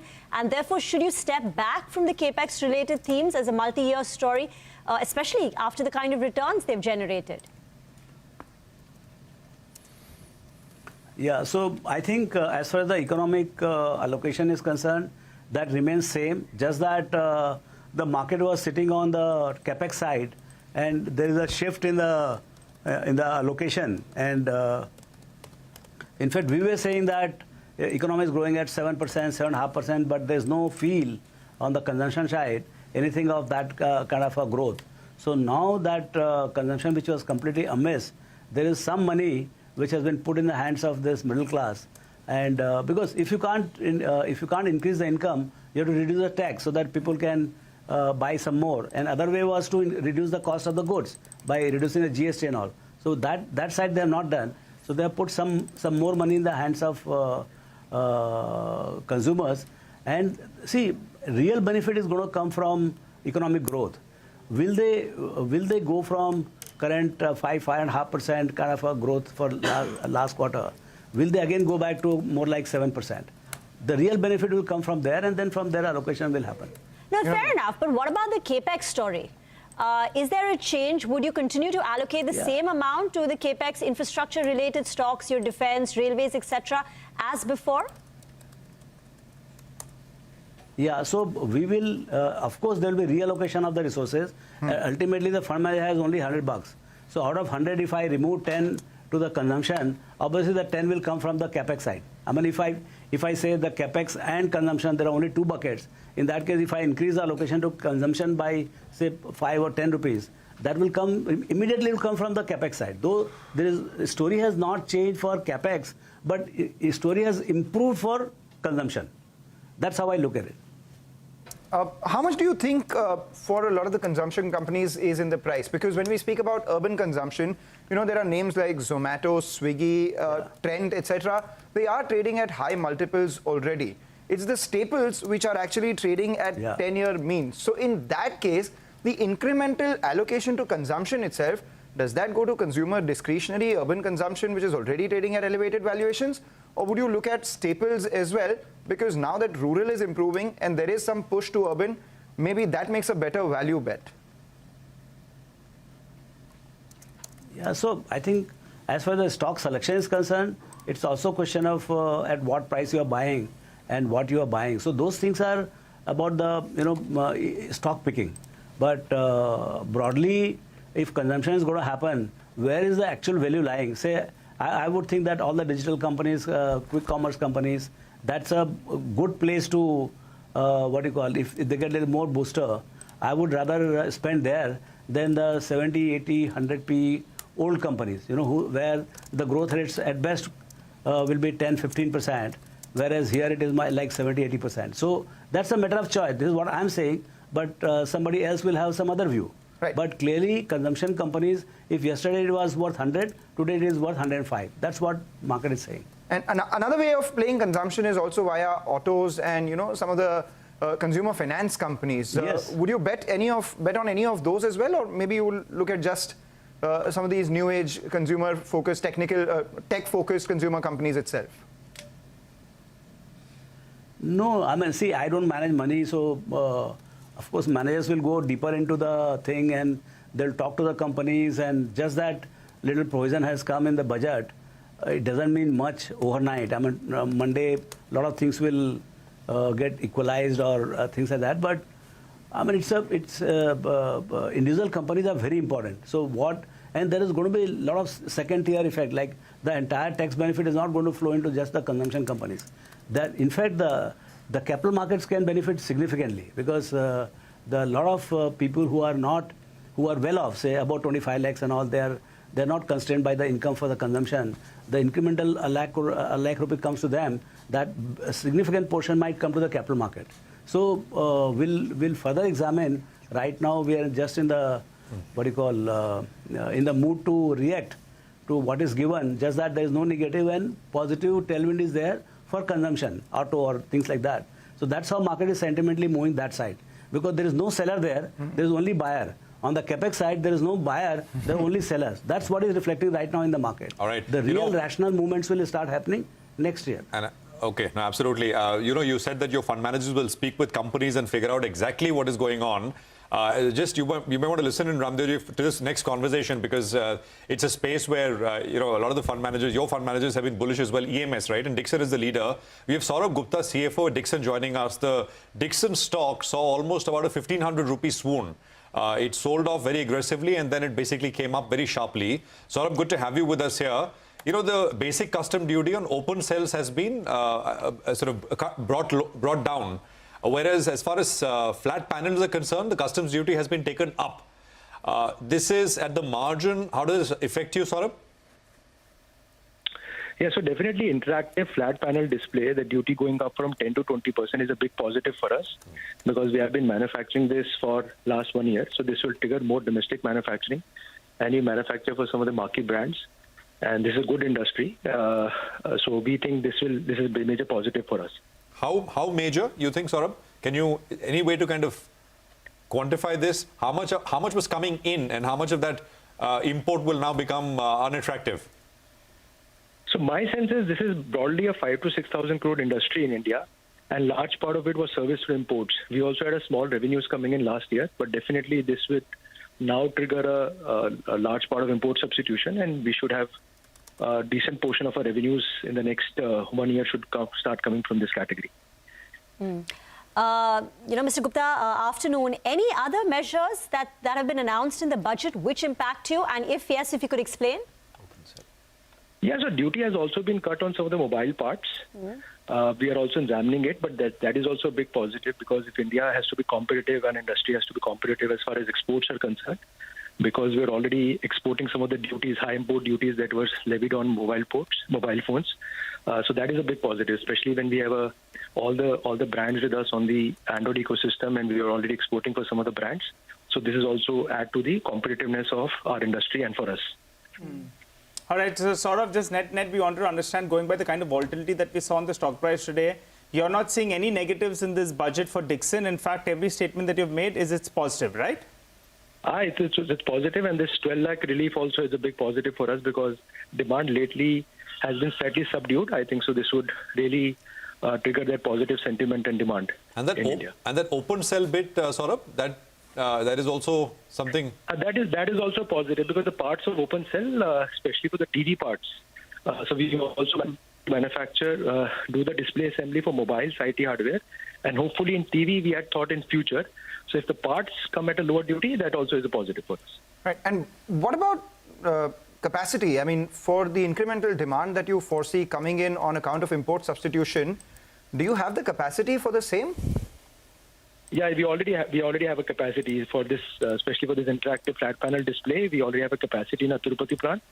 And for the display assembly, we are setting up a unit in Noida, which hopefully should be commencing operations by Q2 of next financial year. Just for better understanding, what proportion of your revenue comes in from a product like this? So as of now, it's a small revenue. It's around 200 to 300 odd crore revenues. But clearly, we see that the industry potential is almost 6,000-7,000 odd crores. And large part of it was service to imports. Now it will really trigger that domestic manufacturing, like the way a 20% duty on all the other products have triggered domestic manufacturing. Now the same thing will apply to IFPDs as well. And at peak capacity, what is it that you can do from this product itself? Currently, it's 200 crores. You have capacity headroom. How much can you do? My sense is we should be targeting somewhere around, at least in the first year, somewhere around 800 to 1,000 odd crores, if not more. Okay, and the thing, as you said, the other one is, of course, the personal income tax cut, right? Phone sales has been very sluggish for the last at least 6 months, if not more. And we were talking with Ramdevji on the other side. I think he's still with us, and he was saying, I'm wondering where will people spend this 70,000 rupees. Phones definitely is one area as well. Saurabh, thank you very much for joining us. Quick reaction there. Ramdevji, if you're there, if you heard the Dixon management, any thoughts here? Yeah. I think he was the guy to talk about Dixon. I mean, I think, see, what is happening is market is in too much of a hurry. So you saw the cut, I mean, stock slumped and again came back all the way. I think even markets, the moment fiscal deficit number came to about 4.4, markets sold off. Yeah. And then slowly it is recovering to when the thinking is happening that this is actually a positive thing rather than negative, crowding out will not be there. So I think by evening when everything is thought out, I hope there is not much of, between the lines, there are not too many negatives. I would think that market will recover. And then it will go back to its own momentum in terms of whatever is happening globally. Now, you know, Ramdevji, from market perspective, they had two asks. One was that the RBI goes ahead and loosens some liquidity, and hopefully they've done some bit of it, and next week we see a follow-up. And the other one was that the capex spend continues. Yes. You have given this budget 10 on 10, 100 on 100, 10% marks, so to say it. But, you know, don't you think that that little bit of a capital expenditure push is missing, and that would have been actually the cherry on the cake? Actually in capital, see, right now what has happened in actual, they have not been able to execute what was projected. Say it was projected for 24-25 to be, say, 11.2 lakhs. They are barely able to do 10.1, and I'll be surprised if they finish even 10.1. You know, because most of the momentum has started only in December. So you are left with only just about 2.5-3 months. So my sense is that they may not be able to even complete the actual what they are talking about. Because it has to be a cash accounting, isn't it? You have to actually execute and pay. So even if government wants and orders are not given on time, which is slipped because of the elections and all, so the next year, again to, make a comeback and spend more than 10-15% would be very tough. So they are being very practical at about 11.2 lakh crores next year's execution. And if they execute full 11.2 next year, I think the momentum in capex would broadly be maintained. And if by chance economy actually recovers to 7-7.5%, they will have enough margin in terms of tax collection. Tax bonds should be very good, and hence they can, in the second round, they can further allocate for the capex. But I think the intent is very clear that they'll keep pushing the capex in various segments. Ramdevji, just one quick thing. I know you don't manage money directly, but you have a defense fund. Defense stocks are all selling off. 4-5%. Yeah. Any feedback you've got from your team? Yeah. No, I mean, Prashant, I mean, I'm just in the studio itself. Okay. And see, those guys are also talking to them, understanding. It is very difficult to develop anything. And in any case, it's an excess fund in the sense that it's an index fund. So they have to allocate whatever is the index composition is saying. So per se, in passive funds, you don't have any option but to allocate the way index is designed. Right. So, to that extent, active manager doesn't have much role to play out there. Right. We request you to stay with us, Ramdevji. You know, the interesting thing about the way these stocks are moving also is that there is no counterparty today. It's a Saturday, right? So no FIIs. And a lot of these FNO stocks, which had been beaten down, are seeing big spikes. Trent, for instance, is up 8%. DMart, you're talking about that stock, is hit the temporary freeze at a 10% up move. Oh, wow. We're seeing big traction on Zomato, up 7.5%. AB Fashion and Retail up nearly 4-5% as well. And you're speaking about ITC, you know, how there has been no tinkering with tobacco taxes. That stock is up just around 3.5-4% in context of the way the market is right now. But look at something like Godfrey Phillips. That too is up close to around 13.5%. So it's a big move that we're seeing in a lot of these stocks. How much of that is, you know, because of the impact of no counterparty right now? How much of that is on account of the impact of... Mangalam, but to be fair, the counterparty usually is on the sell side. Yes. So they are there. So which is why the exaggerated up move, right? That's the exaggerated up move is what I'm trying you're to say. saying they're up. There is no The big seller is away. The big seller is away, and there is, you know, the FNO impact as well. But you know, we're seeing some big moves even in the textile, footwear, leather-related names. Look at a Mirza International. We've practically forgotten about that stock. That's up close to about 20-odd%. So Campus Activewear, that's another one, as the government spoke about it, right? They spoke about it. There are two parts to this. One, you know, these sectors, these stocks were beaten down. Secondly, while they're focusing on exports, also remember the rupee is closer to 86.5, right? That's a tailwind. So that's a big tailwind coming in for all these exporters. And again, the lack of any counterparty out here as well. So we'll keep an eye out on all of these stocks. But we do have Sandeep Bhatia, who's the MD, you know, Head Equity India, Macquarie, joining us now. Sandeep, How would you rate this budget? Point number one. Secondly, the capex versus consumption debate. Does it shift towards consumption from here on in terms of allocation? Well, I think it should definitely shift to consumption, and there's no reason for it not to be. I've said this on your channel before the budget was presented, that we need a tax cut up to 12 lakhs of income, and the finance minister has delivered exactly on that. So what do I say? I think it meets the prescribed cure for the economy, and to that extent, it's a good job done. Sandeep, I remember you saying in the morning that Maruti would be a stock to look at if the government chooses to prioritize consumption, which they have. And Maruti is a stock which is up 5.5% because small car sales have been lagging, and that could get a boost. So tell us, the stocks that have, swum into your ken because of the announcements that we've heard in the budget, particularly on the consumption front. So the entire consumer sector has been a laggard. And again, just for the sake of a proper disclosure, that doesn't mean that one budget will change the entire story of consumption in India. But yes, it's a good 1 trillion rupee or $11.5 billion tax break, which comes to every taxpayer every year, year after year. And therefore, it is a meaningful tax break. Therefore, all the consumption stocks are going to go up, and that's what's happened today. But we should also remember that finally it's earnings that matter. I think the large cap consumption stocks have suffered. Volume growth is in very low single digits, if at all. And these competitive issues or these demand issues, until they are resolved, will these stocks remain expensive.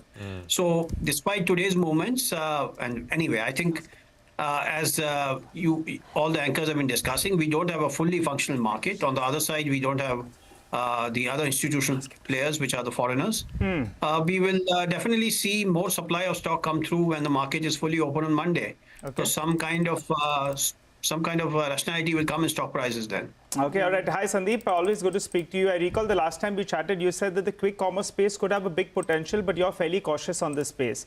Now these stocks have come off, from the top. You have this bit of a booster shot as well that's coming in there. Still cautious. Zomato now is one of the top gainers as we speak on high volumes as well. See, today's movement is not a benchmark to change anything on any sector or stock. Okay, I think all of us know that. People still ask these questions because that makes good headlines. But I think the whole market is expensive. The whole market needs to correct. I've been saying that multiple times whenever I come on the channel. I continue to reiterate the market needs a correction. But in the near term, let me tell you, I also expect a rate cut on Feb 7. So I think we have to see some positive news on the economy. Yeah. The tax cut has happened, the rate cut will happen. So yeah, in the near term, the market will show some strength, which is fine. No, absolutely. I was actually going to ask Ramdevji that rate cut. Next is North Block is done. Main Street is next. Ramdevji, 7th of Feb, next Friday. Yeah. So what is your sense of it's very crucial. Yeah, not only the... If you'll get a say, you get more measures, you get a rate cut, you get guidance of maybe a little bit more. We're presuming, but if that were to come, where does that place the market according to you? See, market, nobody knows, even I don't know what it will do in next 15 days, 20 days, because there's so many players. The foreigners are very large chunk for the short-term trade. So I wouldn't know how they will react. There is a global allocations and things like that. But as far as our economic performance is concerned, I think the demand, aggregate demand is dependent on the credit flow. So the credit flow has slowed down to more like 9-10%, 10.5%. That must go to 15-16%. And when that will take some time. So I'm sure the economic activity will also take some time. So it might take 2 quarters, 3 quarters before that pickup happens. But the turnaround in the credit cycle, that year-on-year growth from 10% goes to 11, 12, 13, that's what I expect. And that's what even the governor should be indicating in their next policy meetings and things like that. So, yeah, near term is, okay, just let me put it another way and we'll ask Sandeep this as well. And I think Hirenved is also joining us. So Monday morning we come back, Ramdevji, and say we got this weekend tariff risk also, right? Trump's, maybe we wake up to 10%, 20%, we don't know. tariffs. So is that, will there be collateral damage in that sense, or what's your sense? See, Monday is Monday. We are on Saturday today. Whatever was the activity today, we have taken care of that. Monday will its own balance sheet of activities, whether it's Mr. Trump, whether FIIs, interest rates. I mean, then it takes over, you know. So today's job is like which way the wind is blowing. Today, wind is blowing towards consumption. That's what has happened. And I think market in next 1 hour should take a call. Ramdev is the bull. He's given 10 on 10 and he's saying Monday ka baad Monday dekhe. By the way, he's sounding like a full philosopher. And you're saying Saturday hai. And by the way, philosopher ne abhi kya kar sakte ho? Matlab, you know, Prime Minister ने सबेरे बोला कि लक्ष्मी जी के आपके पास आशीर्वाद रहेगा middle income group के ऊपर. And that's what she has showered. Oh, she has absolutely. Thank you very much for your time, though. Appreciate it very much here. And Mangalam and Nigel, you guys always make the point about Fridays and Saturdays and Saturday and Sunday. And beverage stocks. Radico has moved up 9%. You know, I have to get Varun beverages actually. Actually, you know, Rima, I just want, you know, I think we need to check out if there is something that's come on the telecom space, because as we speak, you know, we just entered the studio around 20 minutes or so ago. Idea is a stock that's locked in upper circuit. I think it's up close to around 10% as we speak. And Industars is the other one as well. So both those two stocks, I don't know whether we have got any kind of details with regard to a potential relief or something that the street wants to read with regard to that. But both these two stocks, they are firing away, both of them at the high point of the day as we speak. So we'll wait by Rima as well as, you know, just checking up. And I think our ticker team as well will try to alert with regard to that. Both those Bharti is not moving. So usually Industars moves when Bharti does because the fortunes are linked.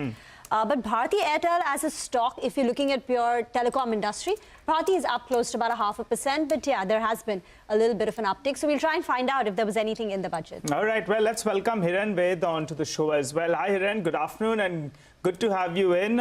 Well, the markets have been seesawing in today's trading session, trying to, you know, analyze this budget. Some would argue that maybe, in fact, we required a bit of a more, you know, push with regard to the capex. Well, others are quite happy with regard to the consumption boost that we've got. How do you rate this budget? I think it's a very balanced budget. I think what was lagging was consumption, and I think by giving a tax cut, you've given a push to a part of the economy which was struggling. I also believe that people are not thinking through as far as the capex number is concerned. So I think, you know, on day one, whatever hits you on the face, people tend to react, you know, instinctively. But let me give you some sense on the capex itself, right? So they're budgeted for 11.1. They finally revised that to 10.2. Yes. We have the numbers from April to December. The December number was a big number, 1.7 lakh crores, right? If you take April to December, then you have essentially 3.4 lakh crores to cover in Jan, Feb and March of this year, and 11.2 lakh crores in all of next year, which means you have to spend 14.6 trillion rupees in the next 15 months. To give you context, the first 9 months, the average monthly run rate was 76,000 crores of capex. If I now take 14.6 lakh crores, then the average monthly run rate for the next 15 months is going to be 97,000 crores. I don't think people are thinking. In no 15-month period have we seen a spending of 15.6 trillion rupees, right? Now, this is obviously assuming that whatever numbers they have given, they are to execute. But if you purely look at the math... you know, we request you to just hold on to your thoughts for a minute. We do have our colleague Parikshit, who's in conversation with the Commerce and Industry Minister Piyush Goyal. So you might want to listen into this, and thereafter we'll hear your thoughts once again. Right, joining us right now is Commerce Minister Piyush Goyal to speak to us about Union Budget 2025, the big push for supporting the middle class, startups and the manufacturing sector. Minister Goyal, how do you think this budget fares in terms of giving more consumption power back to the middle class, because that had been a pain point over the last few quarters? Well, it's a very transformational budget. It's balanced. continuity is evident in the budget, but very strategic in its outlook. It has planned a vision very holistically. Now, the benefits given to the middle class. It straightaway results in money in the pocket of the middle class. India has a very rapidly growing middle class with 25 crore poor having come out of multidimensional poverty. You are rapidly seeing more and more people with increasing incomes. Their disposable income becomes much bigger, savings of up to 1 lakh of rupees for all those who are earning up to 25 lakh rupees. And for those who are in a job at 12 lakh 75,000 rupees salary, you have zero income tax. I think it's a very, very big message that so far the government had focused on investment-led growth. Now we will have investment-led and consumption-led growth, which is how developed economies of the world have been created. So it's the right pathway to a developed India. Sir, there was a concern about India's growth going forward, whether there are structural problems. The CA has said that the growth in this fiscal could be between 6.4 to 6.8%. What is your view on what this budget will now do for growth revival for FY25 and FY26? My sense is this budget, and the number of elements it touches, whether it's MSMEs, whether it's farmers, whether it's the youth for creating more job opportunities, our startups, creating the right infrastructure mix, monetizing 10 lakh crores worth of assets for reinvestment into the economy, focusing on ease of doing business, the Jan Vishwas Bill 2 also coming in now, working with the states. Mission को drive करने वाला है। ये budget एक force multiplier है। ये budget savings को बढ़ाएगा, इन्वेस्टमेंट को बढ़ाएगा, कंजम्पशन को बढ़ाएगा और ग्रोथ को भी तेजी से बढ़ाएगा। मैं वित्त मंत्री निर्मला सीतारमण जी और उनकी पूरी टीम को इस जनता जनार्दन का बजट, पीपल्स का बजट, इसके लिए बहुत बहुत बधाई देता हूं। साथियों, आमतौर पर बजट का फोकस इस बात पर रहता है कि सरकार का खजाना कैसे भरेगा, लेकिन ये बजट उससे बिल्कुल उल्टा है। लेकिन ये बजट देश के नागरिकों की जेब कैसे भरेगी, देश के नागरिकों की बचत कैसे बढ़ेगी और देश के नागरिक विकास के भागीदार कैसे बनेंगे, ये बजट इसकी एक बहुत मजबूत नींव रखता है। साथियों, इस बजट में रिफॉर्म की दिशा में महत्वपूर्ण कदम उठाए गए हैं। न्यूक्लियर एनर्जी में प्राइवेट सेक्टर को बढ़ावा देने का निर्णय बहुत ही ऐतिहासिक है। ये आने वाले समय में सिविल न्यूक्लियर एनर्जी का बड़ा योगदान देश के विकास में सुनिश्चित करेगा। बजट में रोजगार के सभी क्षेत्रों को हर प्रकार से प्राथमिकता दी गई है। लेकिन मैं दो चीजों पर ध्यान आकर्षित करना चाहूंगा। उन रिफॉर्म्स की मैं चर्चा करना चाहूंगा जो आने वाले समय में बहुत बड़ा परिवर्तन लाने वाले हैं। एक, इंफ्रास्ट्रक्चर स्टेटस देने के कारण भारत में बड़े शिप्स के निर्माण को बढ़ावा मिलेगा, आत्मनिर्भर भारत अभियान को गति मिलेगी। और हम सब जानते हैं कि शिप बिल्डिंग ये सर्वाधिक रोजगार देने वाला क्षेत्र है। उसी प्रकार से देश में टूरिज्म के लिए बहुत संभावना है। महत्वपूर्ण 50 टूरिस्ट डेस्टिनेशन वहां पर जो होटल्स बनाएंगे उस होटल को पहली बार इंफ्रास्ट्रक्चर के दायरे में लाकर टूरिज्म पर बहुत बल दिया है। इससे हॉस्पिटैलिटी सेक्टर को, जो रोजगार का बहुत बड़ा क्षेत्र है, और टूरिज्म जो रोजगार का सबसे बड़ा क्षेत्र है, एक प्रकार से चारों तरफ रोजगार के अवसर पैदा करने वाला एक क्षेत्र को ऊर्जा देने वाला काम करेगा। आज देश विकास भी विरासत भी इस मंत्र को लेकर चल रहा है। इस बजट में भी इसके लिए भी बहुत महत्वपूर्ण और ठोस कदम उठाए गए हैं। 1 करोड़ पांडुलिपियों के लिए संरक्षण के लिए, मैन्युस्क्रिप्ट के लिए ज्ञान भारतम मिशन लॉन्च किया गया है। साथ ही भारतीय ज्ञान परंपरा से प्रेरित एक नेशनल डिजिटल रिपोजिटरी बनाई जाएगी। यानी टेक्नोलॉजी का भरपूर उपयोग किया जाएगा और हमारा जो परंपरागत ज्ञान है उसमें से अमृत निचोड़ने का भी काम होगा। साथियों, बजट में किसानों के लिए जो घोषणा हुई है वो कृषि क्षेत्र और समूची ग्रामीण अर्थव्यवस्था में नई क्रांति का आधार बनेगी।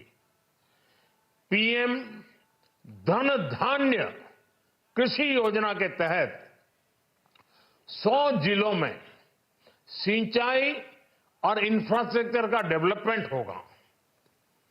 किसान क्रेडिट कार्ड की लिमिट 5 लाख तक होने से उन्हें ज्यादा मदद मिलेगी। साथियों, अब इस बजट में 12 लाख रुपए तक की आय को टैक्स से मुक्त कर दिया गया है। सभी आय वर्ग के लोगों के लिए टैक्स में भी कमी की गई है। इसका बहुत बड़ा फायदा हमारे मिडिल क्लास को, नौकरी पेशे करने वाले जिनकी आय बंधी हुई है ऐसे लोगों को, मिडिल क्लास को इससे बहुत बड़ा लाभ होने वाला है। उसी प्रकार से जो नए नए प्रोफेशन में आए हैं, जिनको नए नए जॉब मिले हैं, इनकम टैक्स की ये मुक्ति उनके लिए एक बहुत बड़ा अवसर बन जाएगी। साथियों, इस बजट में मैन्युफैक्चरिंग पर 360 डिग्री फोकस है ताकि एंटरप्रेन्योर्स को, एमएसएमईज को, छोटे उद्यमियों को मजबूती मिले और नई जॉब पैदा हो। नेशनल मैन्युफैक्चरिंग मिशन से लेकर clean tech, leather, footwear, toy industry जैसे अनेक सेक्टर्स को विशेष समर्थन दिया गया है। लक्ष्य साफ है कि भारतीय प्रोडक्ट्स ग्लोबल मार्केट में अपनी चमक बिखेर सके। साथियों, राज्यों में इन्वेस्टमेंट का एक वाइब्रेंट कॉम्पिटिटिव माहौल बने, इस पर बजट में विशेष जोर दिया गया है। एमएसएमईज और स्टार्टअप के लिए क्रेडिट गारंटी को दोगुना करने की घोषणा भी हुई है। देश के एससी, एसटी और महिला जो नए उद्यमी बनना चाहते हैं उनको 2 करोड़ रुपए तक के लोन की योजना भी लाई गई है और वो भी बिना गारंटी। इस बजट में न्यू एज इकोनॉमी को ध्यान में रखते हुए गीग वर्कर्स के लिए बहुत बड़ी घोषणा की गई है। पहली बार गीग वर्कर्स का ई श्रम पोर्टल पर रजिस्ट्रेशन किया जाएगा। इसके बाद इन साथियों को स्वास्थ्य सेवा और दूसरी सोशल सिक्योरिटी स्कीम्स का लाभ मिलेगा। ये डिग्निटी ऑफ लेबर, इसके प्रति, श्रम एव जयते के प्रति सरकार के कमिटमेंट को दर्शाता है। रेगुलेटरी रिफॉर्म से लेकर फाइनेंशियल रिफॉर्म्स, जन विश्वास 2.0 जैसे कदमों से मिनिमम गवर्नमेंट और ट्रस्ट बेस्ड गवर्नेंस के हमारे कमिटमेंट को और बल मिलेगा। साथियों, ये बजट न केवल देश की वर्तमान आवश्यकताओं को ध्यान में रखता है, बल्कि हमें भविष्य की तैयारी करने में भी मदद करता है। स्टार्टअप के लिए deep tech fund, geospatial mission और न्यूक्लियर एनर्जी मिशन ऐसे ही महत्वपूर्ण कदम है। मैं सभी देशवासियों को एक बार फिर इस ऐतिहासिक पीपल्स बजट की बधाई देता हूं और फिर एक बार वित्त मंत्री जी को भी बहुत बहुत बधाई देता हूं। बहुत बहुत धन्यवाद। All right. Well, that's how Prime Minister Narendra Modi seemed pretty pleased with the budget that was just announced. Well, let's take a couple of other pointers that the street has been debating about, and that's the insurance stocks. They've been all over the place. To help us out with, the first take with regard to the insurance companies, we have Ms. Vibha, the CEO of HDFC Life, who joins us on the show. Hi, Vibha. Good afternoon and good to see you, and thanks a lot for joining in. Well, one factor is been on with regard to the changes in taxation, particularly for the new structure, and the other one is on ULIP. Let's take the first point first. Since there will be some kind of leeway given, particularly on the new structure, the fear is that it could result in fewer people taking insurance and in that regard, hitting your volumes. What do you have to say with regard to that? Couple of points here, and thank you for having me on this show. The first point is it's widely available data that almost 70% of taxpayers have moved to the new tax regime. That is the first data point. Second data point is with our own policy holders, less than 2%, our analysis shows that less than 2% are dependent on tax, or tax being a reason for them possibly buying life insurance. So really a non-material number, and even that would reduce as we go along. So we have moved a long way from a tax being the reason. This might have been certainly the case a decade ago, but now given innovation in the sector and many other products and emphasis on more and more of protection, I think at least certainly for HDFC Life, but I think even broader for the sector, just given the number of people who've moved away into the new tax regime, I don't think that is really a dampener in any form or shape. Well, that's heartening to hear, actually, Vibha, not just from a market perspective or from a policy perspective, but people are taking insurance because of, for the core interest with regard to insurance, not because of, tax exemptions. Yeah, Prashant. No, Vibha, hi, afternoon, Prashant here. So you're saying that 2% of ATC roughly contributes about 2% of the new individual premium. That's what you're saying? ATC is overcrowded, as you know, Prashant. There are many, many things, and if you're salaried, in all probability, when we do an income proxy, we know that even if they did not buy life insurance, their contribution to Provident Fund, other things, ELSs and so on, would have consumed or utilized ATC anyway. So that was not the primary reason or the reason at all for them buying life insurance. The other change was this redemption of unit-linked schemes, right? And for a brief period, there was a misunderstanding. There was a little bit of fear that maybe, it's being taxed at capital gains. But then clarity, Yash told us that it was being added to your income tax, charged at the marginal rate. Now actually it is going to be taxed at 12.5%, which is the capital gains tax. Is that the correct interpretation? Yeah, absolutely, and actually it's significantly better. So let me just deconstruct, the somewhat of a misunderstanding in terms of what was intended. First of all, the language, and I'm just referring to the language mentioned by the FM. is bringing clarity in income on redemption. So it was to bring clarity and not to introduce anything new, anything that was significantly adverse.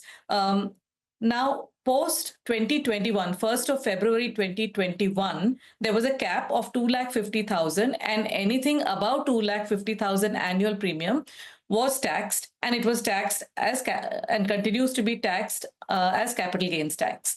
Up to 2,50,000 was tax-free. Now, before the policies that were sold before 1st of February 2021, if they adhered to certain conditions, for example, number of times of the ratio of premium to sum assured, then it was completely tax-free, regardless of the quantum. However, there were some other policies that didn't satisfy this multiple of sum assured, and they were being then taxed and continuing to be taxed until today at the highest marginal tax rate. So all that the provisions now unveiled are going to do is to simplify it, to say that anything that is not compliant will now be taxed under capital gains tax, instead of all this hybrid of earlier was a marginal tax rate and so on. That's all there is to it. Okay. And just to add on that, if we were to look at, say, hypothetically, if I had bought a policy before February 21 and say I had only a 6 times sum assured, then that would have not been even then eligible for under Section 1010D. And so I would have been paying at highest marginal tax rate. So if a taxpayer has been paying or would have paid a maturity proceeds at 30% tax, now it will be at a capital gains tax rate at 12.5% tax. So actually there is a benefit for those policyholders that would have bought their policies before 21. Okay. Ma'am, the third important announcement from the insurance sector is opening up the sector to 100% FDI. Will it impact listed players like you, one? And two, how does this change the competitive dynamics? Would some of the unlisted players now get that 100% FDI and therefore become a lot more competitive and aggressive? While I welcome 100% in insurance, being pragmatic, even when it went up to 74%, it's not like there was a lot of money flow. What could happen is there could be some foreign insurers or foreign investors for whom it's either 100% or it is zero. It could attract people like that, or if they want full control and don't want a partner, say if their brand presence as an insurer somewhere else is extremely strong. But barring that, will it make a huge change in dynamic to the competitive intensity? I don't think so. I think what is really important is some sort of regulatory certainty. I think that is the biggest aspect that will attract flows into the, why only insurance sector, but any sector really. And that's really what could be a game changer in terms of certainty on regulatory outlook. All right. Thanks a lot, ma'am, for joining in and giving us all your views on this space, assuaging some of the fears that the street had with regards to shift into the new tax regime and that impacting business for you as well. But, meanwhile, while this conversation was on, there was a lot of fear in the jewelry space that will there be any increase in customs duty for gold once again or not? There has been a notification, but there is clarity as well that there is no specific change coming in for gems and jewelry sector. The new tariff line that has been introduced is largely to differentiate between gold, which is imported in bar forms, and the other forms. Most of the gold imported in the country right now is in bar forms, but increasingly there was some platinum alloys, etc., that were being imported as well. And that had an impact on the overall equilibrium of the market. Okay. So this tariff is on the non-bar gold import, which is not a big portion of this business as well. So on account of that uncertainty, we had seen a big dip on names like Titan and Kalyan Jewelers. We'll just keep an eye out on that. The clarification that has come, there is no specific change for gems and jewelry sector when it comes to this business itself. But Hiren Ved is still with us. Hiren, thank you for waiting patiently, hearing out all the conversations that we've been having on the channel so far. But you were making a point on CapEx that the street may have been overreacting to this less allocation towards CapEx. You complete that point, and a word on consumption stocks from here on as well. Yeah, so just to complete the CapEx point, right? I mean, as I mentioned, if you look at the data for the first 9 months, the actual numbers that have been spent gives you a run rate of about 76,000 crores a month.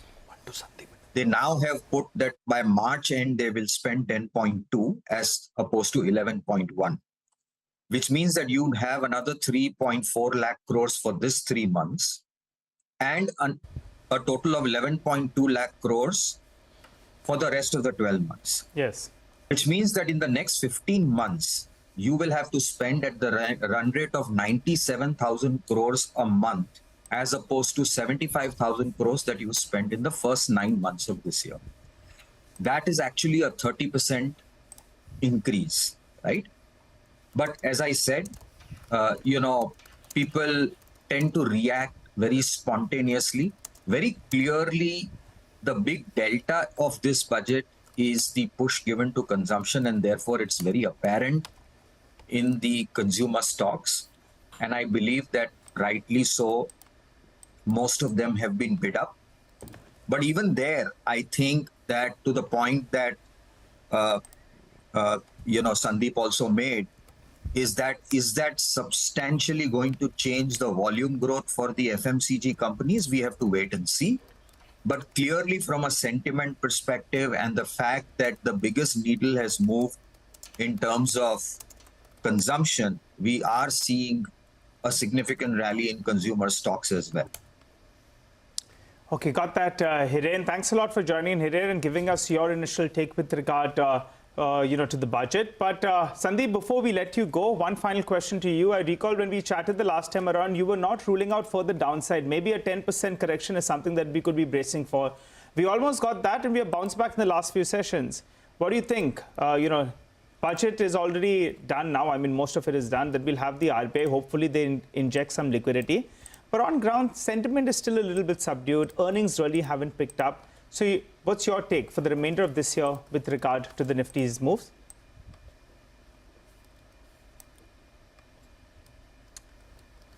All right, Sandeep, I think, you're on mute. We'll just try to... Yeah, Sandeep, you're on mute. If you could unmute yourself. Yeah. Please go ahead, Sandeep. So remainder of the year is some time away, but we are on 1st Feb today. I think in the near term, the market will have some legs and strength. I do expect a rate cut. I do expect, liquidity injection to happen, and all that should be good news for the market in the near term. The earnings picture is not going to be as buoyant as the policy announcements and the rate cuts that I'm expecting. And around the earnings season, again, there could be weakness. That's what I expect. I think the real turning point for this market is how the meeting with President Trump and PM Modi goes in February at the White House, and if India can continue to work, which I do expect with the US, and that would be good news for the markets, and that would be a more longer-term positive picture. But in the near term, earnings will continue, and lack of earnings will put pressure on the market, and that remains unchanged. I mean, that's interesting.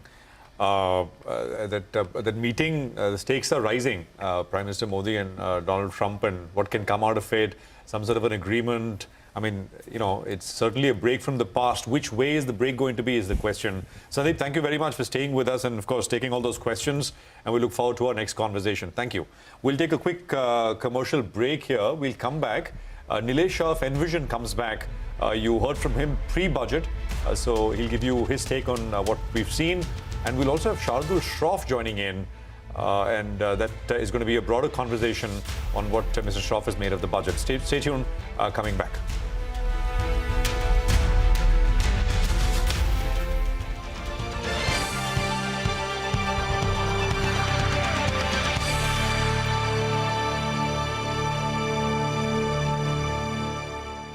Credit enhancement facility for corporate bonds for infrastructure. Public sector banks will develop Grameen Credit Score framework to serve the credit needs of SHG members and people in rural areas. A forum for regulatory coordination and development of pension products will be set up. To implement the earlier announcement on simplifying the KYC processes, the revamped Central KYC Registry will be rolled out in 2025. We will also implement a streamlined system for periodic updating.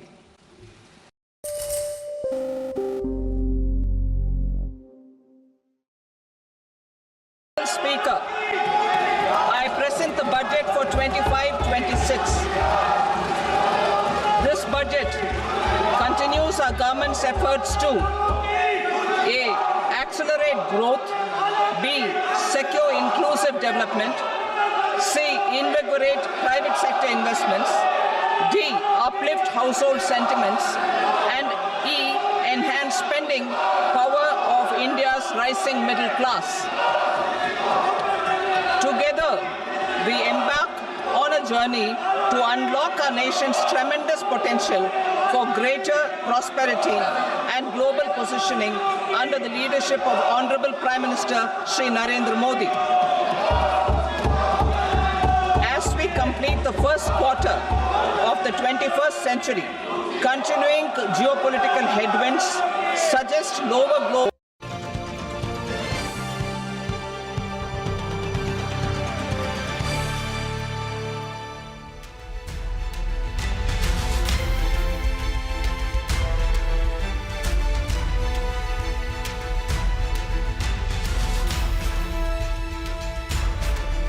Welcome back. Absolutely unchanged on the benchmark indices, but railway stocks are tumbling hard and fast. Ircon down 8%, RVNL, IRFC, Jupiter Wagons seeing cuts anywhere between 6 to 8%. And these are stocks which have fallen 30 to 50% from their 52-week highs in the last couple of months.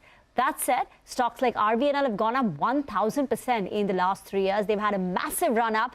They've undergoing profit booking. And in the budget, there is no increase in the railway capex for FY26. And that has disappointed the street. For defense, there has been an increase. But for railway capex, it's absolutely unchanged. And the street is a bit disappointed. As we said, the stocks have had a big run up.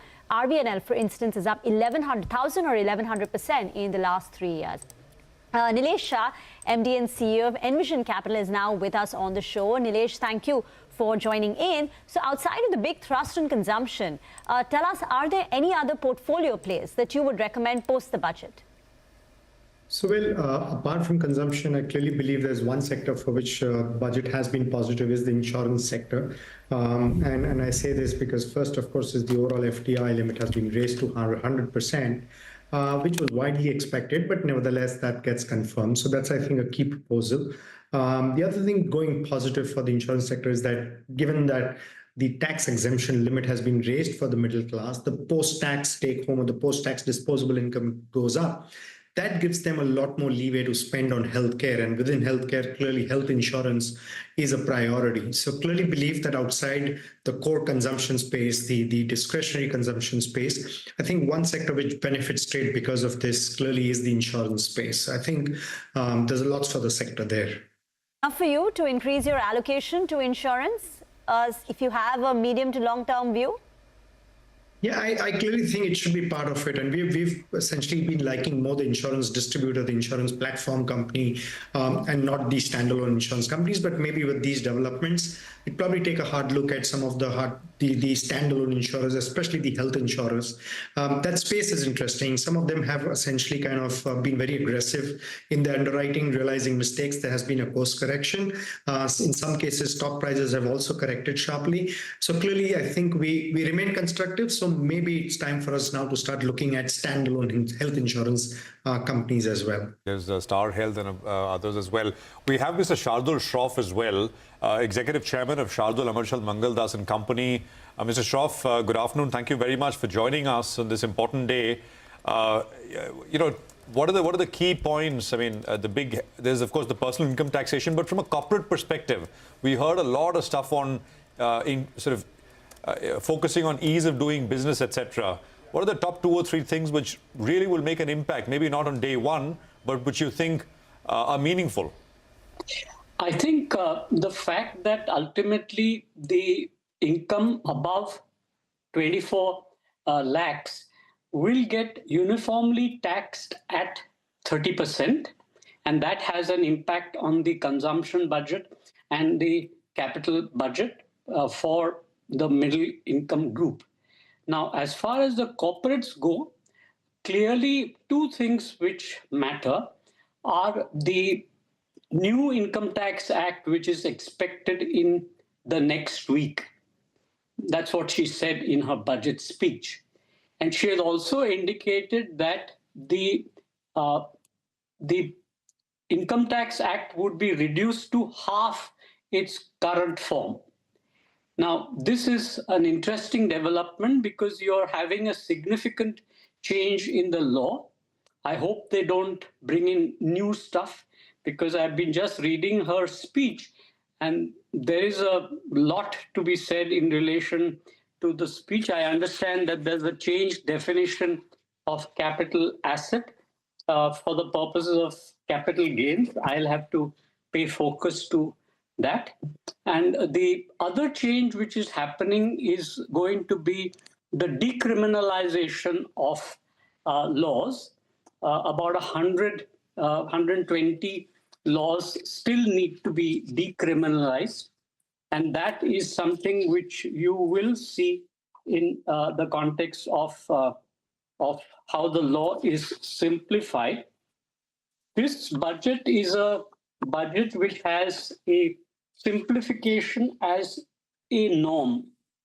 And besides the Income Tax Act and besides the decriminalization, I think the compliance aspect for small charitable institutions, the fact that ease of doing business has been made part of the budget, the fact that the laws which have become obsolete and which some years ago the government had scrapped by a single bill, all these changes will have an impact on the corporates. No, absolutely. Mr. Shroff, quick comment today, but I think you'll come back for a more extensive chat over the coming days as we sort of go through and pour over the budget. But for now, let me cut across to my colleague Shireen, who's in conversation with Mr. Hardeep Singh Puri, the Petroleum Minister. Shireen, over to you.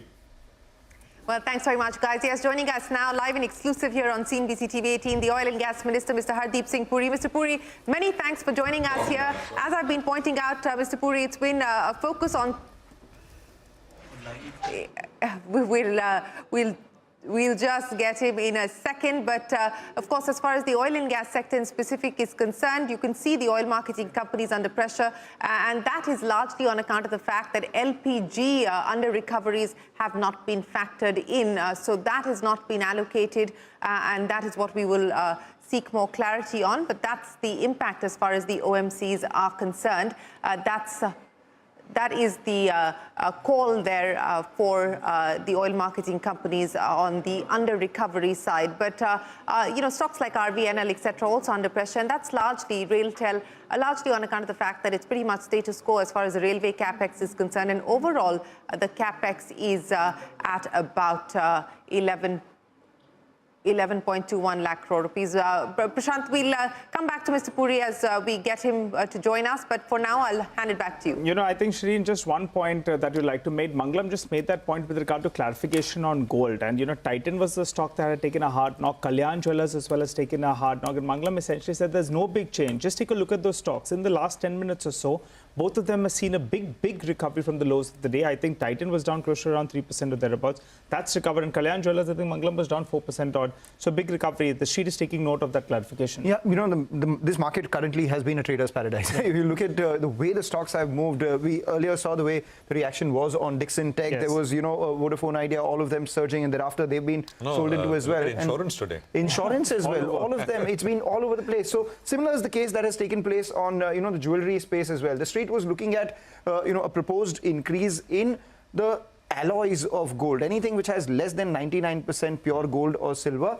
will be there will be a tariff of 10% imposed on that. That was mainly to differentiate or put in at par the gold alloy imports versus gold bar imports. Gold bar imports, there was always a certain duty, and as a result of there being no duty on alloys, there was this arbitrage that was playing on, and now that there has been just normalized, so nothing specifically changes for these companies, and after that big decline, we've seen a recovery, subsequent recovery as well. Absolutely. I think, markets all told with about, 15-20 minutes to go are just about 15 odd points lower, right? I mean, that's essentially the story by close. And it's been true for the last 2-3 budgets now.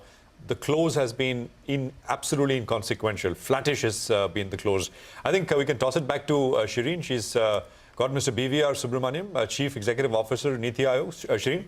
That is right, Mr. Subramaniam. Many thanks for joining us here on CNBC TV 18 to start with, what the budget delivers on in terms of growth. What are the big takeaways that you read into as far as the budget is concerned? Okay, I've been hearing a lot of comments on the budget since morning. First of all, it's an outstanding budget.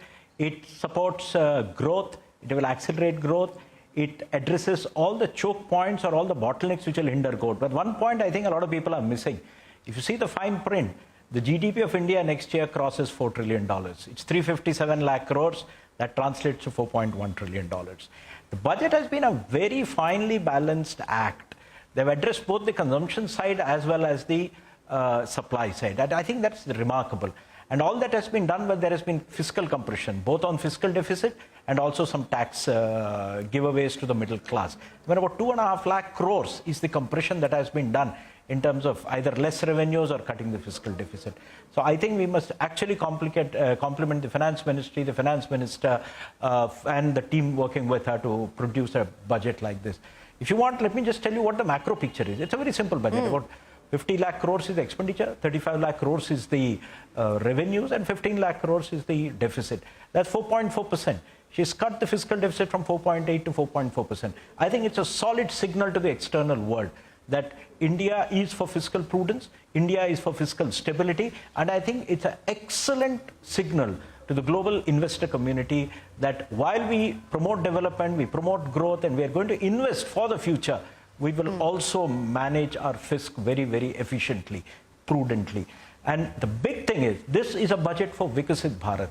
First thing, this budget has to be actually read along with the previous budget. We must understand these two budgets have come with a gap of 6 months. So I think that budget addressed some issues like skilling, employment. I think that was the big focus. If you look at this budget, the big focus here is 2 or 3 things which are very, very apparent. Number one is manufacturing. I mean, it's out there, up there, a national manufacturing mission, an export promotion mission. There's some things which he didn't speak, but you need to read the print and, see the schemes. There is one for industrial parks. There is one for industrial housing. There are a whole host of things there. So I think manufacturing and exports is one big leg of the mission. The second one is actually agriculture. India, a lot of people don't realize, has actually more agricultural land under cultivation than any other country in the world, including the United States. And she said that very correctly. India can be the food basket of the world.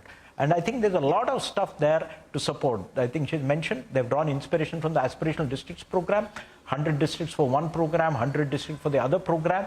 And I think that's a big, big takeaway. The third thing, and which is again something which people don't think about very quickly, it's the focus on cities and urban. I mean, that's almost 8 or 10 paragraphs in a speech only on cities and urban. Now, if that is not infrastructure, what it is? It is also infrastructure. And in cities, they're putting aside a 1 lakh crore urban growth challenge fund. I mean, that is for cities as growth hubs. This is not metros. This is for other infrastructure which cities need. And I think this is something which is going to be a very, very big landmark initiative. The other thing, which I don't know how many people are noticing it, the mention of a nuclear mission, a nuclear power mission, and 2 commitments to amend the Atomic Energy Act and to amend the Civil Nuclear Liability Act. This and the boost in budget to the Science and Technology Department. It's about 25,000 crores which is going for science and technology. That's larger than the increase in allocations for many other areas. So I think these are 4 or 5 big areas in which the budget is actually focusing on. And on the supply side, one thing, the investment in human beings, I think that's big. Education, healthcare, women, children. I think there's a huge increase. If you look at this whole as a group, it's about a 45,000 crore increased allocation for all these put together. I mean, this is investment in people because they're all part of the supply chain. The demographic dividend, if it has to be exploited, if that has to be taken advantage of, you need to invest in people. And 47 looks far away. But for the child being born today, That child is going to be the workforce of 2047. I think that investment is going in. One of the other aspects of this budget, sir, has been a lot of focus on getting the centre and the states to work together, whether it is to do with the identification of those 50 tourist destinations where the government believes that the centre and the state should partner and work together, or on many of the other aspects that the government has also spoken on, including putting out a competitive index of states and how they are performing in the context of ease of doing business and deregulation, something that we've seen previously as well. On this centre-state compact, how far does the budget take us and how effective do you believe it's likely to be in moving the needle? I think there is a huge amount of work. I mean, if India has to be Viksit Bharat, then I said this is a budget for Viksit Bharat. There has to be lifting jointly both by the centre and states. And if you see the Urban Challenge Fund, the monies have to be spent by states, which means they have to actually come up with proposals, and the government will match it. They've said they'll give a 25% grant, and they're pushing states towards PPP and private participation. They said almost 50% of that has to come from banks, bonds, or PPP. There's the other one, the one on a couple of other missions which are there. The one on agriculture, the two missions there depend totally on state governments. The one on industrial parks, again, industrial parks have to come from state. There is one on industrial housing, again, it has to come from state. So there are a large number of initiatives there which are actually funding states, apart from the 1.5 lakh crores, which is for the long-term capex loans. This requires states to get their act going. And I think NITI also will have a role there in actually helping states projectize ideas and bringing them so that they can be funded by various ministries. So I think the centre-state compact is coming through very, very strongly. Apart from, I mean, the total devolution going to states in this particular budget is about 25 lakh crores, of which only 15 lakh crores is actually Finance Commission related grants. The other 10 lakh crores is central or centrally sponsored scheme related transfers. All these require states to also get their act going. Even on the reform side, there is this mention of this committee, a high-powered committee on regulatory reforms. There's a clear mention there that the states will also have to be brought on board. I think this also has to be read with the economic survey which was produced yesterday by the CA. The clear mention, let's get government out of the way. I think that's the message there. And when we talk of government there, it is not just central government. I guess 80% of that is state government. Land, labor, electricity, utilities, water supply, roads, they're all state issues, state subjects. So I think this budget not only moves the needle forward on things like manufacturing, agriculture, etc., it also brings to the forefront that center and state has to work together, and they're putting the money to actually enable states to do what is required to be done. This is on the growth side. I'd also like to mention one thing on the tax side. This is actually addressing, if you've been reading the media for the last couple of months, general talk about, it's on the demand side, there's a lack of consumption demand, etc. I mean, putting 1 lakh crores into people's pockets, and the middle class actually have a very high propensity to spend. This money is not going to go into bank accounts or, or fixed deposit. It's going to circulate in the economy. And it'll also have a huge multiplier effect. So I actually see this addressing one major side of the demand equation. Similarly, I think the capex, I mean, it's remarkable that while there's this fiscal compression, 1 lakh crores given away in taxes, 1.5 lakh crores compression as far as fiscal deficit is concerned, you're still able to keep your capex. It's 3.1%, as good as it can be, and you're also incentivizing states to the 1.5 lakh crore thing. And other thing is, she didn't mention it in her budget, but you need to read the numbers. I mean, the investment in railways is being maintained. The investment in roads is being maintained. And you see the additional focus now on cities, which is also infrastructure. We don't forget that, we tend to forget that cities are as important as railways and roads. And I think this is the future. We are rapidly urbanizing, and the budget is investing in high quality urbanization. High quality urbanization, consumption, and of course growth. The budget ticks all boxes. It's an outstanding budget. Those are the words of the Niti Aayog CEO BVR Subramaniam, and also lays down a framework for a deeper center-state compact. Mr. Subramaniam, always a pleasure. Appreciate you joining us here on a big day on CNBC TV 18. Thanks very much for your insights and for your opinion this afternoon. Well, we're almost getting to the point of the market close. Prashant, Nigel Mangalam, back to you. All right, Shreen, thank you very much for that. That's a very interesting conversation there. Markets are down 30 points. There is about, I think, 13 minutes to go as far as closing is concerned. I mean, the trends largely hold. Maybe there is a bit of moderation which has happened in prices, but it's largely consumption. And Mangalam Trend, Maruti, Tata Consumer, Eicher, Bajaj, ITC, Mahindra, Asian Paints, there is not one single infra type name there on the gaining side. Take that point, and it's been a long time since these names were gaining as well, right? So their time, perhaps, as they say in the movies, apna time aa gaya for the consumption stocks itself.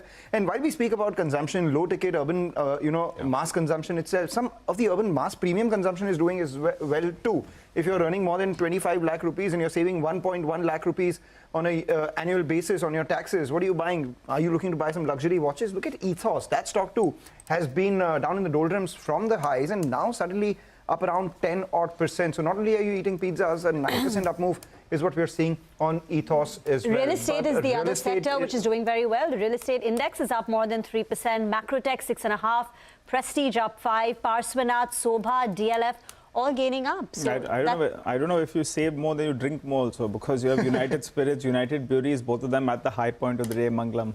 So urban consumption, all of that doing extremely well. So what we'll do is, while all these consumption-related names are doing well, you're watching us here on CNBC TV 18, but not only on the television. CNBC TV 18 is the #1 business news outlet on YouTube as well, the most viewed channel on budget day among the English business news outlets. CNBC TV 18 clocked more than 3.3 lakh concurrent views on YouTube. This is nearly 3 times more than our nearest competitor. CNBC TV 18 remains your budget headquarters for the last 25 years. And for that, we have no one but you to thank. All you viewers, thank you for your continued support, not only on television, but on digital, and as we speak, on YouTube as well.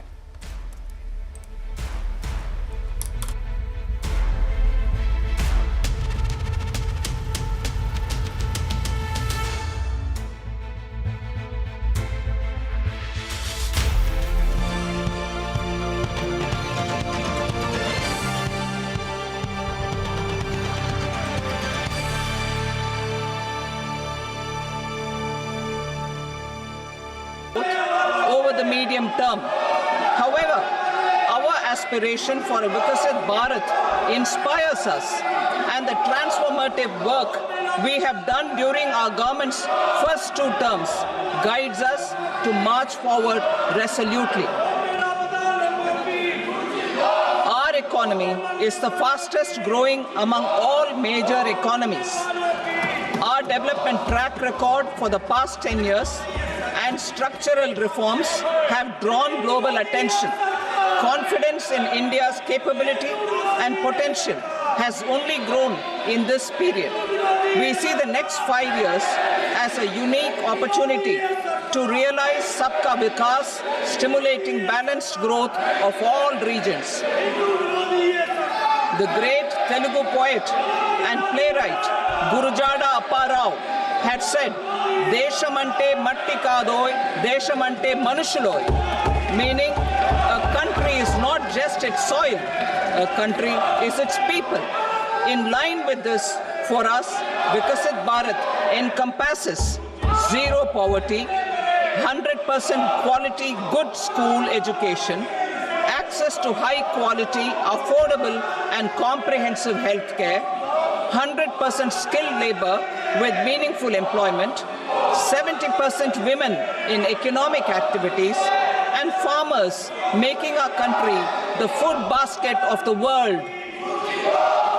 In this budget, the proposed development measures span 10 broad areas, focusing on Garib, Youth, Annadata, and Nari, spurring agricultural growth and productivity, building rural prosperity and resilience, taking everyone together on an inclusive growth path, boosting manufacturing and furthering Make in India, supporting MSMEs, enabling employment-led development, investing in people, economy, and innovation, securing energy supplies, promoting exports, and nurturing innovation.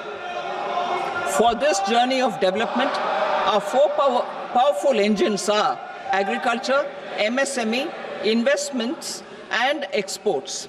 The fuel, our reforms, our guiding spirit, inclusivity, and the destination, Vikasit Bharat. This budget aims to initiate transformative reforms across 6 domains. During the first 5 years, these will augment our growth potential and global competitiveness. The domains are taxation, power sector, urban development, mining, financial sector, and regulatory reforms.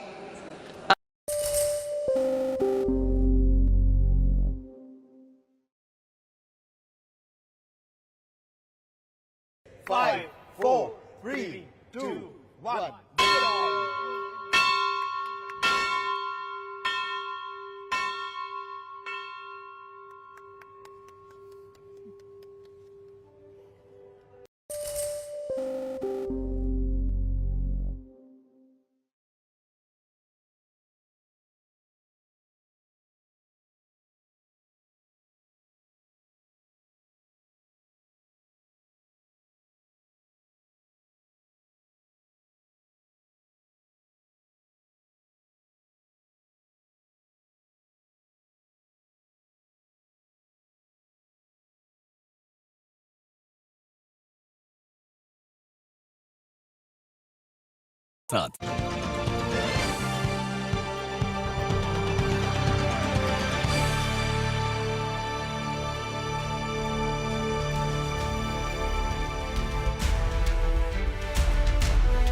Okay, no big change on the market screen, just 40 points lower on a 23,000 near 500 kind of index. So gains largely intact, which the market has accumulated from the lows that we've seen last Monday.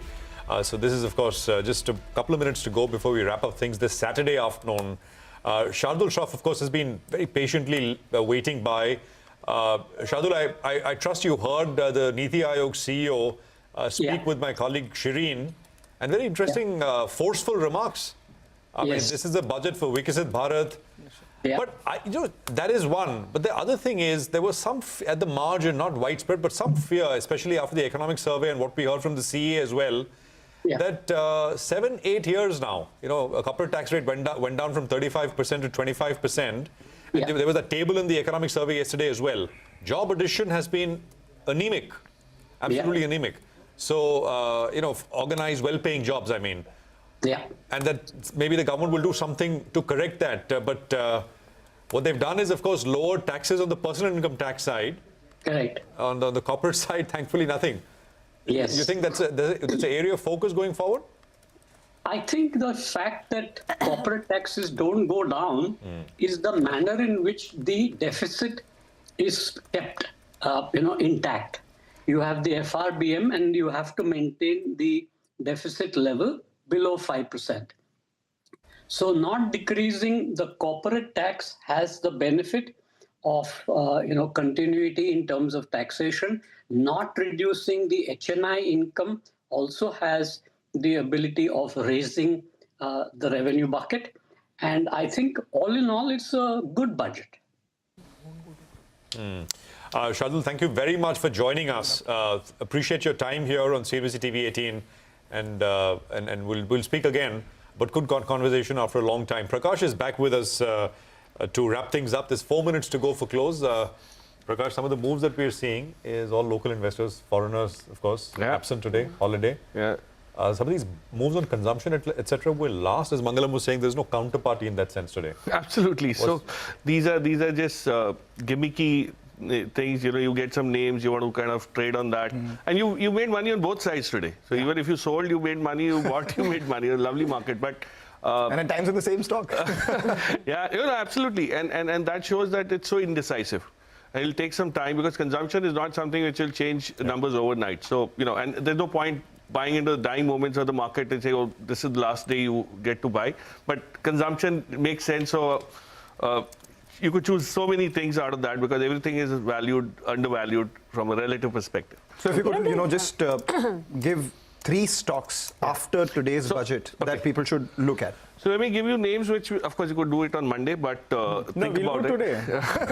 I was talking about tourism. Medical tourism is trying to make a comeback, and Thomas Cook, for example, is one of the names that tried doing this some years back. People have more money, they'll take tours, travel. you buy Indigo, you buy ancillaries in airlines, you buy an updater services, the gig economy plays kind of support you.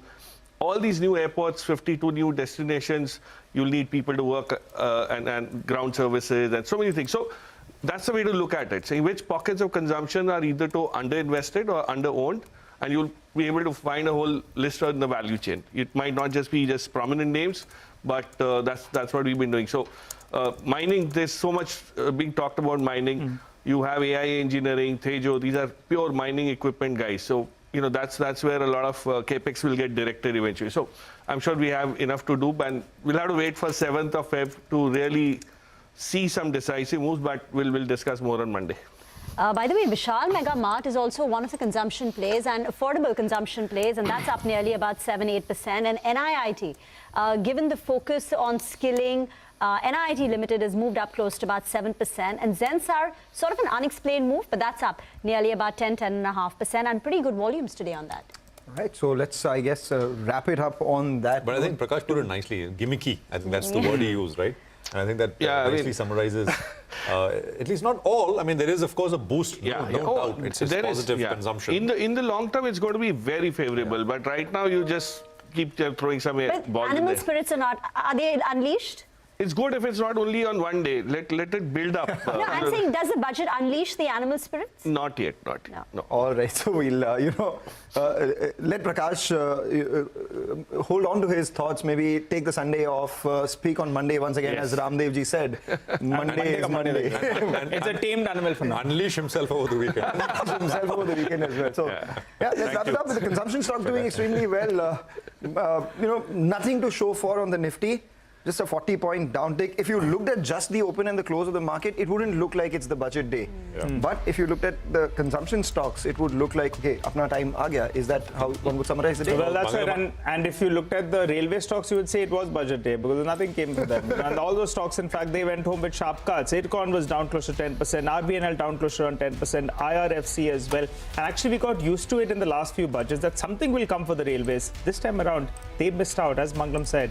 Consumption was the top gainer. You had some of these economy-facing companies, Capex, Defense, all of them did sell off in today's trading session. Just one thing, guys. Mangalam said that this did not look like a budget day.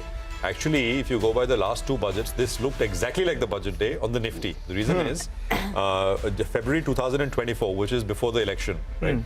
The budget, the Nifty closed down 0.1%. That was the interim budget. Final July 2024. Minus 0.1. Again, that was the first small budget. And guess what? The change is 0.06% today. So in that sense, and I mean, go back to 2023 as well. I mean, 0.3% lower. So actually, last three budgets, there has been less than 0.5% change on the day of the budget.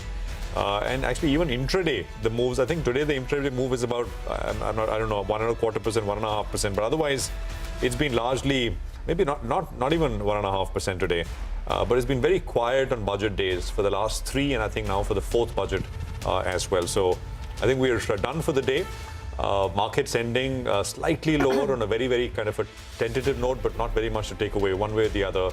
Consumption, the clear leader, and of course the headline from the budget was the personal income tax cuts. And that too not without drama, because as the finance minister initially announced that 4.4 fiscal deficit number, markets assumed there's not going to be too much in terms of help on the taxes front, but she saved the best for the last with that personal income tax relief, which is amounting to about 1 lakh crores or so. From all of us here, it's goodbye. Thank you very much for watching. Prima. Well, and before we go, let's just quickly tell our viewers that CNBC TV 18 is the #1 business news outlet, even on YouTube. It's the most watched channel today on Budget Day among all the English business news outlets. So CNBC TV 18 has clocked in more than 3.3 lakh concurrent views on YouTube. And this is more than 40 times than our competitor. CNBC TV 18 continues to remain your budget headquarters for the last 25 years, and we would like to thank all our viewers for that. Thank you.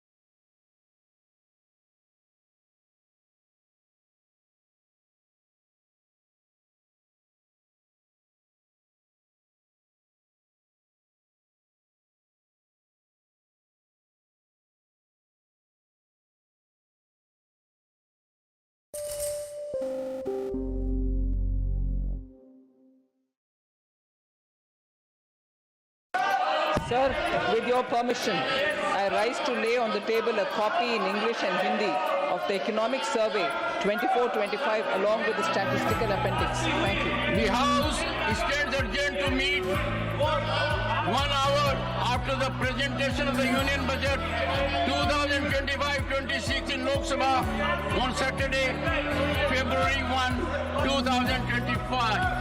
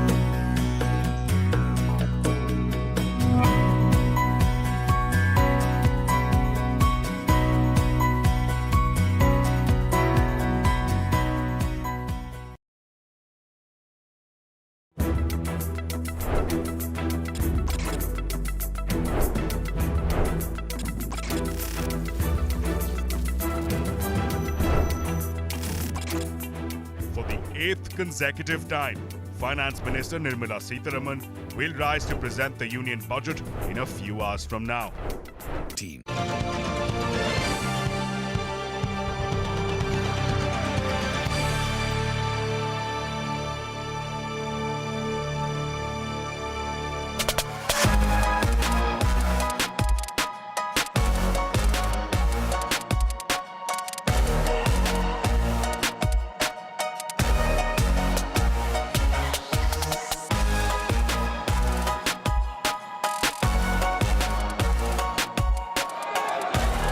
I am now happy to announce that there will be no income tax payable up to income of 12 lakh rupees. I propose to 1. Remove 7 tariff rates. This is over and above the 7 tariff rates removed in 23-24 budget. The revised estimate of the fiscal deficit is 4.8% of the GDP. ये budget एक force multiplier है। ये budget savings को बढ़ाएगा, investment को बढ़ाएगा, consumption को बढ़ाएगा और ग्रोथ को भी तेजी से बढ़ाएगा। ये भारत सरकार का बजट है कि बिहार सरकार का बजट है? आपने बिहार के अलावा किसी और प्रदेश का नाम सुना वित्त मंत्री जी के पूरे बजट भाषण में? The infrastructure is not going for the rest of the country. It's only going towards Bihar because we all know that this year is the Bihar election. So basically, for essence, and Maharashtra has been ignored, and Tamil Nadu, there's not a single word for Tamil Nadu or for any other southern states.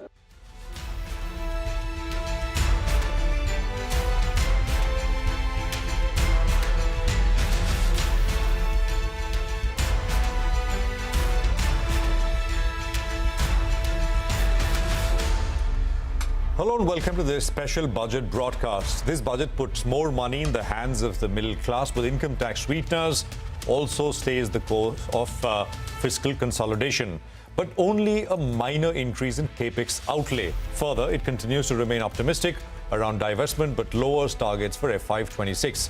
I'm Prashant Nair. With me, my colleagues Nigel D'Souza and Mangalam Malu. We're also joined by Amit Jaiswani of Stallion Asset Private Limited and Pankaj Tibrewal of Ikagai Asset Managers. Gentlemen, great to have both of you here as well. Nigel and Mangalam, thanks very much for joining in. The story of the day, I think, arguably was FMCG consumption. So, Mangalam, just wrap it up for us. What happened and how did the market take it? You know, the most important thing that happened in this budget was the income tax cut, and as a result of which people have more money in their hands, which they're left with after paying lesser taxes as compared to last year. So just to quote the finance minister, no tax incidence on a person earning up to 12 lakh rupees. You save 70,000 rupees every year if you are earning more than 18 lakh rupees. And if you're earning more than 25 lakh rupees, then 1.1 lakh rupees every year is what you save as against the previous tax regime. All of that made all the consumption stocks, specifically the urban consumption stocks, a lot happier. Why is that? Because over the last few quarters, if you've seen, urban consumption has been hitting a bit of a wall. At the same time, that accounts for nearly 65% of FMCG companies' sales. We've heard from all the managements as well. So companies which benefit from a revival in urban consumption sentiment. You had the likes of Jubilant FoodWorks, Zomato, Avenue Supermarts, maybe something like a Trent, etc. All of them doing well as well. From the discretionary side, even from the staple side, the ones who have higher, salience coming in from urban India, the likes of Nestle, which gets nearly 80% of its revenue from urban India, or GCPL, which is about 70%, Britannia, Marico, all of them recovered from lows. So that was a positive. Add to all these things, the fact that these consumption stocks were under pressure for underperforming over the last couple of years, having come back to their 10-year average valuations as well, and with no incremental benefit or incremental growth coming in or attributed towards capex and railway themes along with defense themes, which have been doing well for the last few years, maybe capital shifts towards the consumption space from here on when it comes to growth from here. So maybe that was the reason.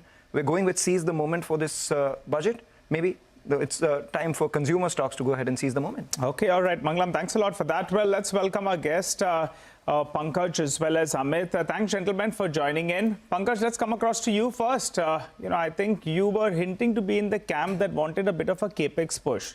Now, we've got a consumption push and maybe a pretty decent capex outlay as well, though I think most on the street wanted a little bit more on that front. Your reading of the budget, and would you jump more into some consumption-related names now? Good afternoon, Nigel. Our sense is that we went into the budget with very low expectation. We means the market. And there were concerns that there could be some tinkering with the capital gains tax, how the fiscal number maths will add up to. I think the FM has done an excellent job, if you ask me, in managing growth along with fiscal. And the maths we were looking at behind the fiscal and the assumption on taxation seems to be very realistic.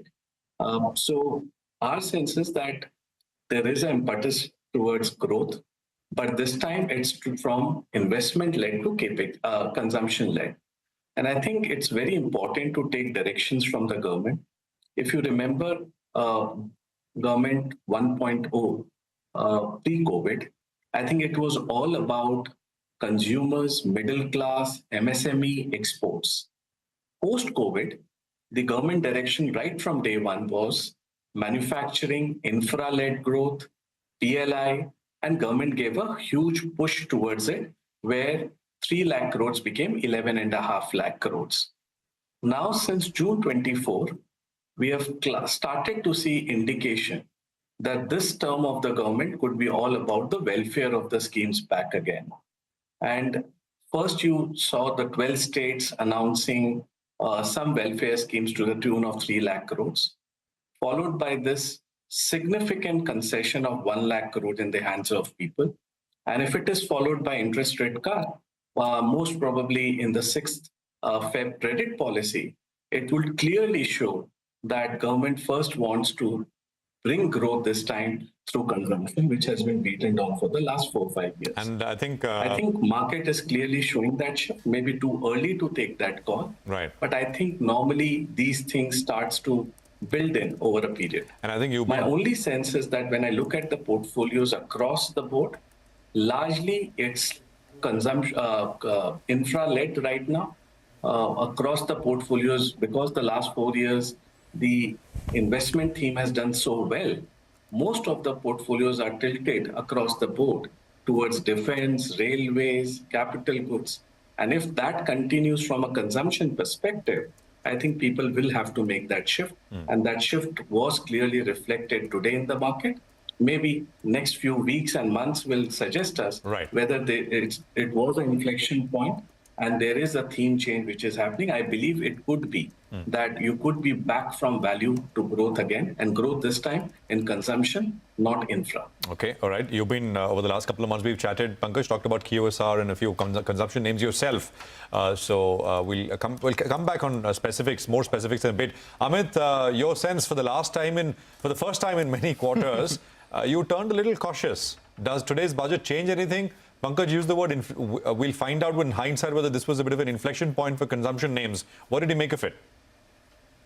Prashant, it was a super budget. It was a time had come in markets where only 10 stocks were growing. Like if there are 100 stocks across consumer, paints, autos, etc. Point had come that only 10, 15 stocks were growing and the rest 80, 90 stocks were not growing well. And too much capital was chasing those 10 stocks. And we were also doing the same thing, to be honest. But that worked very well for us in 2024 and 2025. Of course, money left those stocks because money just wanted to leave everything, and that trade got a little disturbed. But coming back, this is a super budget.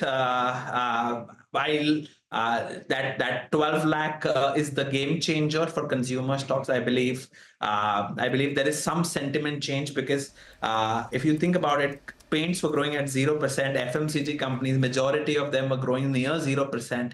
Even the best retailers were not growing more than 20% in the country. So this is a pivot point where the capex on infra, etc., is the growth of capital outlay is now near 0% YOY. So market chases growth, and markets will keep finding newer places of growth. And looks like consumer after 2-3 years will make a comeback. It will not just be the top 10 companies. I think the entire basket, because the valuation is now not as expensive as it used to be.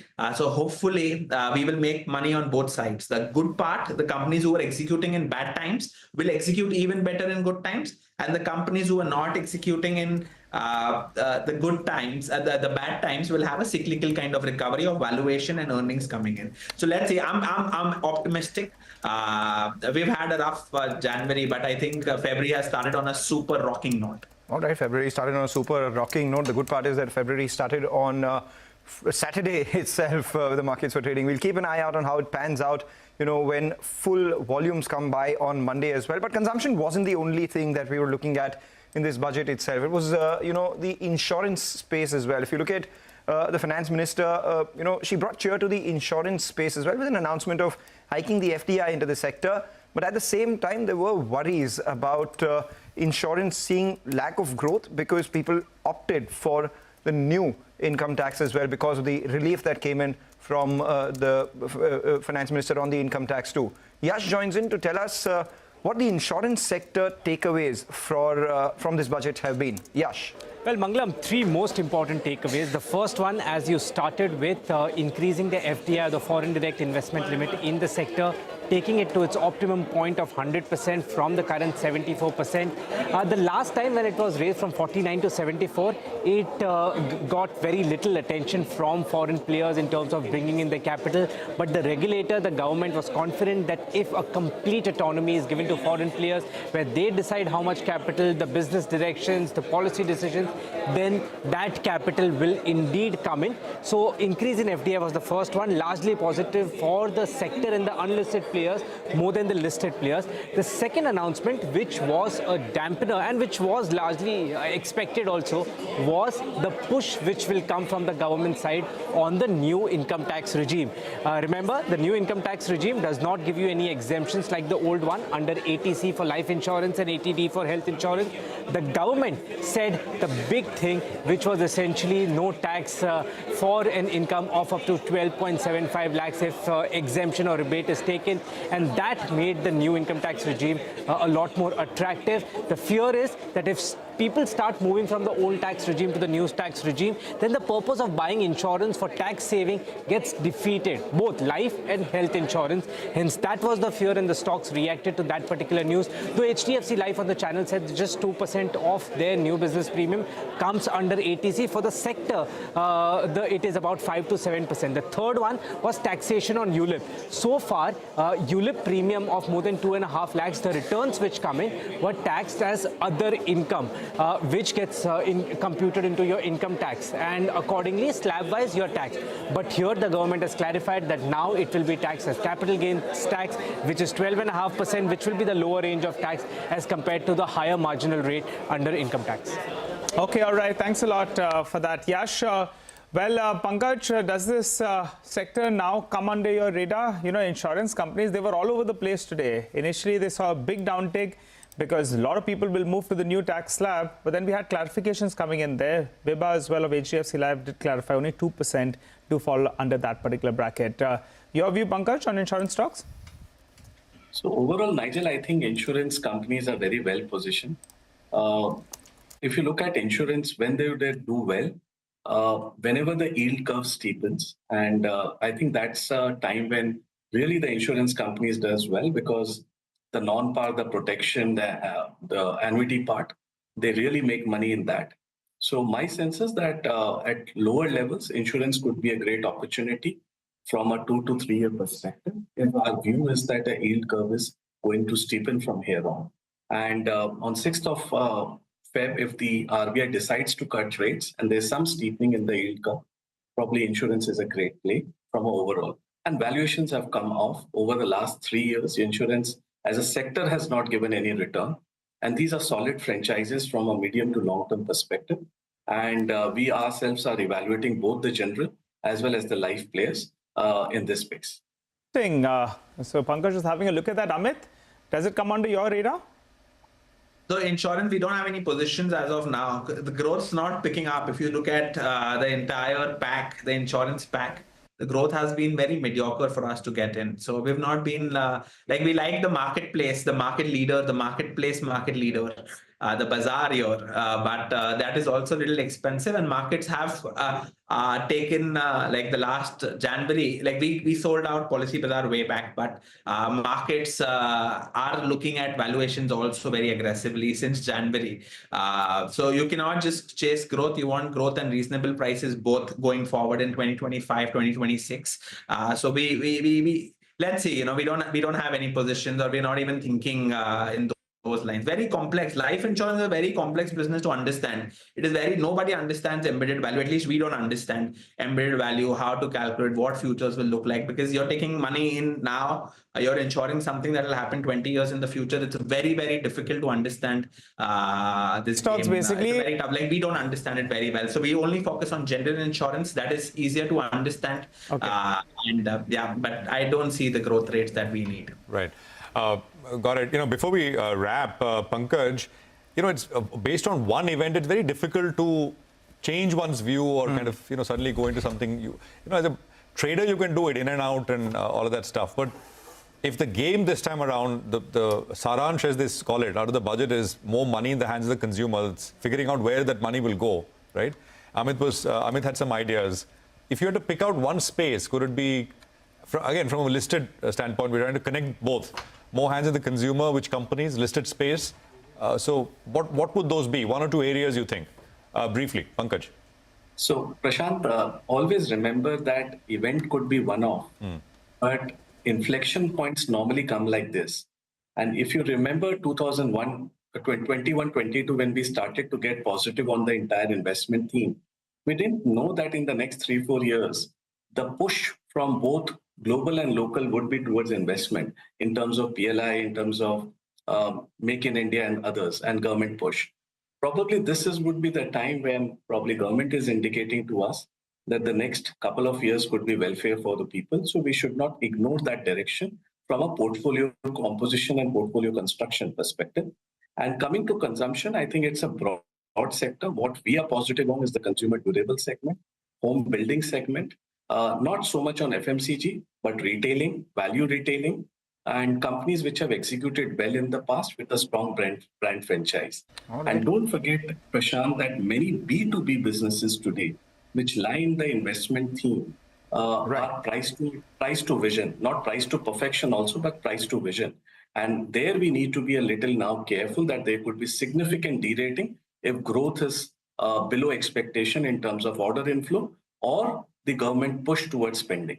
If it is indeed an inflection point, Pankaj, and I take your point completely. That's why, as they say, investing is simple, but it's not easy, right? I mean, because something has worked for very long. Or if something is changing, it's very difficult to make yourself believe that, well, this is it. But that's essentially what I guess you have to do, and you have to believe as well.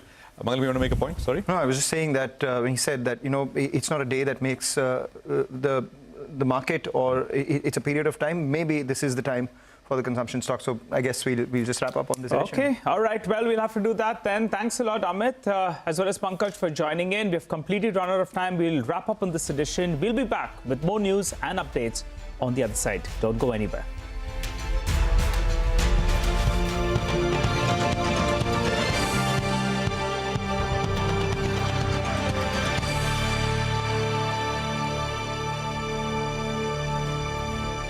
Is near a 2-year low.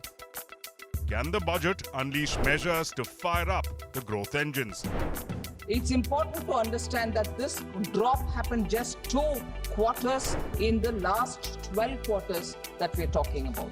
So let us not sort of pick on that one and predict future. This has been a steady growth and a steady sustained growth. The new boss at Mint Street has unveiled measures to boost liquidity after the deficit hit a 15-year high. With monetary easing expected to begin this month, will the finance minister announce fiscal measures to bolster growth?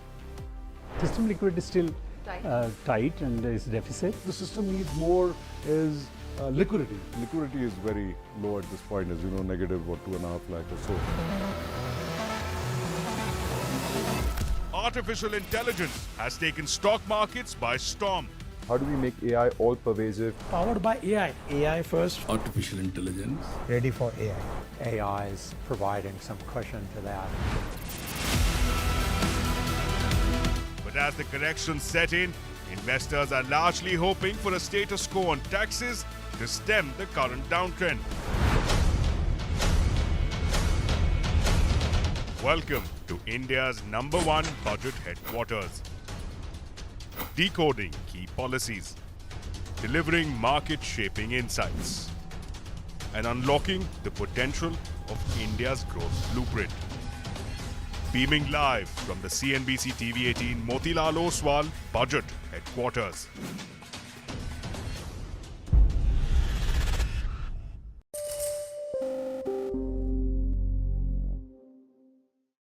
Well, here's a fallout of the DeepSeek phenomena. The Indian IT Minister Ashwini Vaishnav making the big announcement that the Chinese large language open source model DeepSeek will be brought to Indian servers, will be brought to Indian shores so that it becomes available to Indian users. Sounds simple? Well, not quite.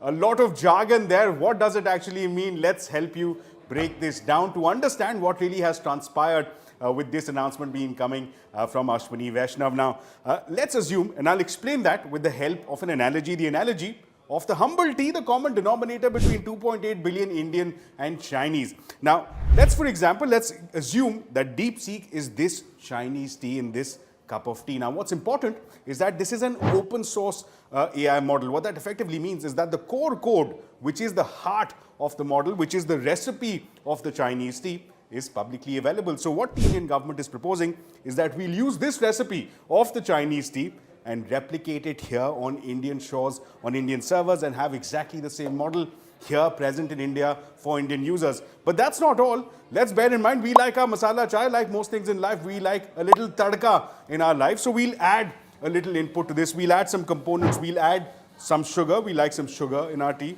We'll definitely add some ginger. We like ginger as well. And let's not forget the milk in the Indian tea. And having done that,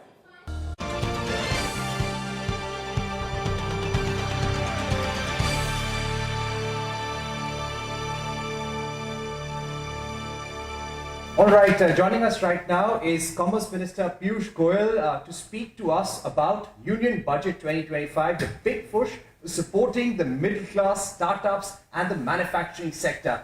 Mr. Goyal, how do you think this budget fares in terms of giving more consumption power back to the middle class? Because that had been a pain point over the last few quarters. Well, it's a very transformational budget. It's balanced. Continuity is evident in the budget, but very strategic in its outlook.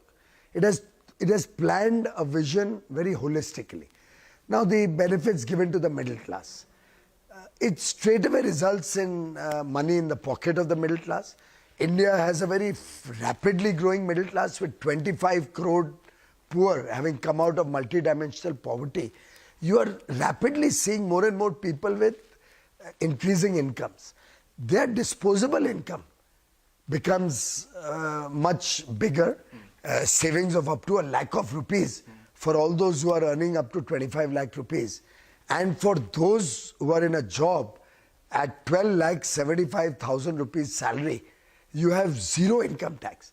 I think it's a very, very big message that so far the government had focused on investment-led growth. Now we will have investment-led and consumption-led growth, which is how developed economies of the world have been created. So it's the right pathway to a developed India. Sir, there was a concern about India's growth going forward, whether there are structural problems. The CA has said that the growth in this fiscal could be between 6.4 to 6.8%. What is your view on what this budget will now do for growth revival for FY25 and FY26? My sense is this budget and the number of elements it touches, whether it's MSMEs, whether it's farmers, whether it's the youth for creating more job opportunities, our startups, creating the right infrastructure mix, monetizing 10 lakh crores worth of assets for reinvestment into the economy, focusing on ease of doing business, the Jan Vishwas Bill 2 also coming in now, working with the states to get ease of doing business at the state level activated and incentivizing them, focusing on tourism. Now, tourism we all recognize is one of the largest job creators. When and she has looked at the minute detail in which she has gone. 50 destinations chosen through a challenge route. But within that, not only will infrastructure be created, marketing will be done. You will even look at simple things like hygiene and sanitation. Udan supplements tourism. 4 crore more tourists or travelers with 120 new destinations. So that many more airports getting activated. Make it easier to reach the destination.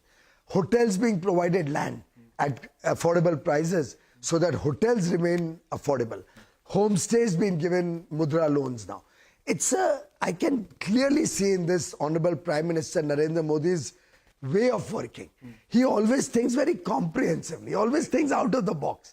And actually this budget has to be read in its entirety to understand the interlinkages, how he has connected the dots to prepare India for developed and prosperous future. I want to speak about the focus on labor-intensive sectors such as leather and footwear.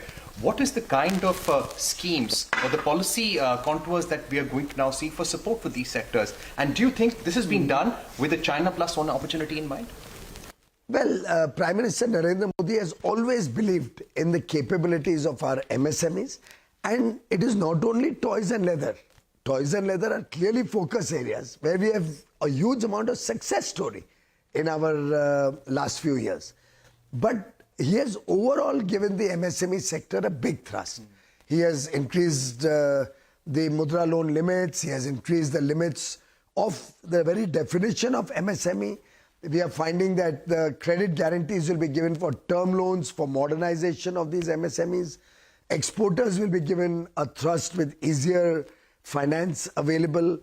There is a focus on food processing.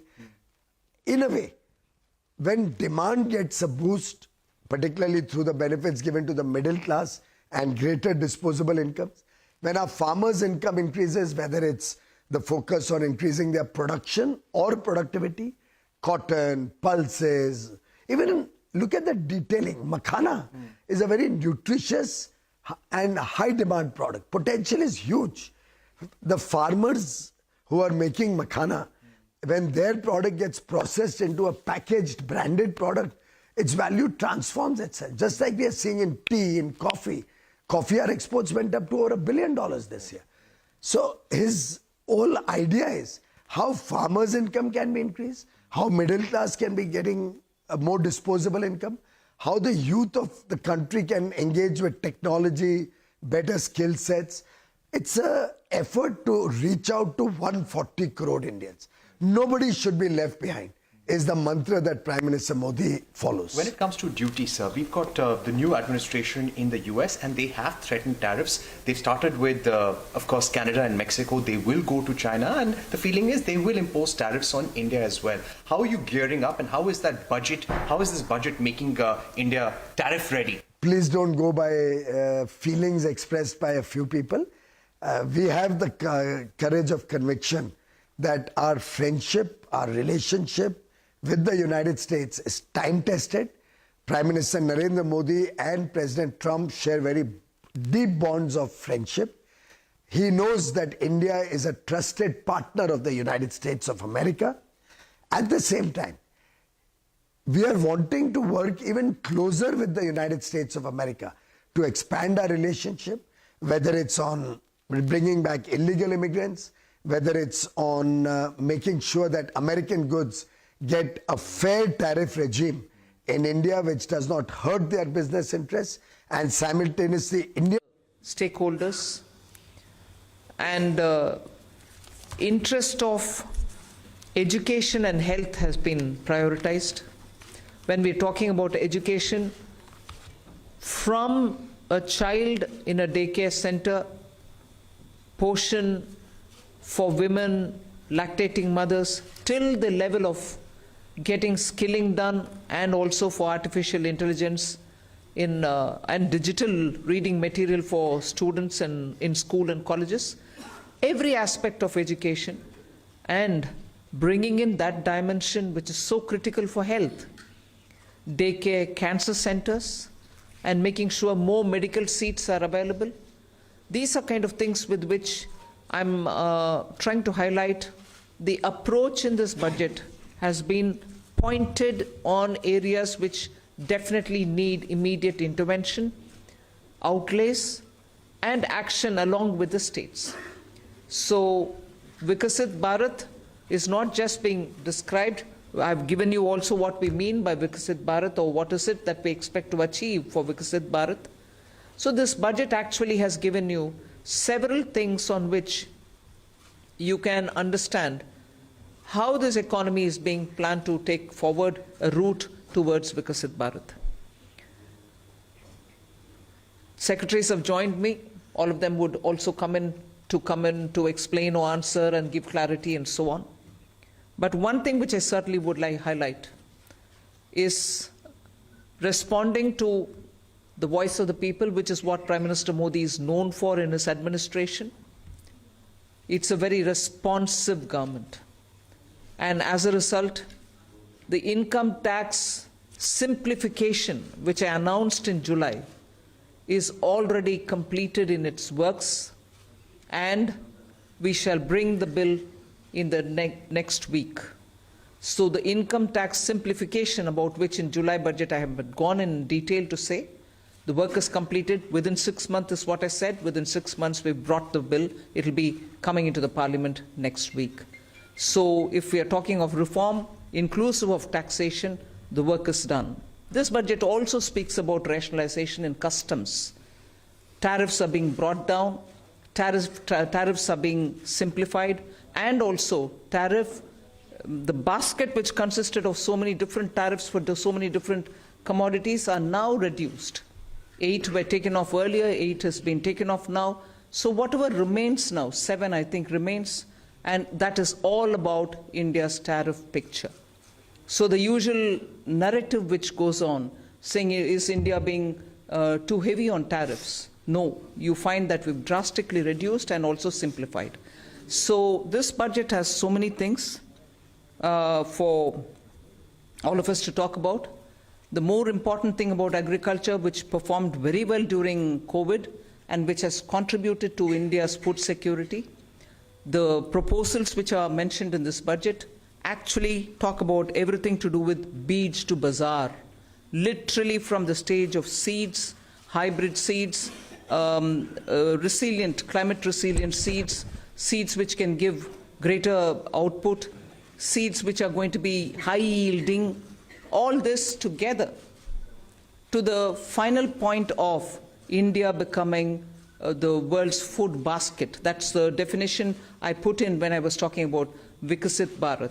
So we are making sure that India's agriculture gets the support across the board, whether it is on seeds, whether it is for skilling the farmers, whether it is rural prosperity, whether it is going to have agriculture and allied industries being set up in rural areas, and whether it is going to be farmers getting better and more loan with interest subvention, not just farmers, fishermen, and also dairy, meaning animal husbandry. So the picture for rural development and the picture for supporting agriculture is across the board, and that has been narrated. The second thing which I would want to highlight is the continued emphasis that we're giving since vote on account budget, July budget, and now on the MSMEs.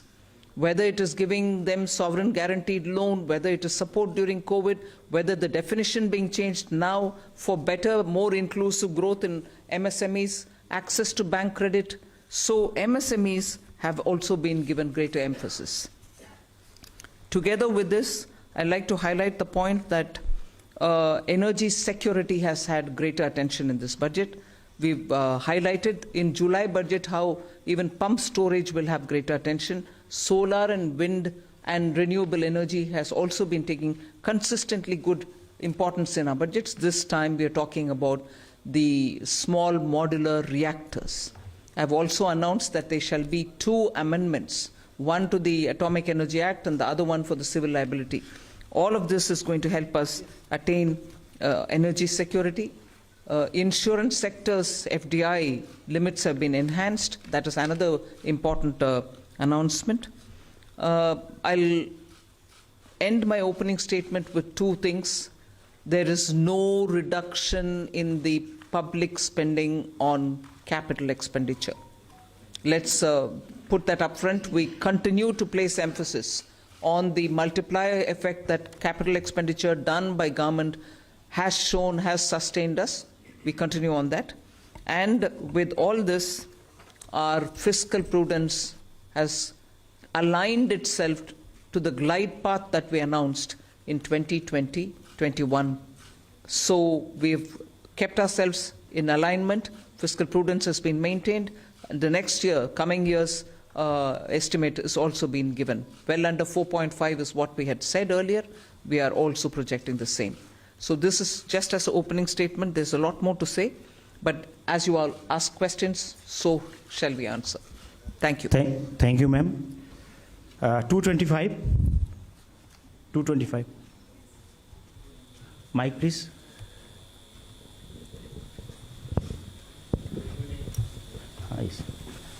Ma'am, this is Shrimi Chaudhary from NDTV Profit. I just wanted to understand, ma'am, here. Ma'am, you said the new income tax bill will come next week. Will that be in the form of draft, and where you are also going to take stakeholder comments on that? Yes, as a bill, any bill goes to the standing committee, and the standing committee will, of course, consult with so many stakeholders. And then it will come back to us, and if necessary, any more amendments, if need to be brought in, we'll bring it in and take it forward in the House. So do we expect implementation in this in the fiscal year in FY26? Do you expect what? Do we expect the implementation of Well, let it get passed. I hope it will get passed without much of a difficulty, but it is only after it's passing. Sure. Thank you. 35. Front.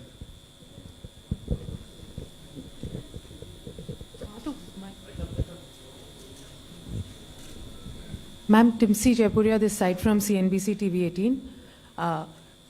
As you said, this is a very responsive government, which is why government decided to give these tax rebates.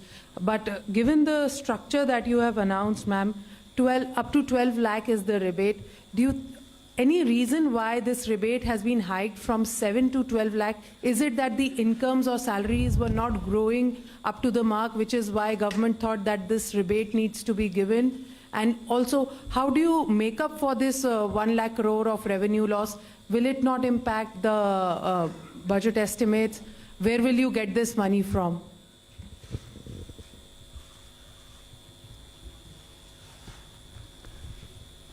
Well, Tipsy, I think the first question is you said that this, when the incomes are not growing. This is an income tax. Only when there is an income, then we are talking of the tax. So income has to grow to the level to discuss about the tax. Now, why from 7 to 12 lakh? It is something like, it was earlier 2.2 lakhs. When 2014, it became 2.5 lakh, nobody is going to pay tax. Then there was a 2019 that, we said 5 lakhs, nobody is going to pay tax. Then we said it was raised to 7 lakhs. And now it's being raised to 12 lakhs. So this is a perception that the government feels that, on the average 1 lakh per month, if you have, then you need not pay tax, which means that, we are doing it in two ways. One is we are reducing the slab rates. We are expanding the slabs. If you would have noticed, the slabs are now 0 to 4, 4 to the uniform slabs, and there is a gradualism. There was a thing when we had earlier 20%, then it was jumping to 30%. Now it is 20, we have introduced 25 also. So it's the gradual thing which has been done. Now this benefits every one of the taxpayers, because whatever benefits which has come from the slabs gets transmitted across. So therefore everyone gets a benefit.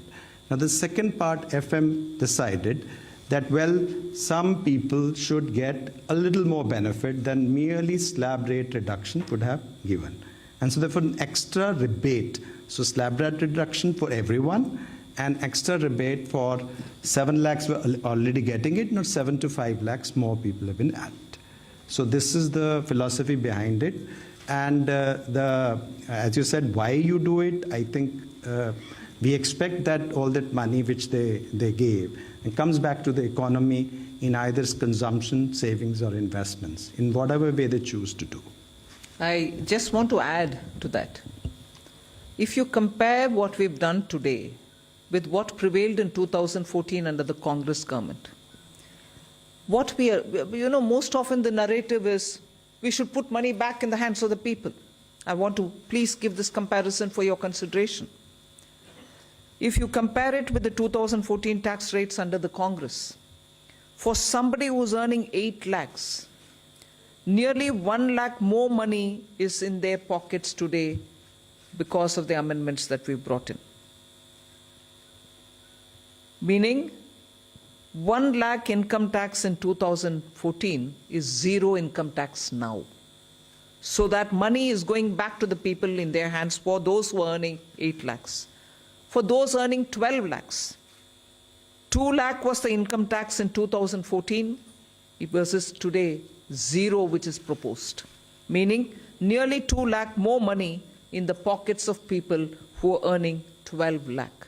All right, did I stop it there? As Finance Secretary rightly said, across the board, everybody is getting benefit because the rates have also been brought down.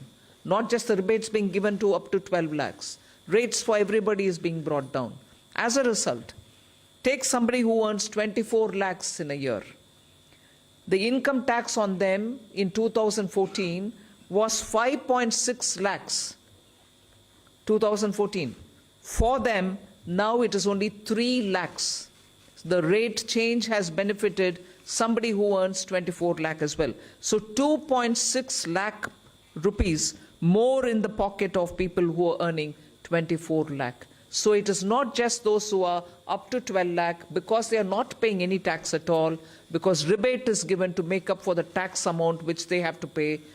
It is not just up to 12 lakh. Even for others, benefit is accruing, and compared to what it was in 14, that much amount of money is going back to those respective money earners. Just compare it with 24 tax rates, which is prevailing now, and what is being proposed. I would like to draw the comparison. 8 lakh people, meaning those who are earning 8 lakhs. 30,000 rupees more is being put back into their pockets, meaning they would be paying 30,000 in the prevailing tax, 8 lakh salaried wale. Now they pay 0 in the new proposal.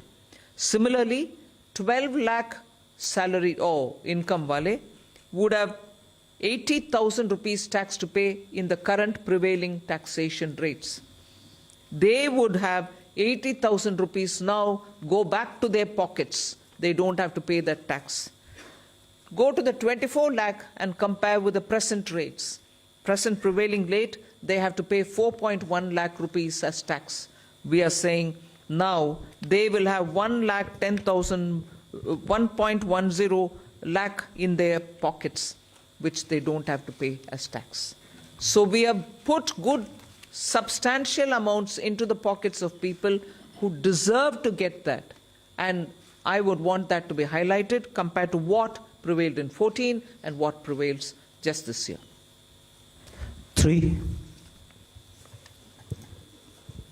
Three number. Ma'am, many congratulations. Something that has been quoted to you as well as the Prime Minister and yesterday the Chief Economic Advisor hinted, in terms of disinvestment and where you should not get into, government. You yourself have been talking from 2020, 21 and subsequently, government should be in less spaces. Has it been a strategy? Because I know you're committed to it, but last budget you didn't refer to it. This budget you have not referred to it. The target still remains there.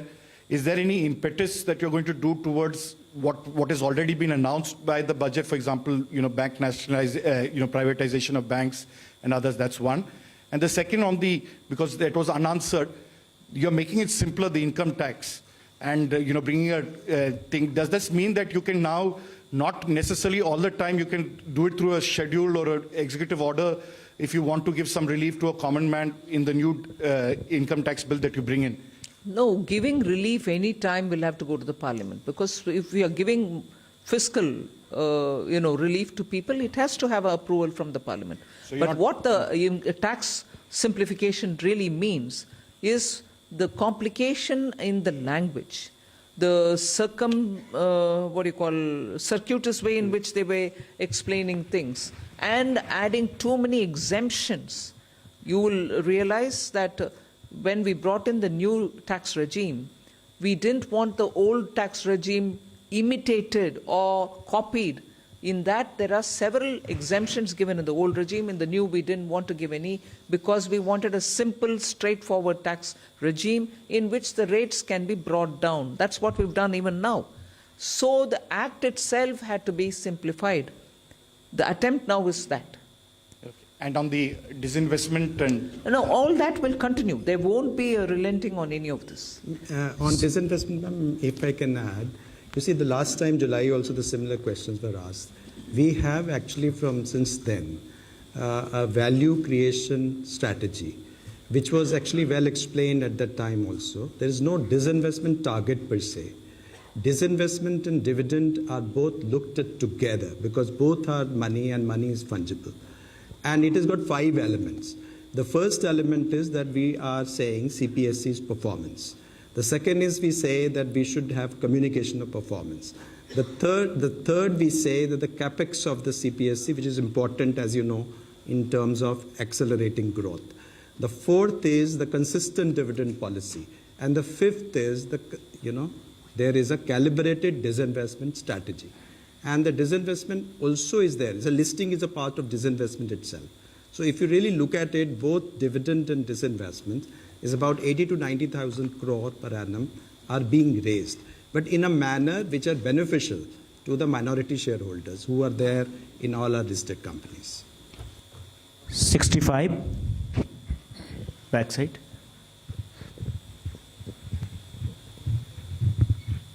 Good afternoon, ma'am. This is Ruchi Bhatia from Bloomberg News. I have a question for the Revenue Secretary and a question for you. If the Revenue Secretary can give us details on the benefits, the number of people who will benefit from the slab, from the rebates going up from 7 lakhs to 12 lakhs.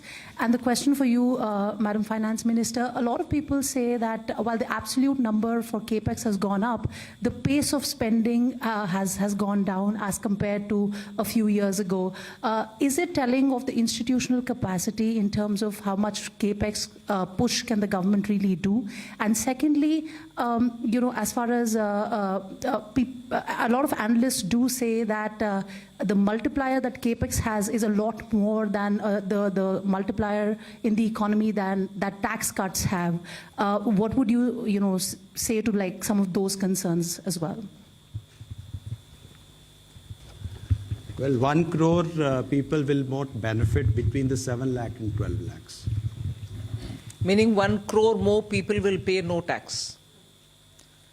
On the CAPEX, I think there are two things playing out. One, of course, this particular year has had the elections happening, and because of that, both central government and state governments were catching up with investments, public spending on investments only from the second and the third quarter, so it showed. It's equally true that when fundamental requirements are taken care of, when you're bringing in additional overhead, there is a pace at which those additions happen. So it's not as if there is no thirst for capital expenditure, but now it'll be at a pace in which you can build on each one of the developments that you've done prior. So it'll continue. There are some departments which will need more. There are others who would probably reach a plateau, but expenditure will have to continue even in them. So the heads where the capital expenditure will happen will vary, but expenditure will happen in building assets. 121.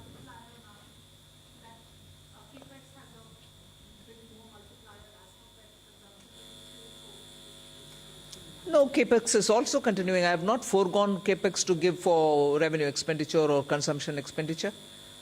So both continue. Ajay. Look at what the overall numbers are.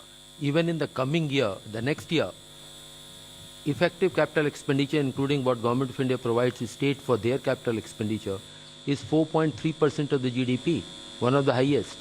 So it's not just what Government of India departments spend, it is the total money which goes for the capital expenditure. And if you look at that compared with this year's RE, there will be 20% increase. If you look B to B, still there will be a 10% increase. And it is not a capacity issue, it is a new sectors coming up. For example, if you notice, urban sector, the allocations are increasing. That's one area which requires a renewed focus. 121. On the CAPEX, because this point can come up later also. So one is the CAPEX that we give directly, that is we do as central government directly. Other is that grants that we give to the state governments, for the state governments to do CAPEX. For example, for Pradhan Mantri Gram Sadak Yojana, for example, Pradhan Mantri Awas Yojana, and so on and so forth. So if you also include the grants and aid for creation of capital assets, the amount, total amount has gone up to 15.48 crores in the budget estimate for the next year, which is more than 15% increase over the current year's RE. So that is a substantial increase, whereas you consider that the overall expenditure, that is revenue plus capital, has grown by around 7% in the next financial year as compared to this year's RE. So this is almost twice the aggregate growth in the expenditure. Yes. I would like to also add that on top of this 15 lakh crore capex, which is 11.2 there, and the extra money which goes into revenue but goes in capital building at the hand of the states, the CPSC, the Central Public Sector Enterprises, add about 4 lakh crore as capex from their own resources. So that's also the capex which goes in, and that is not counted here. Mike on कर। Tarun Sharma from Zee business. Ma'am मेरे दो सवाल हैं। एक, ma'am आपने insurance की जो FDI limit है वो 74 से 100% करी है, तो क्या मैम जो इंश्योरेंस अमेंडमेंट बिल था उसकी जो बाकी रिकमेंडेशन है उसको रिजेक्ट किया गया है, सिर्फ इसी को एक्सेप्ट किया है 74 से 100% का? दूसरा मैम, मूडीज़ ने कहा है कि जो पब्लिक डेट है स्टेट और सेंट्रल का वो अभी भी 80% है, इस वजह से हम रेटिंग अपग्रेड इस बजट के अनाउंसमेंट के हिसाब से नहीं कर सकते। तो do you think is there concern for the on the public debt? Insurance? Yeah. See, now, presently the insurance is 74%. Now, fundamentally, whether it's 74% or 100%, the materially doesn't matter. But what actually matters is the psychological feeling that they can actually own the company 100%. Along with this FDI, we are also going to, FM also announced that we are going to simplify certain procedures and rules that we frame, which are including the key management person who can be chairman of the company, and person who can be the CEO and board of directors, and also repatriation of dividends. All those are part of this, the proposed reforms that has been announced by the FM today. And sir, what about the other recommendation on the draft insurance amendment bill, sir? That's what we are actually bringing. The draft insurance bill is the one FM has announced, but the main point she has mentioned that 100% FDI, including simplification of existing rules for FDI investing. The draft bill is also coming. Is coming. Yes, and then public debt, ma'am. On the public. Serial number 2. Finance Minister has also announced, just answer complete his question, the roadmap for fiscal consolidation by the center, and please have a look at the FRBM statement which carries the different scenarios, and over a period of next 6 years how that will be brought down. Similar work has to be done through the state governments as well. So it is a process which is on. Number 2. Hello, नमस्कार ma'am, मैं आलोक प्रियदर्शी हूँ CNBC आवाज़ से। Ma'am मेरा सवाल है कि middle class के लिए काफ़ी बड़ी राहत है, 12 लाख तक जो टैक्स छूट दी गई है। इसमें आपने बजट स्पीच में कहा जो कैपिटल गेन से लोग कमाई करेंगे उसको इसमें शामिल नहीं किया गया, उस पर नॉर्मली टैक्स देना पड़ेगा जो स्लैब के रेट से है। तो ज़्यादातर लोग आजकल मार्केट में इन्वेस्ट करते हैं, उनको लॉन्ग टर्म इन्वेस्टमेंट होती है, उनको कैपिटल गेन्स होते हैं कई तरह से, उनको बाहर रखने का, उनको केप्ट असाइड रखने का क्या रीज़न है, क्या उसके पीछे वजह बताएं? रेवेन्यू सेक्रेटरी उसके ऊपर ज़्यादा विस्तार से बोलेंगे। बाहर रखने वाली चीज़ नहीं है, इनकम का कैलकुलेशन कभी भी वैसे ही होता है, उसमें कैपिटल गेन्स का जोड़ते नहीं है। मैं स्पष्टता के लिए उसको जोड़ रखा है उधर सेंटेंस पढ़ने के समय। ये नया मेरा पद्धति नहीं है कि इसको अलग रखो उसको अलग। Income calculation in general is done without the capital gains. You want to explain it please? Capital gains tax जो है वो हमेशा से रेट से अलग है, नॉर्मल इनकम से अलग है। यदि नॉर्मल इनकम में होता, शामिल होता, तो यदि 30% के ब्रैकेट में कोई होता तो उसके कैपिटल गेन्स में 30% टैक्स लगता, तो वो क्या मान्य होता? तो कैपिटल गेन्स को एक अलग टैक्स की व्यवस्था की गई है जो कि कम है। वो इसलिए की गई है कि रिस्क उसमें है और उसमें लोग रिटर्न करते हैं कैपिटल मार्केट को बढ़ावा देने के लिए, तो उसमें 12.5% हमने टैक्स लगाया, तो वो एक अलग रखा जाता है। उसमें एक अलग एग्जेम्पशन लिमिट भी है। यदि वो एक साल में कैपिटल गेन्स आपको इज इट 1.25 लाख 1.25 लाख यदि हो तो वो एग्जेम्प्ट भी होता है, तो और यदि शॉर्ट टर्म हो तो वो 20% होता है, तो वो एक व्यवस्था अलग है। और नॉर्मल इनकम की व्यवस्था है जो कि स्लैब रेट और उससे काउंट होती है, तो इसलिए वो अलग ही है। कन्फ्यूजन ना हो इसलिए वित्त मंत्री जी ने स्पष्ट उसको कर दिया था स्पीच में, क्योंकि ये कन्फ्यूजन की संभावना थी कि सब लोग ये समझेंगे, तो उसको स्पष्ट किया गया। 46 पीछे बैक साइड एक करके। Hello ma'am, Harsh Kumar from Business Standard newspaper. Ma'am, since government has decided to move ahead with a comprehensive asset monetization plan, so what are the new changes from the previous one, and if you can give some broader aspects of it in detail? See, as we are aware that till the last year, the first program which was launched in 2021, achievements have been of the order of about 90%, which is a good progress. Based on that success is the next leap, almost double the amount which are coming up. And there are newer asset classes will also be come up. For example, transmission assets, and not just of the Government of India. Government of India doesn't own, say, Power Corporation, Power Transmission Corporation, but state government's assets are also there. So they will do the monetization, and you will hear very soon that entire plan will be out. Sir, can we, in future, can we get a separate number of asset monetization and disinvestment? See, this money, what the intent is, there's already an investment, or rather the assets are there, which may be owned by Government of India, which may be owned by, say, NHAI, or they may be owned by one of the PSUs. They disinvest, not disinvest, they monetize that asset and use that money to build a fresh or a new project and a new asset, plow back that money back into the economy. So these are not necessarily money coming to Consolidated Fund of India. Very rarely the money comes in. NHAI doesn't invest, money remains with them, they build another road by using that money. 13. Front. Hi ma'am, good afternoon. I am Kriti, I'm from Informist Media. So right now you just said that your fiscal prudence has finally aligned with your glide path that you had announced in FY21. This year you have given a new roadmap, so mentioned debt to GDP roadmap.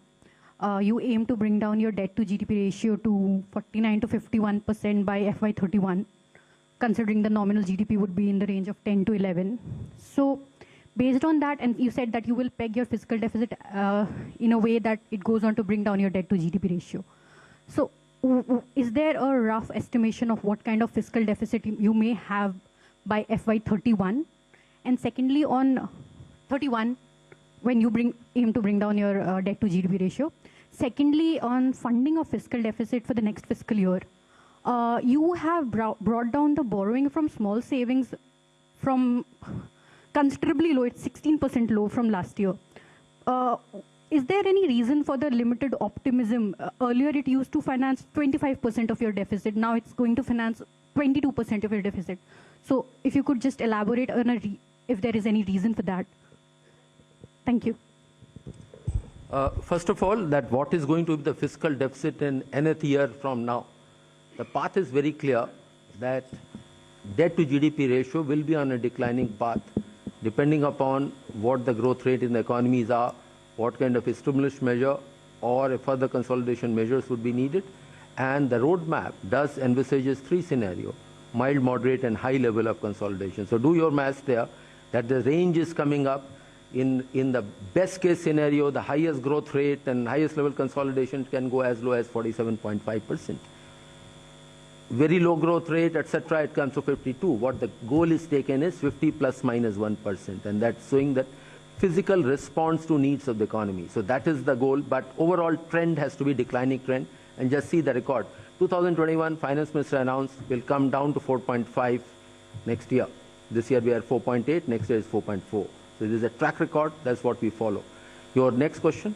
Small savings, borrowing small from small savings. Here the interest rate, if you notice in the last 2 to 2.5 years, are being set in a manner so that there's neither an incentive nor a disincentive to come to small savings. These are the numbers where we see the trend, and based on the trend we project it. What is being overall is being monitored and watched or said is the overall fiscal deficit, overall borrowings. If more is coming in small savings, less from the market. If less is coming from the small savings, more will be from the market. So our assessment numbers are slightly lesser than this year.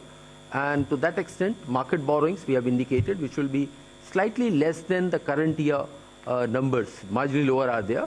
But if there were to be more inflow of small savings, to that extent, market borrowings will go down. And as you are aware, we do set the calendar every half year. 51.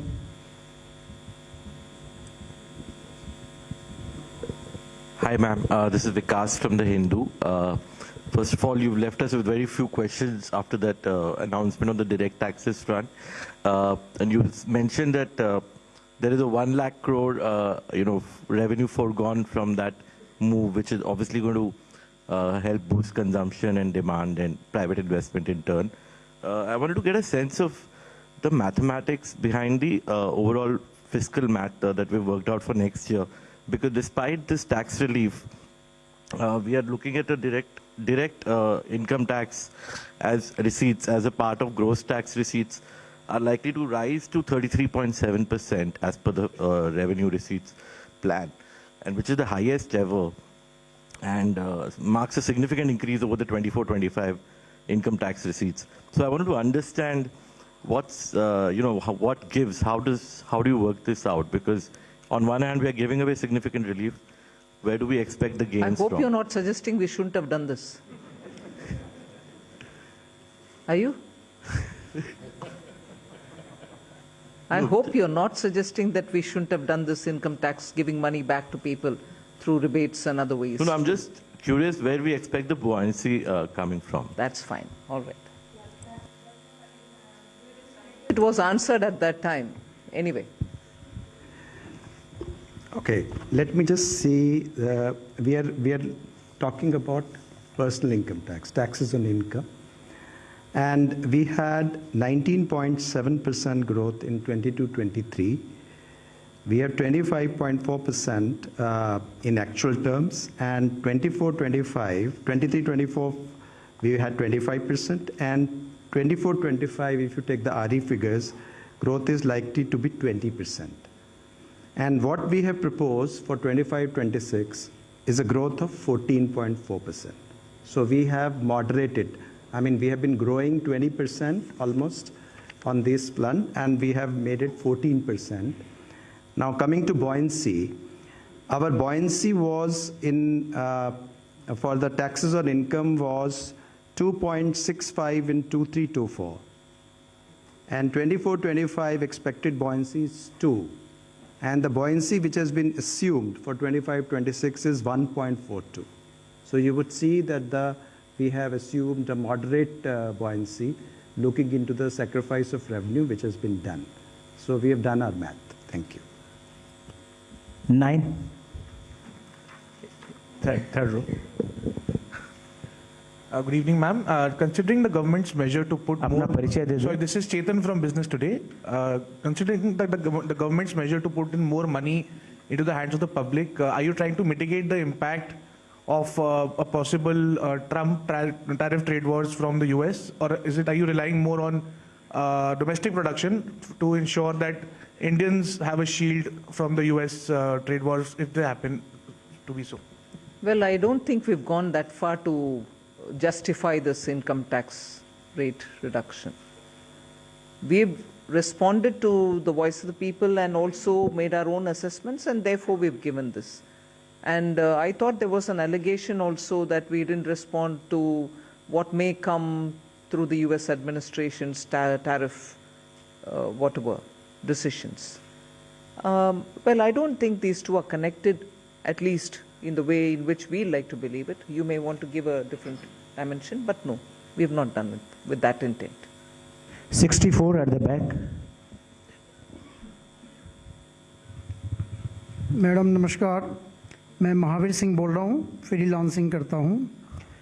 आपने income tax में बड़ी राहत दी है, हम तो 10 लाख की उम्मीद कर रहे थे, आपने 12 लाख कर दिया एकदम। और मुझे लगता है कि क्या सरकार इनकम टैक्स रिजीम से हटकर एक्सपेंडिचर टैक्स रिजीम की तरफ जा रही है? जो आप इनकम टैक्स में आपने कहा कि इस राहत से 1 करोड़ लोग इससे बाहर हो जाएंगे और इसमें कम ग्रोथ होगी, और दूसरी तरफ आपका जो टैक्स रिसीट है वो बढ़ता जा रहा है, पूरे बजट का आकार बढ़ रहा है, तो सरकार क्या एक्सपेंडिचर टैक्स की तरफ ज़्यादा झुकाव इसका दिख रहा है?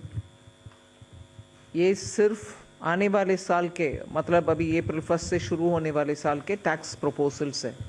आप पिछले साल का रेवेन्यू को देख करके इससे ये कनेक्शन मत निकालिए। हम जनता के लिए, मिडिल क्लास के लिए राहत दिलाने के लिए प्रधानमंत्री जी के आदेश के अनुसार रेट रिडक्शन किया है, उतना ही है उसमें। 47. Just to add that point, to give you a data point, direct taxes are supposed to increase by 12.7% next year. Indirect tax, which is on the, say when people buy goods and services, is expected to increase by 8%. So that should answer your question. Yes. Just हमारी central amount शामिल है. एक इसी point पे और यदि हम देखें डायरेक्ट टैक्स और इनडायरेक्ट टैक्स का रेशियो, तो वर्तमान साल में आरई में ये 1.39 है. मतलब डायरेक्ट टैक्स लगभग 139% है इनडायरेक्ट टैक्स का. अगले साल ये 145% है. तो जो आप कह रहे हैं उसका उल्टा है, डायरेक्ट टैक्सेस पे अधिक अगले साल राशि प्राप्त होगी as compare to indirect tax. और यदि हम देखा जाए बॉयंसी जो है वो इनडायरेक्ट टैक्सेस में 0.82 है, क्योंकि कस्टम्स जो है वो कोई अभी हमारे लिए एक रेवेन्यू का साधन नहीं है, वो एक बॉर्डर मेजर्स है. और बहुत समय में हमने ड्यूटी रिड्यूस भी की हैं, क्योंकि बहुत ज़्यादा हाई टैरिफ लगाने से भी उसके ठीक परिणाम नहीं. तो ये भी नहीं है. और CGST और सेस में हमारा जो बॉयंसी है वो सिर्फ 1.08 है. तो आप देखेंगे कि वो उसमें कोई एक्स्ट्रा हमारा करने का विचार नहीं है. Ma'am, Prakash Predarshi from ET now. Yeah. The KCC limit has been enhanced to 5 lakh. So any assessment on how this decision will boost rural consumption? Secondly, ma'am, the budget document mentions something about sharing transaction details of crypto assets. If you could elaborate. Sharing transaction details of Crypto assets. Okay. Nagaraj, you want to say on the KCC?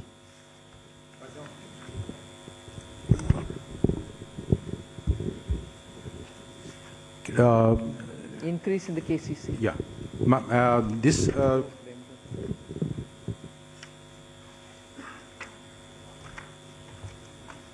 Let me respond to the question on the KCC.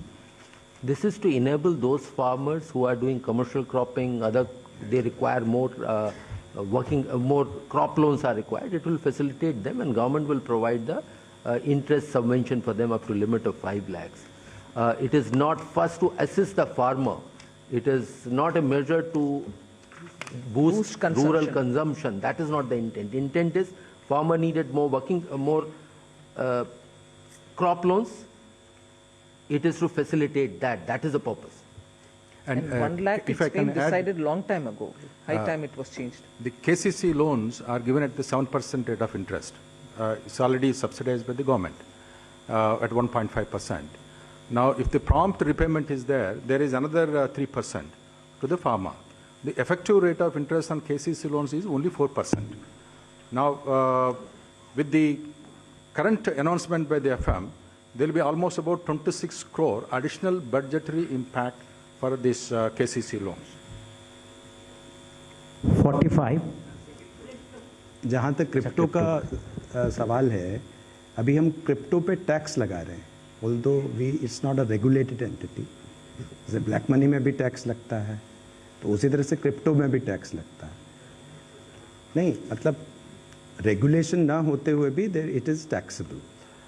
उसमें OECD G20 के under जो हमारा framework agreement है, उसमें 2027 से ये निश्चित किया है कि सब जो उसके सेक्रेटरीज हैं वो उसमें इंफॉर्मेशन शेयर करेंगे. तो उसके लिए टैक्स लॉ में ये व्यवस्था की जा रही है कि हम वो इंफॉर्मेशन गैदर करने का फ्रेमवर्क, जो रूल्स हमको बनाने हैं, वो हम कर लें. Ma'am, Meghna Mittal from Money Control. The union budget has announced a big income tax relief in the new income tax regime. Where's Meghna? The budget has announced a big relief in the income tax, so in the new income tax regime. So how many taxpayers have moved to this new income tax regime, and does this also mean that are we phasing out finally the old tax regime? 75% जो हैं, 75% have already moved to the new tax regime under the individual category. No, if we are phasing out, I would have said it, na? The scheme is available, but we expect that almost everyone will shift now. 224.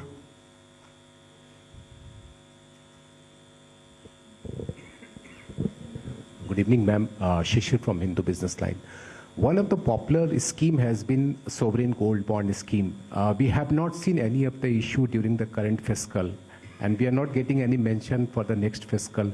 Does this mean that there is a curtain to this scheme? Well, yes, Ajay. Yes, in a way, but Ajay can give you the detail. Yes. See, these are the decisions which are taken. What the purpose is? One, of course, is to raise borrowings from the market for the purpose of financing the budget, and at some point of time, whether this asset class is to be supported or not. But the conditions of the recent past with the experience has been that this has been rather a fairly high cost of borrowings for the government. As a result, for the last several quarters, government has not chosen to follow that path. As and when a formal decision is there, you will get to know. Please go on. 223, left side. We'll take two more questions. Hello, hi. After this. Ruchika Chatravanshi from Business Standard. Just two things. One, if you could elaborate on the BIT that you've said that it will be made investor friendly. So will it be in the line with what we have with the UAE? And one, there is an increase in the corporate tax revenues also that have been projected in the FY26 budget. So what is the reason for you to, why are you expecting like a revival in corporate tax, which has been a bit of concern? Well, on the BIT, I think I've stated the reason why we want to revamp it, to make it more investor friendly. Yes, I can understand you quoting UAE and asking whether it is going to be in line with that. UAE was a bit more than, it was 2016 plus, it was more than the 2016 version of the BIT. But there is no particular template that I'm adhering to. We want to make it lots more robust and lots more investor friendly. 125.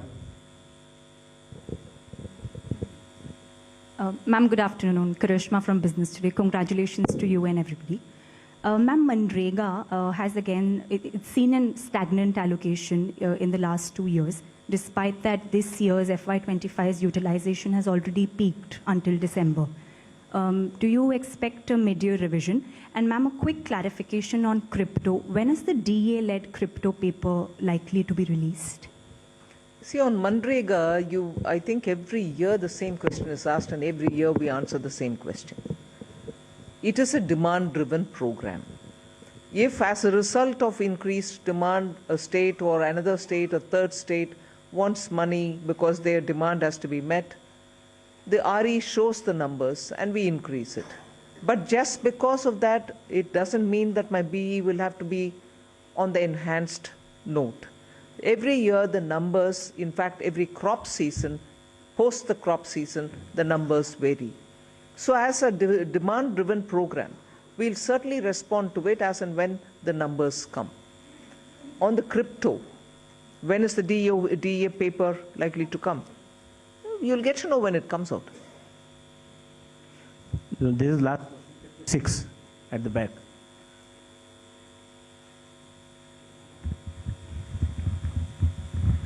Ma'am, I'm Banikinka Patnaik from the Economic Times. In your speech, you have said that there would be a light touch regulatory framework and that a committee will be set up to review all non-financial sector rules and regulations. So, ma'am, is there, any possibility that it will also include financial sector regulations? But even as I read the speech, there were two different things. One for the non-financial and another for the financial. The financial is still being looked through the FSDC, whereas the non-financial is where we have appointed, or we are asking for an appointment of a high-level committee which will look at the regulations, particularly for compliance, for inspection, for certification. There are ever so many overlaps, friction points, pain points. So to sort that out, our approach is this: one, through the FSDC for the financial, and for the non-financial, several of them which are non-financial, the high-level committee. Ma'am, again, in the nuclear energy space, there is an announcement that there could be more private participation sought. So is there any particular frame in mind that, how we are going to do it, or any incentives or something of that? No, what I've announced at the moment is what stands, and the respective departments will go into the details and they'll come out after the year commences. Thank you, ma'am. Thank you for.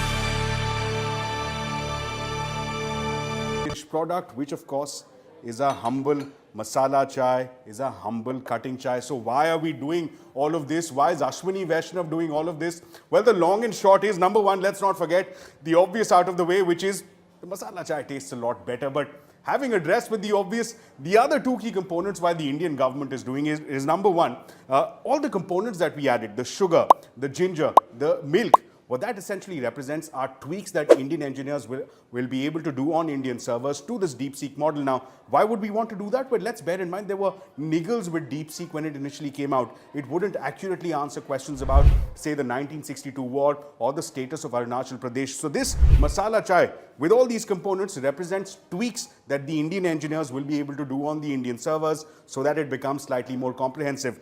But the second and perhaps a larger concern that the government has is that the government doesn't want you sipping tea from the Chinese cup of tea, as that will leave your imprint, and by your imprint I mean your data with the Chinese servers. What the Indian government is essentially saying, let it come here and have a cup of tea from the Indian cup of tea, the Indian server, so that your imprint, your data stays safe within Indian shores. So this chai pa chacha is the long and short of why the Indian government is bringing DeepSeek on Indian servers to Indian shores.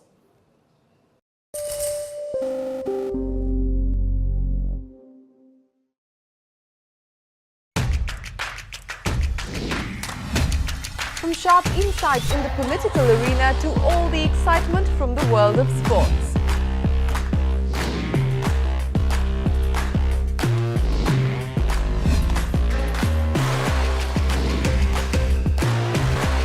We are here at the CNBC TV 18 budget headquarters, as we've done for the last 25 years. Celebrating 25 years of CNBC TV 18.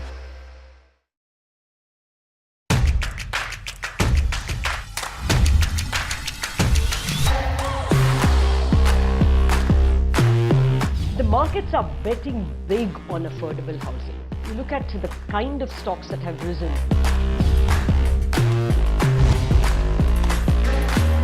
We are stepping into our Silver Jubilee year, our 25th year, and we wanted to have the best of India Inc. with us. Celebrating 25 years of CNBC TV 18.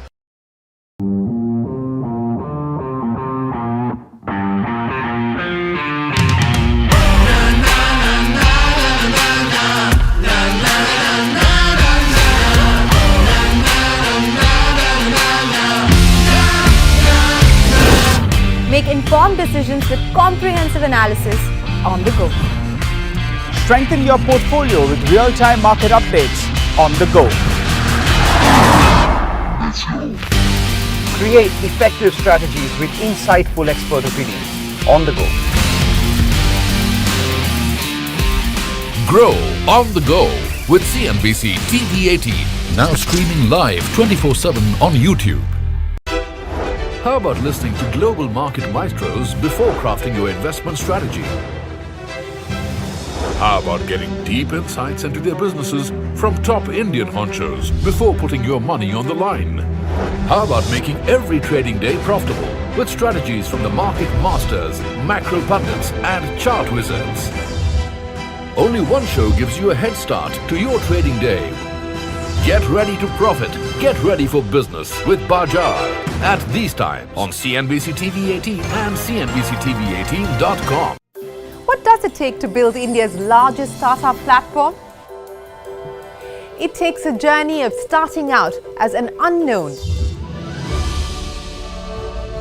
and ending up as unforgettable. It takes more than 2 decades of celebrating the most influential and influencing the most celebrated entrepreneurs. From chronicling the stories of India's startup universe to becoming a success story in itself, as India's longest running show on startups and entrepreneurship. Celebrating 21 action-packed years of building India's biggest startup community. Young Turks at 21. Only on CNBC TV 18 and CNBCTV18.com.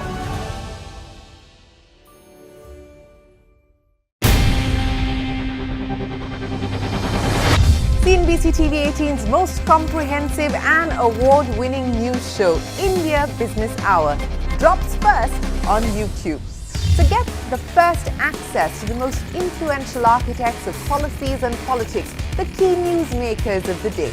Discover the big themes as we decode the business of markets, macros and more. Be the first to go to the heart of all the top stories that drive the day's agenda. Catch the award-winning India Business Hour live every night on YouTube with me, Shireen Bhan. India Business Hour live on YouTube at CNBC TV 18, weeknights at 7 p.m. Presently, taxpayers can claim the annual value of self-occupied properties as nil only on the fulfillment of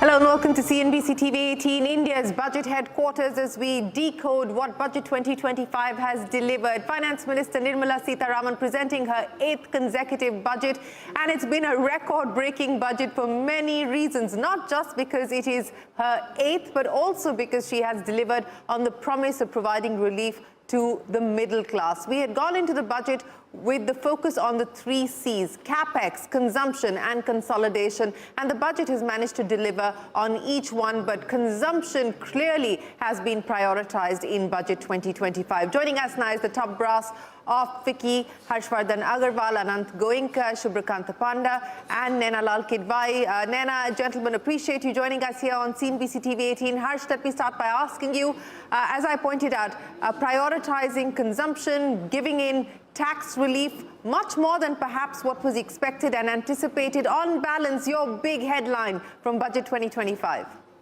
Thank you, Shireen, for having us with you. Yes, I think, the tax relief up to no tax till 12 lakh, that's a very welcoming step, from the finance minister. Yes, it has been the expectation from the industry as well as, our recommendation from FICCI to the government that, yes, we should give some relief on tax for the middle class. But yes, we were not expecting, to the level of 12 lakhs. So it's a very welcoming move, and certainly it will help the overall consumption. It will help overall consumption. That's the hope, and that is what the budget promises to deliver on. But Anant, let's talk about capex, and perhaps it is short of industry's expectations. But as I've been pointing out, the government has been signalling the fact that capex has perhaps peaked at that 11-12 lakh crore rupee number, coming in at 11.21 lakh crore rupees. Both on capex as well as consumption, the dual power of what that could mean for growth. Yes, we hope for about a 15% increase on the 11.11 lakh crore investment. That didn't happen.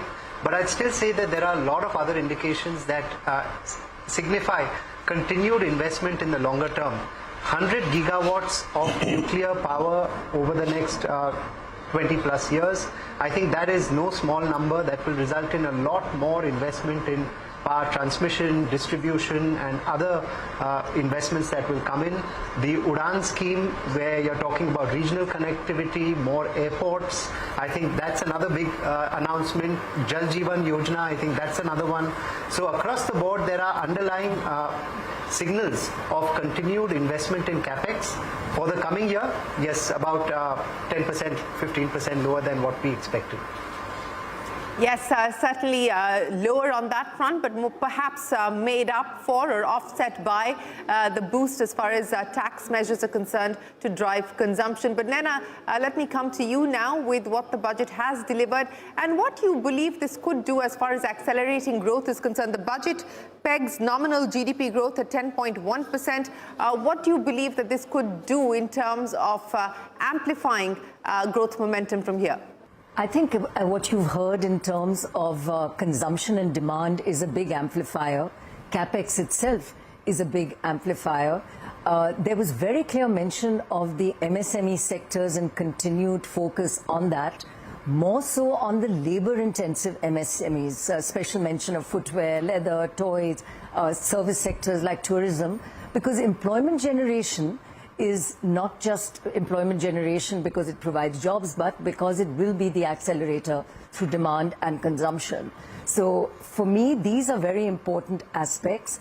I would just add on the point of infrastructure, almost a relief that the funding plans for the Jal Jeevan Mission and Swachh Bharat Mission continue to see focus, because these are very critical urban deliverables for health and also for the way we keep our rivers clean. And all the sectors, I was just seeing the numbers and the increases then, whether it's the National Ganga Plan by 13%, River Basin Management increase of 70%, Jal Jeevan Mission by 198%, Swachh Bharat 145% increases.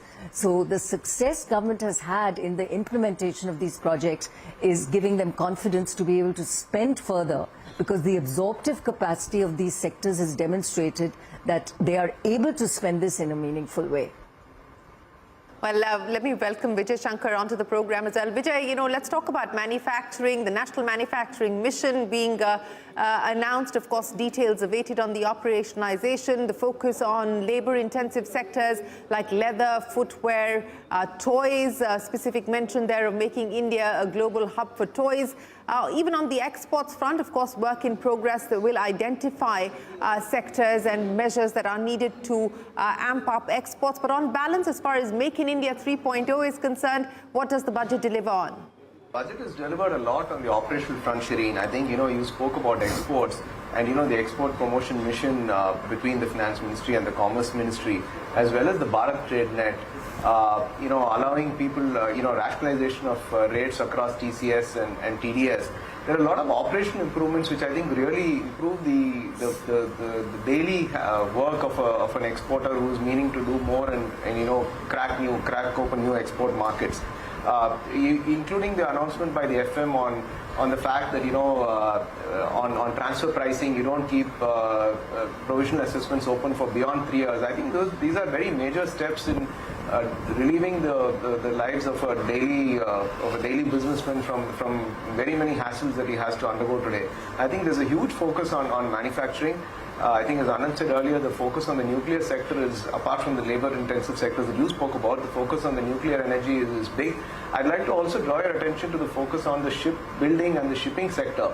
Extending the tonnage tax relief to inland ships is a big benefit, as they want to focus more on inland water transportation. Focus on import relief for equipment in the shipbuilding sector. Again, I think the marine sector has got huge potential in India. We have just a very small portion of the world trade today as far as ships go, hardly 1 or 2%. And I think the finance minister has focused a lot on that sector.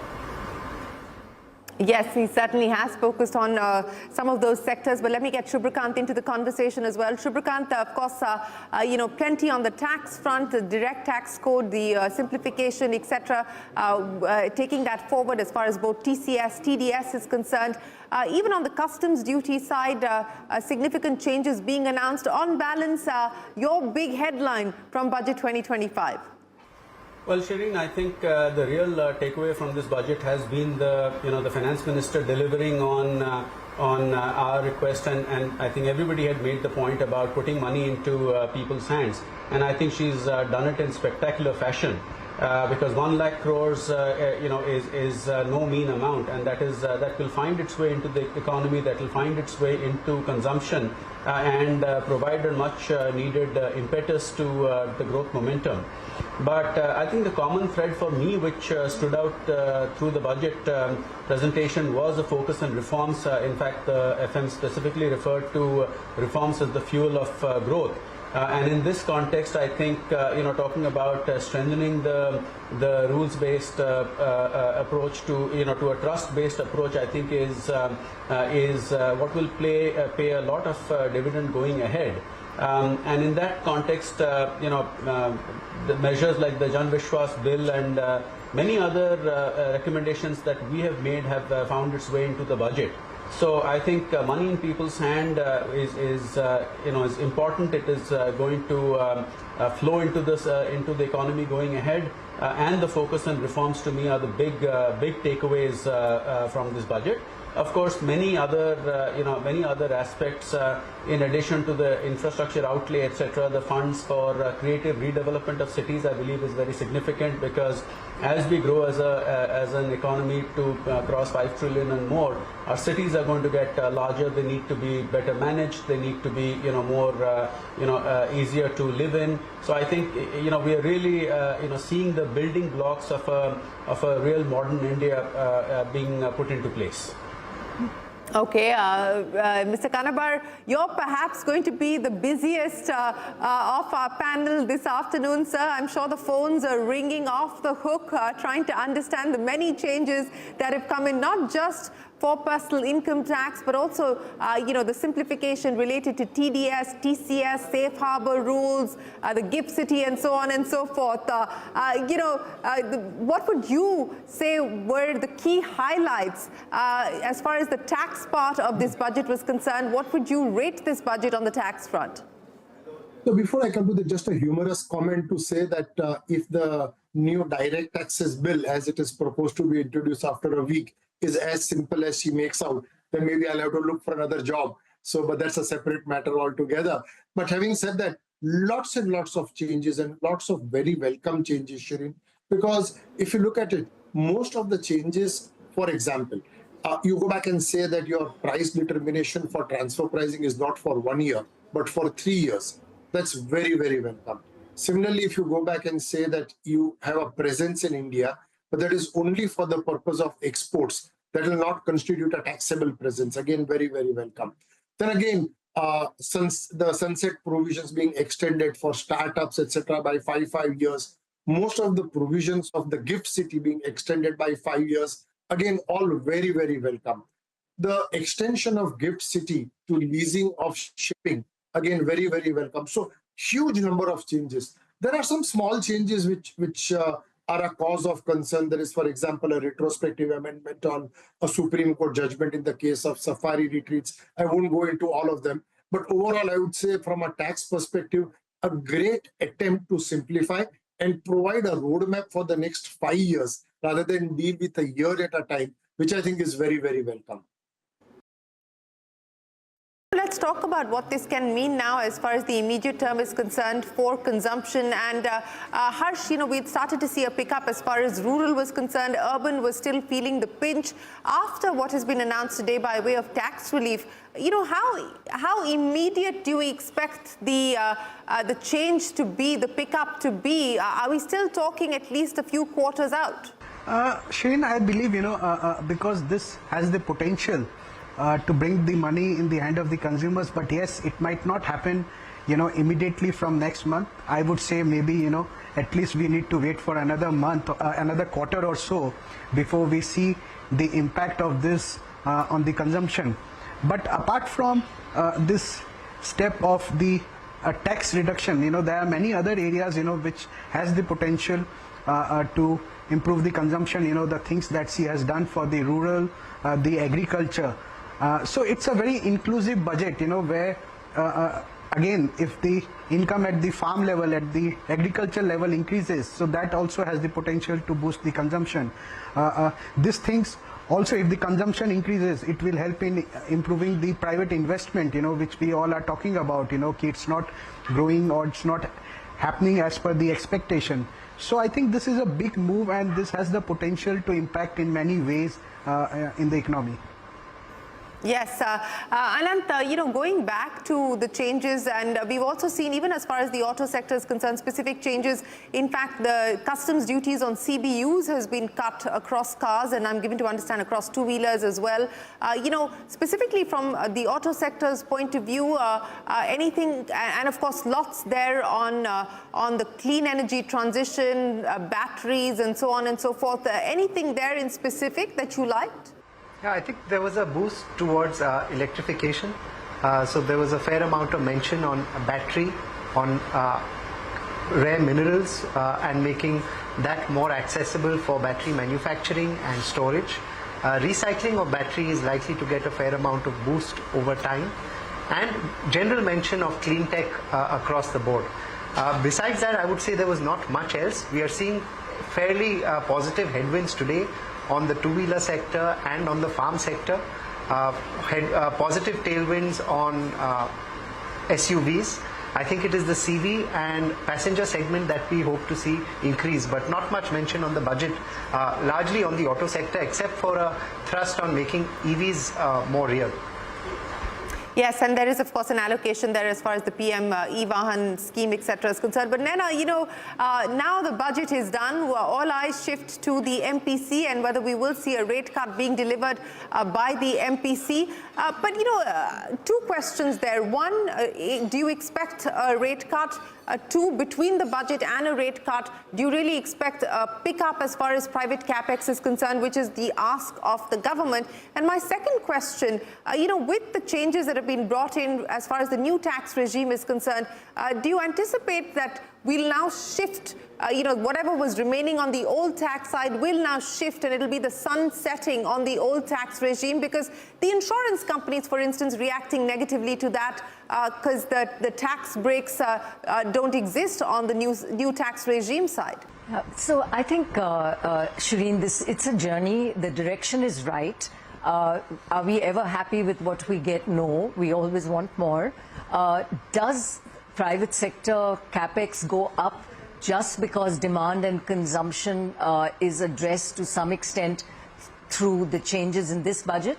Not in itself. So the issues in terms of challenges of ease of doing business, the way trade might develop, even while we look through thrust exports with all the advantages of presenting and being part of a global supply chain with the China +1 type of strategy, is happening at a time where tariffs are going up, certainly from one of our biggest trading partners, being the US.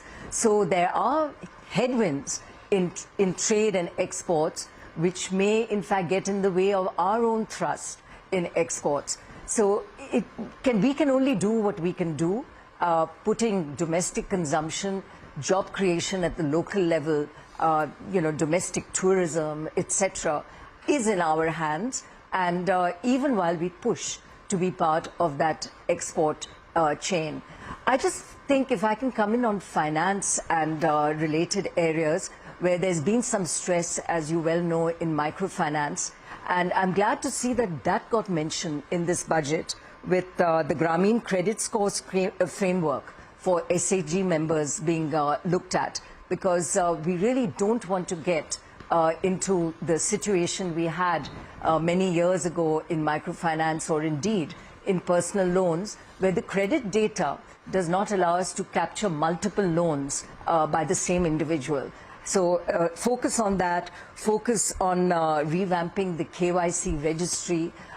These are all going to be helpful in terms of the financial infrastructure that we need to help that growth and consumption.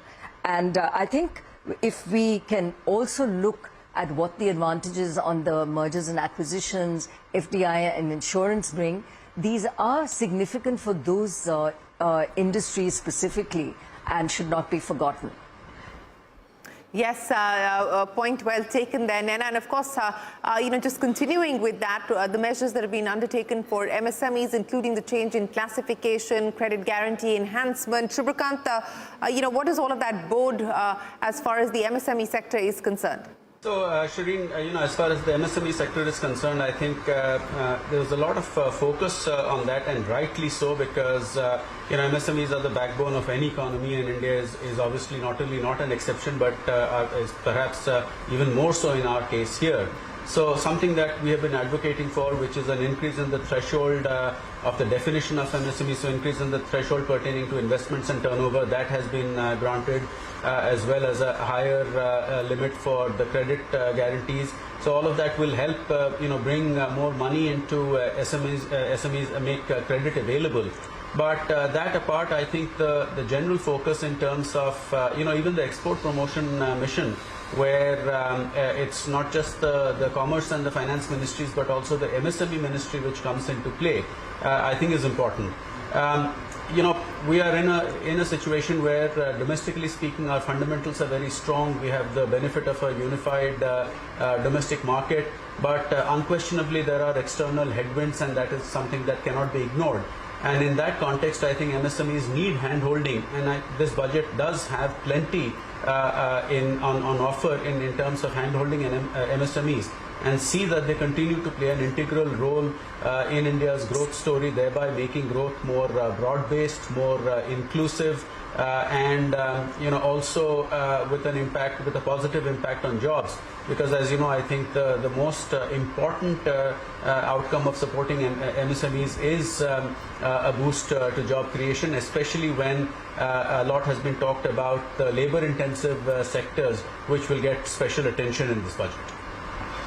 All right, Mr. Kanabar, I'll give you the final say before we close. There's a lot of cheer, a lot of optimism, and a lot of confidence that the budget seems to have delivered on. But many of the announcements are work in progress, are yet to be operationalized. So on balance, where does this leave corporate India? Where does this leave the consumer? And where does this leave our aspiration to try and move beyond that growth range of 6.3 to 6.8%?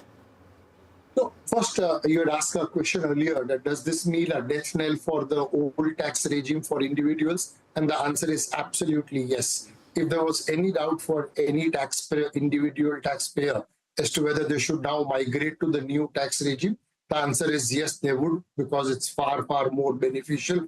And you're very right that nobody wants to have deductions, which can be cantankerous. One would rather have a simple tax regime. Second, there was one mention about, and this is only a policy announcement, about a fast-track merger. And I wish that comes sooner rather than later, because NCLT today is overburdened with work. It takes months and months before a merger gets approved. And if a fast-track merger can be announced, that would really ease a lot of tension on NCLT.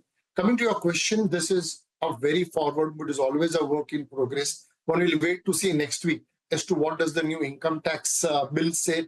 And that, of course, might go to a standing committee, and whenever it gets enacted, if it is indeed simple, it could be a harbinger for a lot of more foreign investments to come into the country.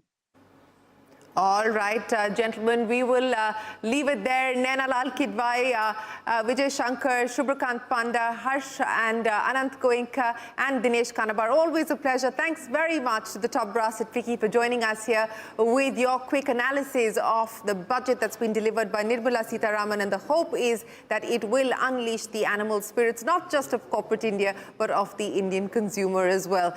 We will take a break. There's a lot more coming up on CNBC TV 18. Don't go anywhere. We're back in a moment with more.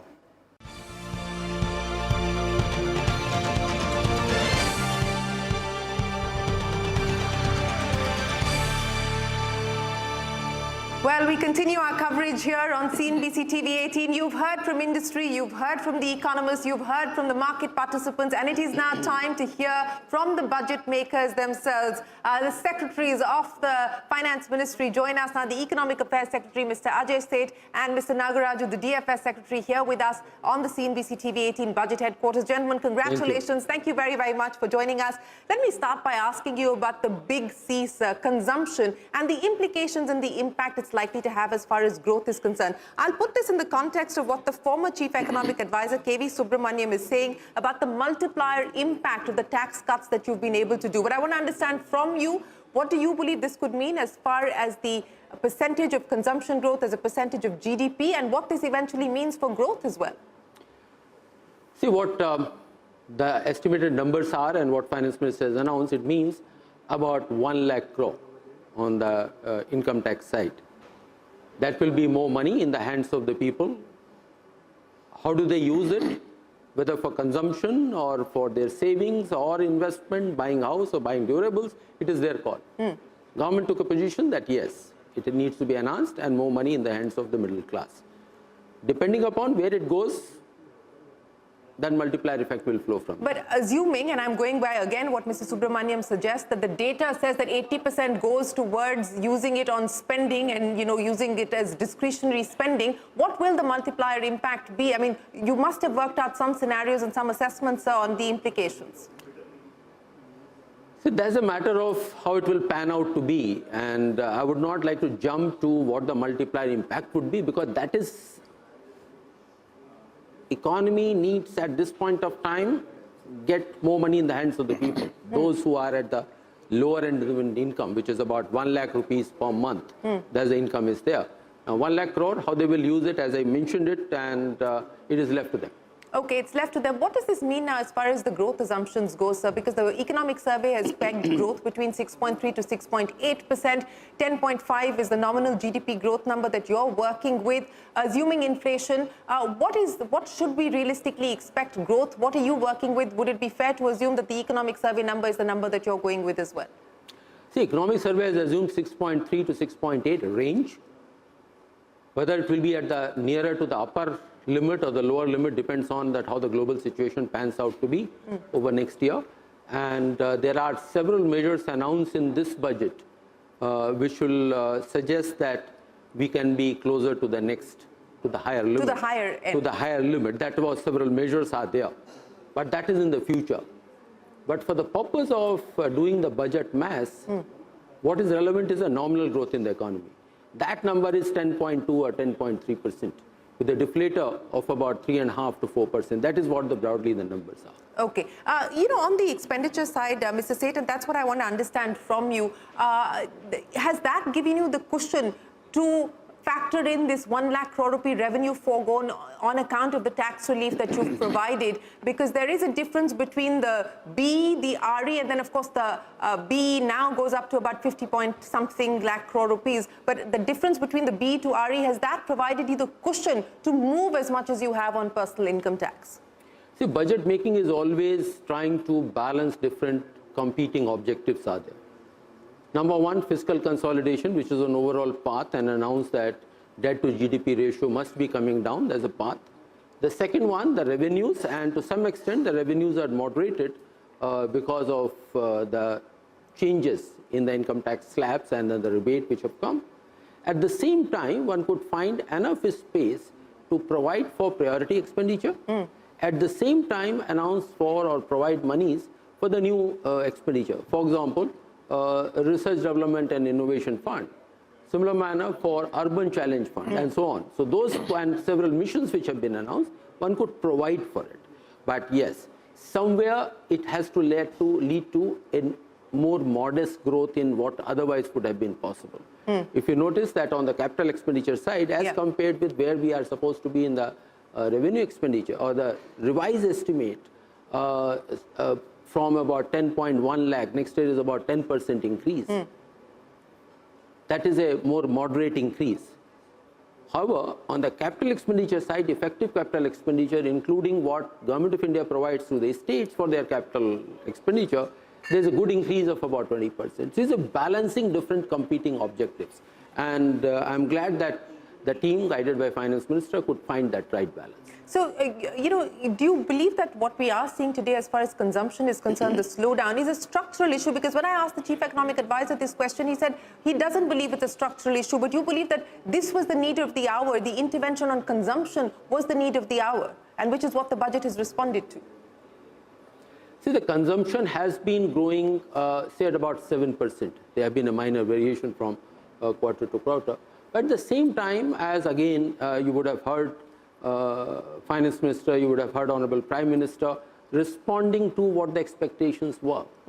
As the government responds to those one, a middle class expecting that there should be more monies for them be in their pockets. That's why the government has responded to that and provided them a relief, a substantial change in the, it's not just a relief, it is a substantial change in the tax slabs itself. On top of it, the rebate which has been provided. So it is a all across effective reduction in the rates because of the slab changes and plus the rebate which has been provided. Yes, both reduction in rates as well as the slab changes that you talk about. But Mr. Nagaraju, let me come to you now, sir, and understand from you what you anticipate as far as credit offtake on the bank side is concerned in light of the many measures that have been taken. And also, do you believe the budget will enable more deposit mobilization? For instance, with what you've been able to do on the senior citizen side, do you believe it will aid deposit mobilization? Yeah, you're right. The current growth, is about 8.5, 8.2, something like that. We had agriculture growth rate of little more than 15%. And MSME growth rate, again, more than little 17%. The growth rates are robust even this year. Now, with the senior citizens incentive, I think we expect that more deposits will flow into the banking system. Okay. And that we may actually improves our CASA. And thereby the banks will be able to lend more to the needy segments of the society, which may lead to higher growth rates. That's what our feeling. Okay, so you anticipate that there will be higher growth as well as deposit mobilization Correct. on the back of the measures taken. I come back to a comment that came in from the economic survey also, and Mr. Nageshwaran told me that there were of course measures taken by the RBI that were warranted to take care of the situation, the overheating, so to speak, especially on the unsecured side, but that may have also put the brakes on growth. Do you believe that that is now a thing of the past, it is behind us? Yeah, see, the point is at that point of time, the RBI has cautioned, but it seems the NBFCs, if you look at it, both GNPA, gross NPAs as well as net NPAs, not very high, not very large when compared to the banks. The NBFCs NPAs are about 1.2, 1.3. That's not the way out of the mark. So I think the RBI caution to NBFCs at that point of time may be relevant, but now I think the growth, the lending will move. The also thing is that the lending to unsecured is little steady, not increasing. Okay. So less, you're not worried on that front any longer, or? No, see, banks will take their own decisions, but as usual, they need to be very careful to give to unsecured. But it also shows that the unsecured is also a little hesitant to take loans. Okay, okay. We have limited time and a lot of questions, so let me come to you again, Economic Affairs Secretary, on some of the other measures that the budget has announced. And let's talk about the fiscal consolidation glide path. And I think that's got positive feedback from everybody that the government has stuck to its consolidation roadmap. But the move towards debt, does that provide you more flexibility as well when we talk about consolidation? It does provide a flexibility to respond to the needs of the economy in a much more effective manner. If the economy is doing well, consolidation can be a much stronger pace. If the economy is not doing well, that means more support to the economy is needed to the fiscal expenditure. Moderation, there can be moderation in fiscal consolidation in those years. And if you see what has been, details have come out, different scenarios have been suggested in the FRBM statement. 3 scenarios of fiscal consolidation have been assumed: mild, moderate, and high case. And of course, again, a combination comes in with growth rate being, nominal growth rate being 10, 10.5, and 11. So there are basically 9 combinations are possible. So that does provide a flexibility, that does provide a transparency, but direction is very clear that we have to build buffers, we have to bring down the debt to GDP ratio, and the goal is 50 plus minus 1%. By the end of the 16th Finance Commission period, which will be the financial year 30-31. 30-31. Let me address some of the other issues. Asset monetization, that was part of the Finance Minister's speech. 10 lakh crore rupees is the target that the Finance Minister has put down as far as asset monetization is concerned. If I remember correctly, it was 6 lakh crore rupees previously. How much was actually achieved on that front? What is the hope as far as the 10 lakh number is concerned? First round was 5 lakh crore, and we expect that by the end of the financial year, it will be closer to about 90% achievement, which I find is a 90% of the 5 lakh crores. 5 lakh. And having done so, we feel that now the next round should be possible to do it, just double the number, 10 lakhs. And I do expect that in the coming weeks, the sector-wise details will be out. So has the identification taken place, or will that process start now? Niti Aayog has done the work. They have sat down with the different ministries, they have sat down with the different organizations which own those assets. The discussions have happened, and my sense is that they are ready with the plan. And of course, we would also like to get states also get into those areas, because several of their assets, especially on the transmission side, are good assets which can be, they can monetize and then plow back their money for fresh investment into the economy. Okay, so that process is being taken forward by Niti Aayog. Mr. Nagaraju, let's understand the insurance-related measures that the government announced, 100% FDI, that cap moving from 76%. But there are caveats to that as well, including whether repatriation can take place or not. So can you articulate for us what we should expect now as part of the bill that will be tabled? So while the bill talks about some measures in the both Insurance Act, LIC Act, IRDA to bring everything into harmony. The main thing was, of course, 100% FDI. The FM's announcement also refers to the rules we framed on the on repatriation and the key management personnel who can be in the insurance companies, all those things. So we comprehensively are going to address both FDI as well as the rules made which was difficult to repatriation of dividends and key management personnel. All those we are going to review and simplify. Review and simplify. I also want to understand from you, sir, you know, we've heard from the government saying that they will infuse more capital into public sector undertakings like RINL. The plan perhaps is to do more for others as well, including MTNL. Is there a concern at the DFS end on the haircuts that banks may have to take in if the government were not to infuse additional capital? See, on the RINL, there is no cut we have taken, the banks have taken. Yes. 100%. Whatever is there.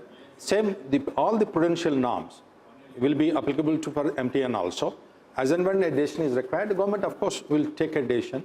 And I don't think, see, whatever is the RBI norms on taking the haircut, that will be applied for MTNL case also. So the banks are not worried at all that, in any case, the government actually doesn't tell the banks what to do. Okay, they are autonomous organizations, so they take decisions based on their own prudential norms. On the FDI front, and I ask you this in the context of the challenging global environment that we're dealing with, and this was something that the budget had talked about last time around as well, Mr. Seth, you know, this overhaul as far as the FDI regime is concerned, where are we at and what can we expect considering what we're seeing happen in the rest of the world today? See, this was announced last year, and thereafter 2 BITs have been signed with UAE and with Uzbekistan. What Finance Minister has announced today is to revisit the model BIT, which was done in the year 2014, make it more investor friendly.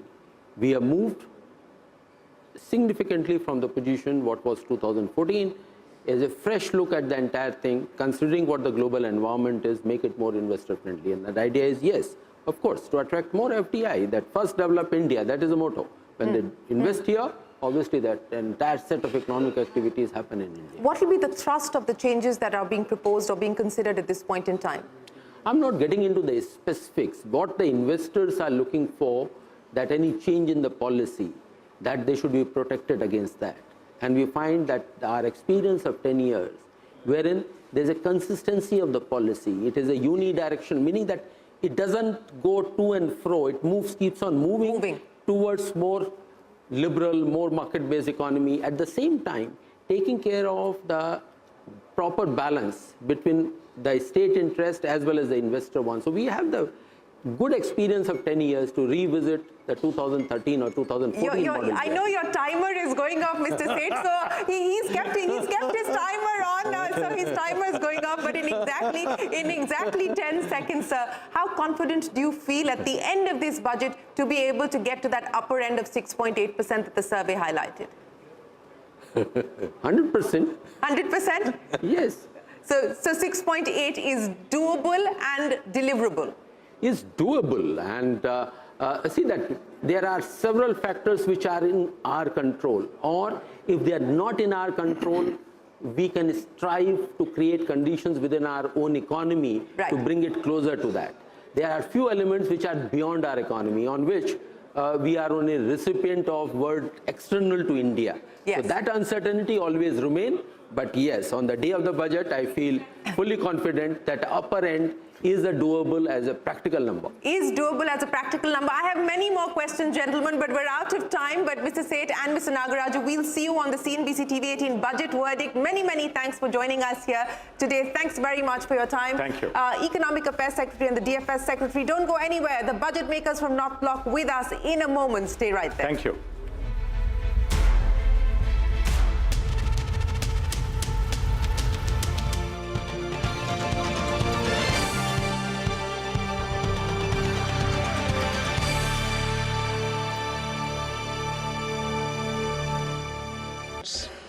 Considering the difficulties faced by taxpayers, it is proposed to allow the benefit of 2 such self-occupied properties without any condition. To streamline the process of transfer pricing and to provide an alternative to yearly examination, I propose to introduce a scheme for determining arm's length price of international transaction for a block period of 3 years. This will be in line with global best practices. With a view to reduce litigation and provide certainty in international taxation, the scope of safe harbor rules is being expanded. A number of senior and very senior citizens have very old national savings schemes accounts. As interest is no longer payable on such accounts, I propose to exempt withdrawals made from NSS by individuals on or after 29th August 2024. I am also proposing to allow similar treatment to NPS Vatsalya accounts as is available to normal NPS accounts subject to overall limits.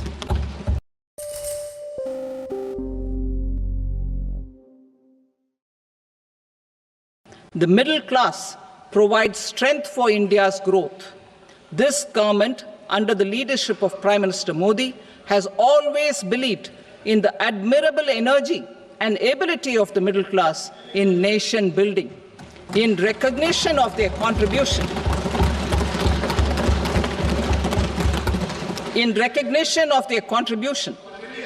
we have periodically reduced their tax burden. Right after 2014, the nil tax slab was raised to 2.5 lakhs of rupees, which was further raised to 5 lakh rupees in 2019 and to 7 lakh rupees in 2023. This is reflective of our government's trust on the middle class taxpayers. I am now happy to announce that there will be no income tax payable up to income of 12 lakh rupees.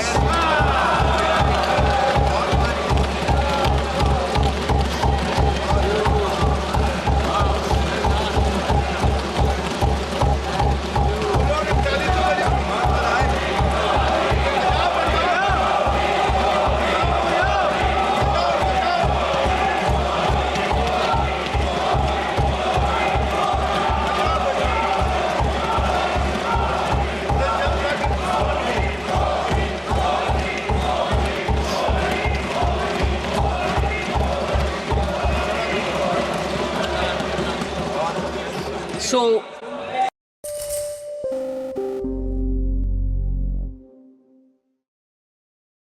detail the indirect tax reforms and changes in direct taxes in Part B, financial sector reforms.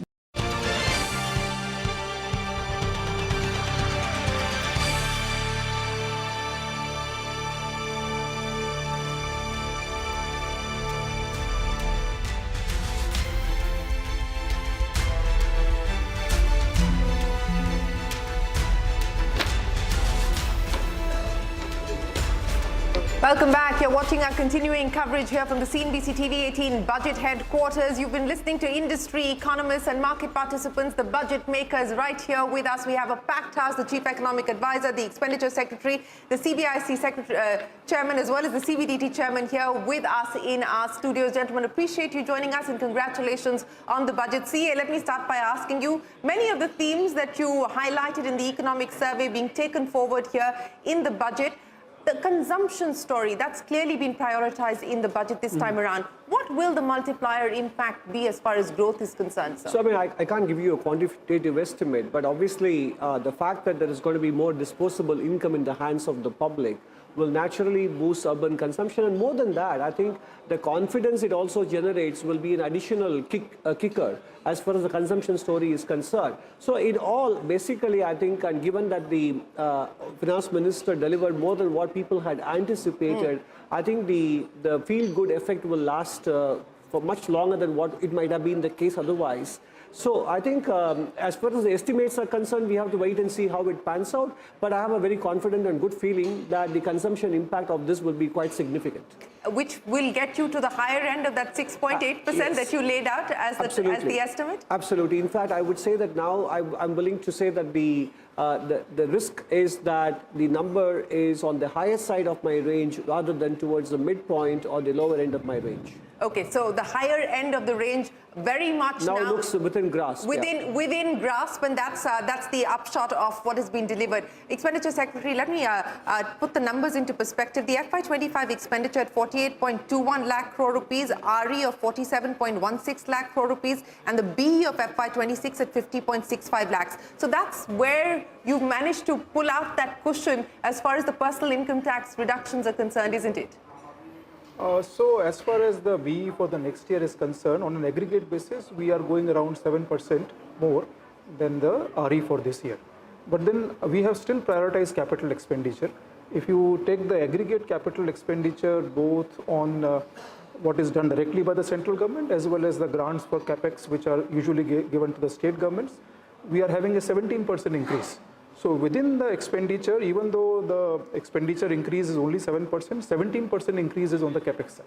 On the capex side, there was, the expectation, and I discussed it with the CA last night as well, of 20-25% growth in capex. I want to ask both of you that question, even though you said on an aggregate basis the number is significantly higher at about 15 to 16%. But is it now fair to assume that, this 10% kind of growth number is what we should work with, what we should assume? I'll start by asking you, CA. No, I don't think there is any such set formula here. It depends on the context. So I think, as we discussed yesterday, I think the capex numbers do have to grow because there is a requirement of public sector. I said some of it could happen in the public-private partnership mode as well. In fact, the FM announced in her budget speech that there will be a greater reliance on PPP mode as well. Yeah. So I don't think we are working on a set formula of a steady 10% increase every year. It depends on the economic context and the requirements. On the capex side, the expectation is that there will now be a pickup on account of all the sort of pause that was on account of the elections. What's your own expectation on that? That's correct. For example, last year we have done 9.49 lakh crores on the capital expenditure, just pure capital expenditure by the central government. The first 3 months, because of the election and other reasons, the capex was low. In fact, it's also a part of the economic survey where they compare what was done in the first few months as compared to what is done. So now we have caught up, and in fact, if you compare April to January end, for the figures that we have so far, we have surpassed the capital expenditure of last year by around 30,000 crores. So last year we did 9.49 by March end, so we should easily cross it, and the figure of 10.12, which is by the way the highest ever capital expenditure that the central government has ever done, is easily achievable. It's achievable. Okay, and you believe that we'll get there by the end of the fiscal year? By 31st March we should be there, or we might even exceed it a little bit. Even exceed it a little bit. Okay, that's good to hear. CBDT Chairman, let me come to you now, sir, and understand the big cut that's coming on the personal income tax side. Do you believe that with these measures that have been announced today, the sun will finally set on the old tax regime? Do you believe that this is enough sweetener to move everyone to the new tax regime? Yes, there's definitely a nudge to move to the new tax regime. There are two options. Both the options are available to the taxpayer. One is without deductions and the other is with deductions. We are moving to a regime where the deductions and the exemptions were moving away from there. And we are trying to put in place a simplified tax structure which actually enables determination of income in a straight way rather than actually going into deductions and all. So that is basically a nudge to the taxpayer also to move to the new tax regime. And in fact, people have responded even in the past. 74% people have already come to the new tax regime. Do you believe that this will move 74 to 100%? Well, we would welcome that. We'll definitely welcome that. Okay, let me come to you, CBIC Chief. Today, we've also got the GST collection number coming in, and a 12% increase, if I remember correctly, year on year, as far as the monthly collections go. What is the expected run rate now? 1.96 lakh crore rupees is what we've been able to do. What is the expected run rate from here on? So far, GST collections are concerned, till December, from April to December, the GST revenue collection for the center was increasing at the rate of 10.2%, whereas the ask rate was 10.9%. So this month revenue collection at 12.3% growth on all India basis has given us confidence that we will achieve the target which has been set for GST revenue collection for the center. On the indirect tax side, sir, there has been, some shortfall in terms of what has been targeted. Do you believe you will be able to meet that, match that, cover it up by the end of the financial year? In the revised estimates, there is slight downward revision for indirect taxes, and it has been revised from 16.19 lakh crores to 16.02 lakh crores. And that revision is mainly on account of the revenue from the customs duties and central excise duties. So with this growth in GST revenue collection, because in the last quarter, the revenue collection from GST is normally higher compared to Q1, Q2, Q3. So that revenue collection is giving us the confidence that we'll achieve that asking rate of 10.9%. And overall, the ask rate for indirect tax collection is 7.1%. So we are likely to achieve the revised estimates for revenue collection for indirect taxes. For indirect taxes. Let me come to both of you now and talk about what the thrust of the budget is also on a new center-state compact in many ways. And CA, let me start by asking you about that. Whether it is these loans that the center has guaranteed, or it is sort of bringing this public-private partnership along with the center and states on things like tourism and so on and so forth. How do you see this panning out, and what could it mean when it is finally operationalized in terms of growth? I mean, what it means is that I think there will be a lot of good practices from multiple states that will get disseminated and diffused, and it will also open up and widen the areas of cooperation across well beyond the very sectors that are talked about. I think it will only pave the way for a faster implementation of many of the government projects, including in other areas. So I think this is exactly what is needed, because much of the low-hanging fruits with respect to many of the policy actions at the union government level have been plucked. So now much more needs to be done in terms of collaboration at lower levels of the bureaucracy between union and states, and the budget has taken very important steps in that regard. On some of the other schemes that were announced, the agriculture scheme, a much more holistic view being taken there as far as this Dhan Dhanya scheme is concerned, or even putting more money into the scheme for stalled housing and so on and so forth. Again, the multiplier impact of some of these schemes, Mr. Govind. As far as if there are stalled projects, or even, for example, stalled capital projects for which we give some money from the Government of India, if they are completed, obviously the multiplier effect will come. So multiplier effect generally comes when the project is completed and starts giving benefits. So I think in that sense, the states have a major role. In this year's budget, 25.60 lakh crores is to go from central government under various heads to the states. That includes devolution also. In fact, if you see, the central government budget is increasing by around 7% RE compared to the next year's B, whereas the money which is going to the state government as per the budget is going to increase by 11%. So there is a higher proportion of money which is going to go to the state government, and state government support and cooperation is very vital to have the growth prospects up. CBDT Chairman, let me ask you about the tax bill which will be taken to Parliament, and the Finance Minister made it clear that it will be sent to the Standing Committee, will be tabled in Parliament next week. Now, that lays out the roadmap as far as simplification is concerned, and many tax experts were commenting that they may be out of a job at the end of that if that kind of simplification is in fact taken forward, but simplification seems to be the thrust, not so much rationalization at this point in time. See, rationalization has happened over a period of time. Now, this Income Tax Act is a 1961 act, and over a period of time, a lot of redundancies have crept in. Some provisions have become obsolete also, and there are some repetitive provisions that are there in the act. Plus, the language in the act is also a bit convoluted, and at times normal taxpayer finds it difficult to actually go through that language. So the attempt now is to simplify the language and to make it easy for the taxpayer to understand the provisions of law. So, complexities in the transactions would happen, it would remain, but then the language would be simple. The way we would express the provisions in the law, that would be simplified. You see, I would give you one perspective that even this time, when we have brought out these amendments in the bill, simultaneously we have also issued frequently asked questions. Yeah. Right.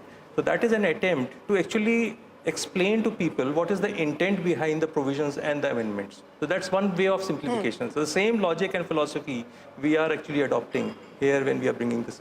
There was a fair degree of nervousness on whether there would be any changes as far as the capital gains tax regime was concerned, and we'd already seen that hike coming in last year. The expectation was that perhaps you would leave it as is, or maybe provide a little bit of relief, or certainly provide relief on the STT side, which has seen a significantly higher collection over your target, and you've set an even stiffer target for STT. Yeah, so we have provided, you see, STT, of course, the collections have been encouraging, and we have kept it at that. We have not disturbed it because now we were actually moving towards this tax slab sort of relaxation. And STT is as per our expectations, so we have kept it like that. Let's talk about the changes on the indirect tax side. The tariff changes that have come in, the finance minister had said that this is in continuation to the announcements that came in last budget as well. If you can explain to us where this leaves things, and also in light of the threat of the Trump administration invoking tariffs, including on countries like India, have not been specified yet. How prepared, how ready are we? On this, the objective was to simplify the tariff rate structure. Secondly, to provide the effectiveness to the Indian industry to remain competitive. Third was to provide sector-specific higher protection for a short duration. And fourthly, it was for ease of doing business. Towards that, from the earlier rate of 15, it has been reduced by 7 rates, and now the total rates which are there in the tariff are only 8. So the rates which have been removed are 25%, 30%, 35%, 40%, 100%, 125%, and 150%. So India was mentioned is having a very high tariff rates. So those high tariff rates have been now removed, and now the rates which are remaining are 0, 2.5%, 5%, 7.5%, 10%, 15%, 20%, and then 70%. And the logic behind keeping these rates is that from 0 to 10%, it is a graded structure, and items have been placed in this graded structure in a manner that raw materials are generally at 0% or 2.5%. The goods after these raw materials are processed, and in intermediate stage, those are at 5 and 7.5%. Capital goods have been kept at 7.5%, finished goods at 10%. Apart from that, on 15% and 20%, mostly items are of such nature which are either covered under PMP scheme or PLI scheme. And apart from that, there are certain items where there were surge of imports. Those items have been kept at these rates. So the items which were at higher rates now have been brought down to the lower rates, but in most of the cases, effective rate of duty has been kept unchanged by imposing AIDC on certain items wherever it was felt that duty can be decreased without impacting the industry. There the rates have actually been lowered. Apart from that exercise, another thing which has been done is that items which were subject to cess as well as surcharge, there the surcharge has been exempted. There are 82 such tariff lines where the surcharge has been exempted. In addition to that, there were effective rates unconditionally. Those have been now brought in the tariff. And there are 51 such tariff lines where the effective rates have now been tariffized. So it is easier to refer to the effective rate because it is there in the tariff. So with these objectives, this exercise has been conducted, and so it will bring a lot of simplification in the tariff structure, and the average rate, average custom duty rate has now come down from 11.65% to 10.66%. Okay. And now it is nearer to the rates in ASEAN countries. Okay. But this is in respect of industrial goods. We have not done this exercise in case of agriculture goods and textiles. Okay, but coming back to my question on how prepared we are for the eventuality of tariffs being administered by the Trump regime. They've talked about pharmaceuticals even when we talk about the threat of tariffs on India. How ready are we? So far, these are just certain statements have been made, but presently there is no such tariff which is being imposed on the Indian exports. So as the things will evolve, measures will be taken accordingly. But see, on that, to cope with the possibility, and today is the first day when the tariffs come in on Mexico and Canada, but to prepare for that, how ready are we today? And on the issue of overcapacity and dumping in India, the need for safeguard duties and so on and so forth, the steel sector has been asking for that.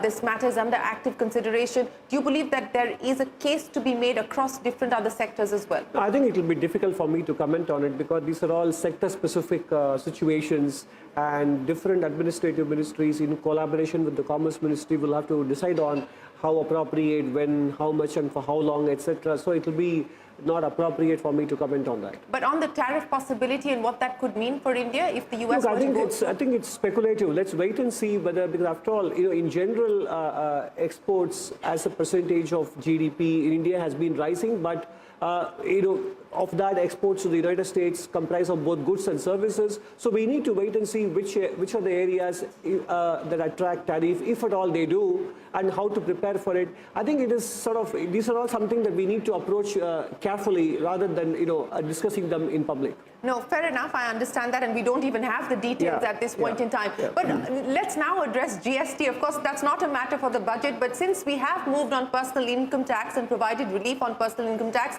the hope is that we move as far as rationalization on GST is concerned as well. The GOM has been set up. It's been looking at this matter.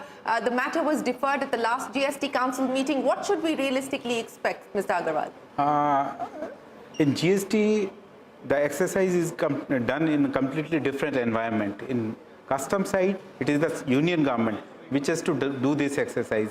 In GST side, basically the exercise is done by the a GOM has been set up, and GOM has to present the report to GST Council.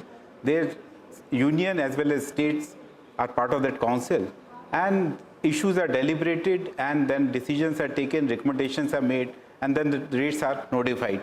So it's altogether a different exercise, but GOM is going into all the aspects. They are very comprehensively looking into the tax slabs, how the items have been placed on those tax slabs, what is to be done to remove the classification disputes. So all those aspects, including the revenue, because revenue is very important for the states as well as for union. So all these aspects are being looked into by the GOM. And once they are ready with their report, it will be presented before the next GST Council or the Council. Do we have a date yet for the next GST Council meeting? Not yet. Not yet, but that I would imagine that once the elections are out of the way, at least in Delhi, we will perhaps have more clarity on that. But at the end of all of this, and the Finance Minister in her speech and then of course in her briefing also made the point that the tax cuts will impact everybody and not just those who fall under the 12 lakh rupee bracket. What does this mean now, sir? And I was asking the CA that question as well, but what does the data tell you in terms of the implications and the impact that it's likely to have? See, the changes that we have made in the tax slab, that is applicable to all the taxpayers, non-corporate taxpayers. So therefore, this would, while you calculate the tax liability of a person, be it you see income of 12 lakhs or 24 lakhs or even more, these tax slabs would be applicable. Now, as against earlier tax slab of 0 to 3%, zero rate of tax, and then 3 to 7, 5%, and so on and so forth. Now, in general, the tax has changed, and the slabs are 0 to 4% is 0, 4 to 8 lakhs is 5 lakhs, and so on. And as a result of that, you see, a person, taxpayer, with the income of 12 lakhs, of course, otherwise he would have the new tax slabs paid a tax of 60,000, but through rebate, the tax liability has been brought to 0.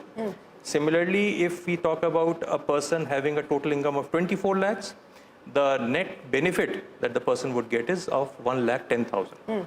And this would be applicable for all income above 24 lakhs. So therefore, all the taxpayers across the board, they stand to gain benefit out of this. And the total, implication of this entire exercise would be about 1 lakh crores. Right. So this is what this amount would be, of course, available to the people to take a call as to put back into the economy through either spending on it or savings and investments. Yes, yes. So that is what we'll have to see. Mr. Govind, let me ask you, on the back of the many announcements that have come in, and several are works in progress. For instance, on the deregulation front, the expert committee will provide its recommendations, and that process is expected to take about a year or so. There are many others on the export front, for instance, as well, that is a work in progress.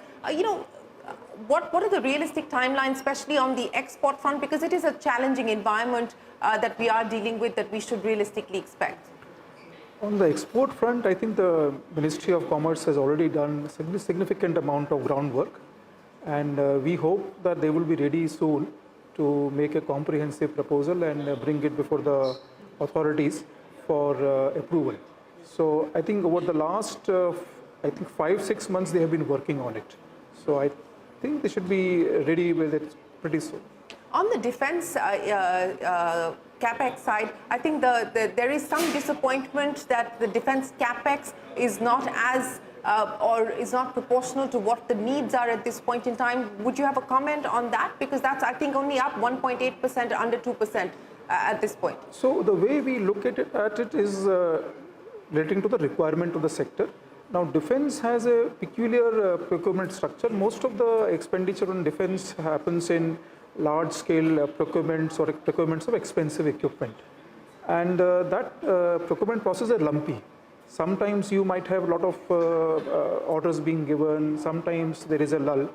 So it is hard to make an accurate estimate year by year and to increase it by a certain percentages every year. For example, this year we expect, and the RE figures will show that the defense may not be able to completely utilize the budget estimate that they had given, so the RE is less than the B. But the next year we have, the proposals will show, the next year's B is more than the B for this year. So we hope that it will pick up next year. Okay, so let me end by asking each one of you and you can now speak much more freely than you could yesterday at CEA. So let me ask you, for you, what you believe is the big headline from Budget 2025 that you would like people to focus on? It's putting spending power back in the hands of the people. Putting spending power back in the hands of the people. Mr. Govind? Apart from that, fiscal prudence. Fiscal prudence. Mr. Agarwal? The steps which have been taken for doing ease of business and trade facilitation. Okay. Mr. Agarwal again. So it is one, trust first, the basic philosophy of trust first that guides the budget direct tax proposals, which reflects from the reduction or change in the tax slabs, as also affording the taxpayer a facility of filing an updated return. So that is another aspect. So there are then rate rationalization in TDS and TCS.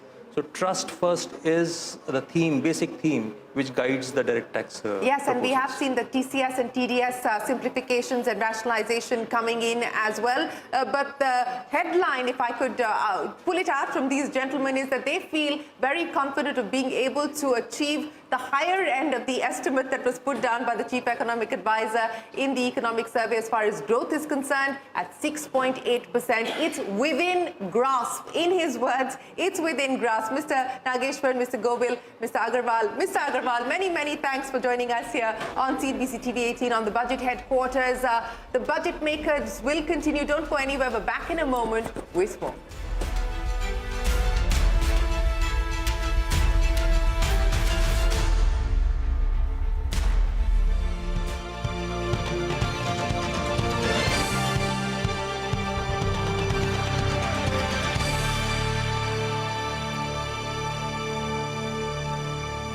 The FDI limit for the insurance sector will be raised from 74 to 100%. This enhanced limit will be available for those companies which invest the entire premium in India. The current guardrails and conditionalities associated with foreign investment will be reviewed and simplified.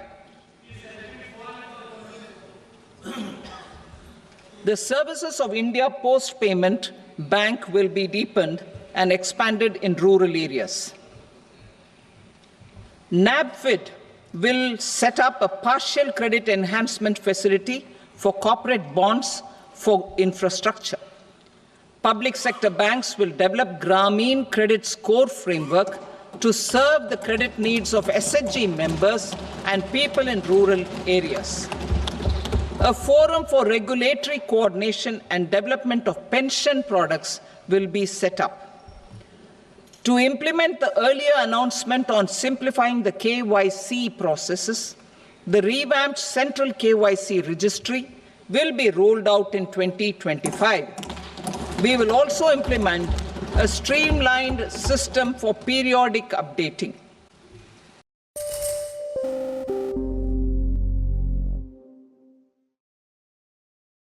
Speaker, I present the budget for 25-26.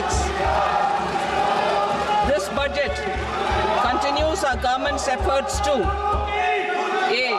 Accelerate growth, B. Secure inclusive development, C. Invigorate private sector investments, D. Uplift household sentiments, and E. Enhance spending power of India's rising middle class.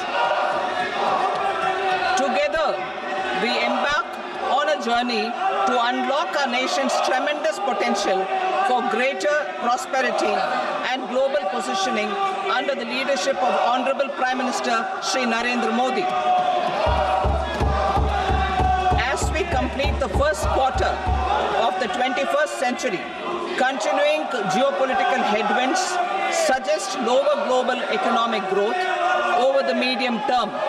However, our aspiration for a Vikasit Bharat inspires us, and the transformative work we have done during our government's first 2 terms guides us to march forward resolutely. Our economy is the fastest growing among all major economies. Our development track record for the past 10 years and structural reforms have drawn global attention. Confidence in India's capability and potential has only grown in this period.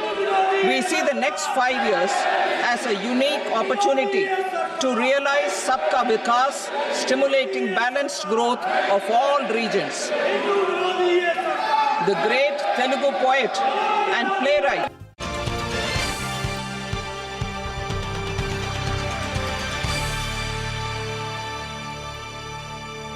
Well, joining us now is the Railway Minister, also in charge of IT and ITES, Mr. Ashwini Vaishnav. Mr. Vaishnav, many thanks for joining us here on CNBC TV 18. Let me start by asking you for the overarching theme of the budget, which seems to focus on consumption, capex and consolidation. How do you believe the budget is going to change the needle in the attempt to amplify the growth momentum? This is a phenomenally great budget.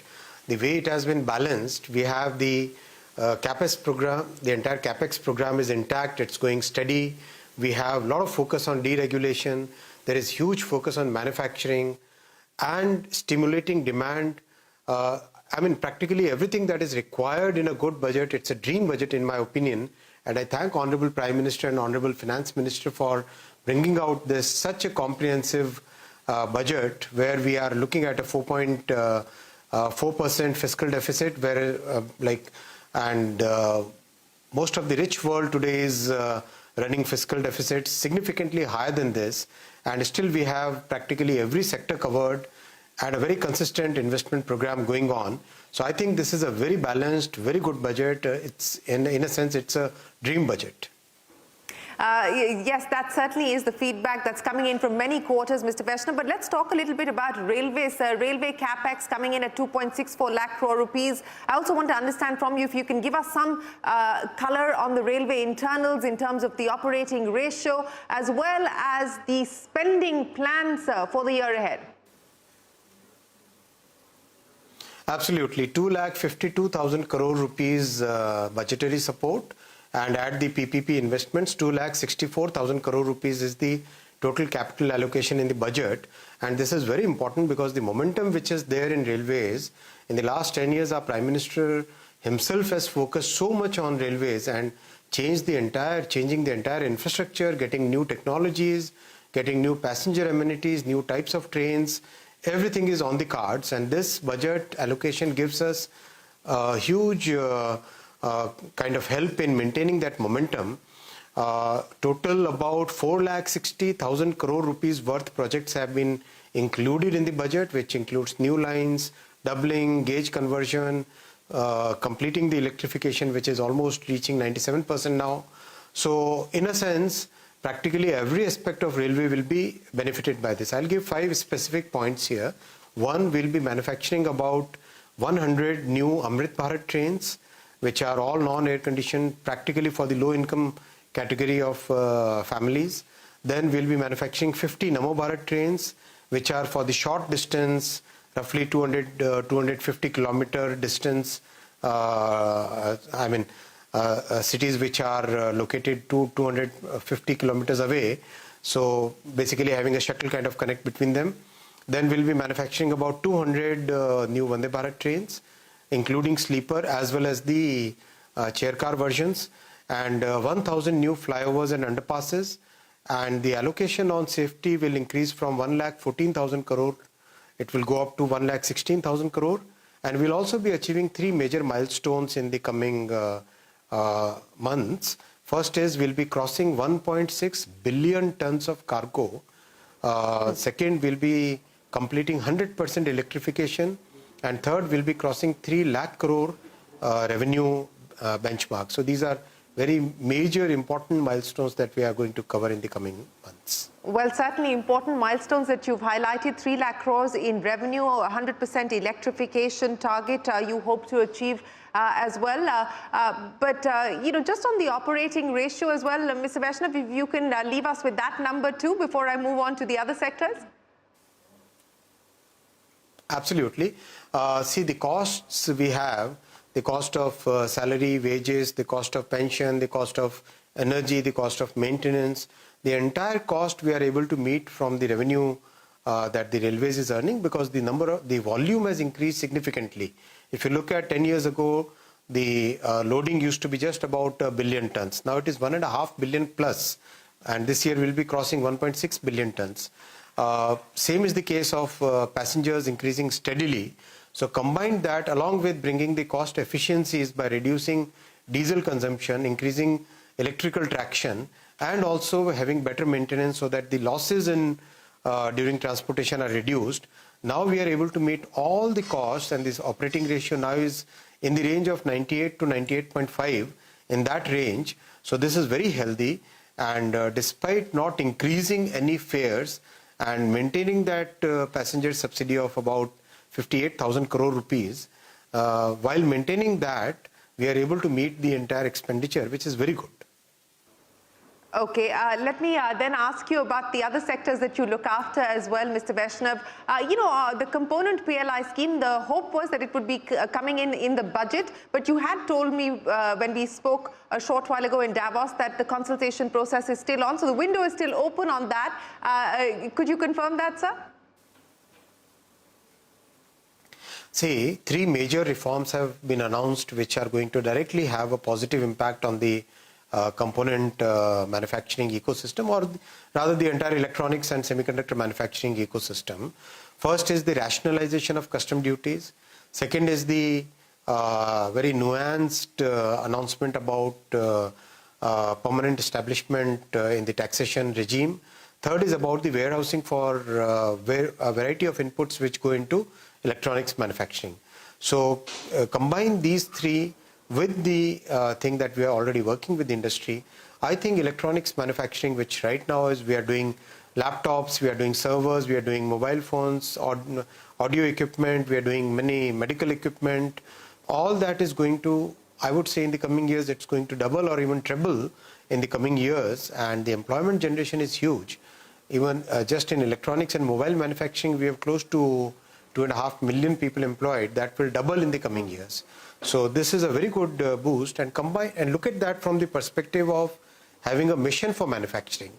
A mission for manufacturing, which Honorable Finance Minister has announced today, is very comprehensive. It looks at your labor, looks at your capital requirement, your land requirement, it's a 360-degree assessment of the entire manufacturing sector, and whatever is required, infra, capital, rating, factoring, discounts, everything has been included in that package.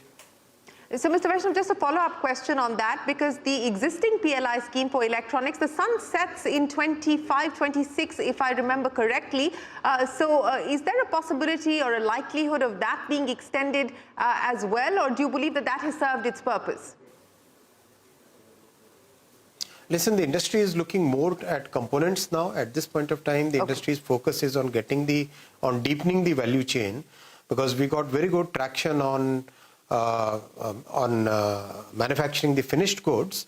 Now the time has come to focus a lot on getting the components and the modules and sub-modules into our country, and that's where the focus is. The active components are part of the semiconductor program, and passive components are part of the component program that we are working. That's where the industry is at this point of time focused on. And also, of course, on design. Industry is also focused a lot on design capabilities. One of the other announcements that came in from the Finance Minister had to do with that 500 crore rupee outlay on a Centre of Excellence for AI, Mr. Vaishnav, and of course that's again something that you're spearheading, the government's AI mission. Do you believe that that is going to be enough? Take me through operationalizing this plan as far as the Centres of Excellence is concerned. The total AI mission allocation is 10,000 crore rupees. And there are 7 big pillars of this, very important pillars. First and foremost, where we have achieved very good success, is getting the common compute facility for all our researchers, academicians, startups. 18,000 GPUs have been empaneled, and out of that 10,000 are already available and installed. And a very, very decent price has come because of the very transparent process by which the private sector investors were empaneled. So I think that's a very important thing. Now we are working on the foundational model as well as the applications, and as you must have seen in a few days ago, we announced that 18 applications have already been approved as a part of it. So this today's announcement of having the Centre of Excellence is very, very important, because AI will be driven by research. It will be driven by getting new algorithms, getting better efficiency in the algorithms, making sure that power consumption is reduced, making sure that accuracy at a lower cost can be achieved. So that's why the announcement of Centre of Excellence, and this will be the third, so is going to be very important, because research is going to drive the innovation in the coming days. Final question, Mr. Vaishnav, before I let you go. And you did give us an indication of how we intend to use DeepSeek, and you said that you would like it to be hosted on Indian servers. Explain to me what the thinking is on this front as we move forward. See, we are, at this point of time, all the experts are evaluating the implications on privacy, the implications on security, so that and it's a very technical subject. Most of the work is being done by the technical experts, and as and when they give their final opinion, we'll be able to take the steps. One of the things that the experts have advised is that we should install DeepSeek on an Indian server, so that the data privacy concerns can be addressed properly, and that is what we have started already. That process we have started. And as and when the experts advise us further on this, we'll take further steps. Okay. All right, Mr. Vaishnav, always a pleasure. Appreciate you joining us here to give us a very detailed understanding of where things currently stand, not just for the railway capex plan, but also for the government's AI mission, and of course for the electronic and the component scheme that is currently being worked on. Always a pleasure. Appreciate you joining us here on CNBC TV 18. That's Minister Ashwini Vaishnav here joining us on the CNBC TV 18 budget headquarters. There's a lot more coming up. We're back in a moment.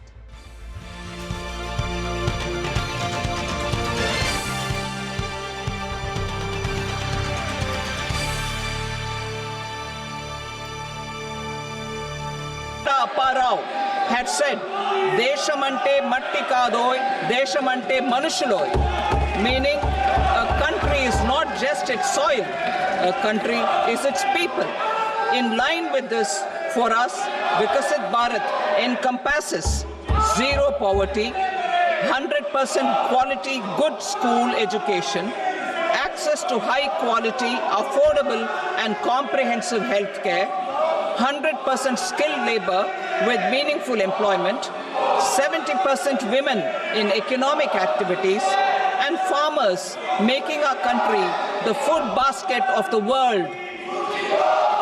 In this budget, the proposed development measures span 10 broad areas, focusing on Garib, Youth, Annadata, and Nari, spurring agricultural growth and productivity, building rural prosperity and resilience, taking everyone together on an inclusive growth path, boosting manufacturing and furthering Make in India, supporting MSMEs, enabling employment-led development, investing in people, economy, and innovation, securing energy supplies, promoting exports, and nurturing innovation. For this journey of development, our four powerful engines are agriculture, MSME, investments, and exports. The fuel, our reforms, our guiding spirit, inclusivity, and the destination, Vikasit Bharat. This budget aims to initiate transformative reforms across 6 domains. During the first 5 years, these will augment our growth potential and global competitiveness. The domains are taxation, power sector, urban development, mining, financial sector, and regulatory reforms.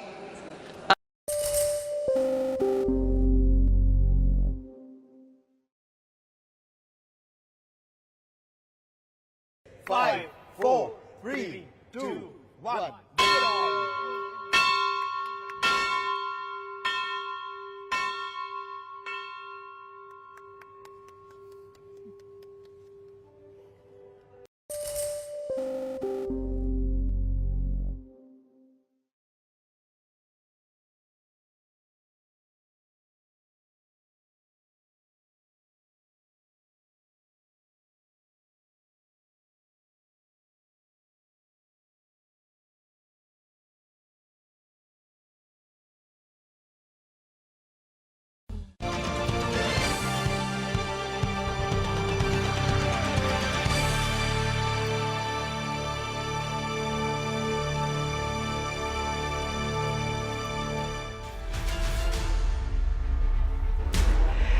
Continuing coverage here, analysing Budget 2025 at the CNBC TV 18 Budget Headquarters continues. It's been a long day, but it's been an even longer month for the two gentlemen who are here with me, the Finance Secretary Tuhin Kanta Pandey, as well as the new DPAM Secretary, Mr. Arunesh Chawla. Gentlemen, thank you very much for joining us here on CNBC TV 18. I think everyone's struggling to find the devil in the fine print this time around. Last budget, there was the indexation issue, but so far it seems to have been a clean list of announcements that's coming from the Finance Minister. But if I could address one of the disappointments, to put it mildly, as far as the capex issue is concerned, and I'll quote a tweet to you. The key issue in the budget is the near zero allocation for infra over the last year, 11.2 lakh or over 11.1. Is this a reset of national economic strategy that large outlays in infra will no longer be the pump primer of the economy? Will this be the hitherto stated strategy? Mr. Pandey. Well, I think that's not the way we should look at it, because if you really look at it, the capex directly, and then first of all, we have to understand the budget. There are two kinds of capex. One is the capex per se directly by the central government. Yeah. The secondly is the capex which goes from the central government first as a grant, as a revenue expenditure, and then it goes into for creation of assets at the hand of the states. So therefore, in the budget at a glance, in the statement itself, you have something called grant in creation of capital assets. Right. And this has been there for many years. And this number is actually 15.48 lakh crores. It's about 15.6 lakh crores. So it's not really 11 lakh crores that we are talking. So you're saying that we should not see it as 11.1 to 11.21. We should see it as 11.1 to the allocation that's been apportioned for states as well. Exactly. Why it's important? Because if you really see, there is a 10% growth on the RE numbers over, in this BE for the capex. Right. But if you really count the two, it is 17% growth, because a lot of money we are sending it in the capex through To the states. states. So therefore, if you really don't count them, you really don't get to know exactly. And those numbers are very much visible in the budget itself. So there's no change as far as the capex heavy lifting that the government attempted to do in the last few years. There's no change in that strategy is the question. The capex continues. All I'm saying is that it may not be that we are having that 30% increment at one time and so on.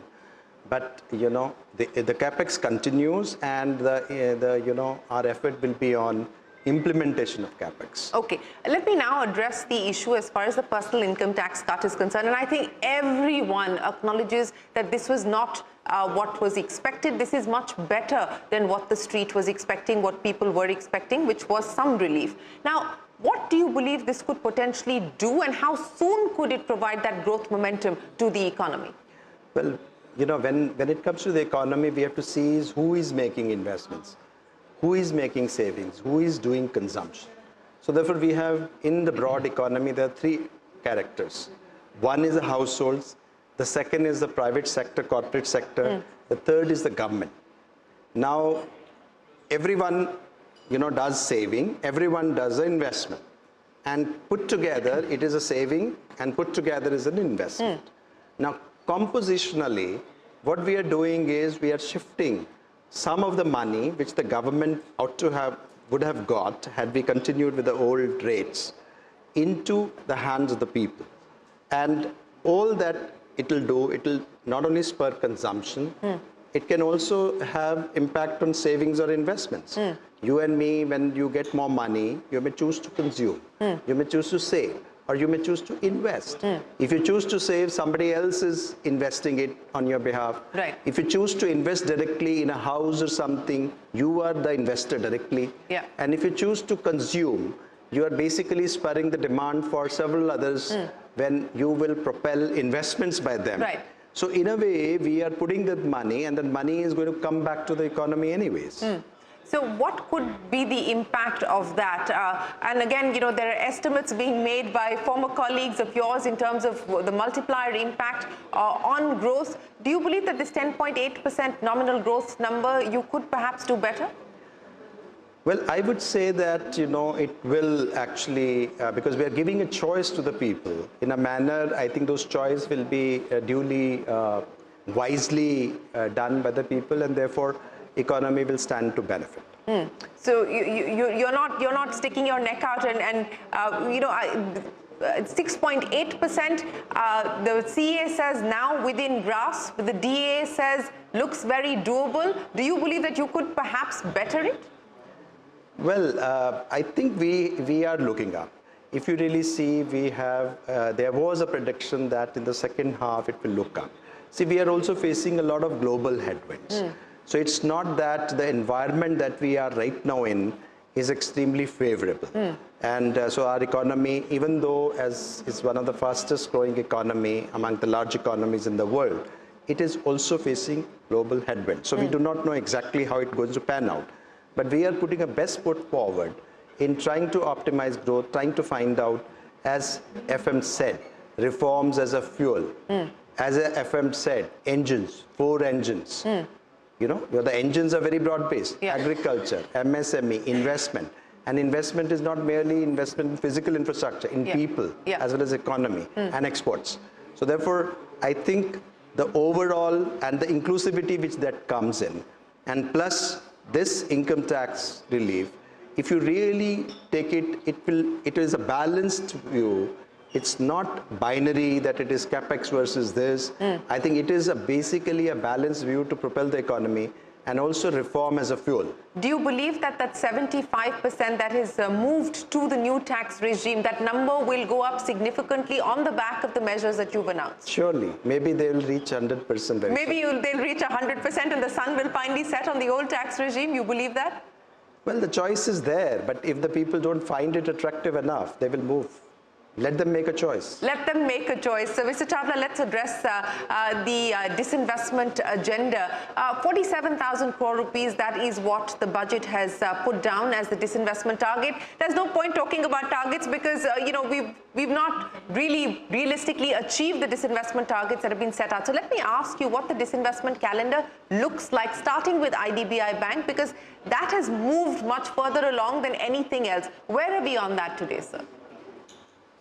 Thank you. I'll first clarify that there is no fixed disinvestment target. We have moved on to a more comprehensive asset management approach, where our aim is to optimize value, not just for the government, which is the promoter of enterprises, but millions of minority shareholders, ordinary investors who have reposed their faith in us. As part of our strategy, we will balance between a consistent dividend policy and a calibrated asset monetization strategy. Along with this, we have built in strict performance benchmarks for the CPSEs, along with CapEx targets. As Finance Secretary mentioned, a large part of the CapEx actually comes from public enterprises. Yes. And an effective communication strategy. But that does not mean that I can reveal market-sensitive information. On the one that's already public, which is IDBI Bank, where do things stand? Good. So IDBI, that is on track, and I will not give precise details at the moment, but I can assure you it's on track, and in due course, you will hear it. Okay, in due course, meaning obviously nothing in this financial year, so it moves to the next financial year as far as the bids are concerned. No comments. No comments on that. Let me ask you this, sir. You've spent a large part of the last many years looking at disinvestment. Now, what should we realistically expect in terms of the appetite for disinvestment? And also, how should we read the moves that have been seen recently with the government actually infusing capital into SIC PSUs, whether it's RINL or MTNL and so on and so forth? What should we read into the message the government is sending out on disinvestment? No, I think this, so far as the MTNL is concerned, it was never on the disinvestment list. And it was because it was decided that at least one strategic, because of the strategic nature of the BSNL MTL was retained as a part of our policy. So far as the RINL is concerned, you know that as a going concern, the company has been in a very bad state. So as a going concern, we have to look at it. And now the whole analysis has been done, a thing has been done, because in any case, it's an ongoing concern issue. But even on the IDBI, I mean, I would hazard a guess, the things are there, the due diligence process is on. And but it's been on for years. No, I mean, there was an issue because there was an RBI process that had taken a lot of time, and then finally the RBI cleared it. We told the market, told the media that, the due diligence process is now on after the fit and proper. Right. And I think very soon the financial bids will come, and following which, the result will be out. I mean, the thing. So you're saying very soon the financial bids. Can you give us a more specific timeline? I would say, I mean, of course, Arunesh would be in a better position to say, but we were saying that, possibly before March, this end of the financial year, financial bids might come. And then, subsequently, there will be some process to do it in so the very next by year. March, we could still hope for the bids to come in as far as IDBI Bank is concerned. It depends if the transaction advisor is able to really, I mean, if the bidders are ready to do that, they are ongoing. So, but that's on track. That's on track, and that is the hope. But what is the appetite, sir, as far as privatization is concerned now? And there was a list that had been identified, that had been put down. Where do things stand on that front? I said that disinvestment has two legs. One is that, minority stake sale. Another is the, outright privatization. If you really see the minority stake sale, they have been going on steadily. You have, OFS in Cochin shipyard, you had earlier in this. In Hindustan Zinc, there was some dilution. And this goes on. And it goes in a calibrated manner, as you said. Yeah. And then, of course, there were, listings. You had NTPC Green, which came, and the full thing, and it's now a very major company. Yeah. And at the time also, we had announced that many more green companies will come downstream of those, some of those brown companies. Right. So that can we part, expect Irida was listed earlier. So I think disinvestment is going on in a calibrated manner. More listings expected in 2025, Mr. Chawla and Mr. Pandey? No, I mean, obviously, if there are candidates, why not? Okay, why not? On the larger issue as far as the dividends are concerned, between the RBI, between PSBs as well as financial institutions, 2.56 lakh crore rupees, I think that is what the government is put down in terms of the number cumulatively as far as the dividends are concerned. How much are you hoping for the RBI to deliver? They've given you a bonanza the last time around as well. No, I will not hazard a guess. These are numbers. See, point is on the receipt numbers, which are other than tax. See, when it is a tax numbers and other numbers are slightly different. In tax numbers, you have a legislation backing you. Yeah. You know the taxes will come. It will depend upon how the economy pans out. In case of other numbers, there is a lot of things which happens is subject to profitability, subject to this.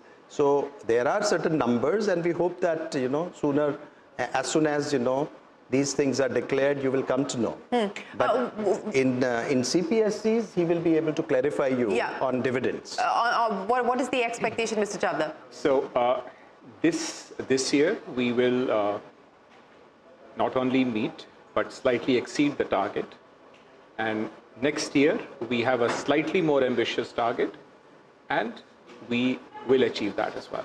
Will achieve that. A quick question.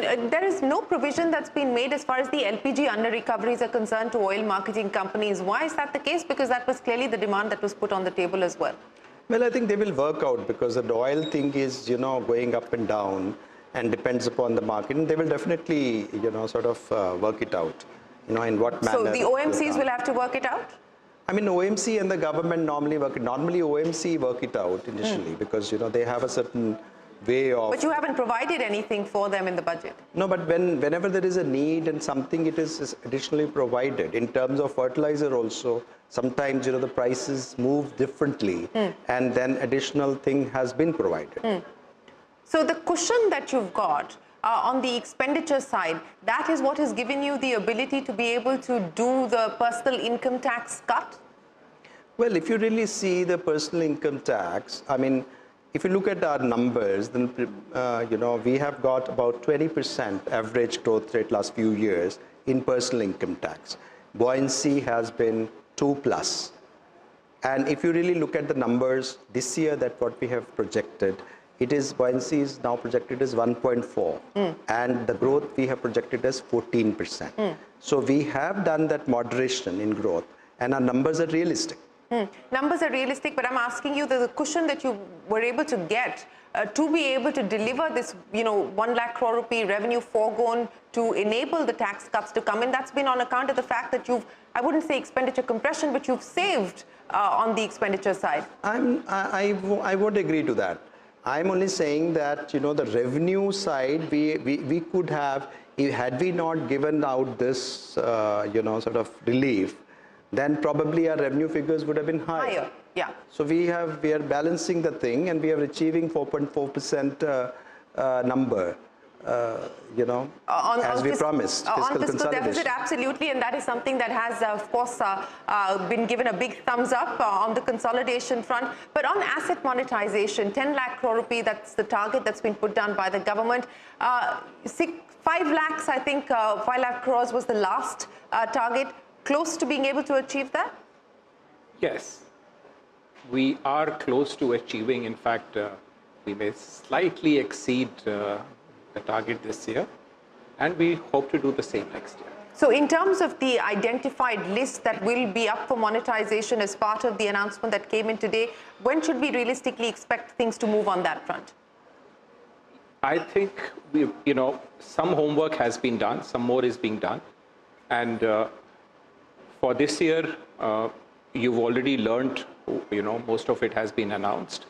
And for next year, we'll probably move and you will see it very quickly as the year dawns. So let me ask you, on balance at the end of what has been delivered today, and there's been a lot of announcements that have come in to take the reform process forward, some with specific timelines, but some work in progress, including things like the National Manufacturing Mission and so on and so forth. Where does this leave the economy? What do you see as the tailwinds that the budget has provided, and what do you believe are the headwinds that you will have to contend with?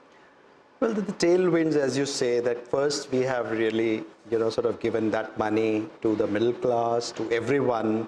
In fact, one of the things that you must appreciate that it is across the board and it is slab, so it fits in well with the new reform bill, the new IT bill that we are going to bring. The second, of course, is that we are, sort of looking at all the critical areas where the investments are required for increasing productivity. We are looking at, as I said, 4 engines, the fuel, the reforms as a fuel. We have looked at taxation reforms. We are looking at financial reforms. We are looking at regulatory reforms. And they're very important because, a lot of friction points, a lot of pain points we must remove. We are continuing with our capex. And I'm again reiterating, it's not to say that we have really abandoned. The point is that we must deliver and implement. Yeah. I mean, so merely we are showing the numbers that won't do. Fair point. But we have added, huge amount of roads. If you really see as we speak, many roads are getting built, many railway things are happening. You have huge number of Prime Minister Awas Yojana housing, which is gone in. You have a massive Jal Jeevan mission, which is happening. We have 1.5 lakh scheme, which is zero interest loan for the states that is happening, subject to reforms. And we are reforming. While we are doing is we are reforming, deregulating.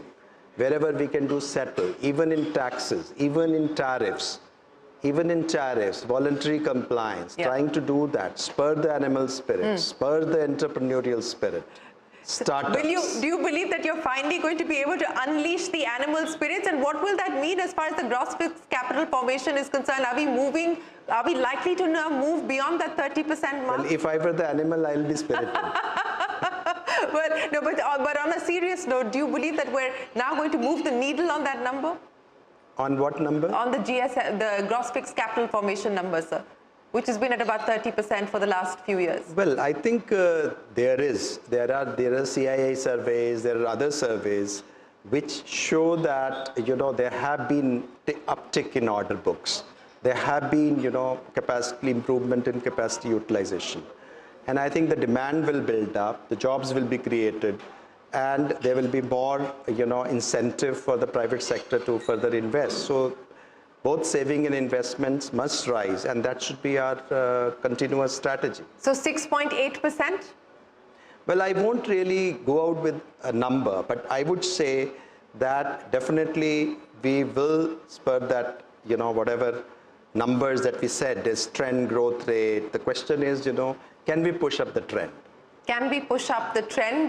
But very clear, unambiguous comment they're coming in from the Finance Secretary, not abandoning CapEx. You need to look at the CapEx allocation with the center and the states together on an aggregate basis, and you believe that the tax cuts that have been delivered will spur consumption and accelerate the growth momentum. And IDBI Bank, hopefully the bids will come in by March. So in this financial year, that's the hope at this point in time, but we will have to wait to see whether it is finally delivered or not. Mr. Chawla and Mr. Pandey, always a pleasure. Many thanks for joining us here.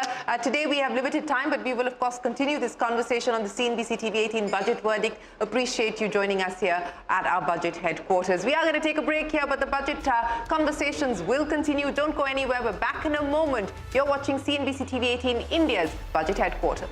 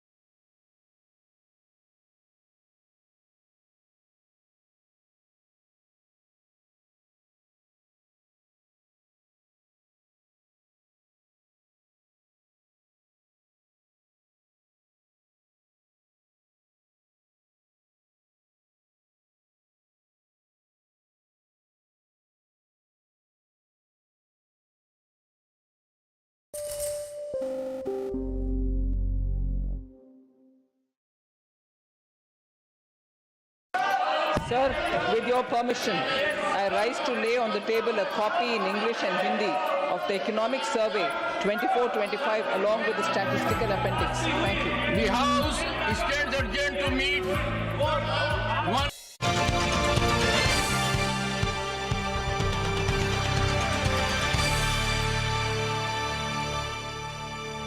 Several announcements made in the Union Budget 2025. We are joined by Union Minister, Mr. Hardeep Singh Puri. Sir, thanks for speaking with CNBC TV 18. How do you look at the key highlights from the budget and its impact on the common person? No, I would say in overall terms, it's an excellent budget. It's a budget whose impact in the short, medium and long term will be to spur and boost our journey to becoming a Viksit Bharat, which is the Prime Minister's Sankalp. But more than that, you see, if you look at this budget, one immediate temptation is to look at it in terms of the relief provided to the salaried middle class. The fact that you've raised the exemption limit from 7 lakhs to 12 lakhs is a talking point. But I think there's something deeper in this. You've also adjusted the slabs. You've also made major announcement for centers of excellence in artificial intelligence, for the steel, for the shipbuilding sector, for agriculture, for manufacturing. So you look at all those announcements for startups. You know, if you add another 10-20,000 crores for something like that, that's a lot of money. The PLI scheme which was started, we never had any electrolyzer production here. When you provided 19,700 crores sometime back at the PLI scheme, it's taken off. Today, this budget also seeks to boost the public-private partnership. It also seeks to provide overall momentum. But the one talking point which is gaining more attention is because people generally thought, you know, the corporate sector is doing well. The, you know, people who are at the economically weaker section, they are being provided 3 meals of dry ration in a day, and the middle class is being shortchanged. Not correct. We've just appointed a pay commission. That pay commission will result in major boost, relief, even for pensioners like me. There will be pension enhancements, hopefully with retrospective effect. But today, the limit, exemption limit going to 12 lakhs is particularly welcome. And I want to remind those who are continuing with their carping criticism that when Indira Ji was Prime Minister, sometime in 1972 or 73, she raised the taxation limit. So if you earned 12 lakhs of rupees at that point of time, you ended up paying 11 lakhs 29,000 by way of tax. That was the highest rate. Now, कहाँ वहाँ कहाँ अभी की situation है और इस पर criticise करना और केजरीवाल जी लगे हुए हैं अरे भाई केजरीवाल जी आपने तो मिडिल क्लास का सोचा ही नहीं आपने अगर मिडिल अब कह रहे नहीं मैंने तो 10 मांगी थी 12 मिल गई which means we've got a deeper understanding of what needs to be done and there's a timing for everything. Earlier budgets had a tremendous focus on capex. Capex से ये फायदा होता capex budget 30% बढ़ता गया. As a result of which, infrastructure received a boost, employment received a boost. If you're constructing by way of an example, a refinery, not only will cement and steel receive a boost, employment will receive a boost, all population within 100 kilometers of that will receive a boost. So you look at what all we've done as a country, our overall capacity has risen. Now this, you know, using nuclear energy, for energy transition, again, a phenomenal development. You know, the previous government made an attempt, but not a single dollar of commercial contracting took place because they lost the narrative after that. Manmohan Singh ji was willing to stake the future of his government, and yet kuch nahi hua. And with Modi ji, whatever he guarantees, whatever he promises, 500 guarantee diya, 499, we met. So it's not Delhi specific, it's not related to what the Congress party is saying. This is a new vision. Did any Congress leader or any other political leader in the country ever talked about India as a developed nation? Inka the contribution was always in the other side. They always doubted that we could do. When we talked about becoming a $5 trillion economy, they say, kaise hoga? Now that you're a $4 trillion economy, they are not even talking. We talked about $5 trillion and $10 trillion and Viksit Bharat. But these guys have been on the wrong side of the argument. Speaking of the petroleum sector, there is an allocation of rupees 5,600 crores for strategic petroleum reserves. On the other hand, there hasn't been any compensation for OMCs for their losses. Let me tell you very clearly, we are committed to that. Even when we got it from 28,000 crores, there was an under recovery on LPG. We gave them 22,000 crores. You don't need to make a budgetary provision. We can go to the finance ministry. Otherwise, if somebody behaves like a good corporate citizen in the OMCs and they've had under recovery, we will compensate them. We are committed to that. Also, the subsidy for PM Ujjwala has trended down, what we have witnessed so far, despite an increase in the number of beneficiaries. Also, do you feel there is going to be an increase in discretionary spend post the budget? No, there is going to be enough provision for both LPG and that. Don't worry about it at all. You see, two things are happening. Insofar as natural gas is concerned, prices are coming down. Insofar as LPG, which is a product of a refinery, etc., we will look at that. There's no issue of no anxiety on that score. My final question to you, speaking of discretionary spend, speaking of future growth prospects, how do you look at the current proposition with respect to India's import basket, particularly with respect to petroleum and also with respect to the focus on exports, which is quite much visible in the budget? See, India is a happening place for energy. Whether it's E&P, it will go up. Whether our gas production goes up by 18% every year. There was a dull decade between 2006 and 16. We are now getting more and more fine. I keep saying there's a Guyana to be found in the Andaman Sea or several Guyanas to be found. As we go forward, we will continue because the economic activity is growing at such a pace. Even as our E&P goes up, our consumption is going up, therefore imports will go up. But we are also exporting. Some of our companies are major exporters.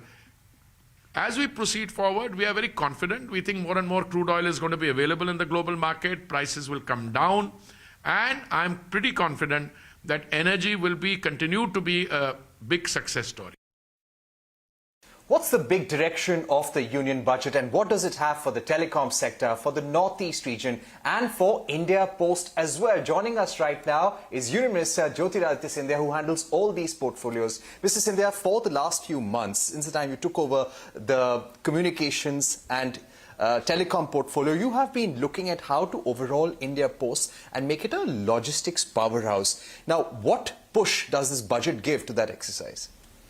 Well, I think it's very important to, first of all, understand and most importantly, at the outset, I'd like to thank the Prime Minister and the Finance Minister for giving that prominence and that